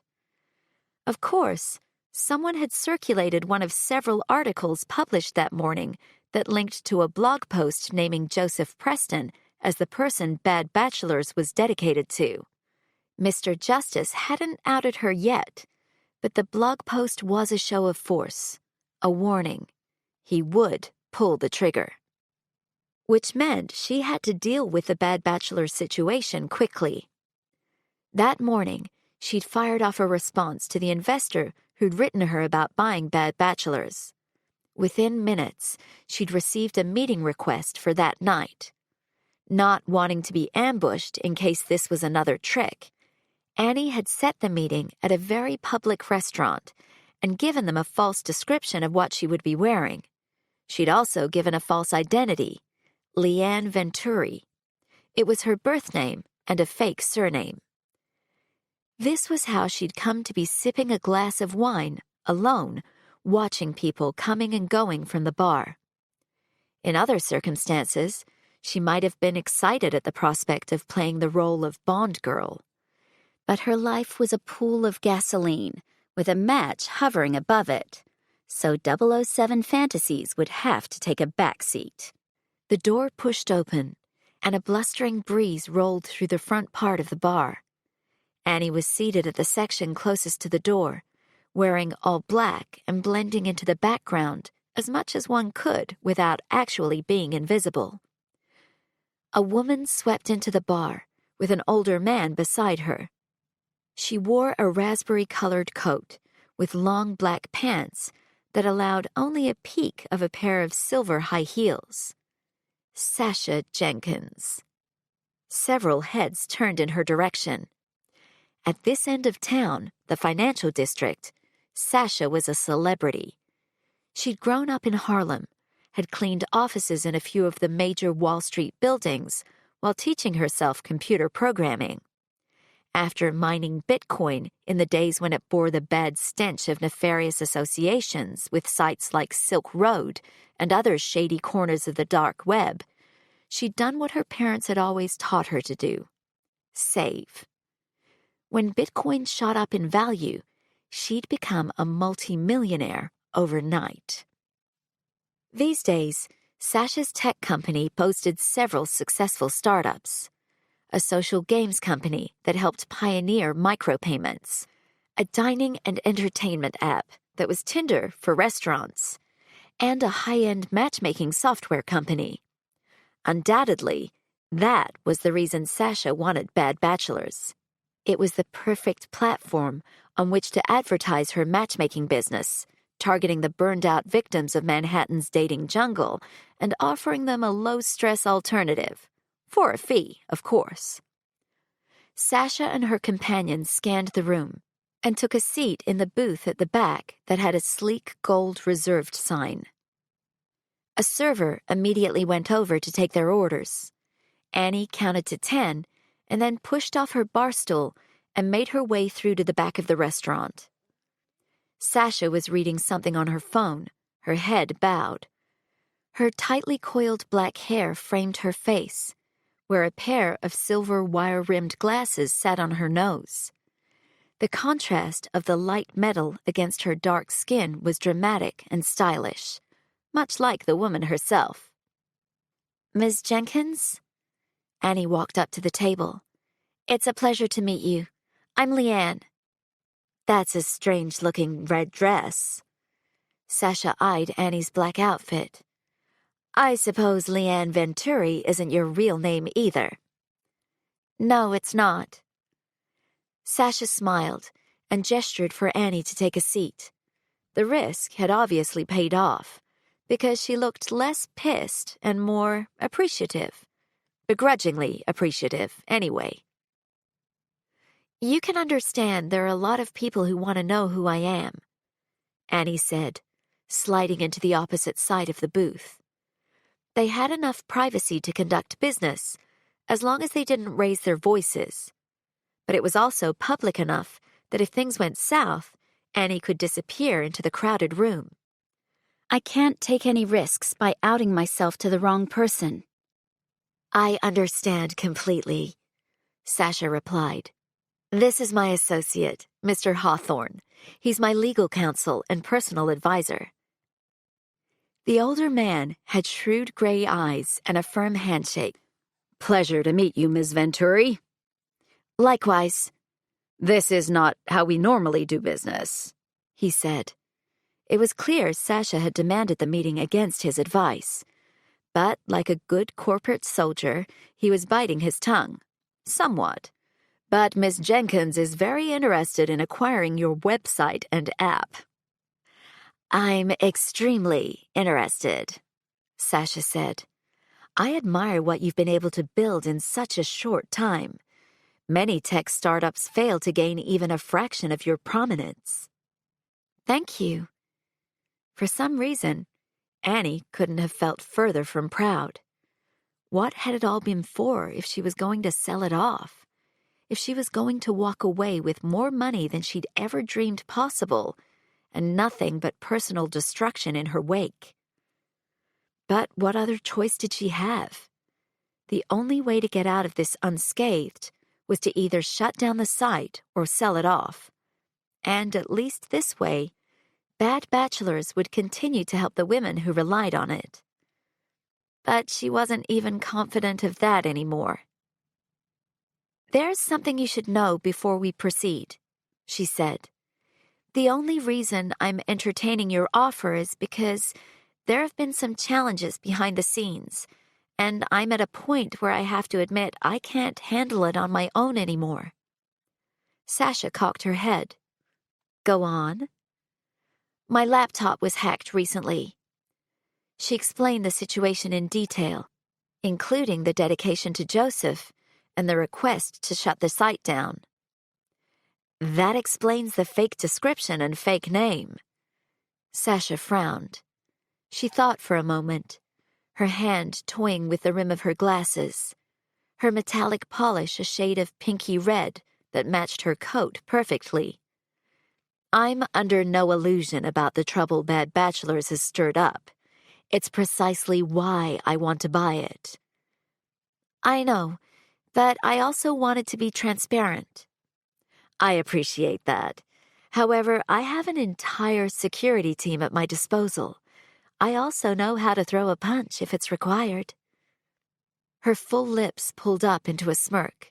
"I'm not concerned about some loser who's sniveling in his mother's basement." There would be added advantages to the person running Bad Bachelors not having to keep their identity a secret. They could involve law enforcement, and there wasn't much to leverage against them. "We've drafted an offer document for your review, Ms. Venturi." The lawyer slid an envelope across the table. It bore Sasha's company logo on the front. Take the weekend to read it over and let us know if you have any questions. We'll expect a final response by the end of next week, which will give you time to have a lawyer look over it. Annie nodded. Thank you. I hope you consider this offer seriously, Sasha said. You can do a lot with this kind of money. You can set yourself up for life. Annie placed her hands over the envelope. It was true. Money like this would provide security for her family, for herself. She could pay Joseph back for the apartment. With wise investments, she may not ever need to work again. But instead of comforting her, the thought brought a tightness to her chest. How would she fill her days alone, without a something or someone to care about?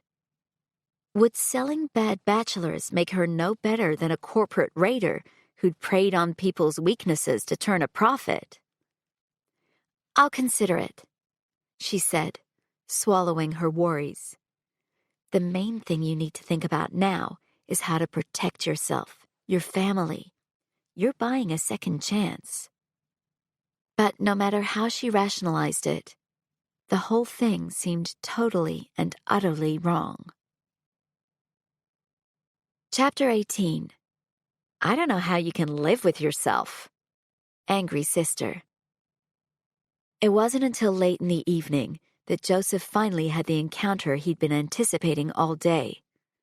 Despite feeling the constant prickle of people looking at him, no one had said a word about bad bachelors. If he was less experienced, he might have allowed himself the fleeting thought that perhaps it wasn't a big deal. But he was smarter than that.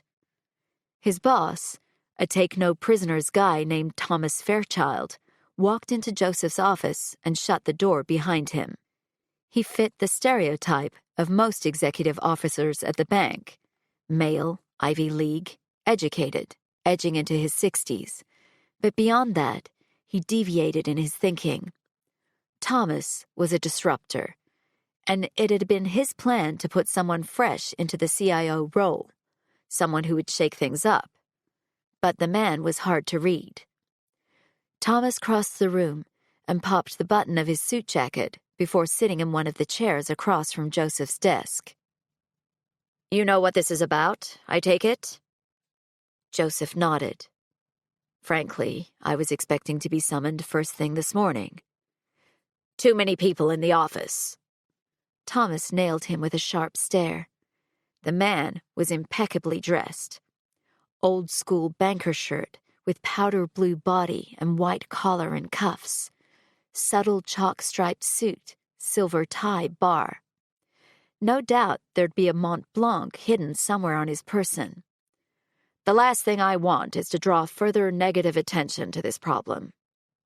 Joseph could handle this one of two ways: fall on his sword and hope for mercy, or go on the defensive. Something told him that Thomas wasn't in a particularly forgiving mood. I had no hand in the creation of bad bachelors, Joseph said, leaning back in his chair. First rule of going on the defensive: stay calm. That's not what's being circulated. I understand your assistant has been inundated with calls from the media all day. He has, but that's not proof of anything other than media outlets wanting to sell advertising. This whole bad bachelors thing has gotten a lot of attention, so they're jumping on a piece of false information in order to further their own agenda. Calm. Blue ocean. And we all know journalistic integrity isn't what it used to be. I don't expect you to be glib, Joseph. Thomas narrowed his eyes at him. When I brought you on, I wanted to draw attention to our digital strategy by employing someone young enough to sell it. I did not want someone who would be associated with this controversy. I'm not associated with it, Joseph repeated. If you care to look up bad bachelors, you'll find that I am not reviewed on that site, nor is my name mentioned anywhere. Except in the source code. There are a ton of people named Joseph, for starters, and it could very well be doctored. He pointed out. How hard do you think it would be for someone with Photoshop to make a fake screen capture? I could walk outside and find a kid to do it in under a minute on his phone. Thomas considered this. Why? What would be the point? You said yourself during my interview that hiring me would ruffle a lot of feathers. Hell, that was the point of it. Do you trust everyone on the executive leadership team and the board not to stoop to this level? You think someone is setting you up? Joseph had wanted to get out of this conversation without explicitly lying. It's a distinct possibility, but that doesn't mean it's the truth. There are plenty of other ways to remove someone from their position in this bank. Doesn't that seem a little convoluted? Not if you fire me, Joseph said. You're the one who's trying to shake things up. If someone sets me up, you'll find a replacement to do what I'm supposed to do. However, if it's proven that a younger person in this role is too risky, then you'll be forced to go back on your plans and hire someone more in line with what the bank has always done. And what's that? Hire someone like them who'll want the same thing. Less friction. No one challenging the money they're pouring into their pockets. No one trying to make them do things they don't want to, like change. Thomas thought for a moment, his right hand going to the silver bar holding his tie in place and rocking it back and forth. He always did that when he was thinking. Something needs to be done. We can't ignore it. How about an exclusive interview? Joseph suggested. I know a reporter who would be thrilled at the chance to get me on camera talking about it. What's the angle? Thomas steepled his fingers. You can't publicly say the board has it in for you. Of course not. That would be inappropriate. Joseph almost had him. The next move would be a gamble, but something out of the box was required to escape this mess. How about I tell them all the ways I've failed in my life? What? Thomas blinked. That's a terrible idea. Look at how we're moving to agile project management. Look at how companies like Tesla and SpaceX have a culture of embracing failure. The reason people hate banks is because they're never transparent when things go wrong.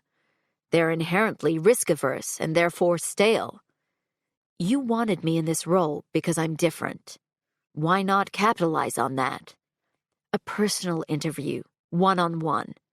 The youngest CIO in our history, and how he got this position by learning from his mistakes.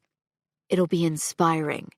We can also partner it with some internal PR. Use me to show younger people in our ranks that they do have a future in this industry. Thomas rubbed a hand along his jaw, clearly intrigued by Joseph's idea. It's certainly a different approach. It'll work. We'll get an agreement that the interviewer won't imply I had anything to do with bad bachelors, but they can ask about it in a general sense. I'll use this as an opportunity to show how we're not like other banks, how our strategy and approach can appeal to a younger customer, a customer who doesn't want the same old, same old. Thomas bobbed his head. Okay, set it up ASAP. But if this fails, you'll be looking for a new job. He got up and walked out of the room, leaving the door open behind him. From his vantage point, Joseph could see that the office had mostly cleared out. He'd sent Dave home around 6:30, and his empty desk partially obscured the view of the executive floor. In the distance, he could hear the voice of the HR general manager talking to her assistant. Letting out a long, whooshing breath, Joseph tipped his chair back and tilted his face to the ceiling. Was it possible that he'd be able to dodge this bullet? The interview idea wasn't a guaranteed win. In fact, there was a very real possibility of it blowing up in his face. He had no idea if he could trust the journalist not to hang him out to dry.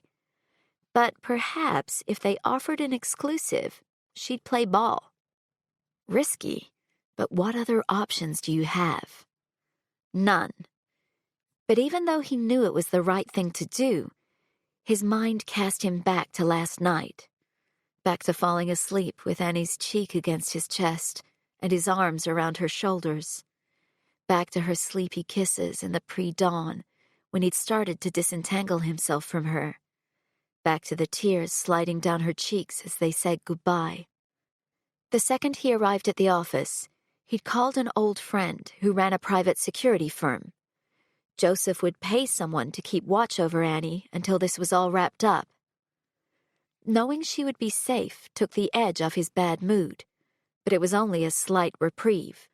They still didn't know who was behind the threats, and whether her selling bad bachelors would stop the people targeting her. And Joseph didn't know whether his career would survive the speculation. The only thing he could do now was get in touch with a journalist and set up an interview. He scrolled back through his calendar to the day of their original interview. But Dave had set the meeting up, and her phone number wasn't in the invite. It didn't appear to be in his contact list either. Perhaps Dave had a business card stashed at his desk. Pushing up from his chair, Joseph wandered out to his assistant's desk. He didn't want to go rummaging through drawers or invading the guy's privacy in any way, but he'd sleep better if he could set up the meeting now. At least knowing there was some progress would make him feel a bit more at ease. Joseph scanned the set of shelves next to the desk, looking for anything that might resemble a business card folder. He was sure the journalist had handed one over when they'd first greeted her. But nothing jumped out. Frustrated, he muttered a curse under his breath. He could call Dave, but he hated interrupting a staff member's time after they left the office unless it was absolutely necessary. And easing his own mind wasn't a good enough reason. Just as he was about to turn away, something caught his eye. It was the picture of Dave and his wife. The simple silver frame caught the light and winked at him. When Joseph peered closer, one little detail made his blood run cold. The photo was taken in front of the Eiffel Tower, and while the couple was in perfect focus, the background was soft and blurry. Swallowing against the rising tide of rage clawing up his throat, Joseph grabbed his phone out of his pocket and pulled up the email from Andrew with the details of Mr. Justice's forum profile. Sure enough, the profile picture he'd used looked exactly like this shot of the Eiffel Tower in the background of this photo. Almost as if the photo had been cropped to make his profile image. It must have personal significance to him. How had he walked past Dave's desk every day without noticing it? The clue had been in front of him all this time, but Joseph had been in his own head too often to pay attention. Maybe it's a coincidence. Lots of people go to the Eiffel Tower. Possibly. Joseph would need to do some digging to confirm his suspicions, but his gut told him everything he needed to know. Dave was the person threatening Annie. By the time Annie reached her building, her feet ached from the walk. In her jumbled-up state that morning, she'd forgotten to throw her flats into her bag. Sure, she could have hailed a cab, but that had seemed a bit ridiculous for what would be a 10-minute walk. If only she hadn't decided that her power stilettos were required to face the day. It became immediately apparent, however, that blisters were the least of her worries when she exited the elevator and found someone waiting by her door. "Morris, to what do I owe the complete lack of pleasure?" She really was not in the mood to deal with his shit tonight. "Was it you?" He practically snarled. "Was what? Me?" She folded her arms across her chest. He might know where she lived, but she sure as hell wasn't inviting him in. They could have this argument in the hallway for all the neighbors to hear, as far as she was concerned. Did you post that bullshit about Joseph being connected to bad bachelors? Are you the person trying to ruin his reputation? Of course, he thought she was the one posting rumors, rather than the person who'd created bad bachelors. He'd always made it clear he didn't think her capable of anything.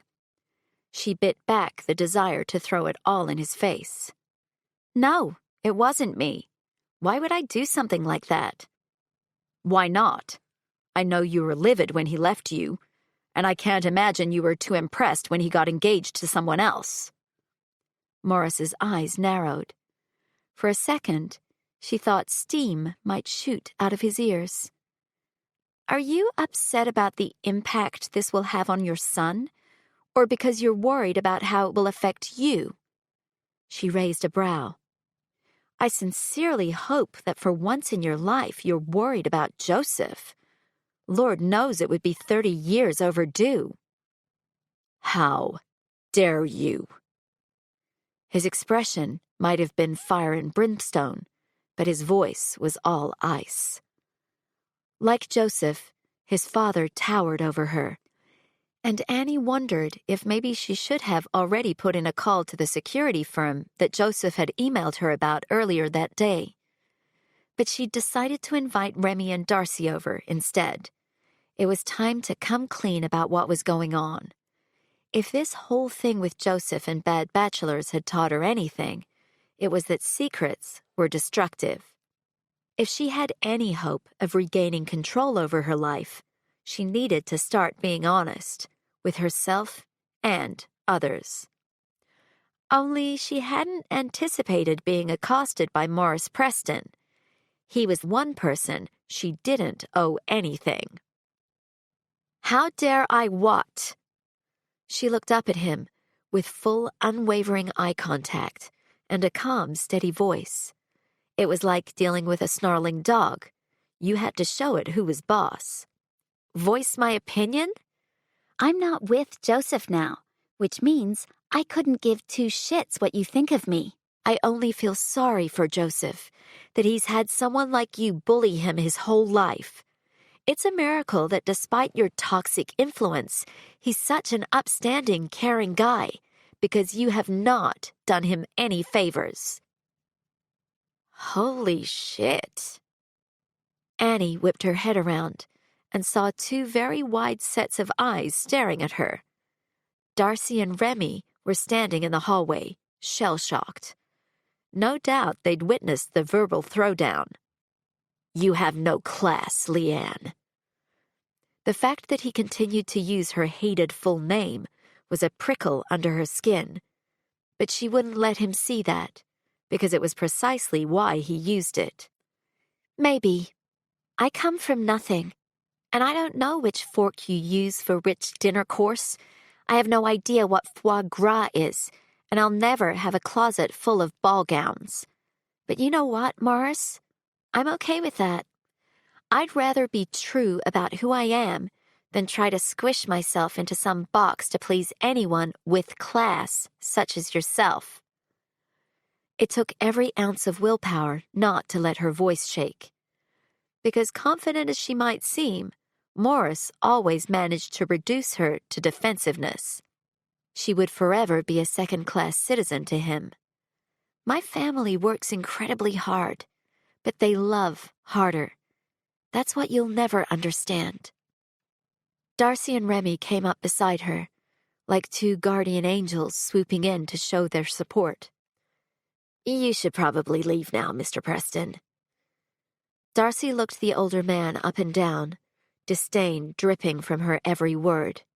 I'd hate to be forced to call the police about you harassing someone on private property. The apartment isn't hers, he spat out. She thinks she's all about love, but she was perfectly happy to cut into Joseph's wealth without a second thought. You shouldn't even be here, he told Annie. Remy slipped an arm around Annie's shoulders.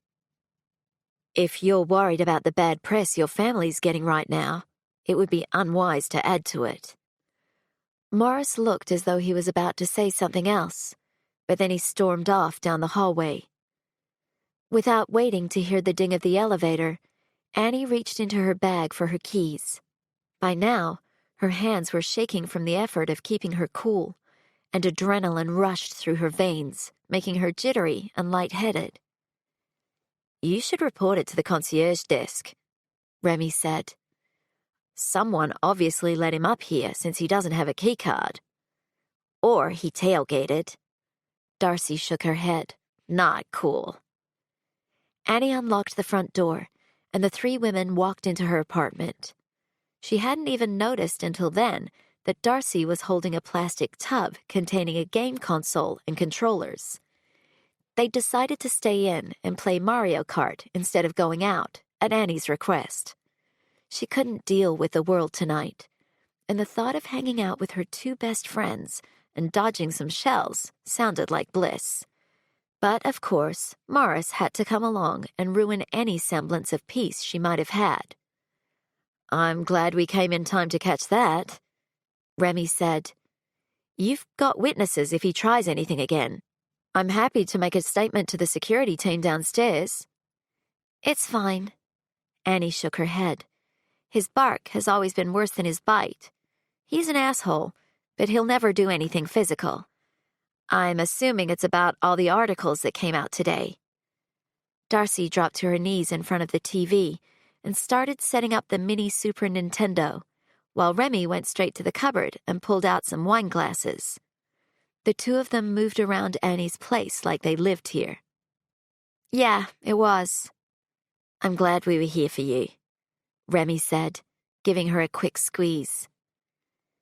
Something settled in Annie's chest that made her realize how goddamn lonely she'd been the past few months. Since Darcy got engaged, she'd been around less, and then when Annie and Remy had their huge fight, their happy little threesome had ceased to exist. This was the first time all three of them had been in a room together since that happened, barring the out-of-bounds opening night. But Annie didn't count that, since Remy was performing and they didn't actually speak. Keeping Bad Bachelors a secret had taken its toll on her, but worse than that, lying to her friends and to the world had made her shy away from all the things she loved in her life. She avoided conversations where bad bachelors might come up, and she spent less time with her family because it was getting harder to act like everything was okay when her parents asked what she was up to. She had so many people who cared about her, and right now, she felt as though she didn't deserve a single one. "Why did Morris think you had anything to do with it?" Darcy asked. She flipped a switch on the console and the game fired up. Remy grabbed a bottle of wine from the fridge and brought it, along with the glasses, to the couch. "I mean, he can't know the truth. And just because Joseph is back in town doesn't mean that you have anything to do with him." Oh boy.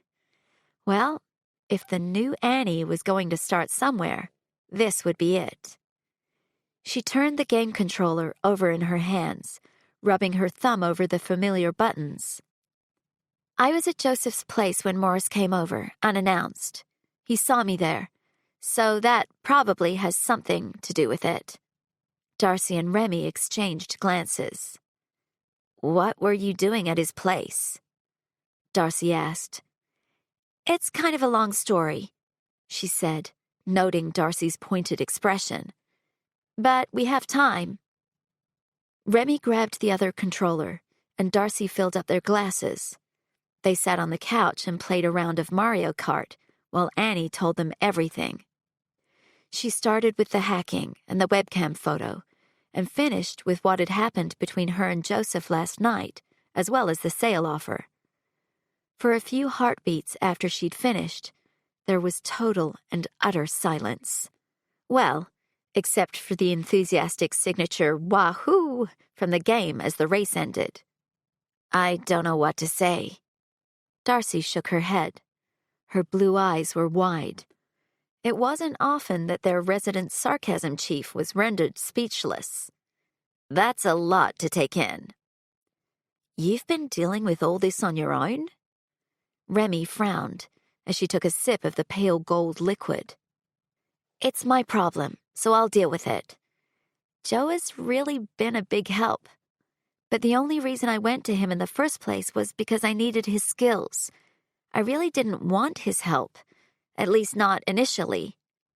And now? Darcy asked. I'm hoping I won't need it. Does that mean you're really considering selling Bad Bachelors? Remy asked.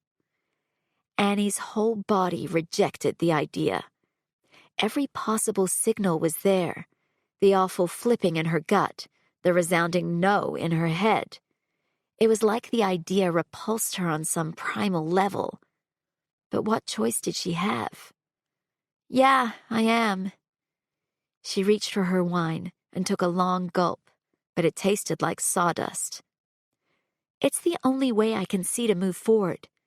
I told the buyer about the security issues, and they weren't concerned. Obviously, they have resources to deal with things like that. They'll announce the purchase, which should mean that the spotlight will come off Joe because he has no connection to the buyer. I'm also going to ask it be written into the contract that they'll make a statement saying that the message in the code was a hoax and he has nothing to do with it. So, $5 million. Darcy let out a long whistle. That's monopoly money. I know. You'd think I would be more excited about it. Annie attempted a laugh, but it didn't sound authentic. Didn't feel it either. Stupid, right? How many sad millionaires are there? There's got to be a reason for it, Remy chimed in. You don't want to sell it, do you? Not really. It's the only thing I've ever created. The only thing I've ever done that went right. Did it, though? Remy held up her hands. I'm over what happened, truly. Forgive and forget and all that. But has Bad Bachelors gone right? Is this what you intended it to be? There was that rush of intuition again. The resounding no that repeated over and over like her heartbeat. Bad Bachelors had given her a glimpse of what she might do with her life, the good she might bring to the world, the positive stamp she might leave by helping women in vulnerable positions. But Bad Bachelors wasn't it. She'd been too stubborn to see it when Reed tracked her down, and she was clinging to the good parts when Remy came to her for help. But now, spending time with Joseph and being honest about the past had made her see that Bad Bachelors had grown into something tangled and unwieldy. Every day she was receiving emails about fake reviews, about people using the site to get revenge on their exes, to bring down an enemy at work. Selling now felt like a failure, like she was leaving behind a legacy she wasn't proud of. I'm so torn, she said, because it was the only honest thing she could say. Was $5 million worth it? What if Bad Bachelors continued down its dark path, only with advertisers shelling out money for the privilege of having their flashing banners sitting alongside hateful words? To a lot of people, the answer would be yes. But Annie had said time and time again that she didn't live for money. As much as it would be nice to have that kind of security, all Joseph's family had ever taught her about being wealthy was that it gave people a mean edge. Like you're a goddamn saint these days. Is it something to do with Joseph? Darcy asked. Annie could tell she was trying not to sound judgmental, but her resentment of Joseph ran deep. Did you make up? We didn't make up. Annie shook her head. There was nothing to make up, nothing to save. But I do feel like I got some closure, you know? Like I was finally able to forgive him and myself for what happened. Her stomach churned. Early that morning, when he'd gotten out of her bed, she'd surprised herself by reaching for him, by trying to convince him that maybe they could have one more day. One more day.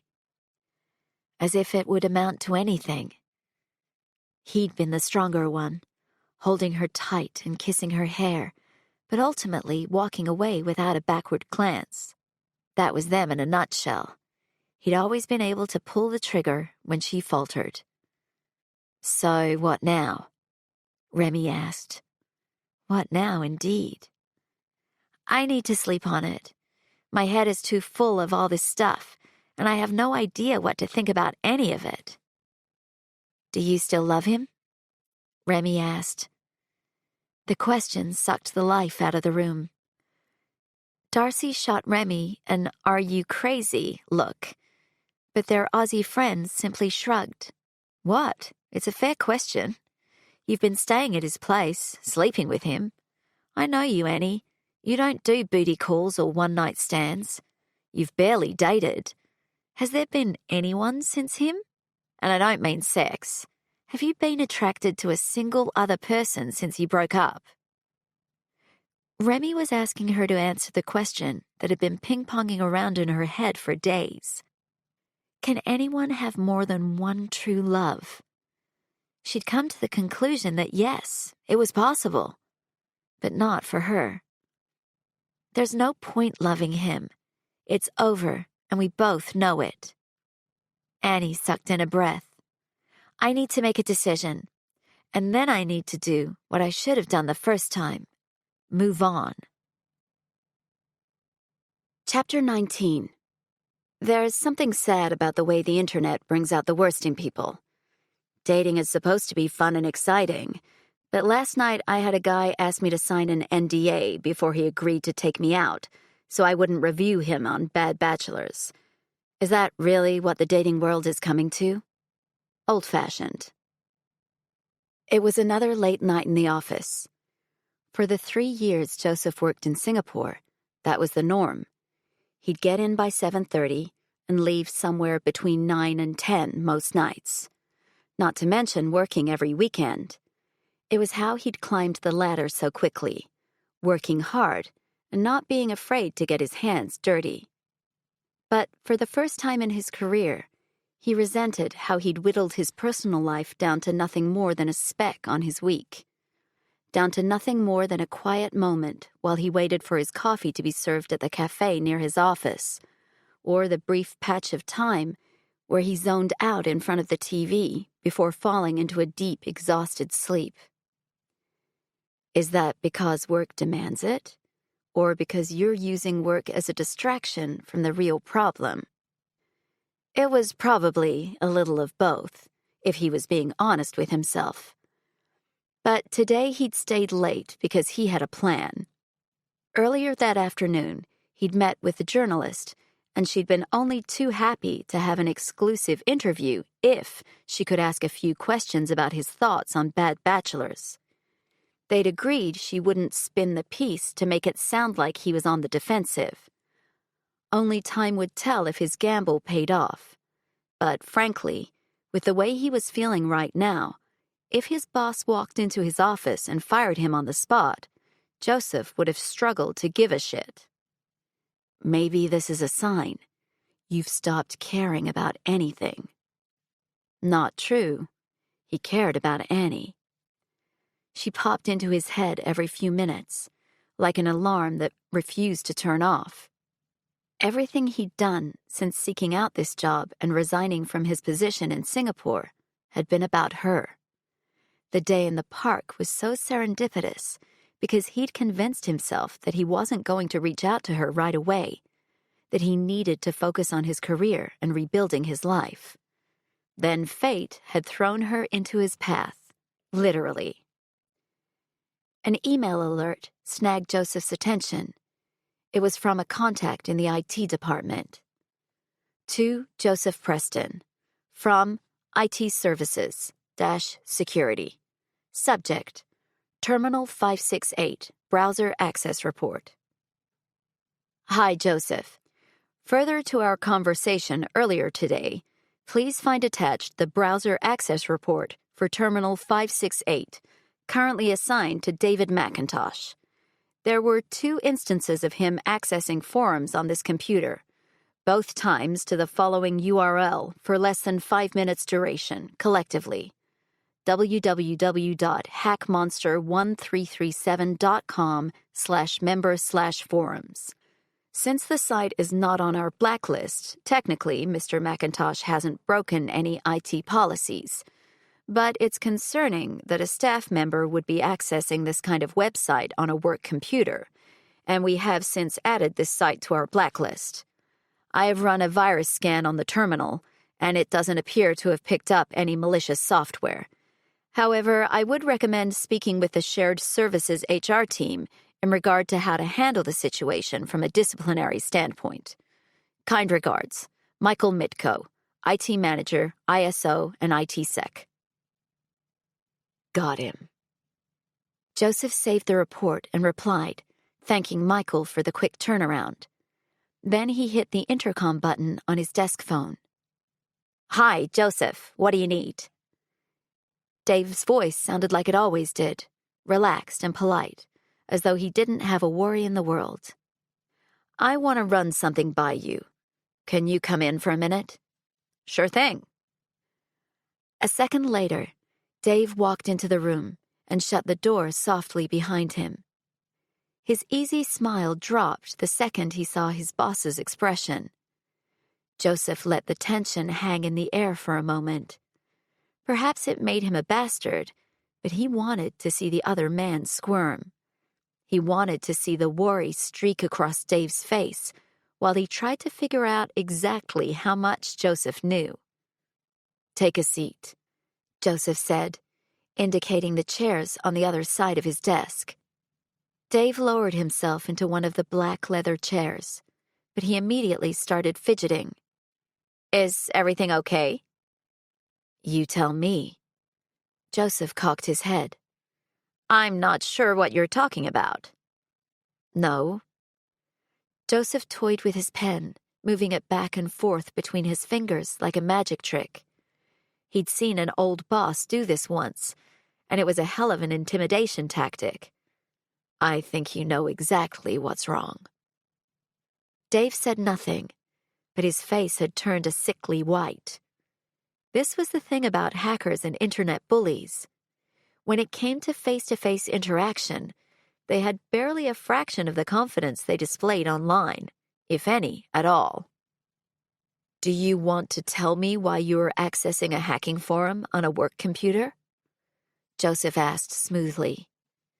Dave swallowed. His expression softened a little, as though he believed this was just a disciplinary chat about inappropriate internet usage. A friend sent me a link, and when I clicked on it and realized what it was, I shut it down. I should have raised it with IT and with you. I'm sorry. Your friend sent you a link that you accidentally clicked on twice for the same hacking forum? Dave shifted in his seat. I've since asked him to stop sending me things.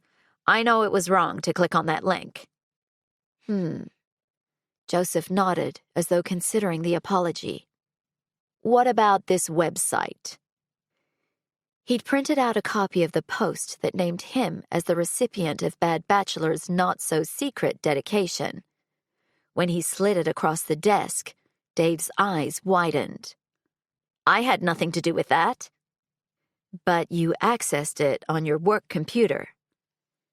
Dave looked up at him, his eyes flicking back and forth as though trying to find a way out. Accessing the forum had been a dumb move, but that was hackers in a nutshell. Cocky. Often they left crumbs around, thinking that no one would be smart enough to see the signs. They got a kind of twisted pleasure out of it, but ego was inevitably what brought them down, because Joseph was smart enough to see the signs. He'd contemplated telling Dave that it was the photo on his desk that had made Joseph suspect him, but he decided against it. Why give the guy information that might make him more careful next time? Joseph had requested the internet browser report as soon as he'd seen the photo. Evidence that Dave had accessed the forum where Mr. Justice's messages were posted could mean nothing. It might be a coincidence. But Joseph knew how to extract information from people, and he'd find out soon enough if his assistant was behind the scare campaign targeting Annie. What are you insinuating? Dave asked, his nostrils flaring. Are you denying you accessed this website? That's it. Take the bait. His breath was coming faster now. I might have read it. You know that's not what I'm talking about. You wrote this. And before that, you posted on a hacking forum that you knew who was behind bad bachelors. He talked clearly and simply. What I don't understand is why you're making up that there's some hidden message in the source code and that it's somehow connected to me. I didn't make it up. I saw it with my own eyes. Gotcha. Really? And how would you have accessed it? Joseph cocked his head. I understand that code isn't open to anyone who looks. You're right. I found it. Dave smirked. Suddenly, Joseph could see Mr. Justice, rather than the man Dave pretended to be in person. He could feel the venom pouring off him. I hacked into the laptop of the bitch who runs the site. Joseph willed himself not to look at his laptop screen. He'd set up a recording program to capture the confession. Part of him had been worried that Dave wouldn't confess, that he would be too smart to spill all the details. But perhaps the office environment and the fact that the conversation had started with a work focus had lulled him into a false sense of security. Did he know Joseph and Annie had been seeing each other recently? He'd have to gamble that Dave hadn't seen him coming or going from Annie's place. Playing dumb was the only option. So the message in the source code is real, then? The other man looked far too smug for someone digging his own grave. Yeah, it's real. But there's no last name. What on earth made you think it was me? Because it was your ex-girlfriend, Leanne Maxwell. He leaned back in his chair, thinking he dropped some kind of truth bomb. Joseph stared at him, letting his anger roll over his face and allowing Dave to think it had everything to do with his revelation. He would be happy to wring this guy's neck for the pain and stress he'd put Annie through. A strong wave of protectiveness rushed through him. You do this the right way, the only way. That meant he had to get as much out of Dave as possible to ensure he wouldn't hurt Annie ever again. Joseph scrubbed a hand over his face. You're sure? I went through her computer. Trust me, it's her. I had no idea you two were even connected until I stumbled across a folder full of photos of the two of you. He laughed. I'm guessing you dumped her, right? Makes sense. Good motivation to start a revenge site. Some women just can't let go. And I'm guessing since she had over 1,000 happy snaps still sitting on her computer, you must have broken her heart pretty good. Joseph's heart squeezed as he remembered finding the folder on her computer that first night she'd asked him to come over. Wasn't that rule number 1 of a breakup? Burn the evidence, or delete the evidence in this case? Why had she hung on to the photos when it seemed like everything else from their old life was gone? I'll take that silence as a yes, Dave said. Oh, and you want to know something funny? The folder where all the photos were kept was called One True Love. Pathetic, right? One True Love. They talked about that once. The idea that there was one person for everyone, a soulmate. The way Joseph had grown up, he wasn't sure he believed in such notions. He didn't really understand the love his parents shared. They weren't affectionate. He'd never seen them hold hands or kiss. Most days, it was like they were two colleagues rather than people in love. Annie's family was the opposite. Sal and Connie had both found a second chance at love, and they seemed to have no shortage of affection, of hugs and welcoming smiles and laughter, all the things that had been sorely lacking in his own childhood. Trust me, I'm doing you a favor. Dave nodded, as though convinced of his own bullshit. But why out me publicly and not her? Because I'm trying to get her to shut bad bachelors down quietly. She'll be a martyr if I out her. I want her to shut it down and slink off into the night anonymously. She doesn't deserve to have the world know her name. He shook his head. Sure, there will be a lot of angry people after her, but I'm not stupid. There will be plenty of people who will praise her too. If I have to out her, I absolutely will. But I prefer that she doesn't get any credit for bad bachelors. Which meant his threat of posting her personal information online would only be acted upon as a last resort. Mr. Justice had simply been bragging, as hackers often did. So you're pressuring her by threatening me. What happened to all that bullshit about this industry needing more people like me? Publishing the message from the source code won't hurt you that much. You've got that interview now, and you came off like a beacon of light for the banking industry. The main goal is to get bad bachelors wiped off the map, he said, for good. Dave's speech about sometimes needing to get one's hands dirty for the greater good now made a whole lot more sense. It was how he viewed his actions. Flinging a little dirt Joseph's way was acceptable if it meant taking down bad bachelors. And where are you going to stop, huh? Joseph asked. Are you threatening her? Do you really care? You've moved on. No, I haven't. It hit him like a bolt of lightning. He hadn't moved on. And getting out of her bed and leaving their old place this morning was just him going through the motions. An attempt to feel how he wanted to feel, rather than letting the truth sink in. Would he have gotten so involved in this situation if he didn't want her in his life? He could have protected her while maintaining his distance by hiring someone to watch over her. But he'd wanted to be the one looking after her. He'd wanted to be around her. And all the times when he wasn't, he thought about her. Constantly. I care, because what you're doing is illegal. Joseph ground the words out through gritted teeth.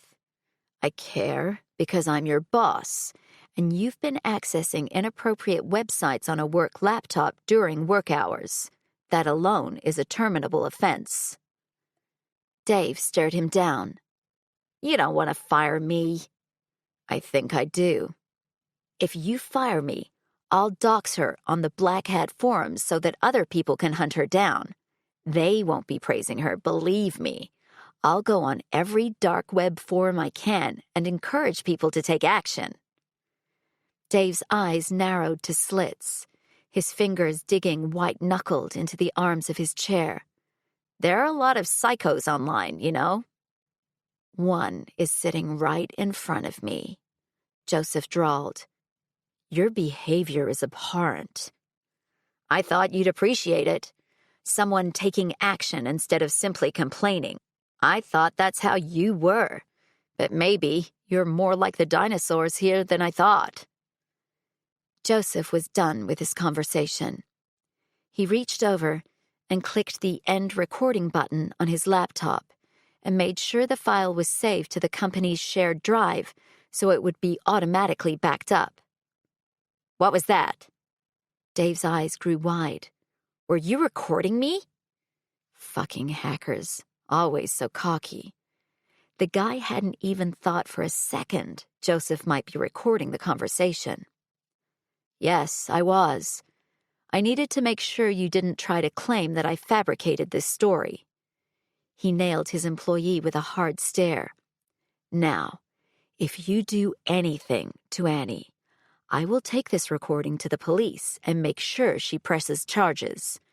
Hacking and internet stalking are tough to prosecute, but between this conversation and your browser history on your work computer, You've left quite the breadcrumb trail. You know what this means, right? Dave's expression turned brittle, and he clenched his jaw. I'll take that silence as a yes, Joseph said, tossing the man's words back at him. If you out me, you'll also be outing yourself and her. Dave snarled. Fine by me, but I won't be outing her. Bad Bachelors will have a new owner by then, so Annie won't be connected to it anymore. I can't believe you're taking the side of a woman who created such a disgusting thing. She created a website to help women. The people using it made the decision to write the questionable reviews. Of course, Joseph saw both sides of the coin. Annie was absolutely operating in a gray area, but he wasn't going to get into it with Dave. He didn't owe the other man his opinion. Joseph stood, indicating the conversation was over. Do you have any idea what damage those reviews are doing? Dave shot out of his seat. My friend might lose his kid because his bitch ex-wife convinced all her friends to post crap about him online that made him look like a bad dad. I'm sorry for your friend, but that doesn't justify you stalking and threatening people. Joseph would have a word with Annie about the reviews, though, because nobody should lose custody of their child over something like this. That was wrong, plain and simple. I've arranged security for Annie, so don't even think about doing anything stupid. Dave stormed out of the office, slamming the door behind him. Prior to calling him into the room, Joseph had given Andrew the heads up about his plans, so he could keep an eye out for anything that might pop up. But something told Joseph that Dave would slink away into the night like the slug he was. Joseph slumped into his seat, the weight of the day crashing down like an avalanche. There was so much to process. Until now, he hadn't thought much about the photos of him that Annie had kept in a folder called One True Love. That information had taken a backseat to other things, but he'd be lying to himself if he didn't admit that knowing she'd kept the photos warmed something inside him. Despite the circumstances that had brought them together, being with Annie again had made him feel like the old Joseph, the guy who'd had more in his life than a job he didn't love, the guy who'd cared about something other than board packs and spreadsheets and strategies. He looked around the office. The sleek white walls and gray carpet and silver shelving might as well have been a prison. He didn't want to be here. He didn't want to be this guy. More importantly, he didn't want to be the person who let love, real love, slip through his fingers. But he and Annie had so much water under the bridge, such a tangled past to deal with. And it wasn't only about them. Family was involved, and he needed to take that into consideration, because her family was everything to her, and he'd never known that kind of love, that kind of bond. If he had any chance of reconciling with Annie, there were other people he needed to talk to, because the qualities he loved about Annie, her determination, her loyalty, her fierceness, were ones she owed to her family. He hadn't only let her down. By abandoning them in a time of need, he'd let her family down too, and that meant he owed Connie and Sal an apology. As the days crept on, Annie's sense of unease swelled around her. She'd heard nothing more from Mr. Justice, nothing more from Joseph, and all the while the weight of her decision sat heavily on her shoulders. The deadline was fast approaching, and tomorrow Sasha Jenkins would demand an answer. $5 million. Her whole future could be taken care of. She would have to be crazy to turn it down. What's the point of a future with a permanent reminder of your failings? Because that's what bad bachelors had become. The idea was a good one, wanting to help women protect their hearts and themselves, but the execution was fundamentally flawed. Only she'd been too blind to see it, too bitter to listen to her friends when they questioned the good it did, too stubborn to change her thinking. She'd been wrong to create bad bachelors. This was the point at which she could rectify those problems. Because once she'd sold it to Sasha Jenkins, bad bachelors would continue to do more damage, and she would have no way to make up for her mistakes. Which meant there was only one real path to take. She had to shut bad bachelors down, not sell it, or try to rebrand or turn it into something else. It needed to be gone. Only then could she live without a noose around her neck. It was a conclusion she should have come to much sooner because all the signs were there. If she couldn't tell her family about it, people who would never have ratted her out or compromised her safety, then how did she really feel about it? Ashamed, embarrassed, regretful. It was like standing in the bottom of a well, staring way up to the glimmering light above. She didn't want to stay living in the darkness and solitude. She didn't want to spend every hour of her days worried someone would find her out. She didn't want to have to choose her own security over important relationships. In trying to find something to care about in life, she'd only secured the lock on her own prison. For the first time in 3 years, Annie felt lighter. She'd been coming to this conclusion ever since she'd run into Joseph at Central Park. Her life had been missing something, a path to the future, hope, honesty. Because hiding and secrecy and lies weren't who she was. Dwelling in the shadows and being in a constant state of fear and defensiveness wasn't the existence she wanted for herself. The old Annie would never have allowed this to happen. She'd had dreams once, real dreams of doing something meaningful with her life, of leaving her mark on the world in some positive way. Wasn't that what Nonno had always said to her? Leave your patch of the world in a better state than how you found it. Could she honestly say that creating bad bachelors was the way to improve her patch? No, she could not. Which meant the only way out was to make a change. Bad bachelors had to go. The $5 million had to go. The cracks on her heart had to go. Releasing a shaky breath, she reached for her laptop and opened the Bad Bachelor's email account. With every word of her response to Sasha Jenkins, Annie grew more confident in her decision. Of course, she had no idea what she would do next, if Mr. Justice would come after her, or if Joseph would accept her apology for, well, everything. But she had to try, because that idealistic girl who'd graduated from college with her head full of ideas, the woman who'd promised her mother she would make something of herself one day, was worth saving. As soon as she sent the email, Annie would hit the kill switch on Bad Bachelors. Chapter 20. Dear Sasha, it is with regret that I must decline your generous offer. After much thought, I know the only path forward is to shut Bad Bachelors down totally and completely. Joseph pulled onto the street in Bensonhurst where Annie had grown up. Despite knowing her since they were kids, he'd been in his early 20s by the time he'd seen where she lived. The first time he'd come to her house had been like opening his eyes to another world. Like seeing the families he'd watched on TV. The small kitchen where everyone sat around the table to eat. The loud, enthusiastic chatter and warmth. People who hugged one another. He hadn't understood why his home was so different. His father had never told Joseph that he loved him, or that he was proud.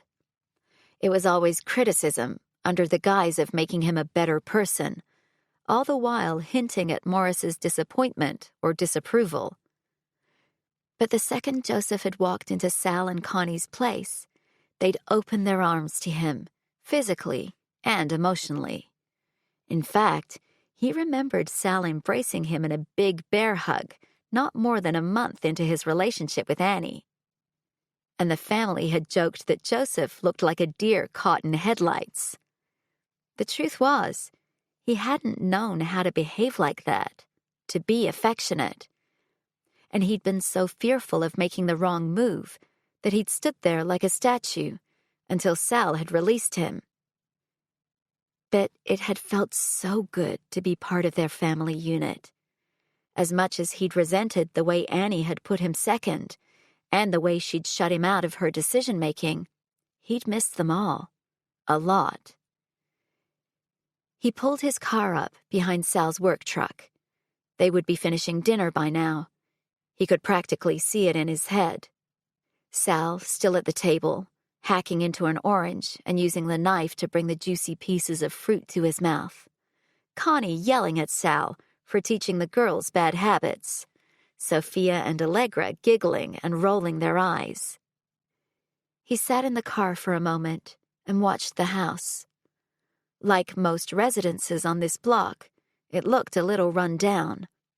There was peeling paint and a few dying shrubs in decade-old pots.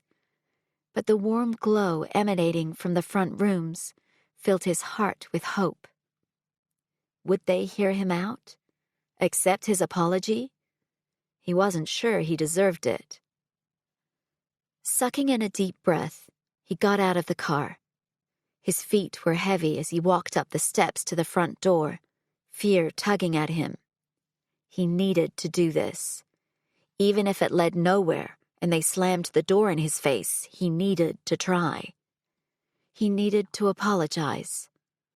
Not for Annie, but for Connie and Sal, for the girls, for the family who'd embraced him right up until the moment he'd betrayed them. Happy family sounds emanated from the kitchen, which was right near the front door. When he knocked, rattling the screen against the wooden frame behind it, there was a cheerful, "Coming!" from inside. A second later, the door flew open. Sophia stood behind the screen, a polite smile hovering on her lips for a second until recognition set in. She was far from the 14-year-old he remembered, the one who was all limbs and elbows, a gangly baby llama of a girl with braces and waist-length hair. "Joe?" She squinted, her voice low. "I almost didn't recognize you with the beard. What are you doing here?" "Are your parents home?" he asked. "I'd like to speak to them if possible." Sophia bit down on her lower lip, clearly unsure how to proceed. "I can wait." She nodded and went back into the house, leaving the door open. The scent of basil and tomato wafted out. A music played in the background, something 60s and groovy, Connie's favorite. He stuffed his hands into his coat pockets, regretting not bringing his scarf as the wind whooshed past. "What in the hell?" Sal appeared in the doorway. In contrast to his daughter, he looked exactly the same as Joseph remembered, a man with a big barrel of a chest and an even bigger mustache, warm eyes and salt and pepper hair, sauce stain on his shirt as always. "What are you doing here?" Joseph swallowed. He had to remind himself that, as with his own father, the bark was worse than the bite. And it wasn't Sal he should be worried about. It was Connie. "I wondered if we might talk," he said, rocking back on his dress shoes. He felt ridiculously overdressed in his cashmere coat and bespoke suit with the monogrammed silk pocket square his mother had given him and the Ferragamo double monks that cost the earth. "What could we possibly have to talk about?" It started to rain. With a crack of thunder, the heavens opened, and rain poured down in sheets. Sal rolled his eyes. "Christ, come inside before you get sick." Even in his angriest moment, Annie's stepfather couldn't refuse a person on his doorstep. "Thank you." "Connie," Sal called, his head angled to the back of the house. "We've got a guest." Sophia poked her head out of the kitchen to watch, her eyes darting up the hallway to where her mother would materialize any second. Always the quietest of the kids, she didn't say a word, but concern showed in the knitting of her brows. "Who is—" The words died on Connie's lips. Then, "What the fuck are you doing here?" "Mom!" Sophia came out into the hallway at the same time Sal threw his hands up. "Connie," he frowned. "Please, not in front of Sophia." "I'm sure she hears worse at school, Sal." Connie walked right up to Joseph. She was all of 5'2", with a wild halo of frizzy hair and earrings that made music when she moved her head. "What do you want?" Joseph found himself tongue-tied. Throughout his career, he'd never had a problem speaking in front of an audience. He'd stared down seas of journalists at press conferences, looked into the blinding spotlights of a 500-person auditorium. He'd faced down powerful CEOs and board members. But the sight of this woman vibrating with anger made him want to turn tail and run for the hills. No running. You need to do this. You need to own up to your mistakes. There was no point beating around the bush. Best to get it out in the open and pray for mercy. "I'm long overdue for an apology," he said. "I'm here to say sorry." "About 3 years too late, isn't it?" Connie arched an eyebrow. "Absolutely." He nodded. "Soph, why don't you get some coffee going?" Sal said to his youngest daughter. "Don't worry about the dishes. We'll do them after." Sophia reluctantly went back into the kitchen, and the sound of cupboards opening and closing came a minute later. The 3 adults stood in the entrance, awkwardly silent as though waiting for someone else to make a move. "Since I came back to New York, I've been doing a lot of self-assessment. The way I ended things with Annie and with you has been weighing on me." Joseph kept his hands in his pockets to stop himself from fidgeting, but the discomfort burrowed into his bones. In his family, his father was always right. There was no discussion, no talking through bad decisions or failures, just stony silence. "Leaving the way I did after your diagnosis is something I will always regret." Connie's fiery anger had diminished a little, but her arms were still folded tightly over her chest. "Even if Annie and I weren't able to make our situation work, I should have come to say goodbye, to be an adult and not run away from the situation because I didn't know how to handle it." Connie didn't say anything. She stood there, regarding him as one might a scientific experiment with warning signs all over it. Like she couldn't tear her eyes away, but at the same time she didn't want to get too close. "Why don't we sit instead of standing in the doorway?" Sal said gently. "I didn't want to interrupt your evening." Joseph replied. "Well, you have." Connie sighed and walked into the living room. "So we may as well sit." The space was small, with 2 couches and a faded floral covering crowding the space. Photos of the family filled one wall, Annie in plain clothes with the girls in ballet costumes on either side of her.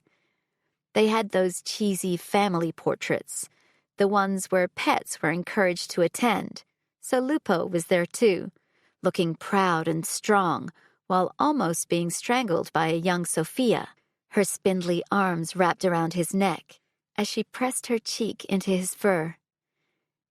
Then there was one of Annie on her graduation day, her smile so bright and wide it made something shift in his chest. He'd been there, clapping and cheering alongside her parents and sisters, one of them, part of the family. Connie and Sal took their spots on one couch, and Joseph sat on the other. God, what else was he supposed to say? He wasn't sure how much Annie had told them about bad bachelors and her recent troubles, if anything at all. His gut told him she'd likely kept it all a secret. I guess the main thing I wanted to say was that I'm sorry for hurting Annie and for vanishing. You hurt us too, Connie said, her hands folded in her lap. When we accept someone into this family, we love them like one of our own. His throat tightened. It was true. He'd felt more acceptance from this family than he ever had from his own parents. I've known you since you're a little boy, she said. You used to run around while I cleaned your parents' house, always smiling and cheeky. You were good for Annie. You helped build her confidence, and you grounded her.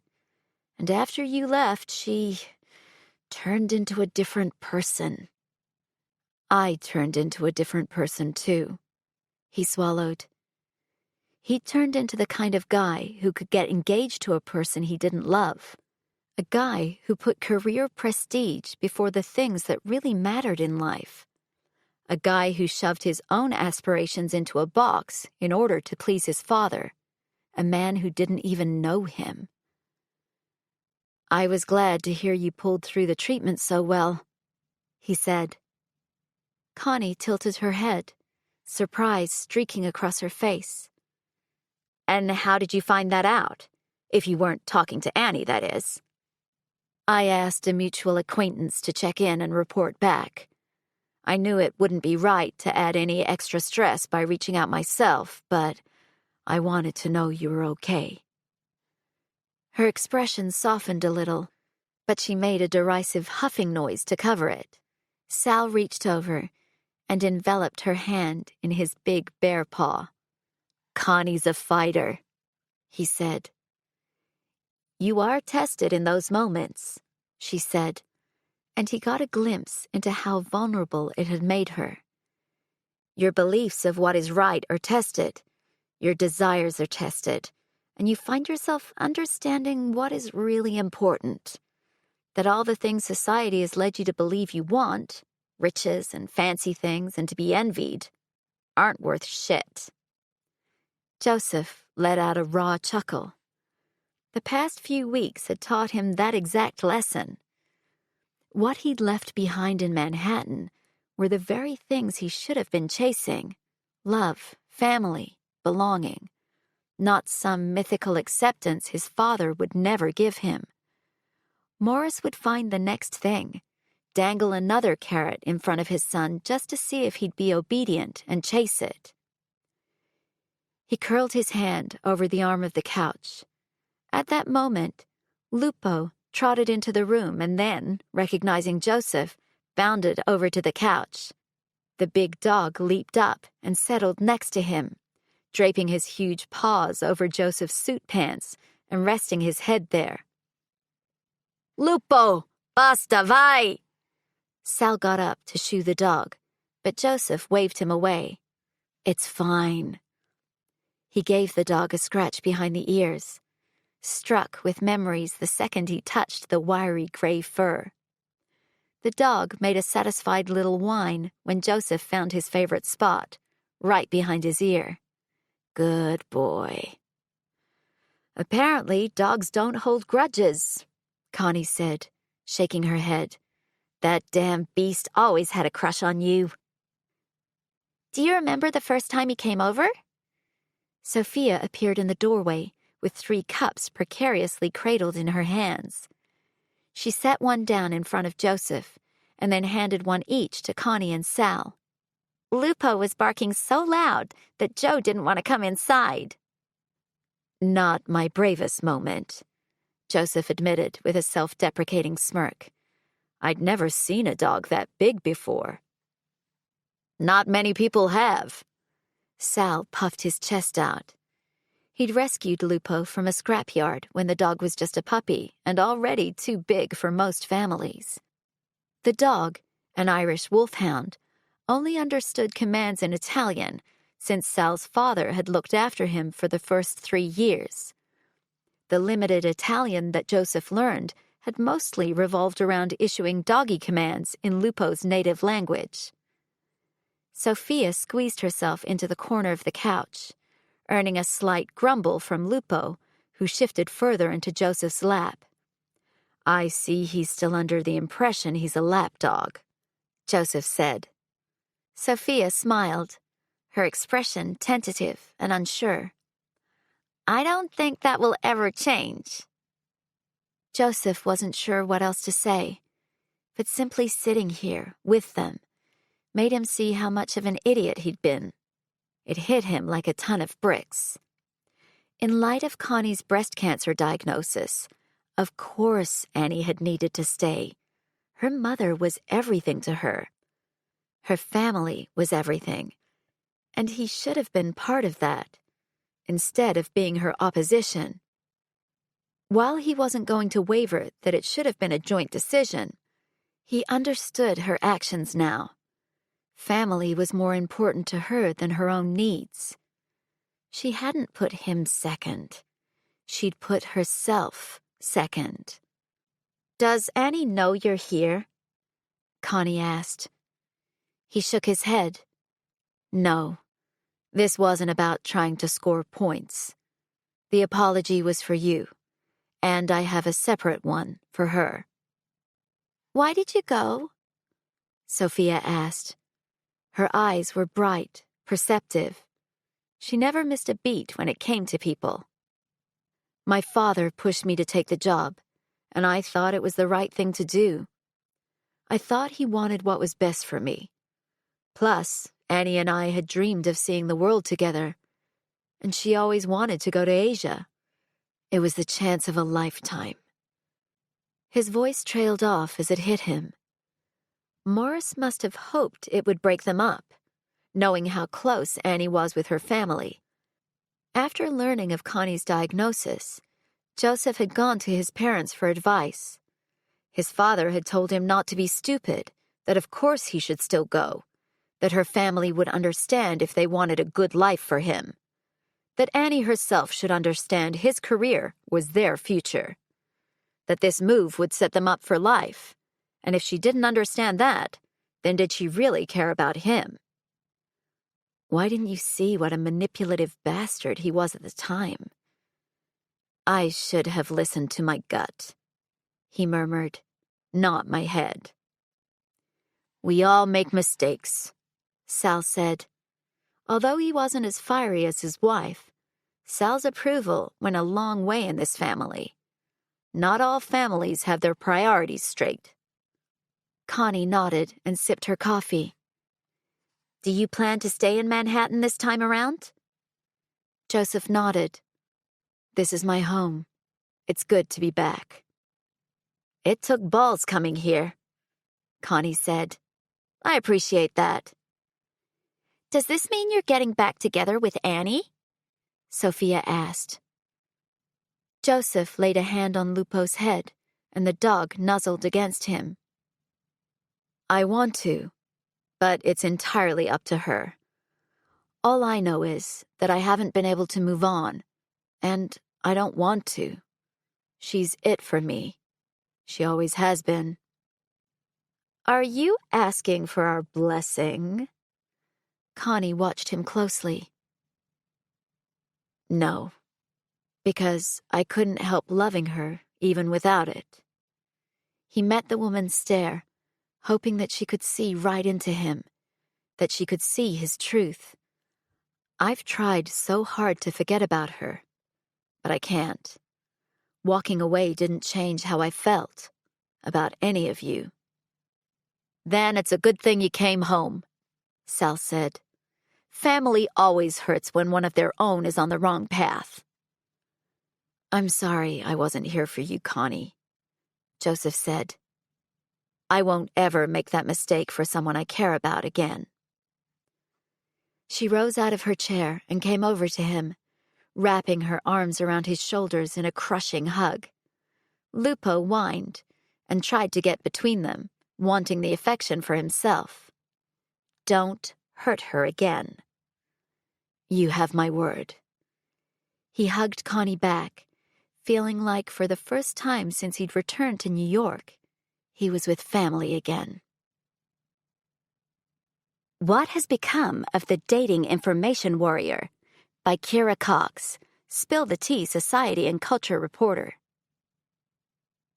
Outside of politics and baseball, it's been a long time since something divided New Yorkers quite like Bad Bachelors, the website and app which allowed the women of Manhattan to rate and review their dates had equally vocal supporters and detractors.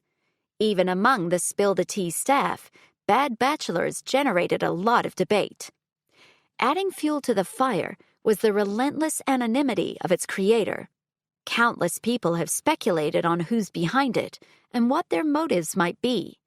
However, last night, New York's most talked about website went dark.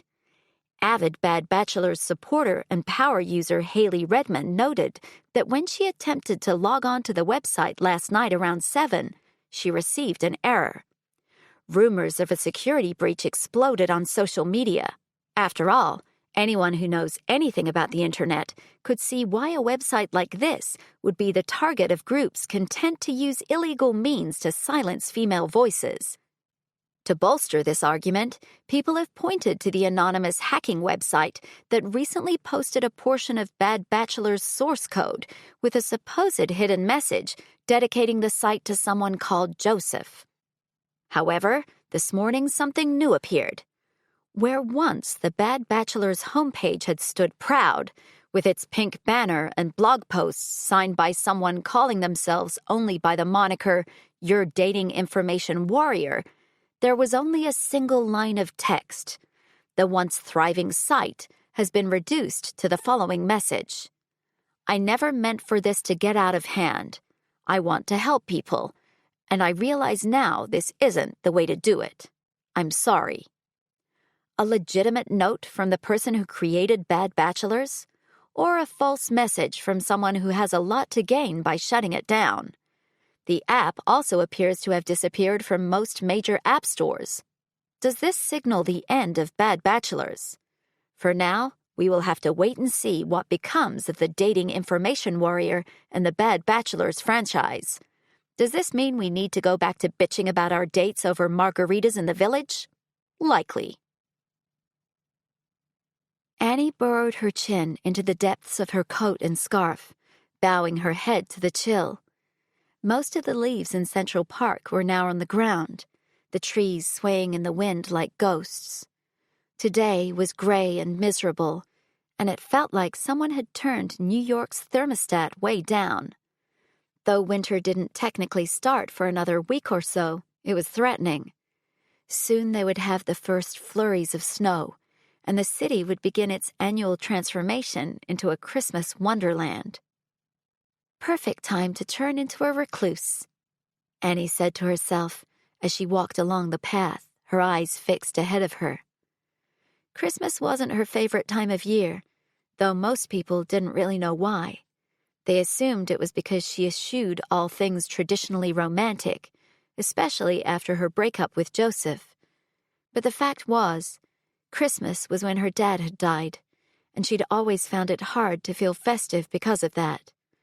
She made an effort for Sal and the girls, but usually she spent a good portion of the week between Christmas and New Year's in hiding, wallowing in her grief and creating a strong Annie-shaped dent in her couch. As much as she loved Sal like a father, she also missed her dad. According to Connie, Annie was more like him than she was like her mother. Her dad had been an engineer, and he'd like numbers and order and rules, just like she did. Secretly, Annie had always assessed herself on how proud she thought her dad would be of her if he were still alive. But lately the answer to that question had raised some uncomfortable feelings. That was, until she'd shut Bad Bachelors down. Annie strolled toward the pond. Today the water's surface rippled with the wind. Though it was a Saturday morning, the park wasn't as busy as usual. The gloomy weather must have driven people into the surrounding coffee shops and stores, which meant Annie was able to find a bench to sit on. She tucked her knees up to her chest, and wrapped her arms around them, resting her heels on the edge of the bench. The future stretched out in front of her like a long, unending tunnel. Everything was murky, hard to see. For most people, the chance to start fresh would be an exciting prospect, if a bit daunting. But Annie felt the weight of responsibility on her shoulders. This time, she was going to get it right. This time, she was going to start something from a place of goodness, and then she would keep it that way. Her phone buzzed. Remy. Where are you? Bad Bachelors is down, and Darcy said she couldn't get hold of you. Please tell us that you're safe. Annie. I'm fine, just taking some time out to think. Bad Bachelors is done, for good. Remy. Are you okay? Annie. I will be. Of course she would be. Annie was a fighter, a survivor, like her mother. She would take the lessons she'd learned and pour her heart into something better. She would be better. A better friend, a better person, a better lover? That she had no idea about. Something made her look up. A flash of movement out of the corner of her eye. Joseph was walking toward her, like he'd stepped straight out of her head and onto the path. Was he here to see her? Or was he here to think? This spot had had a gravitational pull for both of them, even from the beginning. I thought I might find you here. He wore a pair of jeans and a puffy black coat over a gray hoodie. As much as she loved the way he looked in a suit, this was almost worse, because the suit was his armor, his uniform. This Joseph, with the worn jeans and crooked smile, was her man. The man who'd been a childhood friend, a teenage crush. The man who'd made her fall head over heels in college. The man who'd been her first and only everything. I needed to get out. Got space on that bench for a friend? He jammed his hands into his pockets. Friend. She swallowed. They would never be friends, because what she felt for him couldn't be contained by such a gentle term. That was part of her problem. With him, she would need to be all in or all out, and that was terrifying. Sure. She shuffled over, and he sat next to her. So, anything you want to tell me? She let out a short, humorless laugh. Ah, so you know. I know everything, he said with a wink.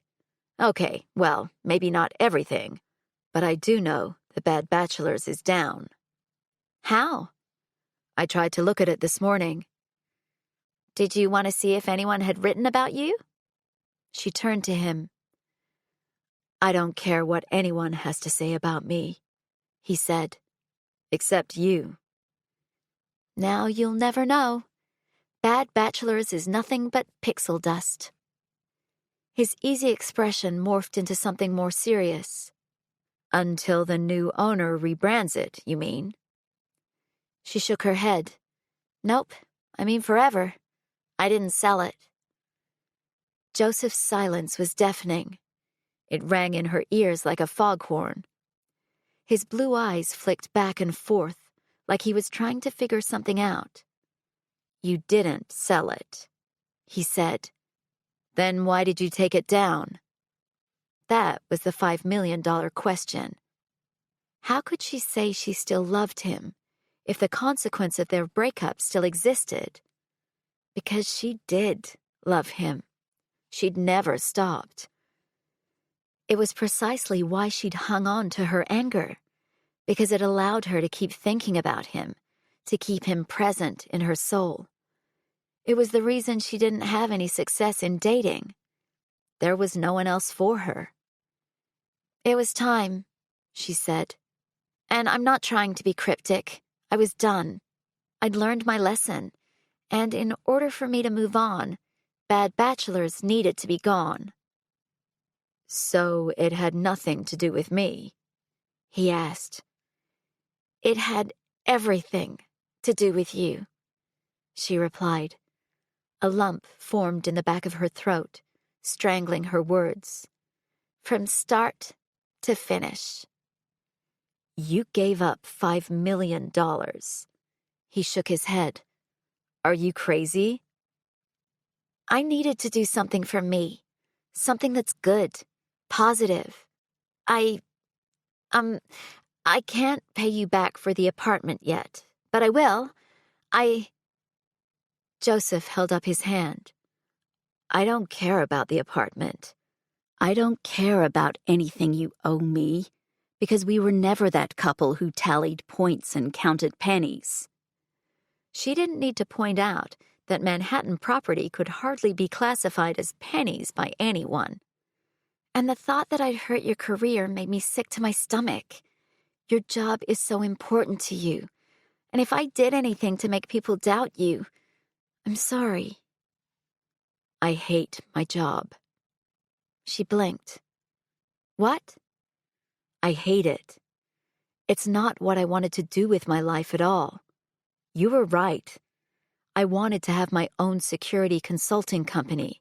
I wanted to tackle puzzles and build things and teach people how to protect themselves. And then I got caught up in the ladder climbing and the prestige.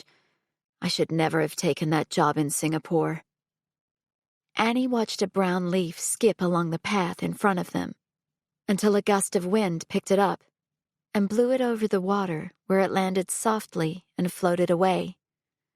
You were so excited. I thought I was. He slipped his arm along the back of the bench, and she scooted in closer to him. But in hindsight, I was chasing my father's approval. I thought if I kept doing what he wanted, eventually he'd, accept me, love me, not treat me like I'm a constant disappointment. How could anyone think you're a disappointment? She frowned. You work so hard, and you're good at everything you do. He shook his head. Not everything. I let him manipulate me into foregoing the life I wanted. I lost you. I lost hold of my dreams. What are you going to do about it? The job thing, I mean. What I should have done 3 years ago. I'm quitting the corporate world. Really?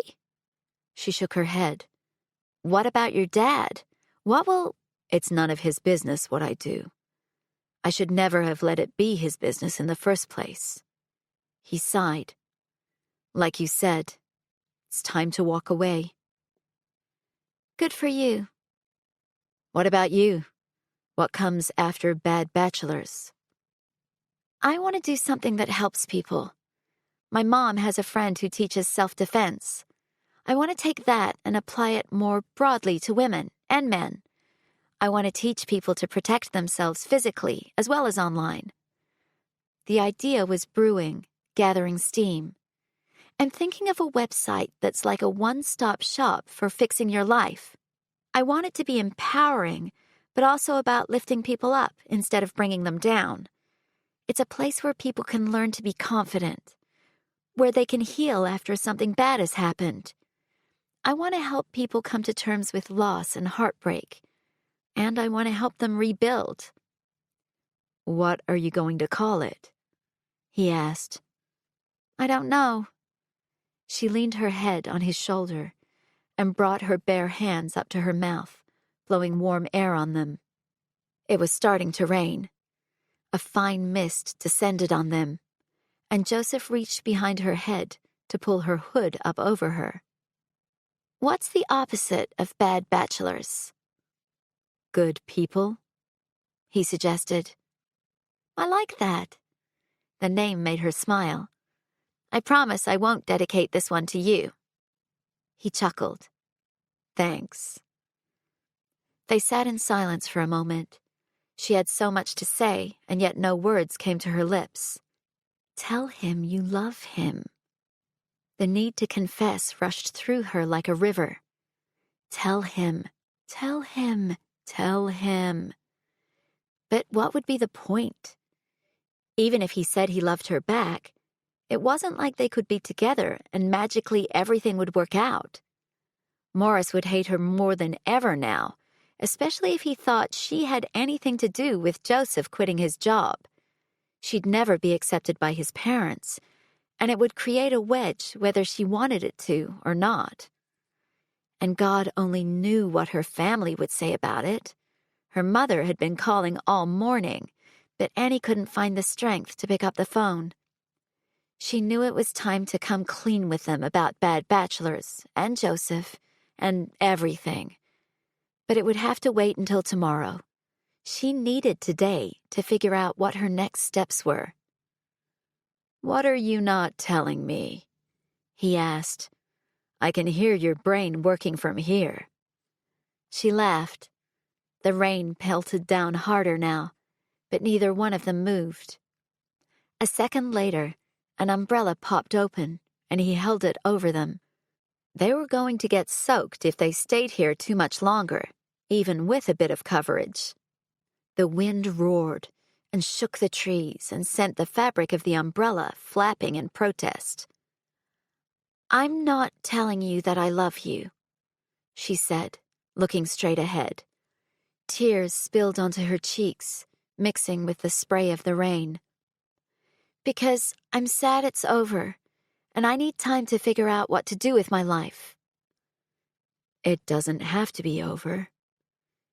Underneath the black nylon, his face was close to hers. She could easily lose herself in the reflective blue pools of his eyes and let herself forget everything, all their troubles and their differences and their mistakes. "I don't want it to be over." His lips lowered to hers, one arm snaking around her neck as he held her and tried to keep them sheltered at the same time. He tasted of comfort and tears, of fantasy and the dark, gray reality, all things that didn't belong together. She kissed him back with everything she had, with her lips and tongue and teeth and nails, with her hands and her arms. She kissed him like she was trying to get a lifetime's worth of kisses out in one go. Could she believe him when he said it wasn't over? Could their sacrifices possibly make up for all the mistakes and the hurt and the anger? Were they strong enough this time? Chapter 21. Dear Leanne, there are not many people in this world who would turn down $5 million for the sake of personal principles. I'm not sure whether to think you're crazy or stronger than the rest of us. Sasha Jenkins. Joseph's heart hammered as he sat rooted to the bench, as though someone had taken a staple gun and pinned him in place. The nylon of his umbrella flapped as another breeze whooshed past, spraying them with more rain. Overhead, the clouds were thick and black. If you can't man the fuck up now and tell her exactly how you feel, then you will lose her forever. It didn't matter how uncomfortable it made him. It didn't matter how little experience he had. Right now, he had two choices. Let her walk away and earn his misery, or fight for the chance to get her back. You're not saying anything. He told her he didn't want it to be over, and her silence was killing him. I don't know what to say. Her eyes were wide black pools, and her cheeks glistened from where the rain had sprayed her skin. I'm scared. He was scared too, terrified, more than he'd been in all his life. Coming across her sitting at their spot wasn't entirely a coincidence. He'd come looking for her after getting no answer at her apartment. There was a small box in his pocket, rose petals on his bed, champagne chilling in his fridge. Everything he'd planned for the night he was supposed to propose. Why don't we go back to my place? We're going to get soaked out here. He brushed away the moisture on her cheeks. I may even be able to lend you a small towel." Annie laughed, and it was like the sky had split open to allow the sun to shine through. "Are you going to send me home in it?" "Who would do something so cruel?" He stood and held the umbrella over her, reaching out with one hand. She hesitated a moment, emotion warring in her eyes. Her pale face was framed by the hood of her parka. Wide eyes drank him in as she wrapped her arms around herself, almost shrinking into nothing. She was vulnerable now, because she'd loved him hard before, and it had hurt them both so much. But this time would be different. This time, he would get everything out of his head and into the world, so she knew exactly what he felt. The time for running away from hard conversations and feelings and emotions and all the things he'd been taught to avoid was over. "Can you trust me?" he asked. "I do trust you." They walked along a path curving around the pond and out onto the street, hailing a cab on West 59th.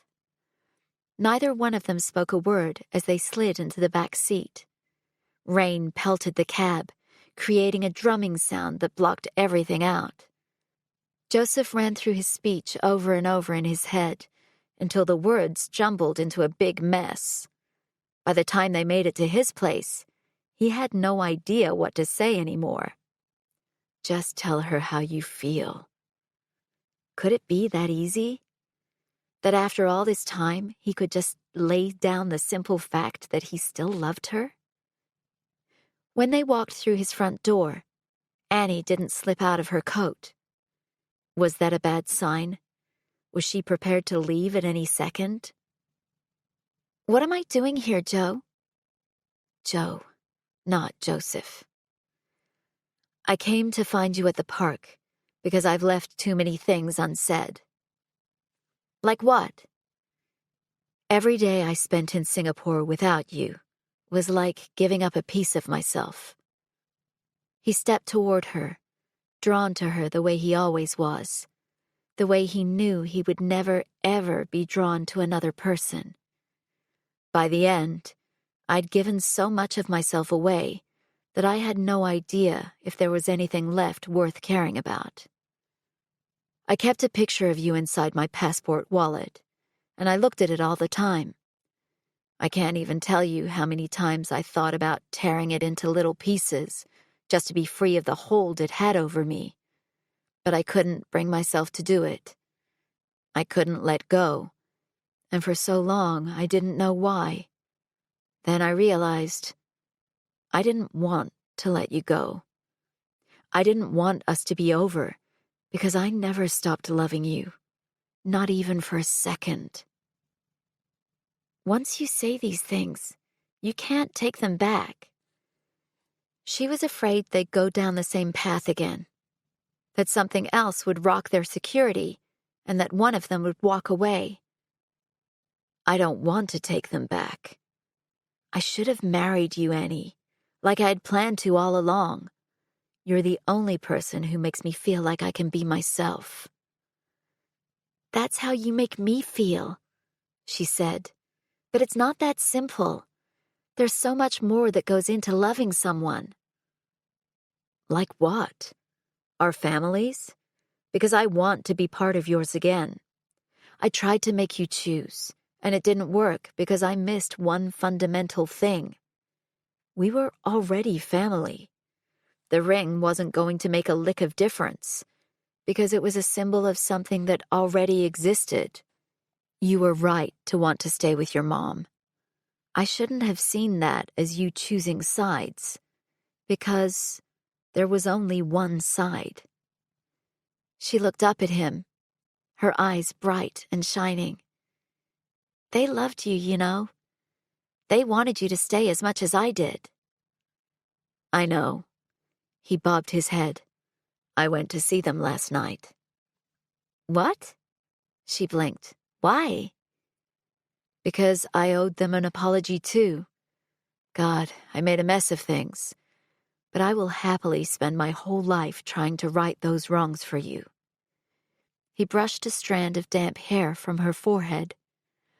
I will spend every day I have left working out new ways to tell you how much I want you, how you make me feel life is full of possibility.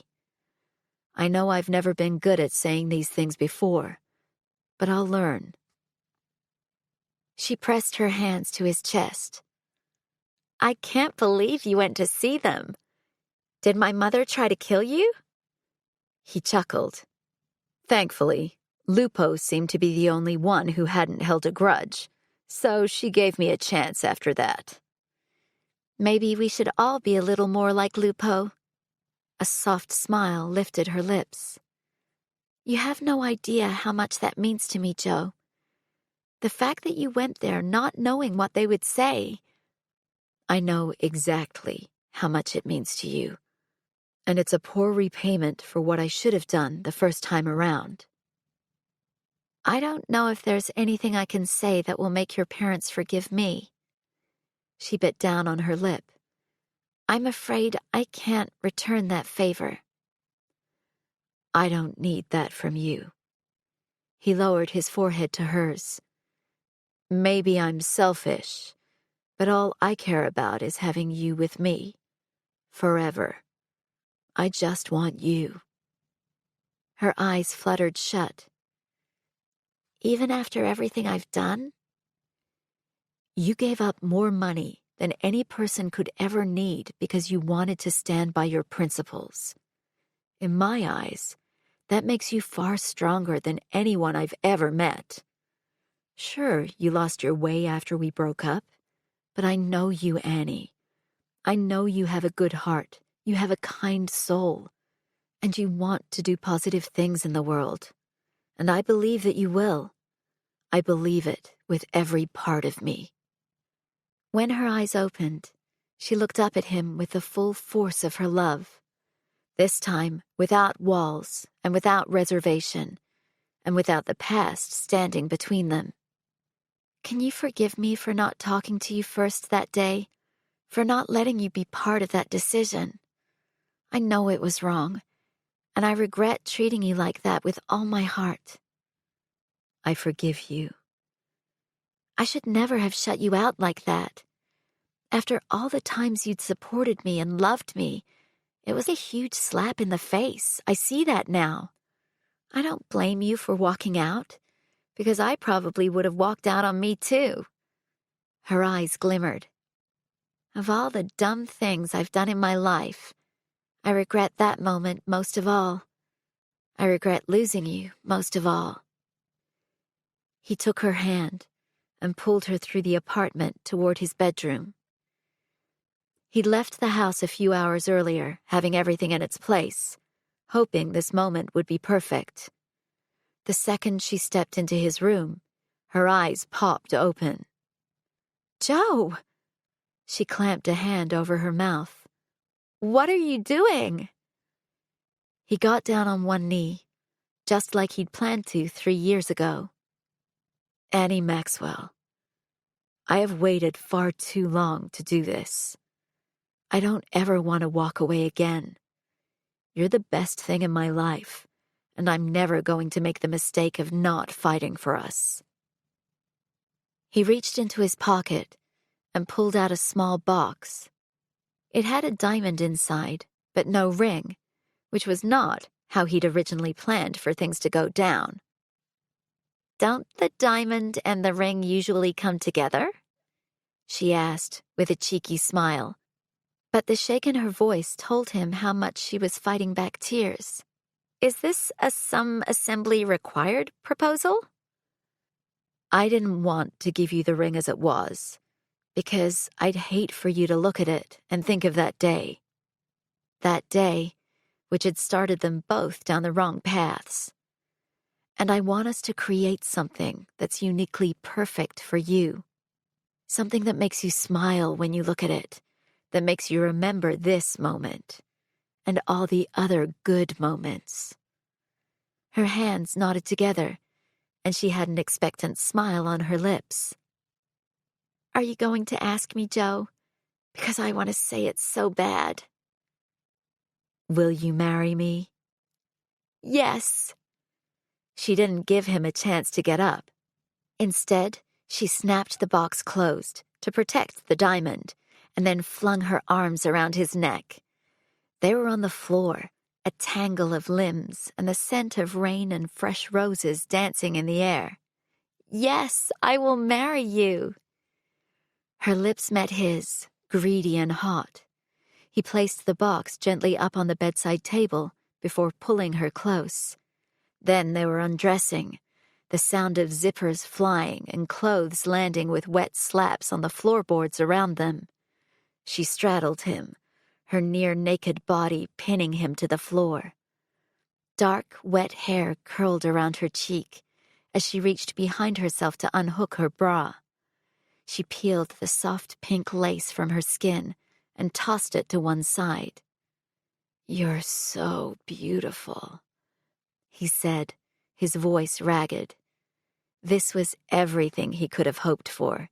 His Annie, his fiancée, in his arms and a second chance at forever. We have so much lost time to make up for. Don't look at it like that. She trailed her hands down his naked chest, raking lightly with her nails. There was the bite he loved most about her, the sting behind her sweetness. We saved all the years ahead. We rescued those years. I want us to do great things together. He grabbed her hand and brought her fingertips to his mouth, kissing each one in turn. Like what? I want us to do work that fulfills us. I want us to fall into bed exhausted and excited about our lives. I want us to be honest and to communicate and to fight clean and fuck dirty. He threw his head back and laughed. Fight clean and fuck dirty. Like right now, on this very floor. On this very floor. Baby, you have no idea how happy that makes me. You have no idea how happy you make me. She leaned forward, and he wrapped both arms around her, holding her tightly against him. So tight, it felt like they'd never be split apart again. I love you. I always have. I love you too. You're good people, Annie Maxwell. She grinned. That has quite a ring to it, doesn't it? Yeah. Must have been a smart guy that came up with that name. And a smart girl who's going to run with it. Epilogue. 6 months later. Annie stood at the edge of the crowd, watching her engagement ring wink in the light. The center stone that Joseph had given her was now flanked by 2 small pearls to match the studs she always wore in her ears. On their wedding day, he had surprised her with a band of diamonds that perfectly hugged her engagement ring. But the most important detail was the engraving on the inside. See you at the pond. Their spot. The spot that had drawn them back together after a long absence. The spot where he'd found her the night he proposed. The spot where he'd told her he loved her for the very first time all those years ago. The place was magic. She was sure of it. Clutching a glass of sparkling water, Annie forced herself to count the bubbles as they raced to the top. 1, 2, 3. Breathe. A deep, commanding voice sounded next to her. She hadn't even heard anyone approach. It's the dress, she said, craning her head up to where Joseph stood beside her. I think I ate too much while we were on vacation. You mean, while we were on our honeymoon? He slipped an arm around her waist and pulled her closer, his chuckle sending lightning bolts of anticipation through her. I would have thought all that sex burned off the calories. You'd think that? Her lip twitched. It was certainly a plausible explanation. Maybe she'd eaten her way through the guilt of running off and eloping without her friends or her family to bear witness, despite them all being perfectly understanding after the fact. She'd promised them a celebration on home turf soon. Nothing fancy. A barbecue at her parents' place to celebrate love and the important things in life. But eloping had been the only way they'd been able to start married life without making the same mistakes they'd made last time. To make it about them first. Of course, they would still care for their families, and they would still throw their hearts and souls into their businesses, but their relationship had to be number one. Only now, there'd been a slight wrench thrown in the works. "I don't think calories are the problem here," she quipped, pressing a hand to her stomach. She'd hit 12 weeks, and although there wasn't much of a bump to speak of, she did feel changes happening in her body. She'd put on a little weight, and her boobs were tender as hell. "I should have picked a different dress." "You look incredible." Joseph tucked her hair behind her ear. "You're going to sound incredible when you get up on that stage." Her chest squeezed, and her stomach rocked violently. "Oh, God, you know I hate public speaking. Can't you do it?" Just the thought of standing up there, looking down at the sea of faces, had her feeling like she was going to hurl. Add to that, the fear over launching her new business, and she was a bundle of nerves. "This is your baby, Annie. Your creation. You need to take credit for it." Joseph cupped her cheeks with both his hands. "You're going to do amazing things with your life, and this is the first step." "No, not the first step. The first step was getting you back in my life." Her eyes shone with unshed tears. Damn it, the hormones were making her even more emotional than normal. "I couldn't have done this without you." He lowered his head to hers, coaxing her lips open for a searching kiss. It filled her whole body with shimmering energy, with confidence and love and determination. All the things he brought out in her. All the things they brought out in each other. And all the things they would pass on to their little boy or girl. "I love you so much," she whispered. "I love you too." He pressed a kiss to the tip of her nose. "You're going to kill it. Good People is going to blow everyone's minds." Good People. It was the antithesis of Bad Bachelors. It focused on creating a positive impact on people's lives through counseling, workshops, and online resources to help people navigate life's ups and downs. They had recruited a small but powerful team to help build out Good People's offerings: a psychologist, a financial advisor, a doctor, and Connie's friend Amity as the self-defense and safety expert. Plus, they had Joseph and his information security company providing help to those who'd suffered from online bullying and cyberstalking. And then there was Annie, CEO, out in the open, and it felt amazing. "You think so?" "If there's one thing I know about you, it's that when you set your mind to something, you make good on it. I have no doubts at all." They looked up to find Joseph's mother walking toward them. She wore a simple sheath in cotton candy pink.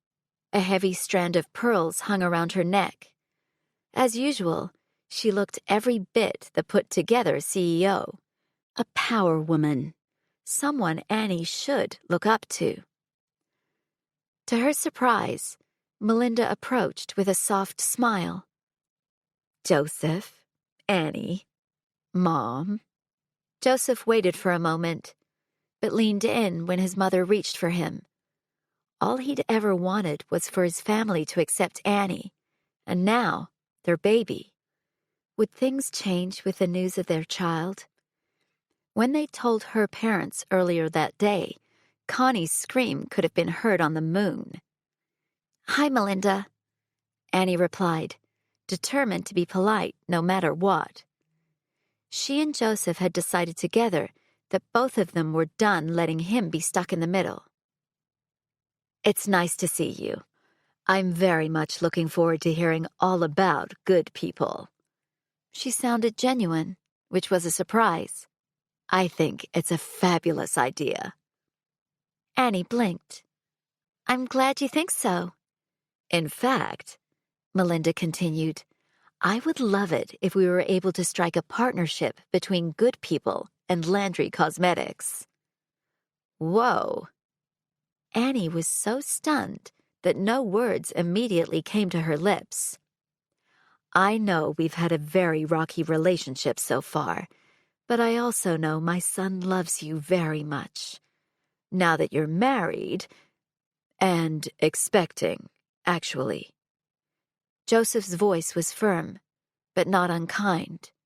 "We were planning to tell you soon." Annie waited for the response, to see if it would be the news that caused the happy facade to crack. "Oh my gosh!" Melinda shook her head, her hand rising to her décolletage. "That's wonderful." "You're not going to freak out about being a grandmother?" Joseph asked. "Of course not." Her eyes were watery. It was the most emotion Melinda had ever shown, at least in front of Annie. "I'm so happy for you both." "Good." Joseph's quiet response might have sounded like a simple word to anyone else, but Annie could hear the layers underneath, the cautious hope, the worry, the protectiveness. "We want the baby to have a good relationship with his or her grandparents," Annie said. "Family is really important to us." Melinda nodded. "I know. I respect you for that, Annie." Annie blinked. It was the first time she'd ever heard anything like that from Joseph's parents. But Melinda had been thawing over the last few months, especially after Joseph made it clear he wouldn't be put in the middle anymore.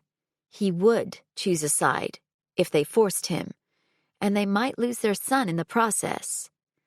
And I meant what I said about partnering Landry Cosmetics and good people.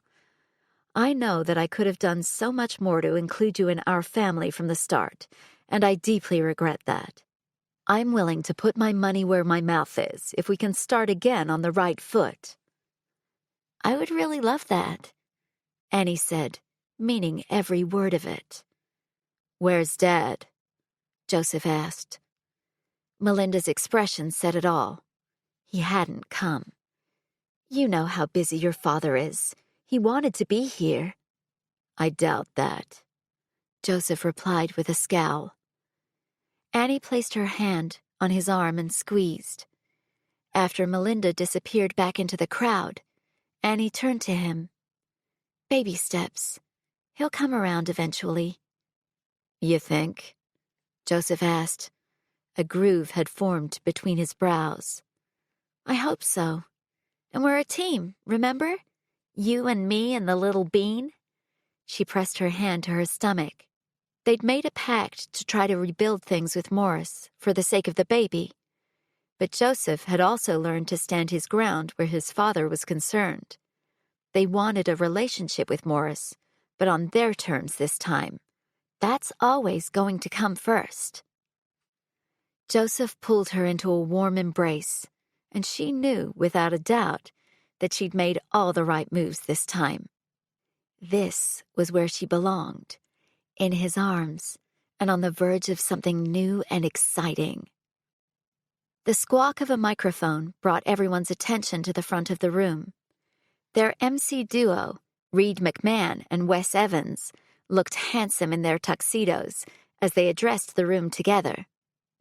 In making amends with them and dismantling bad bachelors, Annie had finally been able to get her life back on track, to start atoning for her sins. And the fact that they were here tonight, along with their amazing partners, Darcy and Remy, meant the world to Annie. "We'd like to call forward the host of this evening's events," Reed said. "Please join us in welcoming Annie Preston to the stage."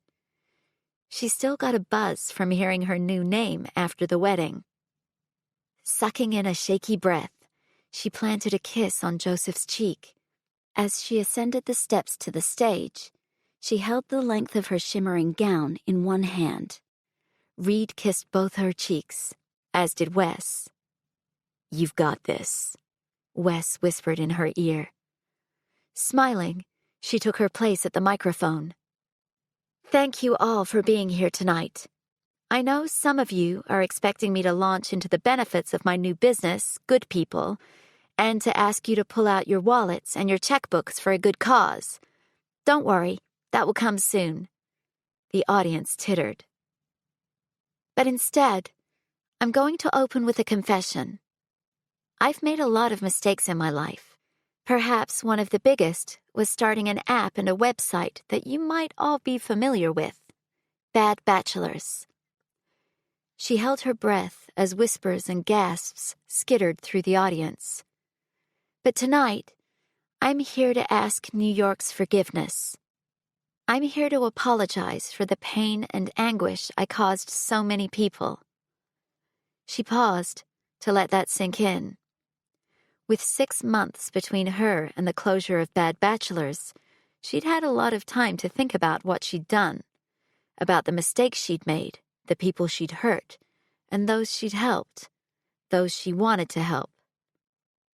I'm also here to announce that I will be taking the good parts of Bad Bachelors, the help it gave to women, the confidence boost, and the feeling of safety, and growing those good parts into something even better and brighter. She looked over to where Joseph stood at the edge of the crowd, love and admiration shining in his eyes.